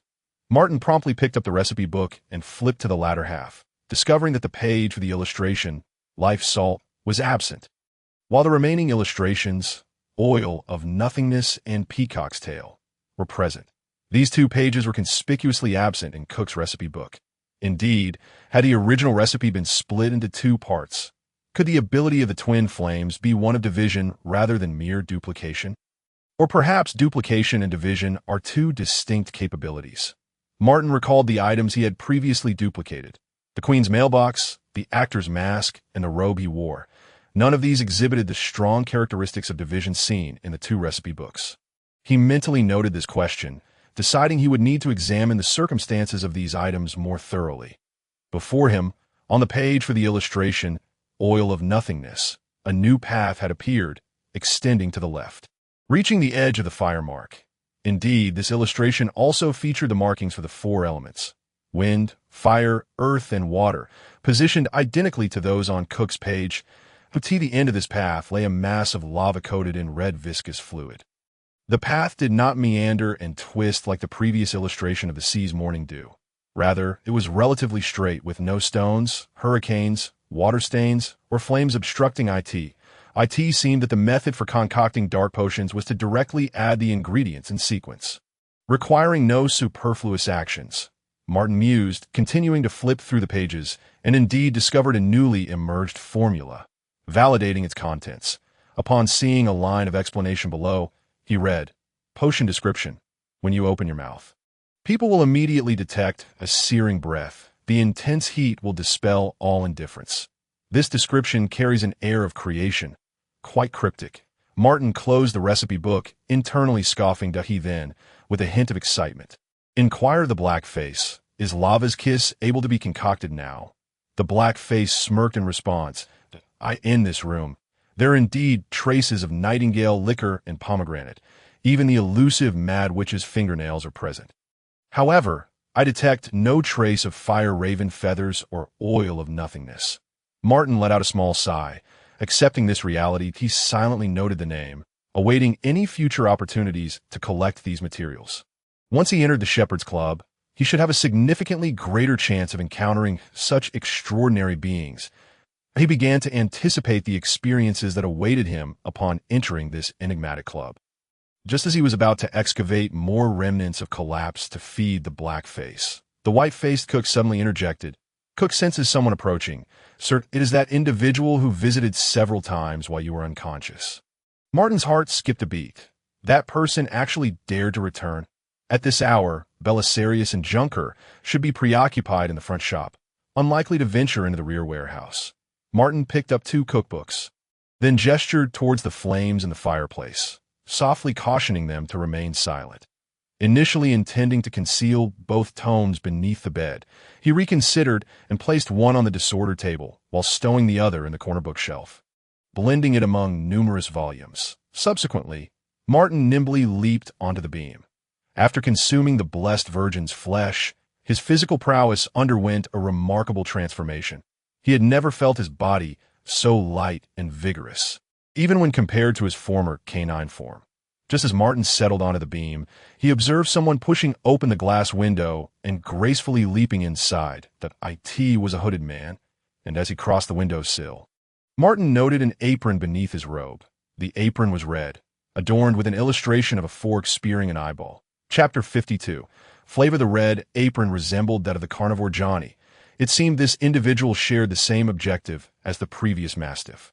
Martin lowered his head against the beam, silently concluding. Once inside, the man inhaled the air before directing his gaze towards the crucible on the mantel. He approached the crucible, peering into its contents, then extended his neck to inhale deeply. The blessed virgin's flesh. The man mused. It is astonishing that someone here possesses the knowledge to concoct this dark elixir. Johnny and Little Black's disappearance is indeed linked to this place. Those fools always mock me for being a step behind them, refusing to let me even taste the potions from the Alchemist Guild. Yet unexpectedly, I, the Dark Chef Harris, am the first to uncover a clue. The man removed his hood, offering a self-reflective exclamation. The Alchemist Guild. Potions? Dark Chef? Could this be a member of the Dark Alchemist Guild? Only after the man had removed his hood did Martin discern his appearance. He appeared to be in his 30s, with an unremarkable visage and an enormous nose. Martin noticed his irises were an unusual amber hue. After discarding his hood, the man inhaled again, seemingly following a scent to the single bed, where he crouched down. He lifted the bedclothes, first peering inside, then reaching in to feel around. This man, identifying himself as Harris, searched under the bed for a considerable time, but found nothing. He then lay flat, half his body submerged beneath the bed, as if seeking something elusive. The scent clearly emanated from beneath, the aura of Johnny's apron, and the essence of Little Black. Harris's deep voice resonated from under the bed. After fruitlessly searching, he emerged, his face and robe smeared with dust. Appearing somewhat disheveled, it seemed the apron had been relocated, yet this room was the only place that bore their scent. How could this be? He appeared confident in his olfactory abilities, unaware that the apron had already been incinerated by Martin in the fireplace. Its lingering scent completely eradicated it. In truth, the apron now resided within the bookshelf beside the wall, cleverly concealed within a large tome, unlikely to be discovered anytime soon. To Martin's astonishment, fate had inadvertently erased the remnants of the apron-esque clues. Martin steadied his breathing, intending to wait for the man below to depart. He had discerned that this man was likely led here by the scent of the apron and the mastiff. Without further discoveries, given his temperament, he would probably leave swiftly as anticipated. After the man's sense of smell proved ineffective, he refrained from taking further action and appeared ready to depart at that moment. A voice suddenly echoed within the room. Is the Alchemist Guild filled with useless individuals like you? Martin's heart raced. He recognized the voice belonged to Blackface, who had chosen this moment to disrupt the situation. Martin clenched his teeth, uncertain of Blackface's intent, and chose to remain silent, awaiting the man's reaction. Who? Harris turned towards the source of the voice, only to see a shallow bookshelf, its disarrayed tomes laid bare before him. He was puzzled as to the origin of the voice. Cautiously, he rose and assumed a defensive posture beside the bookshelf. Just as he was about to investigate the source, another voice called out from behind. You carry the scent of calamus and dodder, which are essential components for crafting the embrace of the goddess. Yet the most crucial ingredient scent is entirely erroneous. Concoct this aphrodisiac potion. One requires the combustion of 3 distinct flames to temper the lady's seal, namely, mad root, but you only possess the aroma of mad root tempered by kindling. It appears you attempted to create this aphrodisiac without mastering the correct formula. And who would endeavor to concoct such a potion effective solely on mere mortals? Your actions are truly repugnant. It was the pale-faced cook atop the table, who began echoing Blackface's taunts. He seems to dismiss my earlier threat entirely. What a mischievous child. Martin felt a twinge of anxiety. He had separated the cookbooks in anticipation that the intruder might search beneath the bed for the previous apron. The large tomes were cumbersome to carry, and in a moment of desperation, he had no choice but to blend them among the clutter in the room. He never expected these 2 cookbooks would become part of the farce. Come out. I know you're there. Harris, hearing Cook's voice, immediately turned around, confused by the 2 disparate voices that muddled the situation. He could never fathom that these 2 mocking sounds originated from the bookshelf and the table, right beneath his nose. Invisibility potion? He muttered, in his understanding, only high-ranking members of the Alchemist Guild could brew such a potion, any one of whom could easily obliterate him. Clearing his throat, he addressed the air in a placating tone. "Friend, reveal yourself. Given your ability to concoct the Blessed Virgin's flesh and an invisibility potion, you must have heard of the illustrious Dark Alchemist Guild. I am Harris, from the Dark Alchemist Guild, and I admire your alchemical talents. I merely wish to inquire if you might be interested in joining our ranks." His words conveyed friendliness, yet his defensive stance and darting eyes belied any genuine warmth that a man who cannot even brew the embrace of the goddess. With a twisted mindset, this is what you deem a member of your so-called illustrious organization. Blackface's voice resonated once more behind him. "Utter nonsense. I am not psychologically twisted. I concoct the embrace of the goddess to assist Gina." Harris, flustered, spun around, his gaze fixed intently upon the bookshelf. His expression of fury lingered for a moment before gradually dissipating, and Martin heard him continue. "My current abilities rank me in the lower tier within the Alchemist Guild. Yet Old Gale and the others assert that I possess remarkable talent. Individual strength does not define an organization. Wouldn't you agree, friend? The Dark Alchemist Guild boasts the greatest number of elite alchemists on the continent of Myre. We possess countless potion formulas. I have heard of at least 5 varieties of the Crimson Potion. Royal courts and churches across nations maintain close collaborations with us, and among our partners are even various secret organizations and former alien races. The powers on this continent understand that alchemical potions grant one robust health and keen awareness. They not only allow for effortless navigation through sky, sea, and land, but also enable one to indulge freely upon the belly of a woman. They comprehend the peril of opposing alchemists. Otherwise, one might unexpectedly perish in a woman's embrace. Even more perilous is opposing the Dark Alchemist Guild, lest one be transformed into a potion, rendering death itself unattainable. So, come forth, friend. We can have a proper discussion." When Harris spoke of the Alchemist Guild's influence, he appeared as if rehearsed, exuding an air of fluency and confidence. After a moment of silence, Martin heard Cook's pale visage speak up from the table. "Great master, do you wish to grant this worthless man an opportunity to meet you?" Martin sighed inwardly. He had no desire to make an appearance, yet the few words contained within these 2 books had already intimidated the man named Harris, subtly providing him with an opportunity. More importantly, the Dark Alchemy Society was the very force that the stern man at the card table had mentioned would infiltrate their ranks. Although he had not summoned the Hounds of Yellow and Black as he claimed, he had nonetheless made a direct connection with a member of the Alchemy Society. Thus, the present moment was indeed the most opportune time for negotiation. With this thought in mind, he nimbly leaped down from the beam. Landing silently behind Harris, Martin touched the ground. He heard the voice of the pale-faced Cook. "We welcome your arrival, great master." Being addressed in such a manner in the presence of others for the first time left Martin feeling somewhat discomfited, causing his expression to take on an unusual quality. Fortunately, the mask covering his face concealed any signs of his discomfort, allowing him to maintain the persona of an aloof figure. Upon hearing Cook's voice, Harris cautiously turned around, only to find a man adorned with a round gentleman's hat, his visage obscured by an eccentric mask painted in exaggerated hues and draped in a flowing black robe. Standing right behind him, startled, Harris raised his right hand, which had been hidden in his pocket, intending to scatter a handful of green powder, when he suddenly sensed an unusual presence, having consumed some potions. His sense of smell was exceptionally acute, a trait that had guided him to this very location, tracing the scent of Johnny's apron and the lingering aroma of the hound in that instant. As he beheld the man before him, he instinctively sought to inhale the peculiar scent emanating from this strange figure. What he detected was an unforgettable amalgamation of complex odors. He caught whiffs of fiery madness, salty thirst, and acidic greed. Throughout his extensive career in alchemy, he had encountered these scents in rare herbs or creatures, yet he had never experienced them all at once. The overwhelming intensity of these aromas surged into his nostrils like a frantic escape.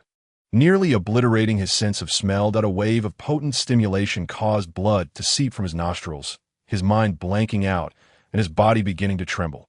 After paying such a steep price, He finally discerned the dominant scent among them. It was a pure hunger, akin to a mad coachman recklessly driving the other fragrances, allowing them to run rampant.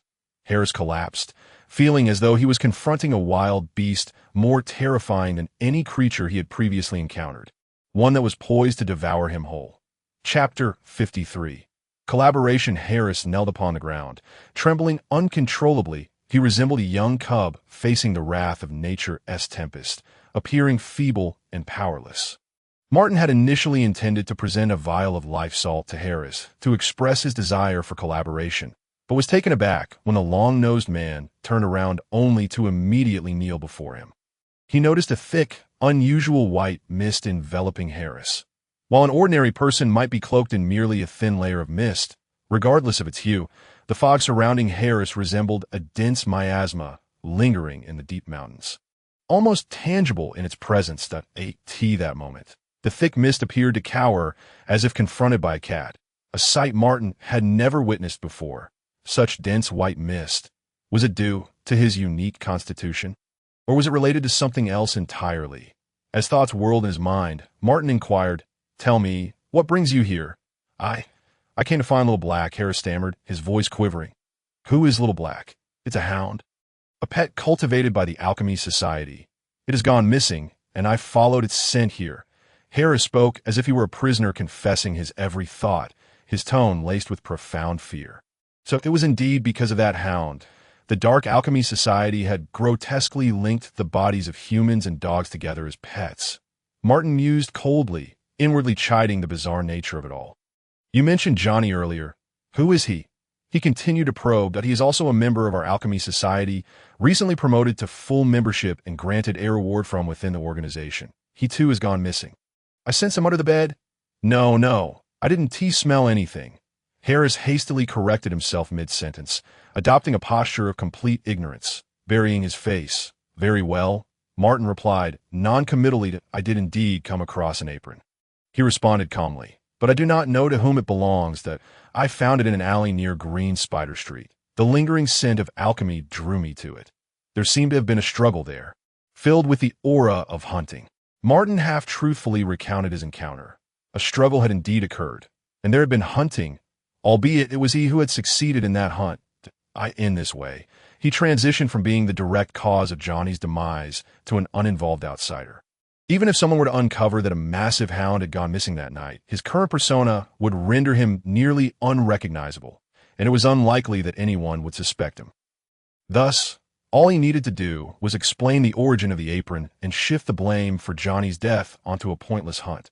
With the guise of an actor at his disposal, he was confident that Harris would harbor no doubts about his words. Moreover, it was indeed that red-haired woman who had hunted Johnny, though she had nearly failed in her endeavor. Akati must have been that group of shepherds. Harris exclaimed in anger. They consider themselves the guardians of Kavids, yet they engage in the acts of robbers and murderers. From Harris's words, Martin discerned a deep-seated animosity. It appeared that the Dark Alchemy Society and the Shepherd's Club were at odds. He then recalled the sweet bags he had seen on the first floor of the Sunflower Cart, realizing that Johnny was a formal member of the Dark Alchemy Society. This incident seemed to hint at some underlying information. The peculiar item left behind after Johnny's murder was being openly auctioned on the first floor of the auction house, suggesting that this establishment, or rather the Eden behind it, was unconcerned about any potential retaliation from the Dark Alchemy Society. One could even say they were emboldened in their audacity. Martin contemplated the exploitable elements within this scenario. Just as Harris was about to continue his tirade, Martin interjected, "Enough." Harris immediately fell silent, the terror emanating from his very being. Even his soul, rendering him unable to cease trembling. "I am not concerned with the entanglements between your two organizations, nor do I wish to join the Alchemy Society. However, I am open to collaboration." Martin feared that directly proposing to join the organization might incite suspicion and scrutiny, especially given his current sensitive status, which made him wary of any investigation. Thus, he opted to propose collaboration in line with the stern man's line of thinking, anticipating that once he demonstrated greater value, an invitation to join the organization would naturally follow. Moreover, Harris's earlier words were evidently intended to lure him into revealing himself, rather than genuinely seeking to recruit him. Upon hearing Martin's proposition, Harris's trembling subsided somewhat. Whether it was due to the friendliness Martin projected, diminishing the oppressive sensation of hunger, or whether Harris merely momentarily overlooked it, was unclear till he raised his head. A hint of confusion crossing his features as he inquired, "Collaboration?" "Precisely." Martin produced the vial of life salt, which had already been partially consumed, and displayed it before Harris. "This is life salt?" Harris's gaze fixated on the glass vial, his eyes widening as he scrutinized the substance within. Upon recognizing the pristine white crystals, he leaned in closer, shutting his eyes to inhale deeply several times. Then he opened his mouth wide, speaking in a tone of incredulity. "Indeed, it is life salt, but this pure white hue. There is not a single impurity. This is the highest quality salt. Where did you acquire it?" His expression shifted to one of profound astonishment that I synthesized it myself. Martin told a small lie. He certainly could not admit that someone had given it to him at the card table, as that would be far too undignified. "You managed to produce such a high-purity salt." Harris seemed to grasp the gravity of the revelation. Even within the Alchemy Society, such purity was a rarity, hardly accessible to those of their lower tier. Only those specializing in potion crafting, like the Bluebeards, might have encountered it. "What do you propose for our collaboration? What value do you believe this vial of life salt holds?" Martin casually inquired. "This I cannot articulate, for I have never encountered such a level of salt. Just as I could not comment on Gina's ample bosom or shapely posterior before having met her. However, its value must be exceedingly high," he concluded with this remark. What a metaphor! Who on earth is this Gina that seems to occupy his thoughts so profoundly? Martin mused. "You should take this life salt back and present it to the higher-ups of the Alchemical Society. Upon seeing it, they will undoubtedly comprehend my sincerity and how we ought to collaborate," he continued cryptically to Harris.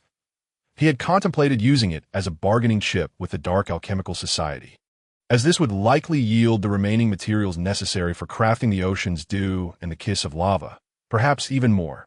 After all, according to Harris, the purity of this life salt is beyond imagination, immensely precious. However, firstly, he was unaware of the true value of this life salt. Hastily revealing his terms could easily expose him as a novice. Secondly, the stern gentleman had not mentioned any exchange when he handed the salt to Martin. He merely needed to deliver it to the Alchemical Society, and he need not concern himself with subsequent affairs. Rash actions on Martin's part could lead to unforeseen consequences. Thirdly, Martin wished to maintain the carefully cultivated persona he had established. According to his narrative, he prioritized collaboration at this juncture to owe him. This vial of salt was of little consequence. Whether the Alchemical Society hoarded it mattered not. Thus, it should serve as a token of goodwill to demonstrate sincerity and value, rather than a bargaining tool. Is this truly for me? Harris gazed in disbelief at the glass vial Martin extended. Noticing Harris did not reach out to accept it, Martin nonchalantly tossed the vial toward him. Harris fumbled to catch it, gripping the vial with both hands as if fearing it might slip and shatter, his gaze toward Martin imbued with a hint of reverence, as if marveling at how casually Martin could cast away something so significant. Truly, the wealthy do not regard money as money. It is merely a necessity for maintaining one's facade, Martin reflected, relishing the admiration in Harris's eyes. They were positioned closely enough that Harris could not possibly fail to catch the vial Martin had deliberately tossed lightly. "I will grant you a maximum of 2 days. After that, I shall depart from cavities, so it is in your best interest to provide me with results within this time frame."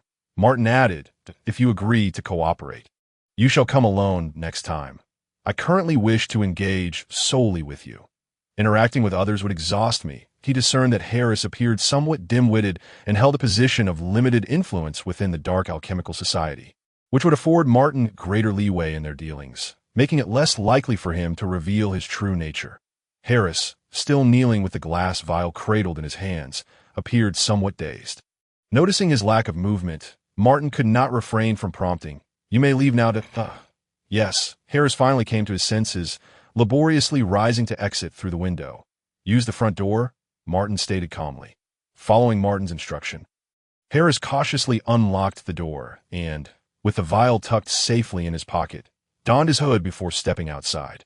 Just before departing, He turned back, bowing deeply to Martin before leaving. Martin maintained an enigmatic demeanor until Harris had exited, after which he shut the door firmly and exhaled heavily. At last, it was over. Maintaining such an aloof persona was indeed exhausting. He sighed inwardly. Subsequently, he approached the table, his gaze falling upon the white-faced cook. The lines of the white visage animatedly outlined a familiar, obsequious smile. Cook addressed Martin. "Great master. Cook has frightened that man." "How well did Cook perform?" Martin inquired. Chapter 54. The Queen's Letter, in response to the white face's self-congratulation. Martin nodded slightly, stating, "Well done." Although the white and black cookbooks had not remained silent as he had previously instructed, their actions had nonetheless facilitated Martin's successful connection with the Dark Alchemical Society. In terms of results, these two tomes had proven quite beneficial. With a shift in thought, Martin continued speaking to the white face. "I can reward you with some meat." This was not merely a reward. The ability of the white and black faces to derive new potion recipes from those collapsed remnants represented a new opportunity for growth. He longed to feed every morsel from that small vial to these two tomes. But his plans had been interrupted by Harris's arrival. "Meat? Cook is so happy to have meat," the white-faced cook exclaimed with excitement at Martin's words. Meanwhile, the black-faced tome, nestled within the bookshelf, responded with a hint of regret. "Digesting the previous two portions of meat has left me weary that I can clearly sense that I am no longer capable of savoring the ultimate delicacies within the meat. What sort of rest or replenishment do you require?" Martin swiftly approached the bookshelf, addressing the black face. His inquiry stemmed from a concern that the black face might slip into a dormant state, akin to a drained phone, and he remained unaware of how to awaken it or recharge its essence.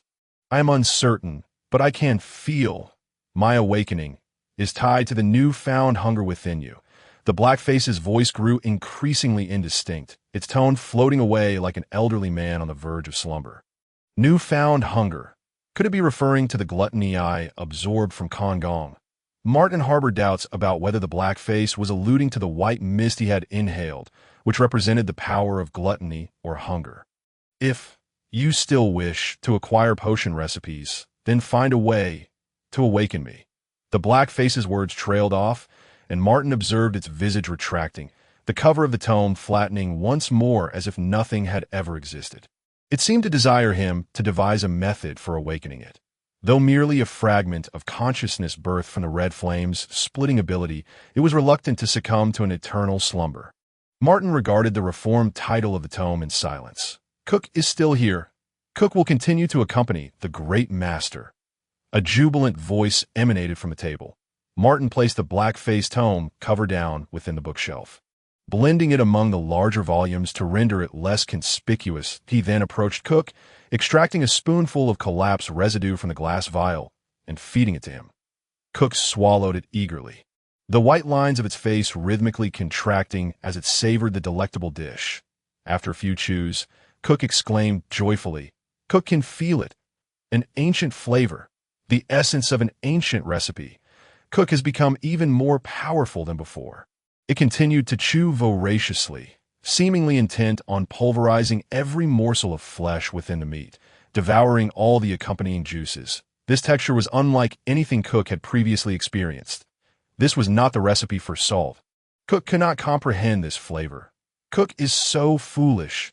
The white face's brow furrowed, its emotions appearing to oscillate dramatically. Gold. This is the taste of gold. Yet Cook had never tasted gold. How could it recognize this flavor? Someone had once informed Cook? A man. He knew this flavor. Who is he? The white face's expression shifted rapidly, suddenly widening its eyes in shock, its voice trembling, contorting into a grotesque mask. "Master." Cook feels such anguish. Cook could not discern the identity of that man, nor had it recognized the formula embedded within this flavor. Cook felt utterly useless. Its facial lines trembled violently, the lines representing its eyes slowly but steadily flattening, its expression becoming increasingly rigid. Ultimately, its face vanished, reverting to the 6 prominent characters of the Savage Beasts cookbook. Martin witnessed this transformation, unable to grasp the significance of the gold or the man referred to. Yet it was evident that Cook had encountered something beyond its capacity, leading it to succumb to slumber akin to the black face. At a twinge of inexplicable anxiety stirred within Martin, prompted by Cook's final utterance. Who indeed was that man? A man materialized out of thin air, inexplicably connected to this cookbook and its disastrous derivatives, a puzzle that eluded Martin's comprehension. But he placed the cookbook back into the bookshelf, tucking it away in an inconspicuous corner. In its current state, the two tomes should remain dormant, untouched by the world. He needed to absorb some more gluttonous energy to attempt to awaken these cookbooks. Martin devised a plan to bring these volumes to life. He must seek out Belisarius and Yunk, hoping for an opportunity to showcase his culinary talents. However, he did not leave the room just yet. Instead, he shut the door to the Red House once more and leapt onto the rafters. Crouching low, he carefully crawled along a sturdy beam, reaching the junction where the beam met the wall. There, nestled in the corner, lay a box, the Queen's mailbox, after having taken it to the screaming tent. Martin found it cumbersome to carry, so he had left it here before heading to the sunflower cart with Heinz. Following the visit from that mastiff, he had come to realize that the space beneath the bed was far from secure. And in this house, the rafters were the only spots that offered any semblance of safety. He grasped the turquoise box and nimbly descended. This box was not the original Queen's mailbox, but rather a creation of his own using the powers of the Red Flame within the confines of the Golden Finch Palace. The activation of the two cookbooks sent a shiver down his spine. Could it be that this mailbox was not merely a copy, but a product of division as well? He recalled the stark contrast between the scene he witnessed when Hixian departed, a vibrant, multicolored wormhole, and his own experience, which had engulfed him in a deep azure radiance. The time, he had felt a twinge of confusion, suspecting that the replicated mailbox was flawed. Fortunately, he had successfully escaped. Yet after arriving in Cav Ides, the mailbox had fallen silent, leaving him puzzled as to why. Now, he felt he was beginning to piece things together. This might be connected to the mailbox's activation. Clutching the box in his left hand, he pondered how to proceed. Should he burn it? Or perhaps create another copy? When he had replicated the Savage cookbook using the Red Flame, he had noticed the frenzied whispers from his previous use of the twin flames still lingered, albeit less intensely than before. He hesitated to attempt it again in such a short span of time, uncertain of what experience awaited him. Moreover, the box in his possession was already a product of the Red Flame. Would another division yield unforeseen consequences? Martin felt a surge of anxiety. Just then, he sensed a tremor in the mailbox he held. It quivered once, then again. The tremors grew more frequent, and Martin struggled to maintain his grip. As it seemed poised to slip from his hands and crash to the ground, it abruptly ceased its shaking, as if a taut rope had snapped. An inexplicable thrill of having conquered something washed over him. This sensation was unfathomable. Simultaneously, he became aware of something in his pocket radiating warmth. He reached in and withdrew the object. A time slice. The glasses vibrated slightly, as if freshly pulled from boiling water. And Martin felt their searing heat, though the gloves he wore rendered it merely warm to him. Why was that? Some sort of sensing. As he withdrew the object, the time slice gradually stilled, its temperature cooling rapidly. Martin hesitated briefly before donning the glasses. The scene before him remained unchanged. He glanced around, his gaze sweeping over the mailbox. Then, he found himself unable to look away. Through the glasses, he beheld a magnificent azure light streaming through the mailbox's seams. Its brilliance so tangible that he could no longer see his own arm supporting the mailbox. All of this had been entirely concealed before he put on the time slice. Martin swallowed hard. Driven by curiosity, and opened the mailbox's in an instant. The azure light surged forth like a flood, engulfing him, leaving nothing in his vision but shades of teal and green.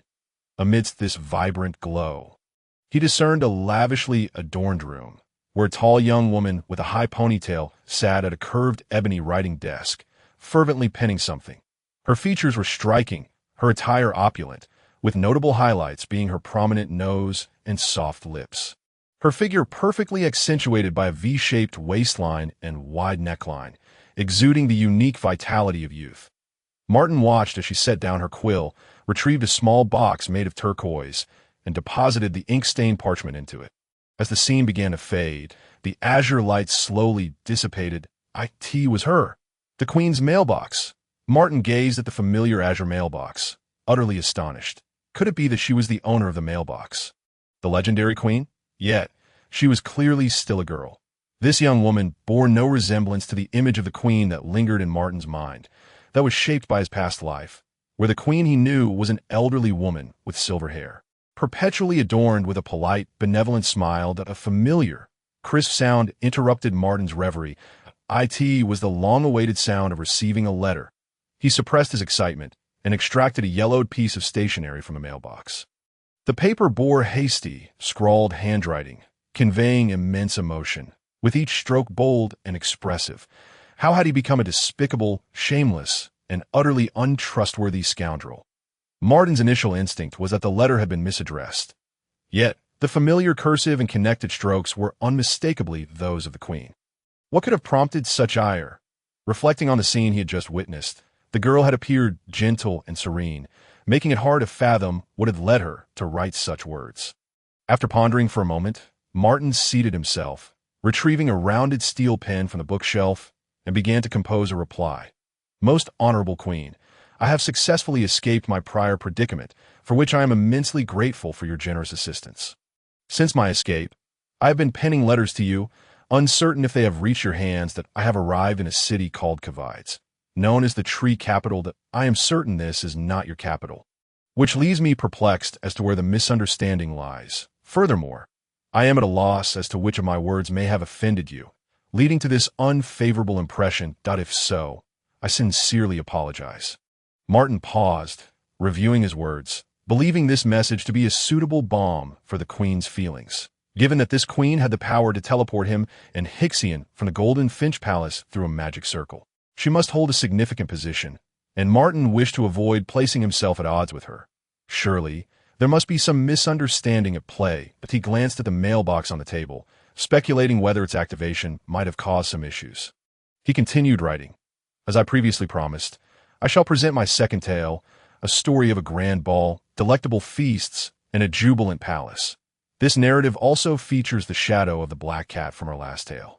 In a city called Capernaum, the citizens coexisted peacefully with the cats, with felines lazily sprawled across the streets, unafraid of the bustling passers-by. However, this serene scene was disrupted by the arrival of a missionary, a man in a long robe and neatly combed golden hair, who preached to the townsfolk about the evils of cats. In his rhetoric, he declared that cats were embodiments of the devil. Duplicitous and malevolent, he reinterpreted the cat's fastidiousness. The devil descended upon the world in the guise of a black cat, bringing calamity upon humanity, and its worshippers would extinguish the flames of civilization, gathering in the presence of the black cat, expressing their reverence by kissing its unclean parts.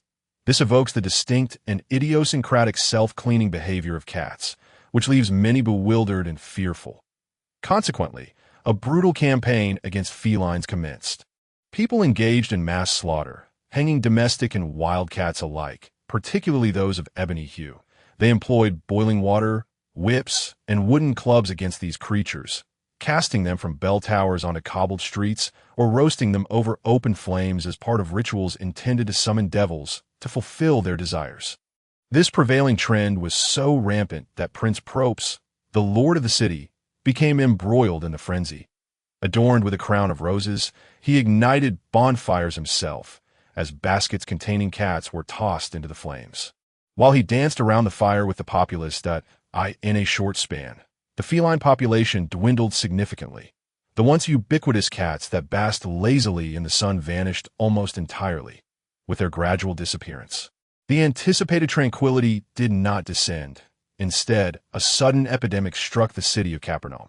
Infected individuals developed dark, bluish blisters all over their bodies, from which twisted vines sprouted, blossoming into black mandrakes before eventually maturing and dropping, leading to their agonizing demise. Due to the characteristics of the contagion, people dubbed this affliction the Black Death flower. Its infectious nature was alarmingly potent, with infected individuals often succumbing within an hour, and very few survived. However, Prince Props, in his arrogance, believed he and the nobles could evade this plague, and thus summoned 1,000 guards and servants, sequestering himself and the aristocracy within a remote fortress. This castle was exceptionally sturdy and impregnable, accessible only via a bridge outside its gates, a monumental structure built with massive stones, towering and grand, patrolled day and night by sentinels. Prince Probst commanded the servants to prepare provisions and necessities while instructing the guards to sharpen their weapons. Before detonating the bridge, sealing off the castle's entrances and windows, those within cared for their own, while those outside were left to fend for themselves. Observing the grim scenes outside the fortress, he remarked to the nobles beside him. Thus, each day saw numerous townsfolk perish outside the castle, while inside, revelry flourished, in addition to guards and servants. Prince Probst also invited musicians, dancers, court poets, and even a few acrobats, indulging in fine wines and extravagant pleasures with the nobles daily. Amidst the height of the epidemic, this presumptuous prince resolved to host a grand masquerade ball in the castle's largest palace, supported by 4 massive stone columns intricately carved with ornate designs. The palace was adorned with crimson drapes cascading from the walls, and windows, .6 colossal crystal chandeliers illuminated the hall as brightly as day. On either side of the palace, 2 rooms awaited, each entrance veiled with sheer fabric of differing hues. The left side featured white and muted green, while the right displayed black and violet. Each of the 4 rooms was decorated in accordance with its color scheme, creating an illusion of entering a world defined by a singular hue, leading one to question the reliability of their vision. To the forefront of the hall, a staircase covered in red velvet ascended towards the throne positioned centrally.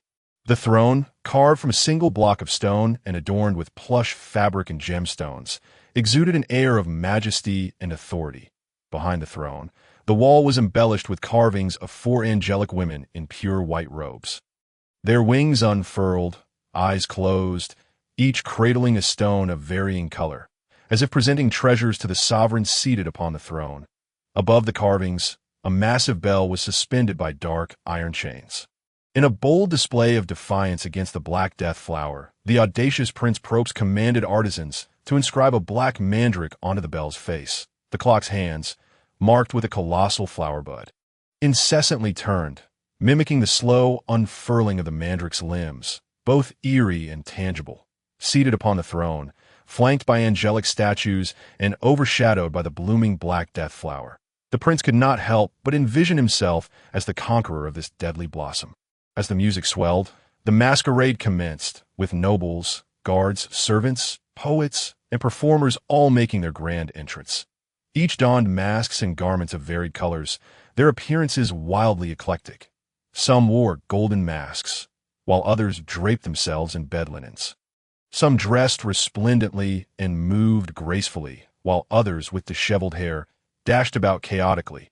Amidst the melodies, some gyrated their ample bodies, emitting sounds akin to a swine, while others guzzled spirits, shouting profanities. The mysterious haze enveloped the hall, accompanied by haunting yet melodic music. As the festivities intensified, a cacophony of sounds filling the space.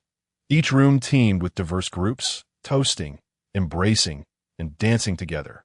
Meanwhile, the massive bell looming behind the throne swung its brass pendulum, producing a dull and monotonous resonance that, each hour, the bell tolled loudly and solemnly. Dong, dong, dong. Each individual who heard the chime halted their revelry, gazing fervently at the bell in the center of the hall. Their eyes ablaze with fervor, they, like Prince Probst, believed themselves fortunate victors over the Black Death flower. Nobles, guards, and servants alike shared this delusion. What once inspired dread, the Death flower, had now become mere entertainment for their dances, something they could brazenly regard and trivialize. As the bell's toll concluded, they plunged into even more reckless jubilation, clumsily embracing one another in dance, uttering indistinct moans, with no regard for decorum. Within this atmosphere, the brass bell tolled time and again, each chime prompting further debauchery, leading up to the stroke of midnight. Finally, the longest chime of the evening began to resonate. The crowd held its breath, the raucous sounds of the hall dissipating. Even the musicians ceased their playing. The bell struck 12 times, each toll more resonant and ethereal than the last. The hour hand and minute hand aligned, resembling a sharp spike as the black mandrake fully unfurled before the onlookers. At that moment, They noticed a figure swathed in shrouds, emerging within the hall. Until then, no one had observed this tall, gaunt man, nor did they know how he had come to be in the hall. He kept his head bowed, long hair obscuring his face, revealing only an unnaturally bluish hue to his skin, and it soon became apparent that he wore a lifelike mask on the right eye of the mask. Crimson paint traced vines and leaves, with the pupil depicted as a blooming black mandrake, resembling an infected victim of the Black Death flower. A brilliant concept, a flawless mask. Prince Propes, seated upon the throne, acknowledged the man, marveling at his imaginative audacity to disguise oneself as an infected individual and yet thrive amidst indulgence. What more fitting attire for this masquerade? What could be more ironically defiant against the wretched plague? Upon hearing the prince's words, the crowd turned their respectful, even reverent gazes towards the brave man. The men approached to pat his shoulder and backside, while the women sought to grasp his hand, inviting him to dance. "Unmask yourself. Let us see who you truly are," someone called out, prompting agreement from those nearby. As everyone eagerly awaited the man's revelation, they suddenly sensed something amiss. Chapter 56, The City of Calamity, Part 2, The Man. Enveloped in shrouds, did not respond to any gestures or words, that he merely stumbled forward, step by step, toward the front of the hall, where Prince Propes sat upon the throne. That a complex array of emotions surged within the crowd. No one understood why the man continued to wear his mask, yet they instinctively parted, allowing him a clear path to the throne. Prince Propes, though perplexed, paid little heed and called out to the man. "Yes, come closer. Let me admire your mask. It is truly a magnificent work of art. I could reward you with fine wine and jewels in exchange for it." The man, devoid of any response, approached him with unwavering determination. As he drew nearer, the man lifted his head, allowing the prince to finally discern his visage and the shroud that enveloped him. A sense of unease creeping in, he beheld the man's ashen complexion and vacant expression, realizing that it was not a mask, but rather his true form. Suddenly, from the gaping seam of the shroud on the man's left chest, several crimson tendrils emerged. They writhed and snaked through the opening, extending freely into the air, resembling sinuous appendages. In due course, a black bud burst forth from beneath the shroud, exposed to the atmosphere. The bud trembled momentarily, its curled black petals rapidly unfurling. The juxtaposition of the black bud and the red tendrils painted a bewitching tableau. It was the black flower of death. Prince Propius widened his eyes in astonishment. Before he could fully comprehend the scene, an increasing number of tendrils and buds manifested upon the man, the shroud being forced aside to reveal the purplish skin beneath. It was the flower of the Black Death. A gasp rippled through the crowd. With that exclamation, chaos ensued as the throng clamored to escape the man, shouting and rushing towards the exit of the grand hall. Amidst the throng, anguished wails emerged as those who had come into contact with the gaunt figure began to display signs of the black flower. Furthermore, those who had interacted with them were likewise afflicted by the deathly bloom. The cacophony of screams intensified, reverberating through the air, while the guards outside the hall attempted to shut the doors to prevent the masses from fleeing, yet they could not stem the tide of bodies pushing against them. One by one, black flowers spread towards the corridor outside the hall, extending throughout the castle until it mirrored the entirety of the city of Cabernon, engulfed in a shroud of black calamity. Upon witnessing the black flowers bloom, Prince Propius sprang to his feet in a frenzy, racing towards the mural behind the throne. Amidst the escalating cries of despair within the hall, he forcefully pushed against the wall, revealing a crack in the mural depicting 4 angels. The fissure widened, unveiling a dark passageway behind. It transpired that the mural concealed 2 stone doors, leading to an unknown corridor. This was Prince Propius's last resort for survival. The craftsman who had constructed this passage had already met his demise at his hands, leaving no one else aware of its existence. Just as he was about to push open the stone door and step inside, a hand pressed firmly on his shoulder. It was the mummy. The prince turned, intent on shoving aside the harbinger of calamity, but was met with the man's grip, which held him fast. The man opened his mouth, revealing decayed, ebony teeth, and let out a guttural roar directed at the prince. Then, the black flower in his right eye swayed and fell. The crimson tendril surrounding the eye socket withered swiftly, leaving behind a lifeless void where his eyeball once resided. That empty cavity bore down upon the terror-stricken prince, who had never witnessed such a ghastly sight. Collapsing to the ground, unconscious, before the darkness engulfed him, he caught sight of the stone door, now ajar, revealing the four angels, each holding a different gem, all with their eyes wide open. They smiled, gazing intently in his direction. He believed they were observing him, yet the last vestiges of rational thought before his mind succumbed to oblivion whispered that he was mistaken. They were watching the fully bloomed black flower upon the ground. Martin set down his round-bellied steel pen, blowing gently upon the still damp ink, and scrutinized the contents of the tale once more. Similar to the previous narrative about the black cat, this story was also inspired by a renowned author from his past life. Martin had undertaken a degree of adaptation. Through recent experiences, he had gained fresh insights into the tale concerning the plague, the actions taken against cats, and the emergence of a contagion far more terrifying than the Black Death, the gradual unfurling of the death flower. To him, all of it exuded an aesthetic allure. When Martin learned that the queen desired to hear a lively story about a ball and a feast, this narrative immediately came to mind, that he sensed the type of story the queen wished to hear. Yet when he began to write, he found himself more inclined to narrate this tale. Stories of curiosity often captivate interest more profoundly, although Martin was uncertain how the queen would ultimately perceive this story. Once he confirmed the ink was dry, Martin placed the letter into the mailbox and entered a period of waiting. During this time, he inspected the actor's mask upon his face and the black robe enveloping him, finding no signs of activation. Previously, he had sensed something amiss with the mask, but that feeling had now entirely dissipated, leaving no trace behind that it was imperative to swiftly collaborate with the dark alchemist to obtain the scholar's breath held by that man. To fully seize control of this gentleman's hat, Martin organized the tasks that lay ahead, absorbing the body of the Holy Mother, preparing food to harness the powers of gluttony and hunger, establishing cooperation with the alchemists, seeking further remnants of collapse, and attending training at the Shepherd's Club. A sudden headache struck him. Tap. Another crisp sound of delivery resonated. Elated, Martin lifted the mailbox lid to retrieve the ancient letter. It was now filled with fresh, ornate script, lacking the previous flamboyance. The writer's emotions appeared relatively stable. Truly a boundless imagination that I surmised that the disappearance of the cats and the sudden emergence of the contagion must be interconnected. Furthermore, that golden-haired man may not necessarily be a missionary. His rhetoric and the arrival of those angels render the situation rather perplexing. Regrettably, the story fails to elucidate the appearance or origins of the angels.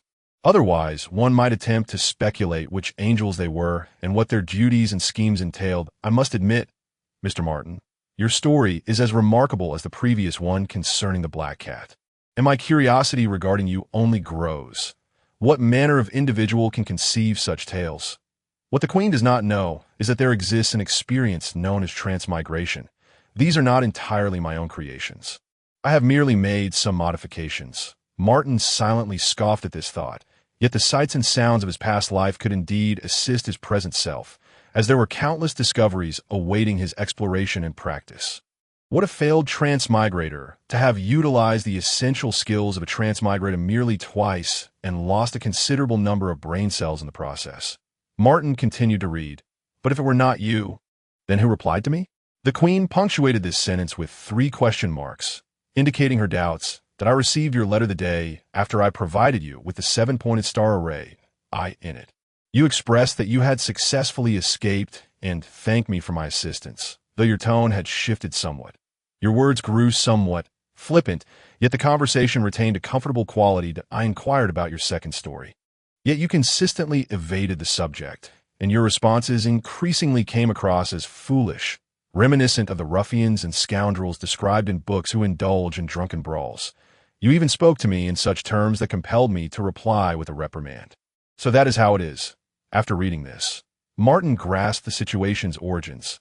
The mailbox had likely activated and deceived both ends, preventing his letters from being sent while engaging the Queen in conversation. Fortunately, it was merely verbal teasing. Had he angered this enigmatic Queen, he could not fathom the potential consequences. However, what could be meant by such words? How curious, setting all else aside, The activation of this mailbox proved to be quite amusing.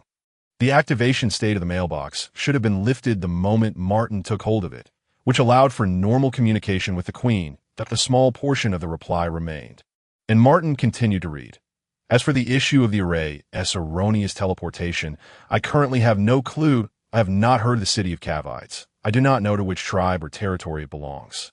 The other end of the wormhole I set up leads to the White Oak, my favorite tavern, located to the northeast of Atlantis, that I waited there for quite some time, consuming 3 bottles of Stag Forest, yet still saw no sign of you. Hey, had I not wished to meet the author who penned the bizarre tale of the Black Cat, I would have simply sent my guards to keep watch there and brought you over. Upon encountering the name Atlantis, Martin experienced an unsettling sense of familiarity, as though he had heard it before, but could not quite recall where. The 7-pointed star teleportation array was said to have originated from a sage of the Kedek, a seasoned devotee of the iris flower, whose reliability was beyond question. Unfortunately, she was no longer present in the palace, and at the moment, Martin had no means of contacting her.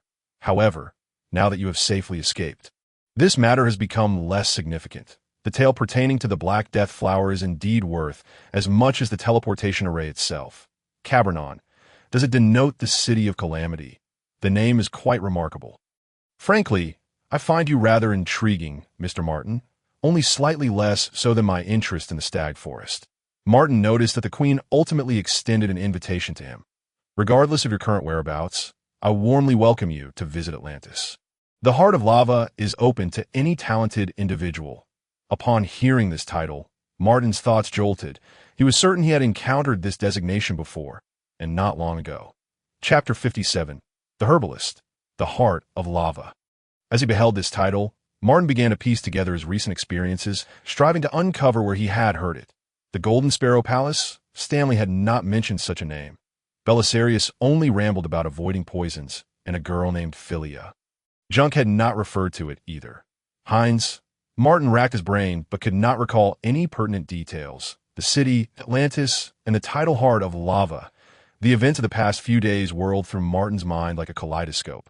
Though he could not remember them all, only certain particularly vivid scenes. The sunflower carriage, the auction on the first floor, the mirage mirror on the second floor, Hixian, the little prophet card, and then the mirage mother and child constructed by Maria. Wait, Maria, the auctioneer clad in a purple bustle skirt. Martin mentally associated her voice with the names Atlantis and Heart of Lava, immediately realizing he had heard this woman mention the name. Where was it? She had auctioned 3 items in total. Which introduction referenced this city? Martin closed his eyes, meticulously recalling the auctioneer's words. Suddenly, he opened his eyes. He remembered. It was during the auction of the little prophet card. She had mentioned that the prophet card once foretold the legendary city of the Heart of Lava, Atlantis, vanishing in the heavenly fire. Martin reflected on the image of her presentation. He recognized something amiss. Atlantis had disappeared. What, then, did the Queen mean by her capital still welcoming any talented individuals? Martin's skin prickled in alarm. Could it be that the Queen was lying? Was she not in this city that had long since vanished? Yet, such a lie seemed utterly pointless. This thought crossed his mind. An unsettling sensation enveloped him. Akin to conversing with a specter, he steadied his nerves and began to untangle the entire affair. The mailbox had been obtained from the antiquated man of the Hand of Glory. This queen had indeed aided his escape from the Golden Sparrow Palace, and her current desire was merely to hear some stories. And to meet me. Following this train of thought, it increasingly resembled a lonely ghost yearning for tales, wishing to draw the storyteller into another realm for companionship. Yet her description of that tavern and her actions felt so vivid. I had glimpsed her form through temporal slices, entirely unlike that of a ghost, and whether ghosts exist in this world remains a question. The more Martin pondered, the more perplexed he became. He took a deep breath, grasped the rounded steel pen once more, and laid out the now blank sheet of paper. He resolved to directly inquire of the Queen. If clarity eluded him, he would present his questions to her and observe her reaction. Surely, she would not leap from the mailbox upon receiving the letter and exclaim with laughter that she had been discovered. Shaking his head to dispel this bizarre notion, he began to write. Thank you very much for your invitation. Your Majesty. However, Your description contradicts recent information I have received regarding your capital, Atlantis. This information states that the heart of lava, Atlantis, has vanished in the heavenly fire, and it seems this was not a recent occurrence. This is entirely at odds with your account, and I find myself perplexed, thus seeking your guidance that, of course, I'm not wholly certain of the truth of this news. I will continue to verify it. But I feel it necessary to communicate with you regarding this matter. Upon reaching this point, Martin found himself at a loss for what to say next, so he set down the pen, allowed the ink to dry, and placed it within the mailbox. He initially intended to take advantage of the waiting time to revisit the Wild Beasts cookbook, searching for any extraordinary herbs that might be available here for future needs. Just as he opened the cookbook, a vigorous knocking resounded at the door. "Martin! Martin! Open the door!" It was Junk's voice, filled with urgency as he pounded on the door. Upon hearing this, Martin sprang to his feet, swiftly placing the Queen's mailbox back in the corner of the beams. After securing it, he leaped down lightly and opened the door. Junk, seeing Martin, hurriedly conveyed, "The Turners have come to collect the rent early. Business has been rather poor lately, and the teacher wishes to negotiate a delay with them. However, they insisted on immediately evicting us, and the teacher sent me to call you to hide for a while." "Turner, is that the family of Sir May Turner from last time?" "Indeed, this family wields considerable influence in the Red Church district. Many shops here belong to them." Junk anxiously glanced toward the front hall, urgently advising Martin. "The teacher said he would do his best to stall them. When you saved Miss Annie last time, it made May Turner the subject of ridicule, and they might have come this time to deal with you. Quickly take your essential belongings and hide, while I assist the teacher." Having imparted these words, Junk darted toward the front hall, clearly worried about the elderly man with the grizzled beard. "Wait," Martin called out to him. "I will go with you." Facing Junk's astonished and confused gaze, Martin reassured him. "Do not forget, I have now secured a position at the Sunflower Carriage. I am no longer the timid little gardener who needs to hide." Belisarius was the first friend Martin made upon arriving in Cavides. The kind-hearted man had taken him in when he needed help most, and now even wished to prioritize Martin's safety. Under such circumstances, how could Martin possibly leave alone? With that, he grabbed Junk, and together they rushed toward the front hall, locking the door behind them. Upon entering the front hall, they encountered a haughty-looking steward standing before Belisarius, who was shielding the medicine cabinet behind him, while several burly thugs in overalls were shoving him. Observing this scene, Martin swiftly dashed to Belisarius' side and, with a decisive strike, forced back the assailants. Recognizing Martin's voice, Belisarius' expression turned serious. Upon noticing Martin's presence, the steward's lips curled into a barely perceptible smirk. Then he shouted to the thugs, "All together now, teach this insolent boy a lesson for daring to offend the noble." Upon hearing his command, the henchmen swiftly drew forth their axes, clubs, and various weapons from their belts, charging forward with a singular focus on Martin. Realizing the imminent threat, Martin leaped away from Belisarius, comprehending from the stewardess' words that these individuals had likely targeted him from the very beginning. Their attempts to drive away the old man and jostle Belisarius were merely a ruse to lure him out. Thus, distancing himself from Belisarius rendered him safer. As anticipated, the group of thugs, seeing Martin evade, surged after him, disregarding the blind elder guarding the apothecary cabinet. Once beside him, Martin finally found the space to maneuver. Utilizing his body, enhanced by the Virgin's divine essence, he deftly evaded all attacks, retaliating against the assailants one by one. He consciously moderated his strength, aware that these were mere mortals, not the robust werewolves he had encountered before, and he feared inflicting undue harm. With agility, he twisted and turned, striking precisely at their ears, ribs, and joints that, in mere moments, all the assailants lay sprawled on the ground, moaning in anguish. The steward, observing from a distance, wore a conflicted expression, while Martin approached him after neutralizing the threats. The middle-aged steward, appearing ready to admonish, was interrupted as Martin swiftly produced an item to display before him, the iron lamb emblem bestowed upon him by Plaisir. This emblem signified Martin's formal membership in a shepherd's club, marking him as a shepherd. Uncertain of the emblem's efficacy, he deemed it preferable to test its influence rather than exacerbate the situation further. That the shepherd's emblem, the steward, exhibiting a degree of discernment, immediately recognized the insignia. "Quite perceptive of you," Martin quipped. "You are indeed acquainted with the Shepherd's Club." The steward seemed incredulous. How could a mere passerby who has offended the gentleman become a notorious bounty hunter?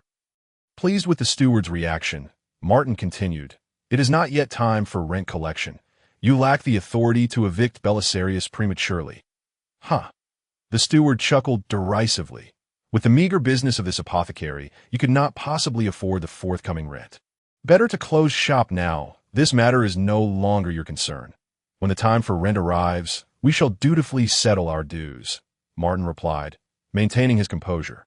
The steward, intent on further mockery, faltered as he gazed at the lamb emblem in Martin's hand.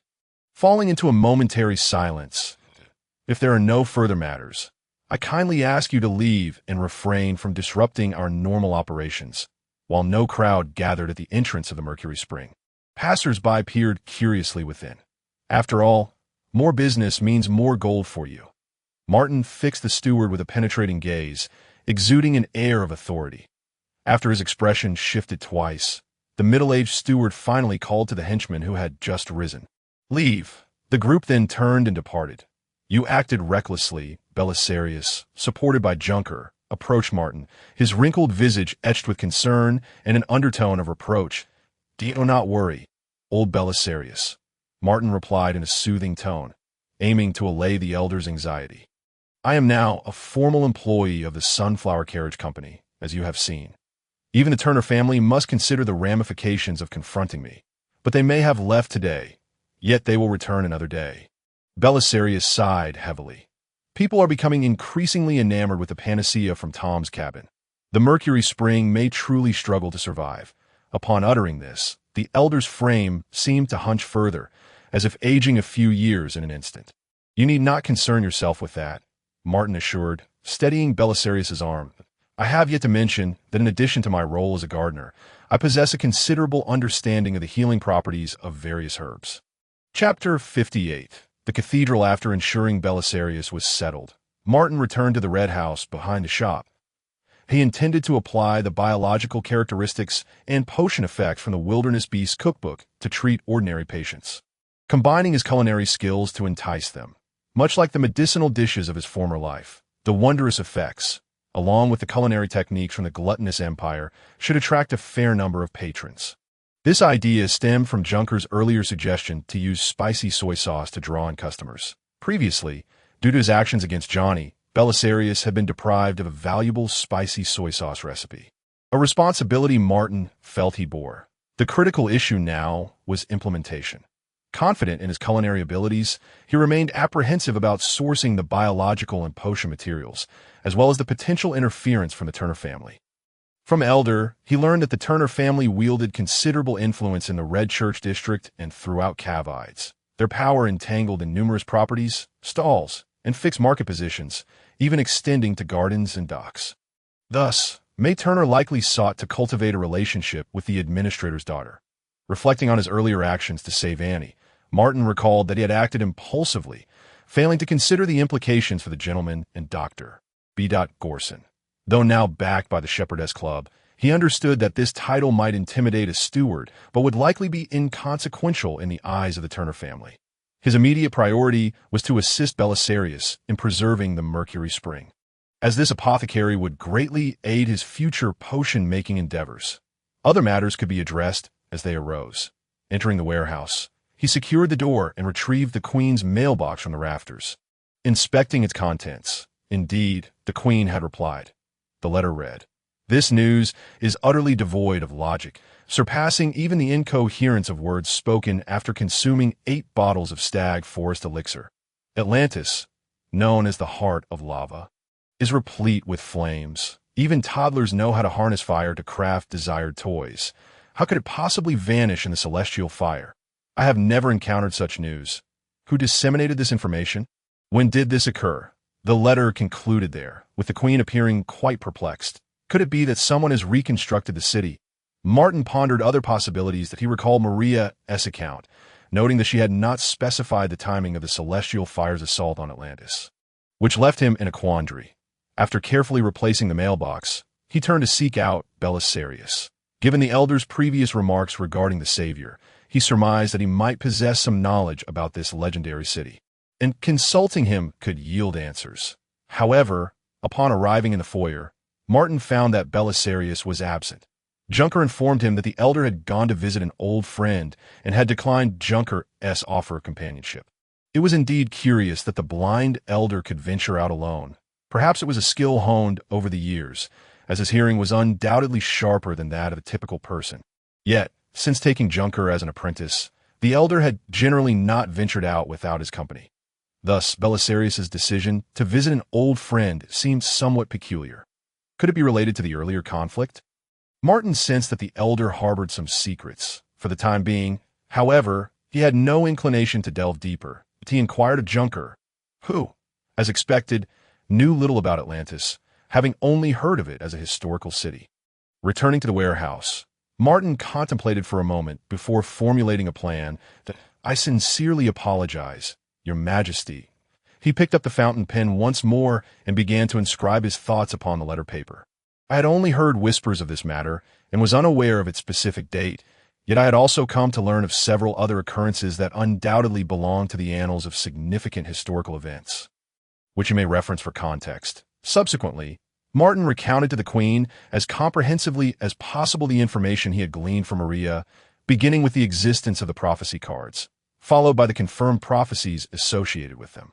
What lingered in his memory were the upheaval of the Golden Branch dynasty, the downfall of the vampire clan, the assassination of the Pope of the Holy Light, and the legendary Master Agarus forging the 7 great swords. Particularly notable was the recent turmoil within the Golden Branch dynasty. The Queen was likely well informed of such a shift in the ruling powers if she was knowledgeable about the prophecy cards. Then she should be able to ascertain the veracity of the events he described. Once Martin completed his writing, he hastily dried the ink and placed the letter in a mailbox. A vague premonition stirred within him, suggesting that this matter was not merely a debate, but would significantly impact both the Queen and his own future. He began to pace the room, anxiously awaiting the Queen's reply. After what felt like an eternity, he finally heard the long-anticipated sound of delivery. He seated himself, steadied his breathing, and with trembling hands retrieved the letter from the mailbox, which bore a somewhat hasty cursive inscription. Investigate whether your city contains a grand cathedral named Capernaum.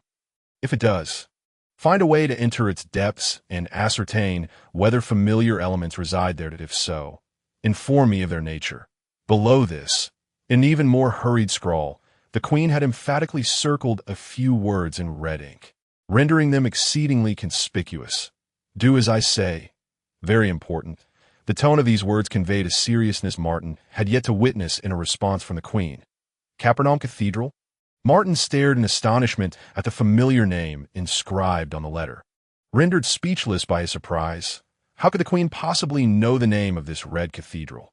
Hadn't she never heard of Cavites? The name Capernaum was one he knew all too well, for it was the very name of the city of calamity he had just penned in his story. This name had been drawn from the most renowned red cathedral in the area, the Capernaum Cathedral. He could hardly recall the name of the plague-stricken city from that illustrious author's tale, so he had simply referenced this name imbued with an air of mystery that he had recently encountered. Martin felt as though he were adrift in a current, on the verge of reaching the mouth of a river, only to find himself inexplicably returned to its source. This uncanny sensation eluded his understanding. His thoughts became a tumultuous tangle, each contemplation intertwining further. Ultimately, he surrendered to the chaos, deciding to heed the Queen's instruction and visit Capernaum Cathedral to determine whether familiar elements truly existed there. He returned the mailbox to its perch on the beam and stepped out. He traversed the familiar green spider alley, passed through Capernaum Street, and arrived near Rose Square.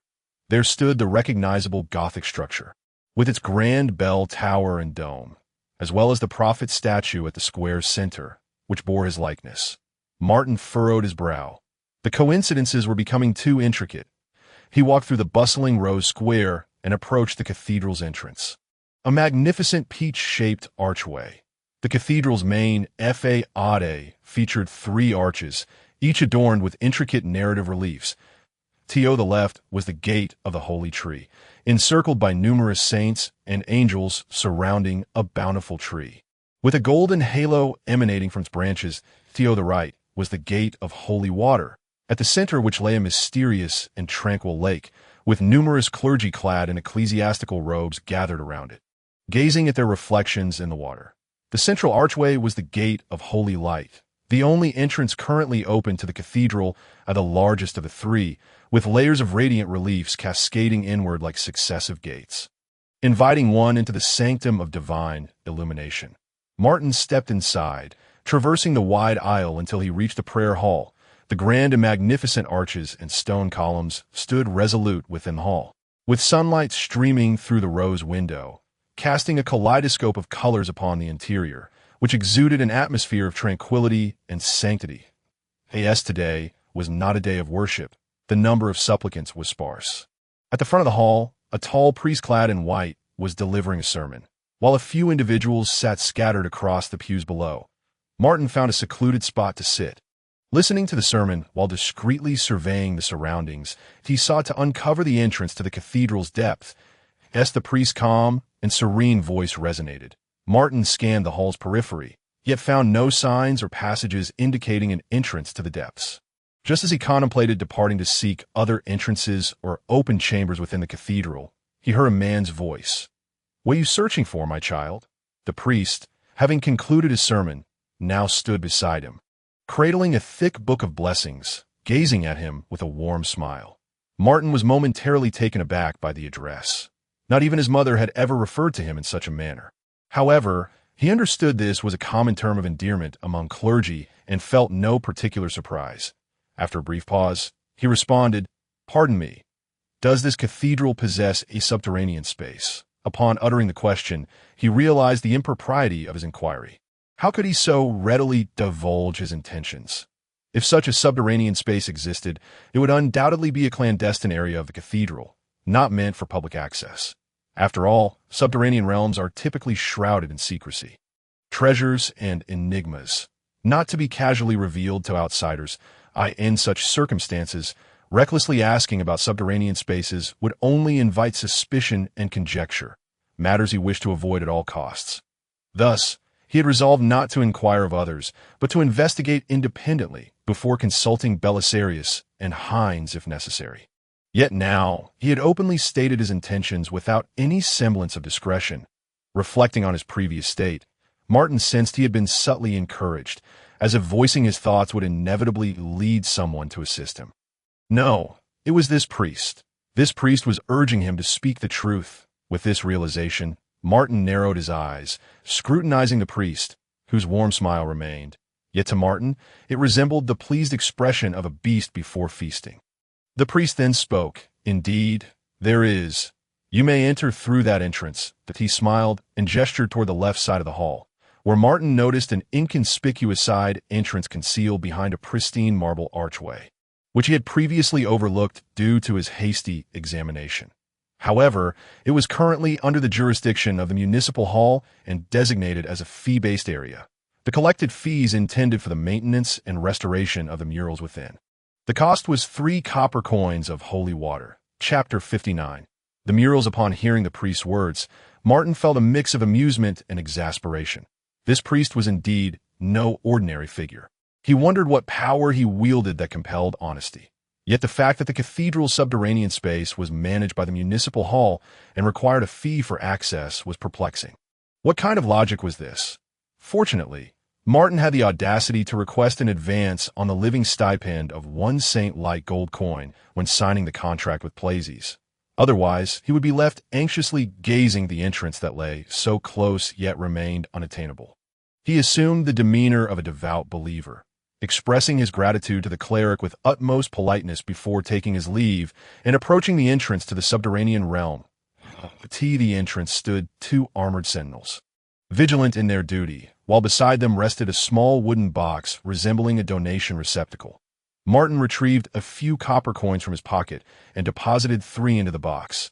After receiving his wages, Martin indulged in some local delicacies at Rose Square, acquiring various regional fruits and snacks, thus transforming his saint-like gold coin into a handful of Saint Tree silver coins and an abundance of Saint Water copper coins.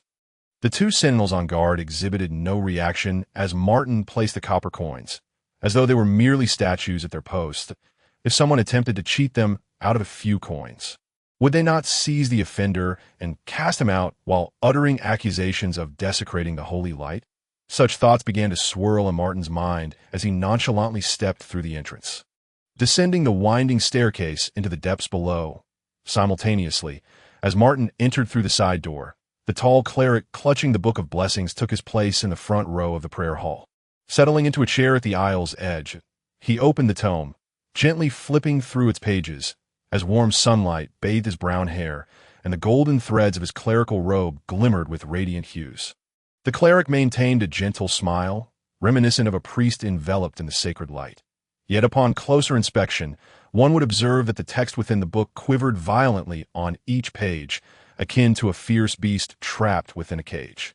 Some words even bulged from the pages, seemingly on the verge of breaking free, only to be ensnared by the viscous substance oozing from the pages behind, struggling in vain for liberation.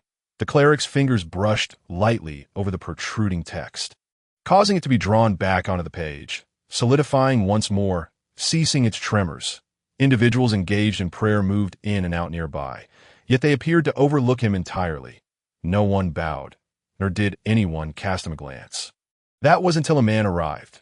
Were Martin present, he would undoubtedly be astonished, for the newcomer was none other than Plazies, the proprietor of the Sunflower Carriage, a rotund gentleman possessing a rare treasure derivative. He still donned his gold-framed spectacles, a black silk hat atop his head, and wore a snug double-breasted overcoat.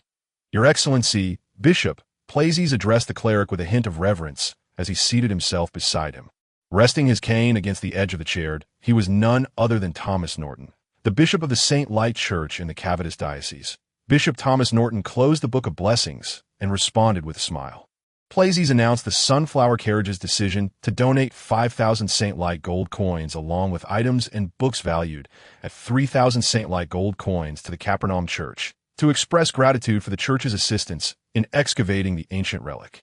Plazies clasped his left fist with his right hand, crossing them over his chest, bowing his head in a customary gesture of prayer towards the statue of the Holy Father at the center of the church. "May the holy light be with you." Bishop Thomas mirrored the gesture, nodding slightly. Sighing, Plazies remarked after the prayer ceremony concluded, "Though we have successfully located the relic of the garden, it is regrettable that we lack the key to unlock it. To this day, we remain uncertain whether it conceals the legendary tower of creation within." Bishop Thomas, having completed the ceremony, fell into a moment of silence before replying, with the emergence of the blood moon. "I believe that the Tower of Life, guarded by angels, has been unlocked, and the Tower of Creation should be responding in kind. Thus far, we have yet to observe any signs." Plazies pondered his response carefully. "It is said that the key to unlocking the garden relic lies hidden beneath the Capernaum Cathedral, yet the royal family and City Hall maintain strict control over the depths, preventing us from conducting a thorough search. Might the church offer some assistance in this matter?"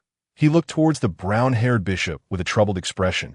The current situation represents the best outcome achieved by the church in conjunction with the royal family. Bishop Thomas replied with unwavering composure. "The Capernaum Cathedral holds great significance for Cavendish, as you are aware of what is venerated here." He cast a glance at the portly gentleman beside him, his eyes betraying no emotion. "The church has endeavored to secure control over the main structure of the cathedral, while the underground must remain under the jurisdiction of City Hall. It is said that this directive comes directly from the Iron Blood Emperor."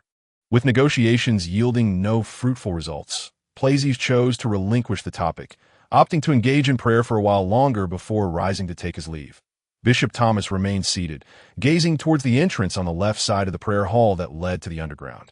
Plazies' words had evoked a recollection of the youth he had just encountered, and Bishop Thomas sensed a faint aura of the Tower of Life emanating from him.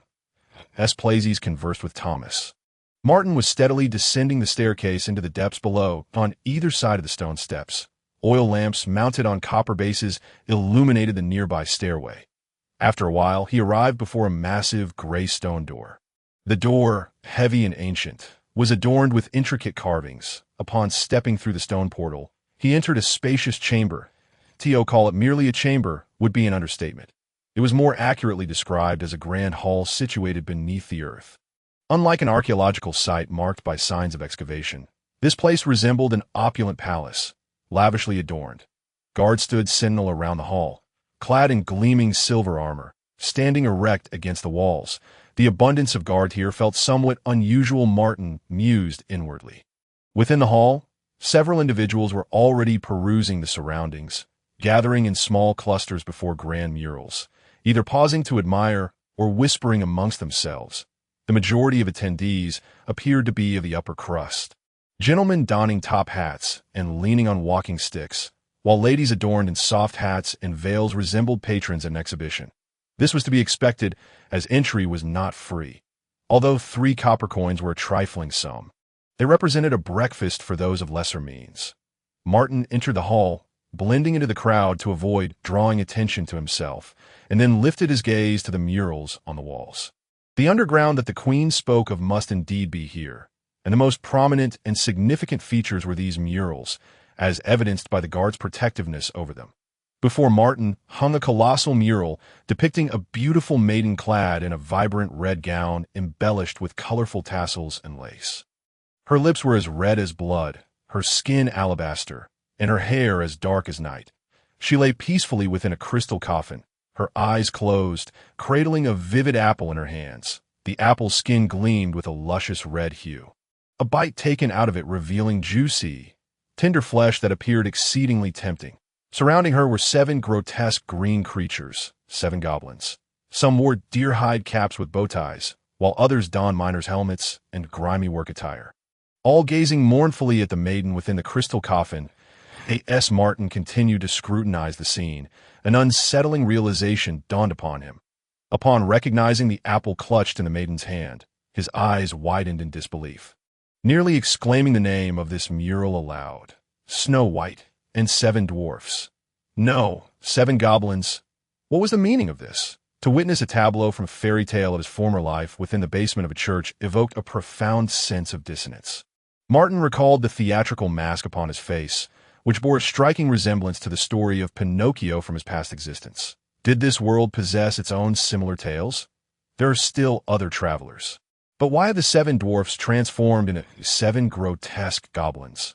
The image of the dwarfs from his previous life surfaced in Martin's mind, their faces aglow with warmth and laughter, adorned with fluffy white beards. Yet, they appear nothing like the ghastly, green-skinned figures depicted in this mural. Momentarily suppressing his shock and confusion, Martin turned to examine the other murals. If the remaining murals were entirely distinct, it could be dismissed as a mere coincidence. He approached a larger mural on the left, where a throng of people gathered, the most numerous in the entire hall. Elegantly dressed men and women were gazing at the wall, engaged in hushed discussions. Martin squeezed through the crowd to stand before the mural, finally able to behold its entirety. At the base of the mural, an oddly shaped golden oil lamp was depicted, its surface adorned with intricate filigree. Flat in design, with a slender golden chain connecting the lamp's lid to its handle, the spout exaggeratedly extending outward. Within the spout, a wick burned quietly, yet peculiarly. Instead of emitting wisps of smoke, it produced a massive bubble shimmering with a pale violet hue. The bubble appeared as though it were blown from the spout, encasing a distorted and hazy silhouette of a woman, with fine, golden hair and unnaturally twisted ears, her figure graceful, with iridescent scales adorning her upper body.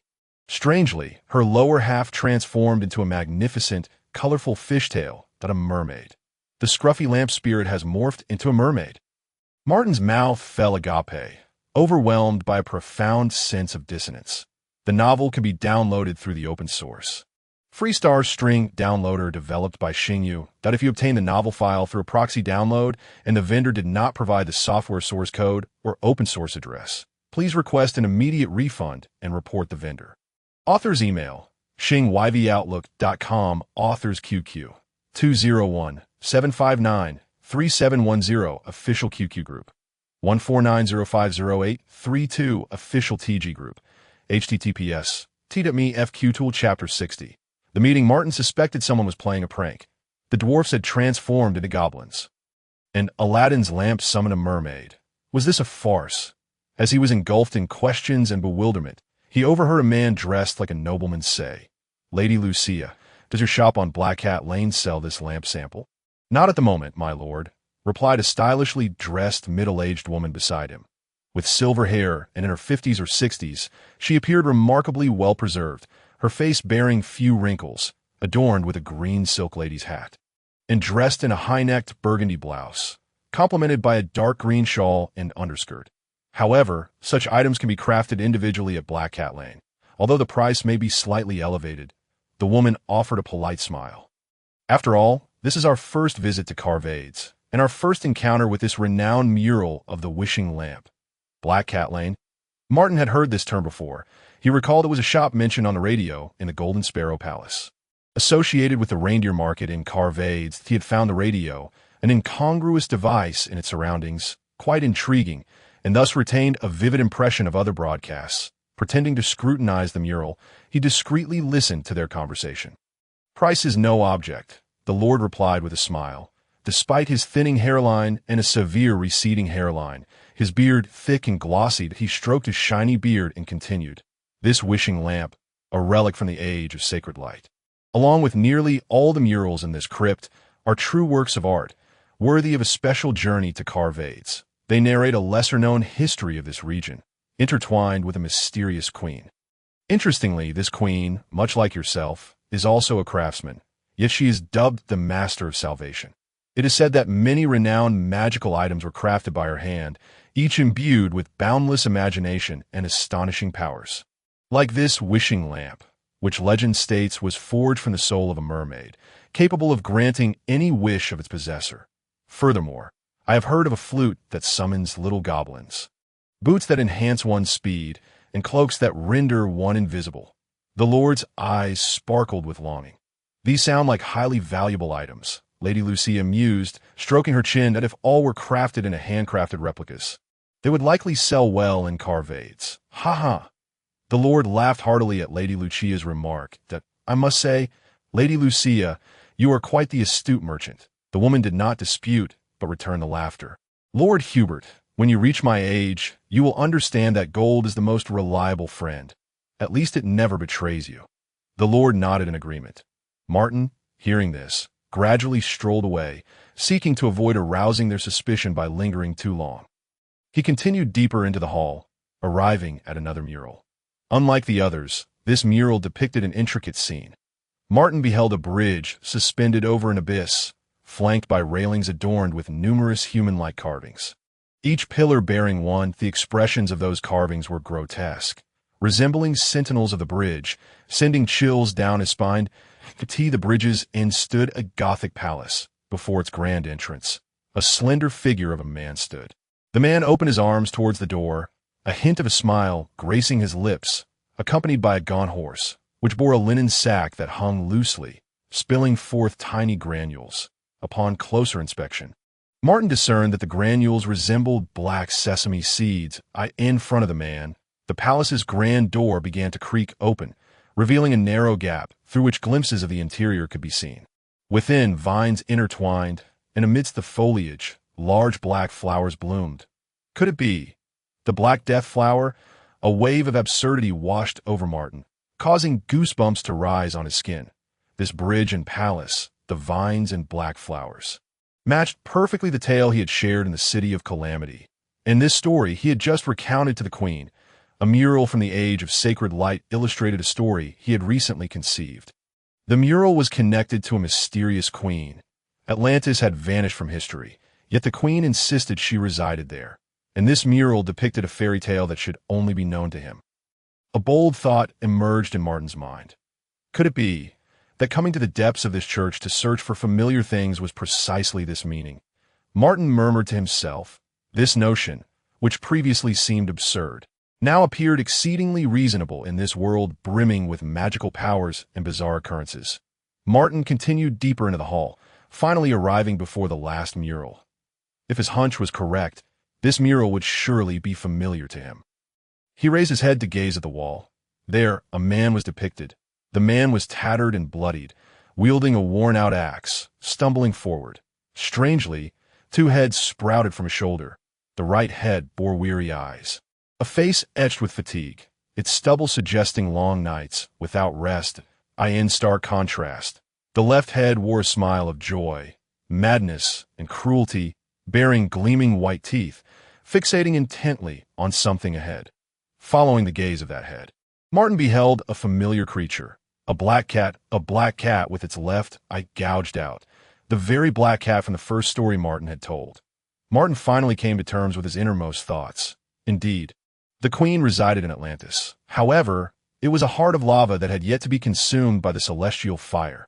The queen hailed from a bygone era. The seven-pointed star teleportation array had not erred in its positioning. The destination of Martin and Shishian's teleportation was precisely that of Atlantis. Yet, the former heart of lava had long since vanished, replaced by the newly constructed cavides in that region. The coordinates were accurate. The error lay within time itself. The teleportation array was incapable of traversing the temporal plane. Martin pieced everything together. He stood there, lost in thought, until a voice roused him. "Excuse me, sir." It was the voice of an elderly woman. "You seem quite taken with this mural." Martin turned to see the source of the voice, discovering it to be Lady Lucia, the same woman he had conversed with earlier while speaking to the Viscount Hubert. She had approached him unnoticed, her gaze laden with significance as she regarded him. "Quite the coincidence, isn't it? We have many handcrafted items featuring black cats on our Black Cat Lane that I wonder if you might be interested." She continued, "Each piece is meticulously crafted by skilled artisans, incorporating burdock leaves known for their purifying and exorcising properties, yielding remarkable effects. Furthermore, as a hallmark of Black Cat Lane, their prices are quite reasonable, and they are beloved by the workers, merchants, and nobles of Cavides." The woman paid no mind to Martin's disinterest, speaking as if casually discussing the menu for an afternoon tea at a banquet. Yet her discourse was entirely commercial. Martin harbored no interest in the black cat craft she mentioned, and even if the prices were appealing, his current savings did not permit him to acquire a trinket of no practical use. He found it puzzling that this elderly woman would target him for her business expansion when the hall was filled with affluent merchants and nobles, any of whom would have been a more reliable choice. "Apologies, madam, I have no intention of making a purchase at this time, though I shall certainly consider it," Martin replied, slightly bowing his head to decline her offer. Lady Lucia showed no signs of embarrassment at being turned down. Instead, she turned her gaze to the mural and, in a tone that sent shivers down Martin's spine, remarked, "What a pity, sir. I have been told that those intrigued by this mural are invariably captivated by our black cat trinkets. For black cats are indeed familiar entities." It was upon hearing her words that I came to Cavides, waiting for the writer who sought familiar things in the depths of his Capernaum cathedral. Upon hearing the term writer, Martin's heart began to race violently, engulfed once more by overwhelming astonishment. This woman was sent by the queen. The queen was still alive. How could she possibly know I would be here? Martin's first instinct was to flee. He felt the blood rushing to his legs. Yet he understood that this elderly woman bore no malice, much like the queen herself. What, then, was her purpose? To meet him specifically, to peddle her crafts? His mind struggled to process the shock and confusion. "Madam, do these black cat crafts truly possess exorcising and purifying properties?" he inquired after a moment of hesitation, feigning the demeanor of someone tormented by nightmares. His voice tinged with tentative curiosity. "Oh, how tragic. I, too, have experienced the terror of awakening from a nightmare. Believe me, sir, I can empathize with your suffering. I believe you absolutely require such an item. If it proves ineffective, you may seek me out at any time." Lady Lucia's concern appeared genuine, her expressions of urgency and sympathy seeming so authentic. She was quite the actress. Martin mused inwardly as he followed Lady Lucia out of the subterranean hall. Chapter 61. The queen in the mailbox. Martin followed Lady Lucia as she exited the subterranean hall of the Capernaum Cathedral. Emerging into the Rose Square, the elderly woman gazed upon the statue of the prophet in the square, her age-worn eyes sparkling with a glimmer of light. "I have long heard of this prophet's deeds. Today, I finally beheld him. I believe the people of this land owe him a great debt of gratitude." Both the current denizens and the citizens of your Martin's eyelids twitched at her poignant remark, and he struggled to refrain from meeting her gaze. Could this be another form of insinuation? Lady Lucia turned to glance at Martin, her eyes lingering upon his mask for a moment before she spoke. I've heard that this great prophet remains the dream lover of many young women in Kavids. The elderly woman stifled a laugh behind her hand, a hint of sweetness evident in her features, suggesting she must have been a stunning beauty in her youth. It was no wonder that the statue portrayed him so gallantly. One could hardly imagine how handsome he must have been in life. Were I to be 40 years younger, I would undoubtedly find myself hopelessly enamored with him, Lady Lucia mused, her gaze once more fixed meaningfully upon Martin's face. No, he could not possibly compare to the statue. Martin silently berated himself. Who was this woman? What connection did she have to the queen? How did she know of the statue? His mind was awash with questions, and he eagerly anticipated the revelations that awaited him on Black Cat Lane. After Lady Lucia finished speaking, she rose once more and led Martin to Sealy Street, where a carriage awaited them. The carriage was entirely black, drawn by a single horse, a lantern hanging from the front, casting a soft, inviting glow. The driver, an elderly gentleman sporting a silk-top hat, appeared quite sprightly, dressed in a double-breasted coat over a light vest and dark tie. With gray gloves adorning his hands, he hardly resembled a mere coachman that wouldn't his hat be blown away while driving. Martin cast a sidelong glance at the man's attire, pondering the peculiarity of it all. His recent mental activity seemed unusually animated. "Please, step aboard, Mr. Martin," Lady Lucia invited, taking her seat first before addressing him from the carriage. "She knows my name. Did the queen inform her?" Martin recalled mentioning his name during his correspondence with the queen. He climbed aboard, seating himself opposite Lady Lucia. The driver cracked the whip, and the carriage began to roll forward at a leisurely pace. The journey was somewhat bumpy, with Lady Lucia sitting opposite him, her gaze steady and unyielding upon Martin, which made him feel somewhat uneasy. "Oh, Mr. Martin, where did you acquire that mask upon your face?" Lady Lucia finally broke the silence after observing him for a while, posing a question that took Martin by surprise. This inquiry seemed somewhat at odds with her earlier demeanor as a merchant. Was she attempting to initiate conversation? "It was a gift," he replied after a brief pause. He certainly could not divulge the existence of the twin flames or the gentleman's hat to Lady Lucia, as their acquaintance had not yet reached that level of familiarity that he suspected that this elderly woman was merely seeking a topic to discuss. So he offered a vague response, thinking that saying the mask was a gift could hardly be deemed a lie, as he had not specified who had given it to him. "A gift, you say?" Lady Lucia pondered thoughtfully. "Oh, you know Sherry?" she inquired. "Sherry?" Martin replied, somewhat perplexed, as he held no recollection of that name. Noticing his confusion, Lady Lucia continued, "Have you seen a girl with red hair, very fair skin, who favors wearing black robes and shirts?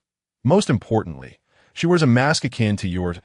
As the elderly woman described the girl's appearance and attire, a flicker of urgency and anxiety seeped through her words. She seemed eager to confirm something that, as Lady Lucia's description unfolded, Martin recalled the shepherdess who had appeared when he was nearly captured by the predator Johnny, her black robe, red hair, and the rose tattoo on her chest. He realized that both his mask and the black robe had been replicated from the red flame, sourced from this very woman. Did Lady Lucia know her? As Martin's thoughts swirled, the woman recognized her former self, still in the guise of a giant hound. This was a profound secret he felt compelled to conceal, unable to articulate the events of that fateful night. After a moment of contemplation, Martin replied, "The young lady you mentioned, is she a shepherd?" Upon hearing the term shepherd, Lucia's demeanor shifted, her eyes betraying a deep concern as she sighed. "Indeed, that would be my granddaughter, Sherry. Despite my admonitions, she is resolute in her desire to become a bounty hunter with no future." It turned out she had come to Cavides to join the Shepherd Club. When discussing this girl, the mercantile demeanor of Madame Lucia vanished, replaced by a heartfelt affection and worry for her kin. "Where did you encounter her?" Lucia pressed. "On Green Spider Street," Martin responded. "When I stumbled upon her, she was hunting a corrupted individual connected to the Dark Alchemist Society, but she seemed to be in dire straits, nearly losing her life." At this juncture, Martin paused, noting the unmistakable anxiety that flashed across Lucia's face during his hesitation. This momentary display of emotion could not be feigned, and Martin began to believe that Lucia indeed had a granddaughter named Sherry, who was the very shepherd intent on hunting Johnny. He continued, "I happened to be there as well, and thus I lent her a hand. She should have left unscathed and successfully completed her hunt. For I witnessed the remnants of that corrupted individual on the first floor of the Sunflower Carriage. Martin deliberately mentioned Johnny's association with the Dark Alchemist Society and his citing of the remnants of the sweet pouch at the Sunflower Carriage to bolster the credibility of his account, as these were facts. Moreover, by vaguely stating that he just happened to be there and assisted the girl, Lucia's focus would naturally gravitate towards the rescue of her granddaughter, subconsciously overlooking the reasons for his presence. This, too, was a fact. The nose of the actor's mask upon his face would not elongate. Martin was confident that Lucia was aware of this characteristic of the actor's mask, as one could discern whether he was lying merely by observing the shifts in the mask. When Lucia inquired about this mask, Martin had already considered this point and had been consciously avoiding falsehoods, instead presenting a one-sided version of the truth. Indeed, after Martin finished speaking, Lucia discreetly glanced at the mask on his face, then exhaled deeply and nodded. "I am profoundly grateful for your assistance, and my granddaughter has aspired to be a bounty hunter like her father since childhood. And earlier this year, she disregarded the warnings of those around her and ran away with a tutor. I have been searching for her whereabouts, and until I encountered you, I had found no lead to this." The elderly woman leaned forward and whispered something to the carriage driver. The old driver maintained a steady hand on the reins while quietly listening. Subsequently, he produced a small brass bird from his sleeve, resembling a miniature homing pigeon. The old man bent down and murmured something into the bird's ear, then with a flick of his left hand, the bird sprang to life, flapping its wings a few times before soaring into the wind and vanishing from sight. Mechanical arts. Martin watched as the brass bird animated and took flight, his worldview once more transformed. Yet he did not reveal any sign of astonishment, striving to uphold his aloof persona, but on the contrary, Madame Lucia, after finishing her instructions to the driver, revealed once more that merchant-like smile, though Martin sensed that this smile was imbued with a greater sincerity than before. "If we can truly locate Sherry, you would be doing me a tremendous favor, Mr. Martin," Lucia said earnestly to it. "Seems the Queen was indeed not mistaken. You are a true gentleman, a remarkable writer, and a prophet." Finally, they had arrived at the crux of the matter. Upon hearing the term Queen, Martin's spirits lifted, and he inquired, "Was it the Queen who sent you to meet me?" Lucia's lips curled into a smile. "Indeed, the Queen instructed us to come to Cavides in the latter half of this year, and between December 3rd and 12th, we are to visit the subterranean chambers of Cabernon Cathedral to meet the prophet. She mentioned that we would recognize this prophet instantly and advised us to utter the phrase familiar things, adding that the prophet would undoubtedly be most intrigued by the mural of the black cat. The Queen's words were rather cryptic. I could not understand why I would recognize you until I encountered you. However, upon seeing your black robe, akin to Sherry's, and the actor's mask upon your face, it dawned on me. You are the prophet captivated by the black cat." Lucia gazed at Martin. Surely this must be coincidence. Martin mused to himself, considering that he would not have mentioned the replication of the actor's mask in his letter to the Queen, especially as he himself had no inkling of encountering her. "Where is the Queen now?" he posed, articulating the question that burned most fervently in his mind, from the confines of the mailbox to the chasm of time. Martin felt an increasing distance from the enigmatic Queen who had aided him. Yet now, an exhilarating sense of impending connection surged within him. Lucia sighed slightly upon hearing his inquiry. "We too have not seen the Queen in quite some time. After she led us to escape Atlantis and evade the celestial fire, she mysteriously vanished, and one knows where she has gone. Some say she departed to accommodate the reverse card of Bell, the 8 of Spades. It is said that the negative effects of that reverse card are dreadfully horrific. If she fails to contain it, unimaginable calamities will ensue, obliterating all in its path." Chapter 62. The Secret Garden. "Missing, you say?" Martin reflected. "Regarding your mention of the Queen instructing you to find me." Martin's thoughts turned, now laced with questions. That was an instruction given by the Queen before her departure. Madame Lucia replied with a hint of nostalgia. "She once said that if she did not return, we must seek out this prophet, who would guide us to the 13 secret gardens she left behind, heralding the return of the Heart of Lava, and perhaps even lead us to her, or her remains." As Lucia spoke, a note of sorrow crept into her voice. despite her unwillingness to accept it. The queen had been missing for so many years, and it was likely she had met with misfortune. Secret gardens? Martin's curiosity piqued at this new designation. Indeed, before the celestial fire arrived, the queen concealed the majority of Atlantis' mechanical creations and treasures within 13 secret gardens, intending to facilitate the future reconstruction of the heart of lava. No one knows the locations of these 13 gardens. The only clue is the prophet referenced by the queen. That is you.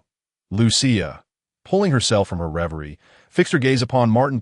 One of those gardens is situated at the ancient site of Atlantis, which is now Cavides. Beyond that, all we know is that this garden was constructed to resemble the city of Calamity as described in stories. The 6 enormous rooms of varying colors, the final refuge of the city lord, a mysterious space adorned with 8 angelic sculptures. And most importantly, Lucia fell into a moment of contemplation. That enormous statue of the Black Death flower atop the throne, a statue. This contradicts my narrative. Martin's unease grew in the calamity-laden city he described.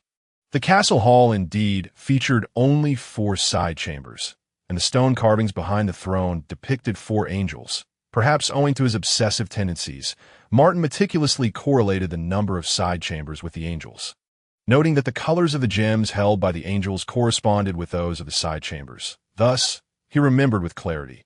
Most crucially, atop the throne sat that brass giant bell, not any statue. Had Lucia made an error, or had the truth been distorted through the passage of time? Yet, the bell symbolized the gradual unraveling of the masquerade, serving as a pivotal element in the latter half of the tale. The discrepancies in the number of side chambers and angels might be inconsequential, but the absence of the bell instantly raised Martin's alarm. What if this Madame Lucia were an impostor? Martin's mind was racing with thoughts. The queen indeed instructed me to descend into the depths of the cathedral. Yet after such an extended duration, the information she passed down is inevitably susceptible to leakage. If it were someone with ulterior motives, waiting here for me, Martin casually glanced out the window, noticing that the once bustling street had transformed entirely. The carriage had ventured into a different area. There were few pedestrians on the road, and many of the shops lining the street had closed, revealing a visibly desolate scene. Was the earlier probing regarding the actor's faade and the description of Shirley merely a diversion to shift my attention and lower my guard? Martin pondered further. The concept surrounding the actor's visage indeed distracted him from contemplating other matters, compounded by the poignant narrative of a grandmother searching for her rebellious granddaughter, leaving Martin with no inkling of suspicion towards Lucia. Maintaining an impassive exterior, he leaned against the velvet backrest of the carriage, his left thumb and index finger discreetly poised to snap at any moment.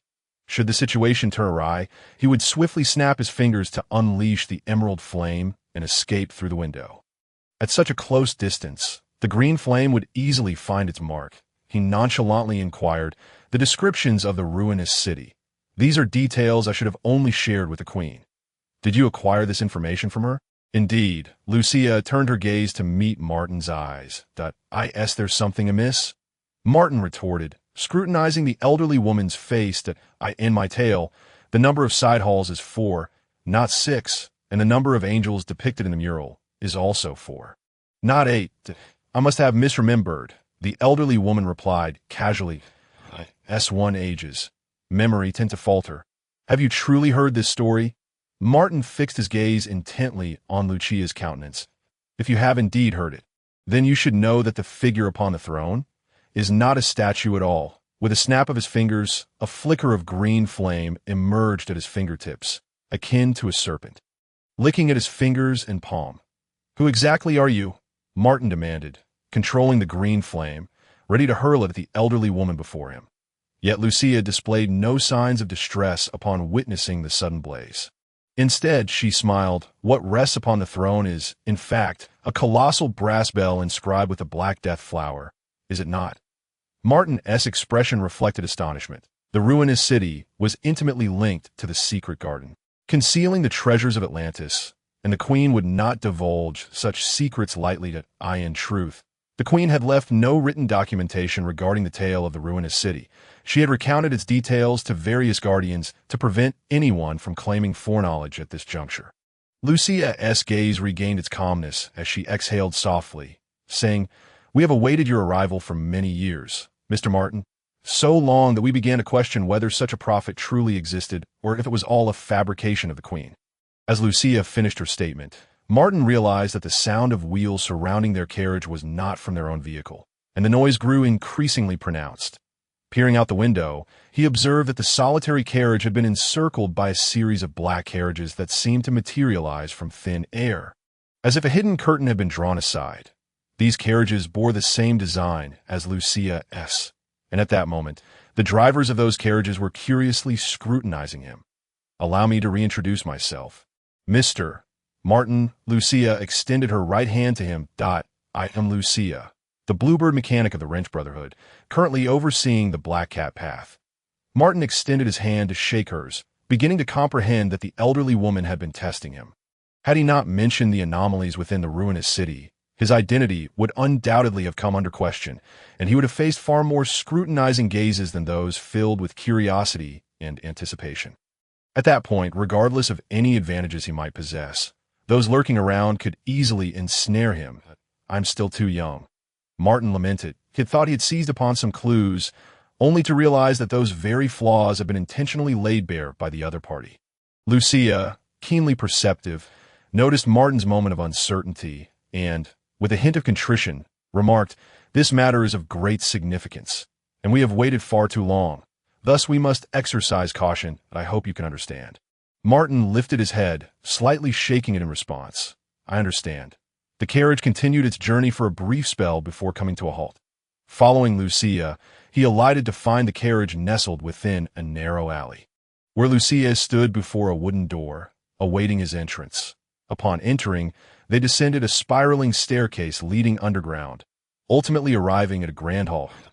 In the center of the hall stood a colossal boiler, exhaling clouds of steam, while several robust men clad in simple attire hammered heated iron beside it. Martin observed the explosive musculature of these men, feeling that the bodybuilders of his previous life paled in comparison. "This is one of the Wrench Brotherhood's strongholds located beneath Cavides, beneath the Black Cat Path," Lucia introduced. Hearing the name Black Cat Path sparked a flicker of curiosity within Martin. This uncertainty had lingered since they boarded the carriage at Rose Square, yet he had chosen to ignore it. "You have excavated beneath the Black Cat Path? But isn't the Black Cat Path supposed to be near Rose Square, where the reindeer market is held? After traveling for so long, we should be moving further away from the square." This seemed implausible. Rose Square housed the Capernaum Cathedral, a site closely monitored by both the church and the town hall. "Indeed," Lucia nodded. "There are two reasons for this. The first is to evade surveillance from the church and the town hall. They lured us here under the guise of the reindeer market in hopes of uncovering the means to access the Queen's secret garden. Not long ago, they obtained information from an unknown source leading them to a garden's ruins that we are unable to ascertain whether that site truly is a garden. Yet several members of the Brotherhood have reported feeling watched. The second reason is for precaution. One cannot access this location from the shops along the Black Cat Path, yet one can enter the shops from here. The connected pathways are one way, as the Black Cat Path lies adjacent to the Capernaum Cathedral. Hence, we had to come here."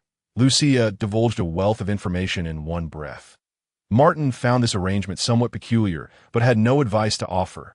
These individuals were rather straightforward. He deemed it a rather simplistic evaluation. Subsequently, Martin inquired about the sudden appearance of the carriages. Regarding those carriages, Lucia smiled brightly. They were influenced by the cloak of mockery, as the Viscount Hubert mentioned in the depths of the cathedral. One of the Queen's creations is a magical cloak that renders people or objects invisible. This cloak is currently held by the Wrench Brotherhood. Martin was left momentarily speechless, realizing that the wondrous artifact the Viscount coveted was in the possession of the elderly woman before him, and he wondered how he would react upon discovering the truth. Furthermore, Lucia's acting prowess was truly remarkable. Just as Lucia was about to introduce more about Martin, a girl's voice suddenly echoed from the entrance of the spiral staircase. "Grandma." Chapter 63. Sherry Martin gazed toward the source of the sound and beheld a figure with fiery red hair dashing down the spiral staircase. Like the wind, she zipped past Martin and leaped into the embrace of Madame Lucia, who was half a head shorter than her. nestling against the elderly woman like a small bird. Her long hair cascaded freely, no longer adorned with the black robe Martin had seen her wear during their last encounter. Nor did she conceal her face behind that painted mask. Only then did Martin discern the girl-esque features and attire. Her visage was striking, with porcelain skin and a high, elegant nose above slender lips. The buttons of her fitted black shirt were not fully fastened, revealing a glimpse of her fair chest. Nestled against the old woman, she clung tightly, and from Martin's perspective, her form presented two remarkable curves. Subtly illuminated by the flickering flames in place of the black robe, she wore a black trench coat, complemented by a short rain cape draped over her shoulders. The gloves that had once matched her robe had vanished, replaced by leather gloves adorned with metallic gauntlets. Her lower half was clad in thick canvas trousers and knee-high boots, which perfectly accentuated her long, slender legs, appearing both straight and delicate. Upon first sighting the girl, Madame Lucia had displayed traces of irritation and reproach, but these emotions swiftly dissipated in the wake of the girl's affectionate embrace, replaced by warmth and tenderness. After such a lengthy absence, have you not thought to ride home? Madame Lucia gently patted the girl's back, speaking softly. The girl swayed slightly, nuzzling her cheek against the elder's, conveying her longing. Come now, let us introduce you to Mr. Prophet. Madame Lucia soon composed herself, addressing the girl. Sherry lifted her head, only then noticing Martin standing nearby. Upon observing Martin's attire, her brow furrowed immediately. Who is he? Why does he possess the visage of an actor? Grandmother, he is a thief. The actor's mask you gave me and the coward's coat have ceased to serve their purpose. They have become strange, as if imbued with life. They must have been swapped by this man. Sherry fixed her gaze on Martin, resolutely accusing him of stealing her belongings. Oh, when did you realize that the mask and coat had taken on a life of their own? Before Martin could offer an explanation, Madame Lucia inquired with a tone laced with intrigue. After I completed a bounty task alone, Sherry, oblivious to the subtlety in Madame Lucia's tone, replied while still glaring at Martin. Allow me to guess, was it not during your solitary hunt of the dark alchemists, where you nearly met your demise? Madame Lucia's tone remained calm, yet a hint of reproach lingered in her words. Yes, Sherry instinctively began to respond, only to realize her error, turning to stare at Madame Lucia in disbelief, exclaiming, How did you know? I not only know that, but I also understand that had it not been for someone as assistance, you would have perished there. Madame Lucia's irritation became increasingly evident. No, I still had the protective doll you gave me. Sherry protested weakly, her voice dwindling. Given her state of confinement at the time, it was unlikely she could have produced the so-called doll. Martin mused inwardly. Alas, Madame Lucia sighed deeply. Your father went missing during a solitary exploration of ancient ruins. I do not wish for you to meet the same fate. By the Queen's grace, it was fortunate that Mr. Martin was present then to save your life, that he saved me. Sherry was taken aback, incredulous that the man who had stolen her belongings had saved her life. This is impossible. Only I and that Johnny were there, and I had scouted beforehand. There could not have been anyone else. Moreover, it was Alan who provided me with the bracelet that saved me. Sherry cried out passionately, and Martin noticed the wooden bracelet made from plant roots adorning her right wrist. At the mention of Alan, Madame Lucia's expression darkened with pure fury. Unlike her previous reproach toward her granddaughter, this anger was unadulterated. Alan was Sherry's tutor, the very individual who had incited her to flee from her family. In the face of her accusations, Martin refrained from offering explanations, instead extending his left hand to snap his fingers. A sharp crack echoed, and a burst of green flame materialized at his fingertips, emanating an ethereal glow. Seeing the unexpected green flame flickering at the man's fingertip, Sherry's expression turned blank.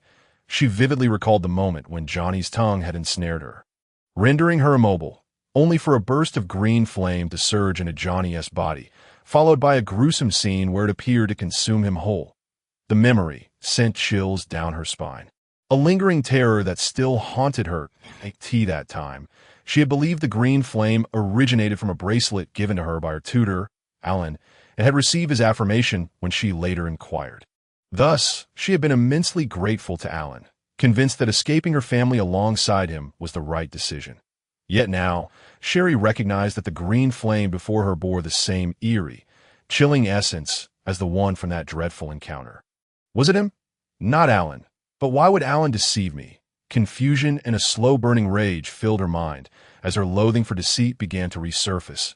Why did you not appear then? She glared at the man before her, adorned in her actor's mask and the coward's coat, transferring a portion of her wrath onto him. Are you afraid of being seen? Wearing another's mask and coat in public without a shred of shame? Do you not fear being discovered by your master? With each word, she grew more agitated, unaware of the tempest within her. Enough. Just as Sherry was about to continue, Madame Lucia interjected. That Alan is highly suspect. After you fled, I attempted to locate old Porter, who recommended her. He is also a member of the Brotherhood, but I could not find him anywhere. It was as if he had vanished in a thin air. Thus, I sent Robert to discreetly find you, circumventing the Shepherd's Club. Madame Lucia seemed to recall something, sighing once more. Because of that Dick, you placed too much trust in her, leading you to overlook many subtle discrepancies. Upon hearing the name Dick, Sherry fell silent, her gaze dimming as if something vital had been stripped away from her. Wear your mask and robe. Just as the atmosphere grew heavy, Martin inquired. During the time he wielded the green flame, he sensed an unusual tremor within it, linked to the mask on his face and the robe adorning his form, that a premonition stirred within him, prompting him to request Sherry to produce the two replicated items. Sherry, without contesting, waved her right hand, and a neatly folded robe appeared, atop which rested a somewhat tattered oil-painted mask. The nose of the mask jutted out disproportionately, its expression twisted into something grotesque, as if mocking something unseen. After presenting these two items, Martin felt the green flame at his fingertips tremble with greater intensity. With a mere thought, the green flame detached from his finger and soared toward the palm of Sherry's hand. Unlike its previous feeble levitation, this time Martin merely flicked it, and the flame shot forth as if drawn by an irresistible force. Startled by the swiftly approaching green flame, Sherry recalled the haunting demise of Johnny. Leaving her deeply unsettled, in a panic, she hurled the robe and mask to the ground and leaped back. The green flame, initially aimed at the robe and mask, swiftly closed the distance, engulfing them in an instant. The robe and mask ignited in green flames, the fire rapidly intensifying until, in the blink of an eye, they were reduced to ashes. Following this, Martin felt a transformation occurring with the mask on his face and the robe draped across his body. The robe clung more closely to his skin, while the mask began to writhe, akin to slippery tendrils with suction cups gently caressing his cheeks. Could this be the fabled twin flames? Witnessing the green flame consume the actor's mask and coward's coat, Madame Lucia understood that the flames they sought were not easily obtained. Coupled with the visible changes occurring on Martin, she recalled tales of a legendary artifact, perhaps a Genesis card. Martin remained noncommittal, yet his suspicions were validated. This was indeed the direct influence of the twin flames on his spiritual realm. The division brought by the red flame could be restored by the green flame. Much like the contention between the two black and white cookbooks, the destruction of one side will result in the remaining side becoming the essence itself. However, this is contingent upon the purifying flames of green fire. The two separated entities shall revert to their original form, effectively reversing the process of division. Conversely, should one side be physically obliterated, the vanishing portion will, in a peculiar manner, return to the remaining side, achieving a unified state in a state of activation. Martin felt the transformations occurring upon his body and cheeks. He could distinctly sense that the actor's mask and the coward's guise had become significantly more vibrant and potent than before. Endowed with new magical abilities or rather, their magical capabilities were finally complete. After a moment's contemplation, Martin removed the actor's mask under the astonished gazes of Sherry and Lady Lucia, revealing the true visage hidden beneath the mask. Upon discerning Martin's appearance, the shock on Sherry and Lady Lucia's faces widened to an exaggerated degree. The prophet? Capernaum? Sherry muttered. Having been in Cavides for some time, she was naturally familiar with the statue of the prophet in Rose Square and the legend surrounding the prophet in Capernaum. Meanwhile, the typically composed Lady Lucia, who had previously engaged in light-hearted banter with Martin, felt a flush of embarrassment as she lowered her gaze. Chapter 64. Identity theft. Martin achieved the effect he desired. The actor's mask, being Sherry's possession, rightfully belonged to her. Rather than shrouding his appearance in mystery, it was far more gracious to reveal it openly. More importantly, his face was that of the prophet, a countenance already known to Sherry and Lady Lucia. Martin believed Lady Lucia had speculated about the visage behind his mask, perhaps even deducing this very truth. Yet reality often delivers a more profound impact than mere imagination. The two before him could never have anticipated that behind his mask lay yet another, and his true appearance, his alchemical hound form, was concealed beneath his gentleman's hat. He handed the actor's mask to the astonished Sherry, saying, "This robe cannot be returned to you. Just why it bears the negative effects of utilizing the green fire." Implicitly, he suggested that the replication of these two items was due to the adverse consequences of using green fire to save her. He told a small fib, for he no longer bore the Pinocchio mask upon his face. "All right. Okay," Sherry replied, still dazed by the revelation. "Mr. Martin." "No, Prophet. Please forgive my prior words and the probing from the Wrench Brotherhood." Lady Lucia mirrored Sherry's demeanor. Her curiosity piqued regarding the appearance concealed by Martin's mask, and she had even recalled the statue of the prophet in the square. However, witnessing the legendary figure before her, especially after having jested about him, left even someone of Lady Lucia's maturity and experience momentarily flustered. Naturally, there lingered another possibility that Martin had also considered, that he possessed the ability to alter his appearance, transforming into the likeness of the prophet. Based on Lady Lucia's knowledge, this could be achieved through the transformative effects of the mask deck. The metamorphic potions created by the spoon deck, or the illusions conjured by the water mirror deck. Yet Lady Lucia was certain that this was indeed Martin's true face, for she possessed a remarkable artifact from the sealed deck, capable of revealing the reality hidden in shadows. This exquisite artifact, crafted by the Queen herself, was exceedingly valuable, a reward bestowed upon Lady Lucia as a mechanical engineer of the Wrench Brotherhood. Moreover, she owned a remarkable item fashioned from the mask deck, and her familiarity with masks led her to almost conclusively ascertain that Martin's face was no mere illusion. With a swift motion, Lady Lucia conjured a tattered mask into her palm. The mask appeared to be made of silver, delicate and thin, bearing the marks of time with a mottled sheen. Above the mask were two hollow spaces corresponding to the eyes, but the lower portion of the mask had vanished, leaving only half intact. "Mr. Prophet, your visage is ill-suited for exposure in cavities. Otherwise, it will attract undue attention. Express our gratitude for your rescue of Sherry. Please accept this mask. It was crafted by the Brotherhood using the identity theft of the mask deck's 3 of clubs, allowing the wearer to alter their appearance. However, due to certain limitations, the mask was incomplete and its effects were somewhat diminished, resulting in an increased negative impact. The negative effect required the user to perform a theft each time they changed their appearance. Regardless of the target, as she detailed the mask's properties, Lady Lucia gradually regained her composure.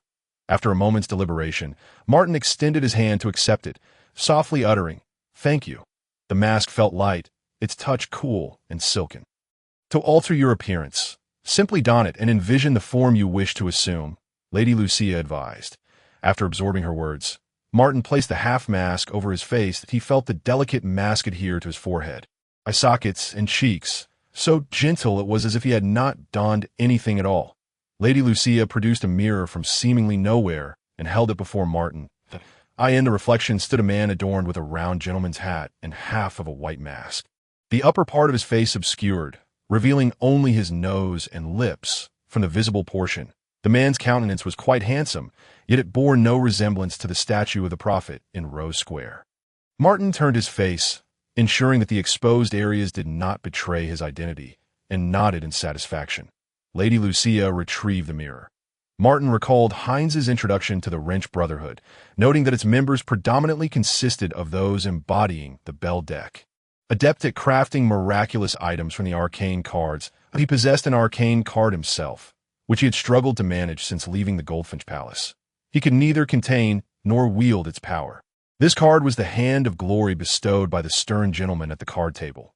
While in the Goldfinch Palace, Martin could contain this card, as well as the one concealed within the gentle, friendly box held by William. Yet upon arriving in Cavides, he could only utilize that box, while the Hand of Glory remained utterly unresponsive. Thus, upon hearing Heinz's description of the Wrench Brotherhood, Martin had longed to locate this organization in hopes of transforming the Hand of Glory into a miraculous item. With this thought, he spoke, "Lady Lucia, I also possess a mask card. If possible, could it be fashioned into a miraculous item as well?" As he spoke, he produced the card that had lain dormant in his possession for far too long. Upon seeing the card in Martin's hand, Lady Lucia's eyes brightened. She seemed to revert to her astute merchant persona as she took the card and said, "Of course that's so. It is the 3 of Hearts from the mask deck. I never imagined you would possess it. This card can form the most fundamental array with identity theft, making for a splendid combination. Indeed, entrusting identity theft to you was the right choice." Array? Martin was intrigued by this new term. "You are unfamiliar with arrays?" Lady Lucia inquired, then quickly added, "I apologize if my tone seemed presumptuous. Let me explain. Beyond the one-to-one correspondence of arcane cards, through prolonged use, the pioneers discovered that certain combinations of arcane cards yield effects far exceeding their individual capabilities. These combinations are termed arcane arrays. As exploration deepened, more and more arrays emerged. Although one can only contain a single set of arcane cards, the miraculous items they possess can unleash extraordinary effects. Thus, the demand for miraculous items surged, leading to the establishment of the Wrench Brotherhood. The Hand of Glory and Identity Theft, both belonging to the mask deck, form a foundational array. The use of identity theft necessitates a theft, while the effect of the Hand of Glory is theft itself, a truly ingenious pairing by the creator. Lucia elaborated extensively, and within her descriptions, Martin sensed the infinite possibilities and the aesthetic harmony concealed within the card layout. The capabilities of each card were maximized, with even negative effects being skillfully circumvented or utilized, a notion that brought immense relief to Martin, who harbored a touch of obsession. With satisfaction, Martin inquired, "As long as it can be made, what would be the cost of production? Consider it a reward for saving Sherry. There is no need for you to bear the expense." Lady Lucia replied with a smile, seemingly quite intrigued by the Hand of Glory. "How delightful it is to save a life and receive 2 rewards in return." Martin smiled, his spirits lifted. He then turned to the still somewhat dazed Sherry and said, "I have also joined the Shepherd's Club, so we may have many opportunities to meet in the future. After all, you would undoubtedly encounter her during his reporting or while executing tasks, so he might as well inform Sherry and Lucia of this development now. You have also become a shepherd." Sherry responded, suddenly alert, and immediately pressed on, "Is it related to the secret garden left by the Queen in Cavides?" Martin remained non-committal, succinctly replying, "There is a certain connection. However, the situation regarding the secret garden requires further observation. I suspect it relates to the mural beneath the cathedral." Martin shared his conjecture, but on their way here, Lucia had mentioned the connection between the secret garden and the City of Calamity, which reminded Martin of a mural he had seen beneath the Capernaum Cathedral. Particularly, the tall, slender figure in front of the castle gate intrigued him. He felt the need to return several times to uncover the identity of that man. "I understand," Sherry replied, "that I will assist you." Prophet, that Sherry's expression turned solemn. Despite her act of escaping her family, the teachings from her youth had instilled in her the importance of locating the garden left by the Queen. "Just call me Martin," he said casually. "Has there been any special activity in the club recently?" Martin sought to glean information about the club's routine tasks, not wanting to appear as a novice in front of Sherry, as that might shatter the persona he had painstakingly built. Additionally, he hoped to uncover clues about the garden's relics. Lucia had mentioned that the church and the town hall had found a relic, and Martin keenly sensed the presence of bounty hunters within this affair. After all, significant events often harbor unsavory dealings that require someone to undertake. "Recent tasks have been rather scarce," Sherry replied, crossing her arms and pinching her chin in contemplation. Martin inadvertently noticed an alluring curve accentuated by her white skin, emerging from beneath her black shirt. He quickly averted his gaze. Strangely, many of the more seasoned shepherds seemed to have vanished. "I haven't seen them in quite some time." The girl continued, oblivious to Martin's distraction. "That is also why I went hunting for Johnny alone. Tasks with a quality rating above 30 typically require at least 2 shepherds working in tandem." Sherry recalled that in fact, just before I arrived, the club recently issued a new task labeled gray wool with a quality rating of 40. She lamented slightly, seeming to regret having missed this task due to her presence here. The task is quite straightforward. Protect a woman named Shixian, who appears to be pursued by some clandestine organization. Chapter 65. Bounty Shixian is being hunted. Martin's expression hardened upon hearing this, and he steadied his tone as he asked, "Do you know the location of the task?" "The address seems to be a casino in the Eastern District," Sherry recalled. "Eastern District?" Lady Lucia interjected with surprise. "That is certainly not a favorable area. It is fortunate you did not accept that task." Having spent most of his days in Cavides within the Red Church District, Martin had a limited understanding of the city's geographical layout, prompting him to question, what's wrong with the Eastern District? It is the shadow of Cavides, the side of the city that the town hall wishes to keep hidden from the Redstone royal family and foreign merchants. Lady Lucia explained with a playful tone that a significant industrial city in Redstone. Cavides is home to numerous factories, which serve as a major pillar of its economy. These sweatshops are all situated in the eastern part of Cavides, attracting countless outsiders seeking a livelihood. Yet the people of Cavides harbor little fondness for this area that brings vitality and value to the city, often choosing to overlook it. The rapid influx of population has brought with it a drastic decline in the environment and an increase in violent crime. Most of these sweatshops utilize steam boilers, and the coal and tar have rendered the air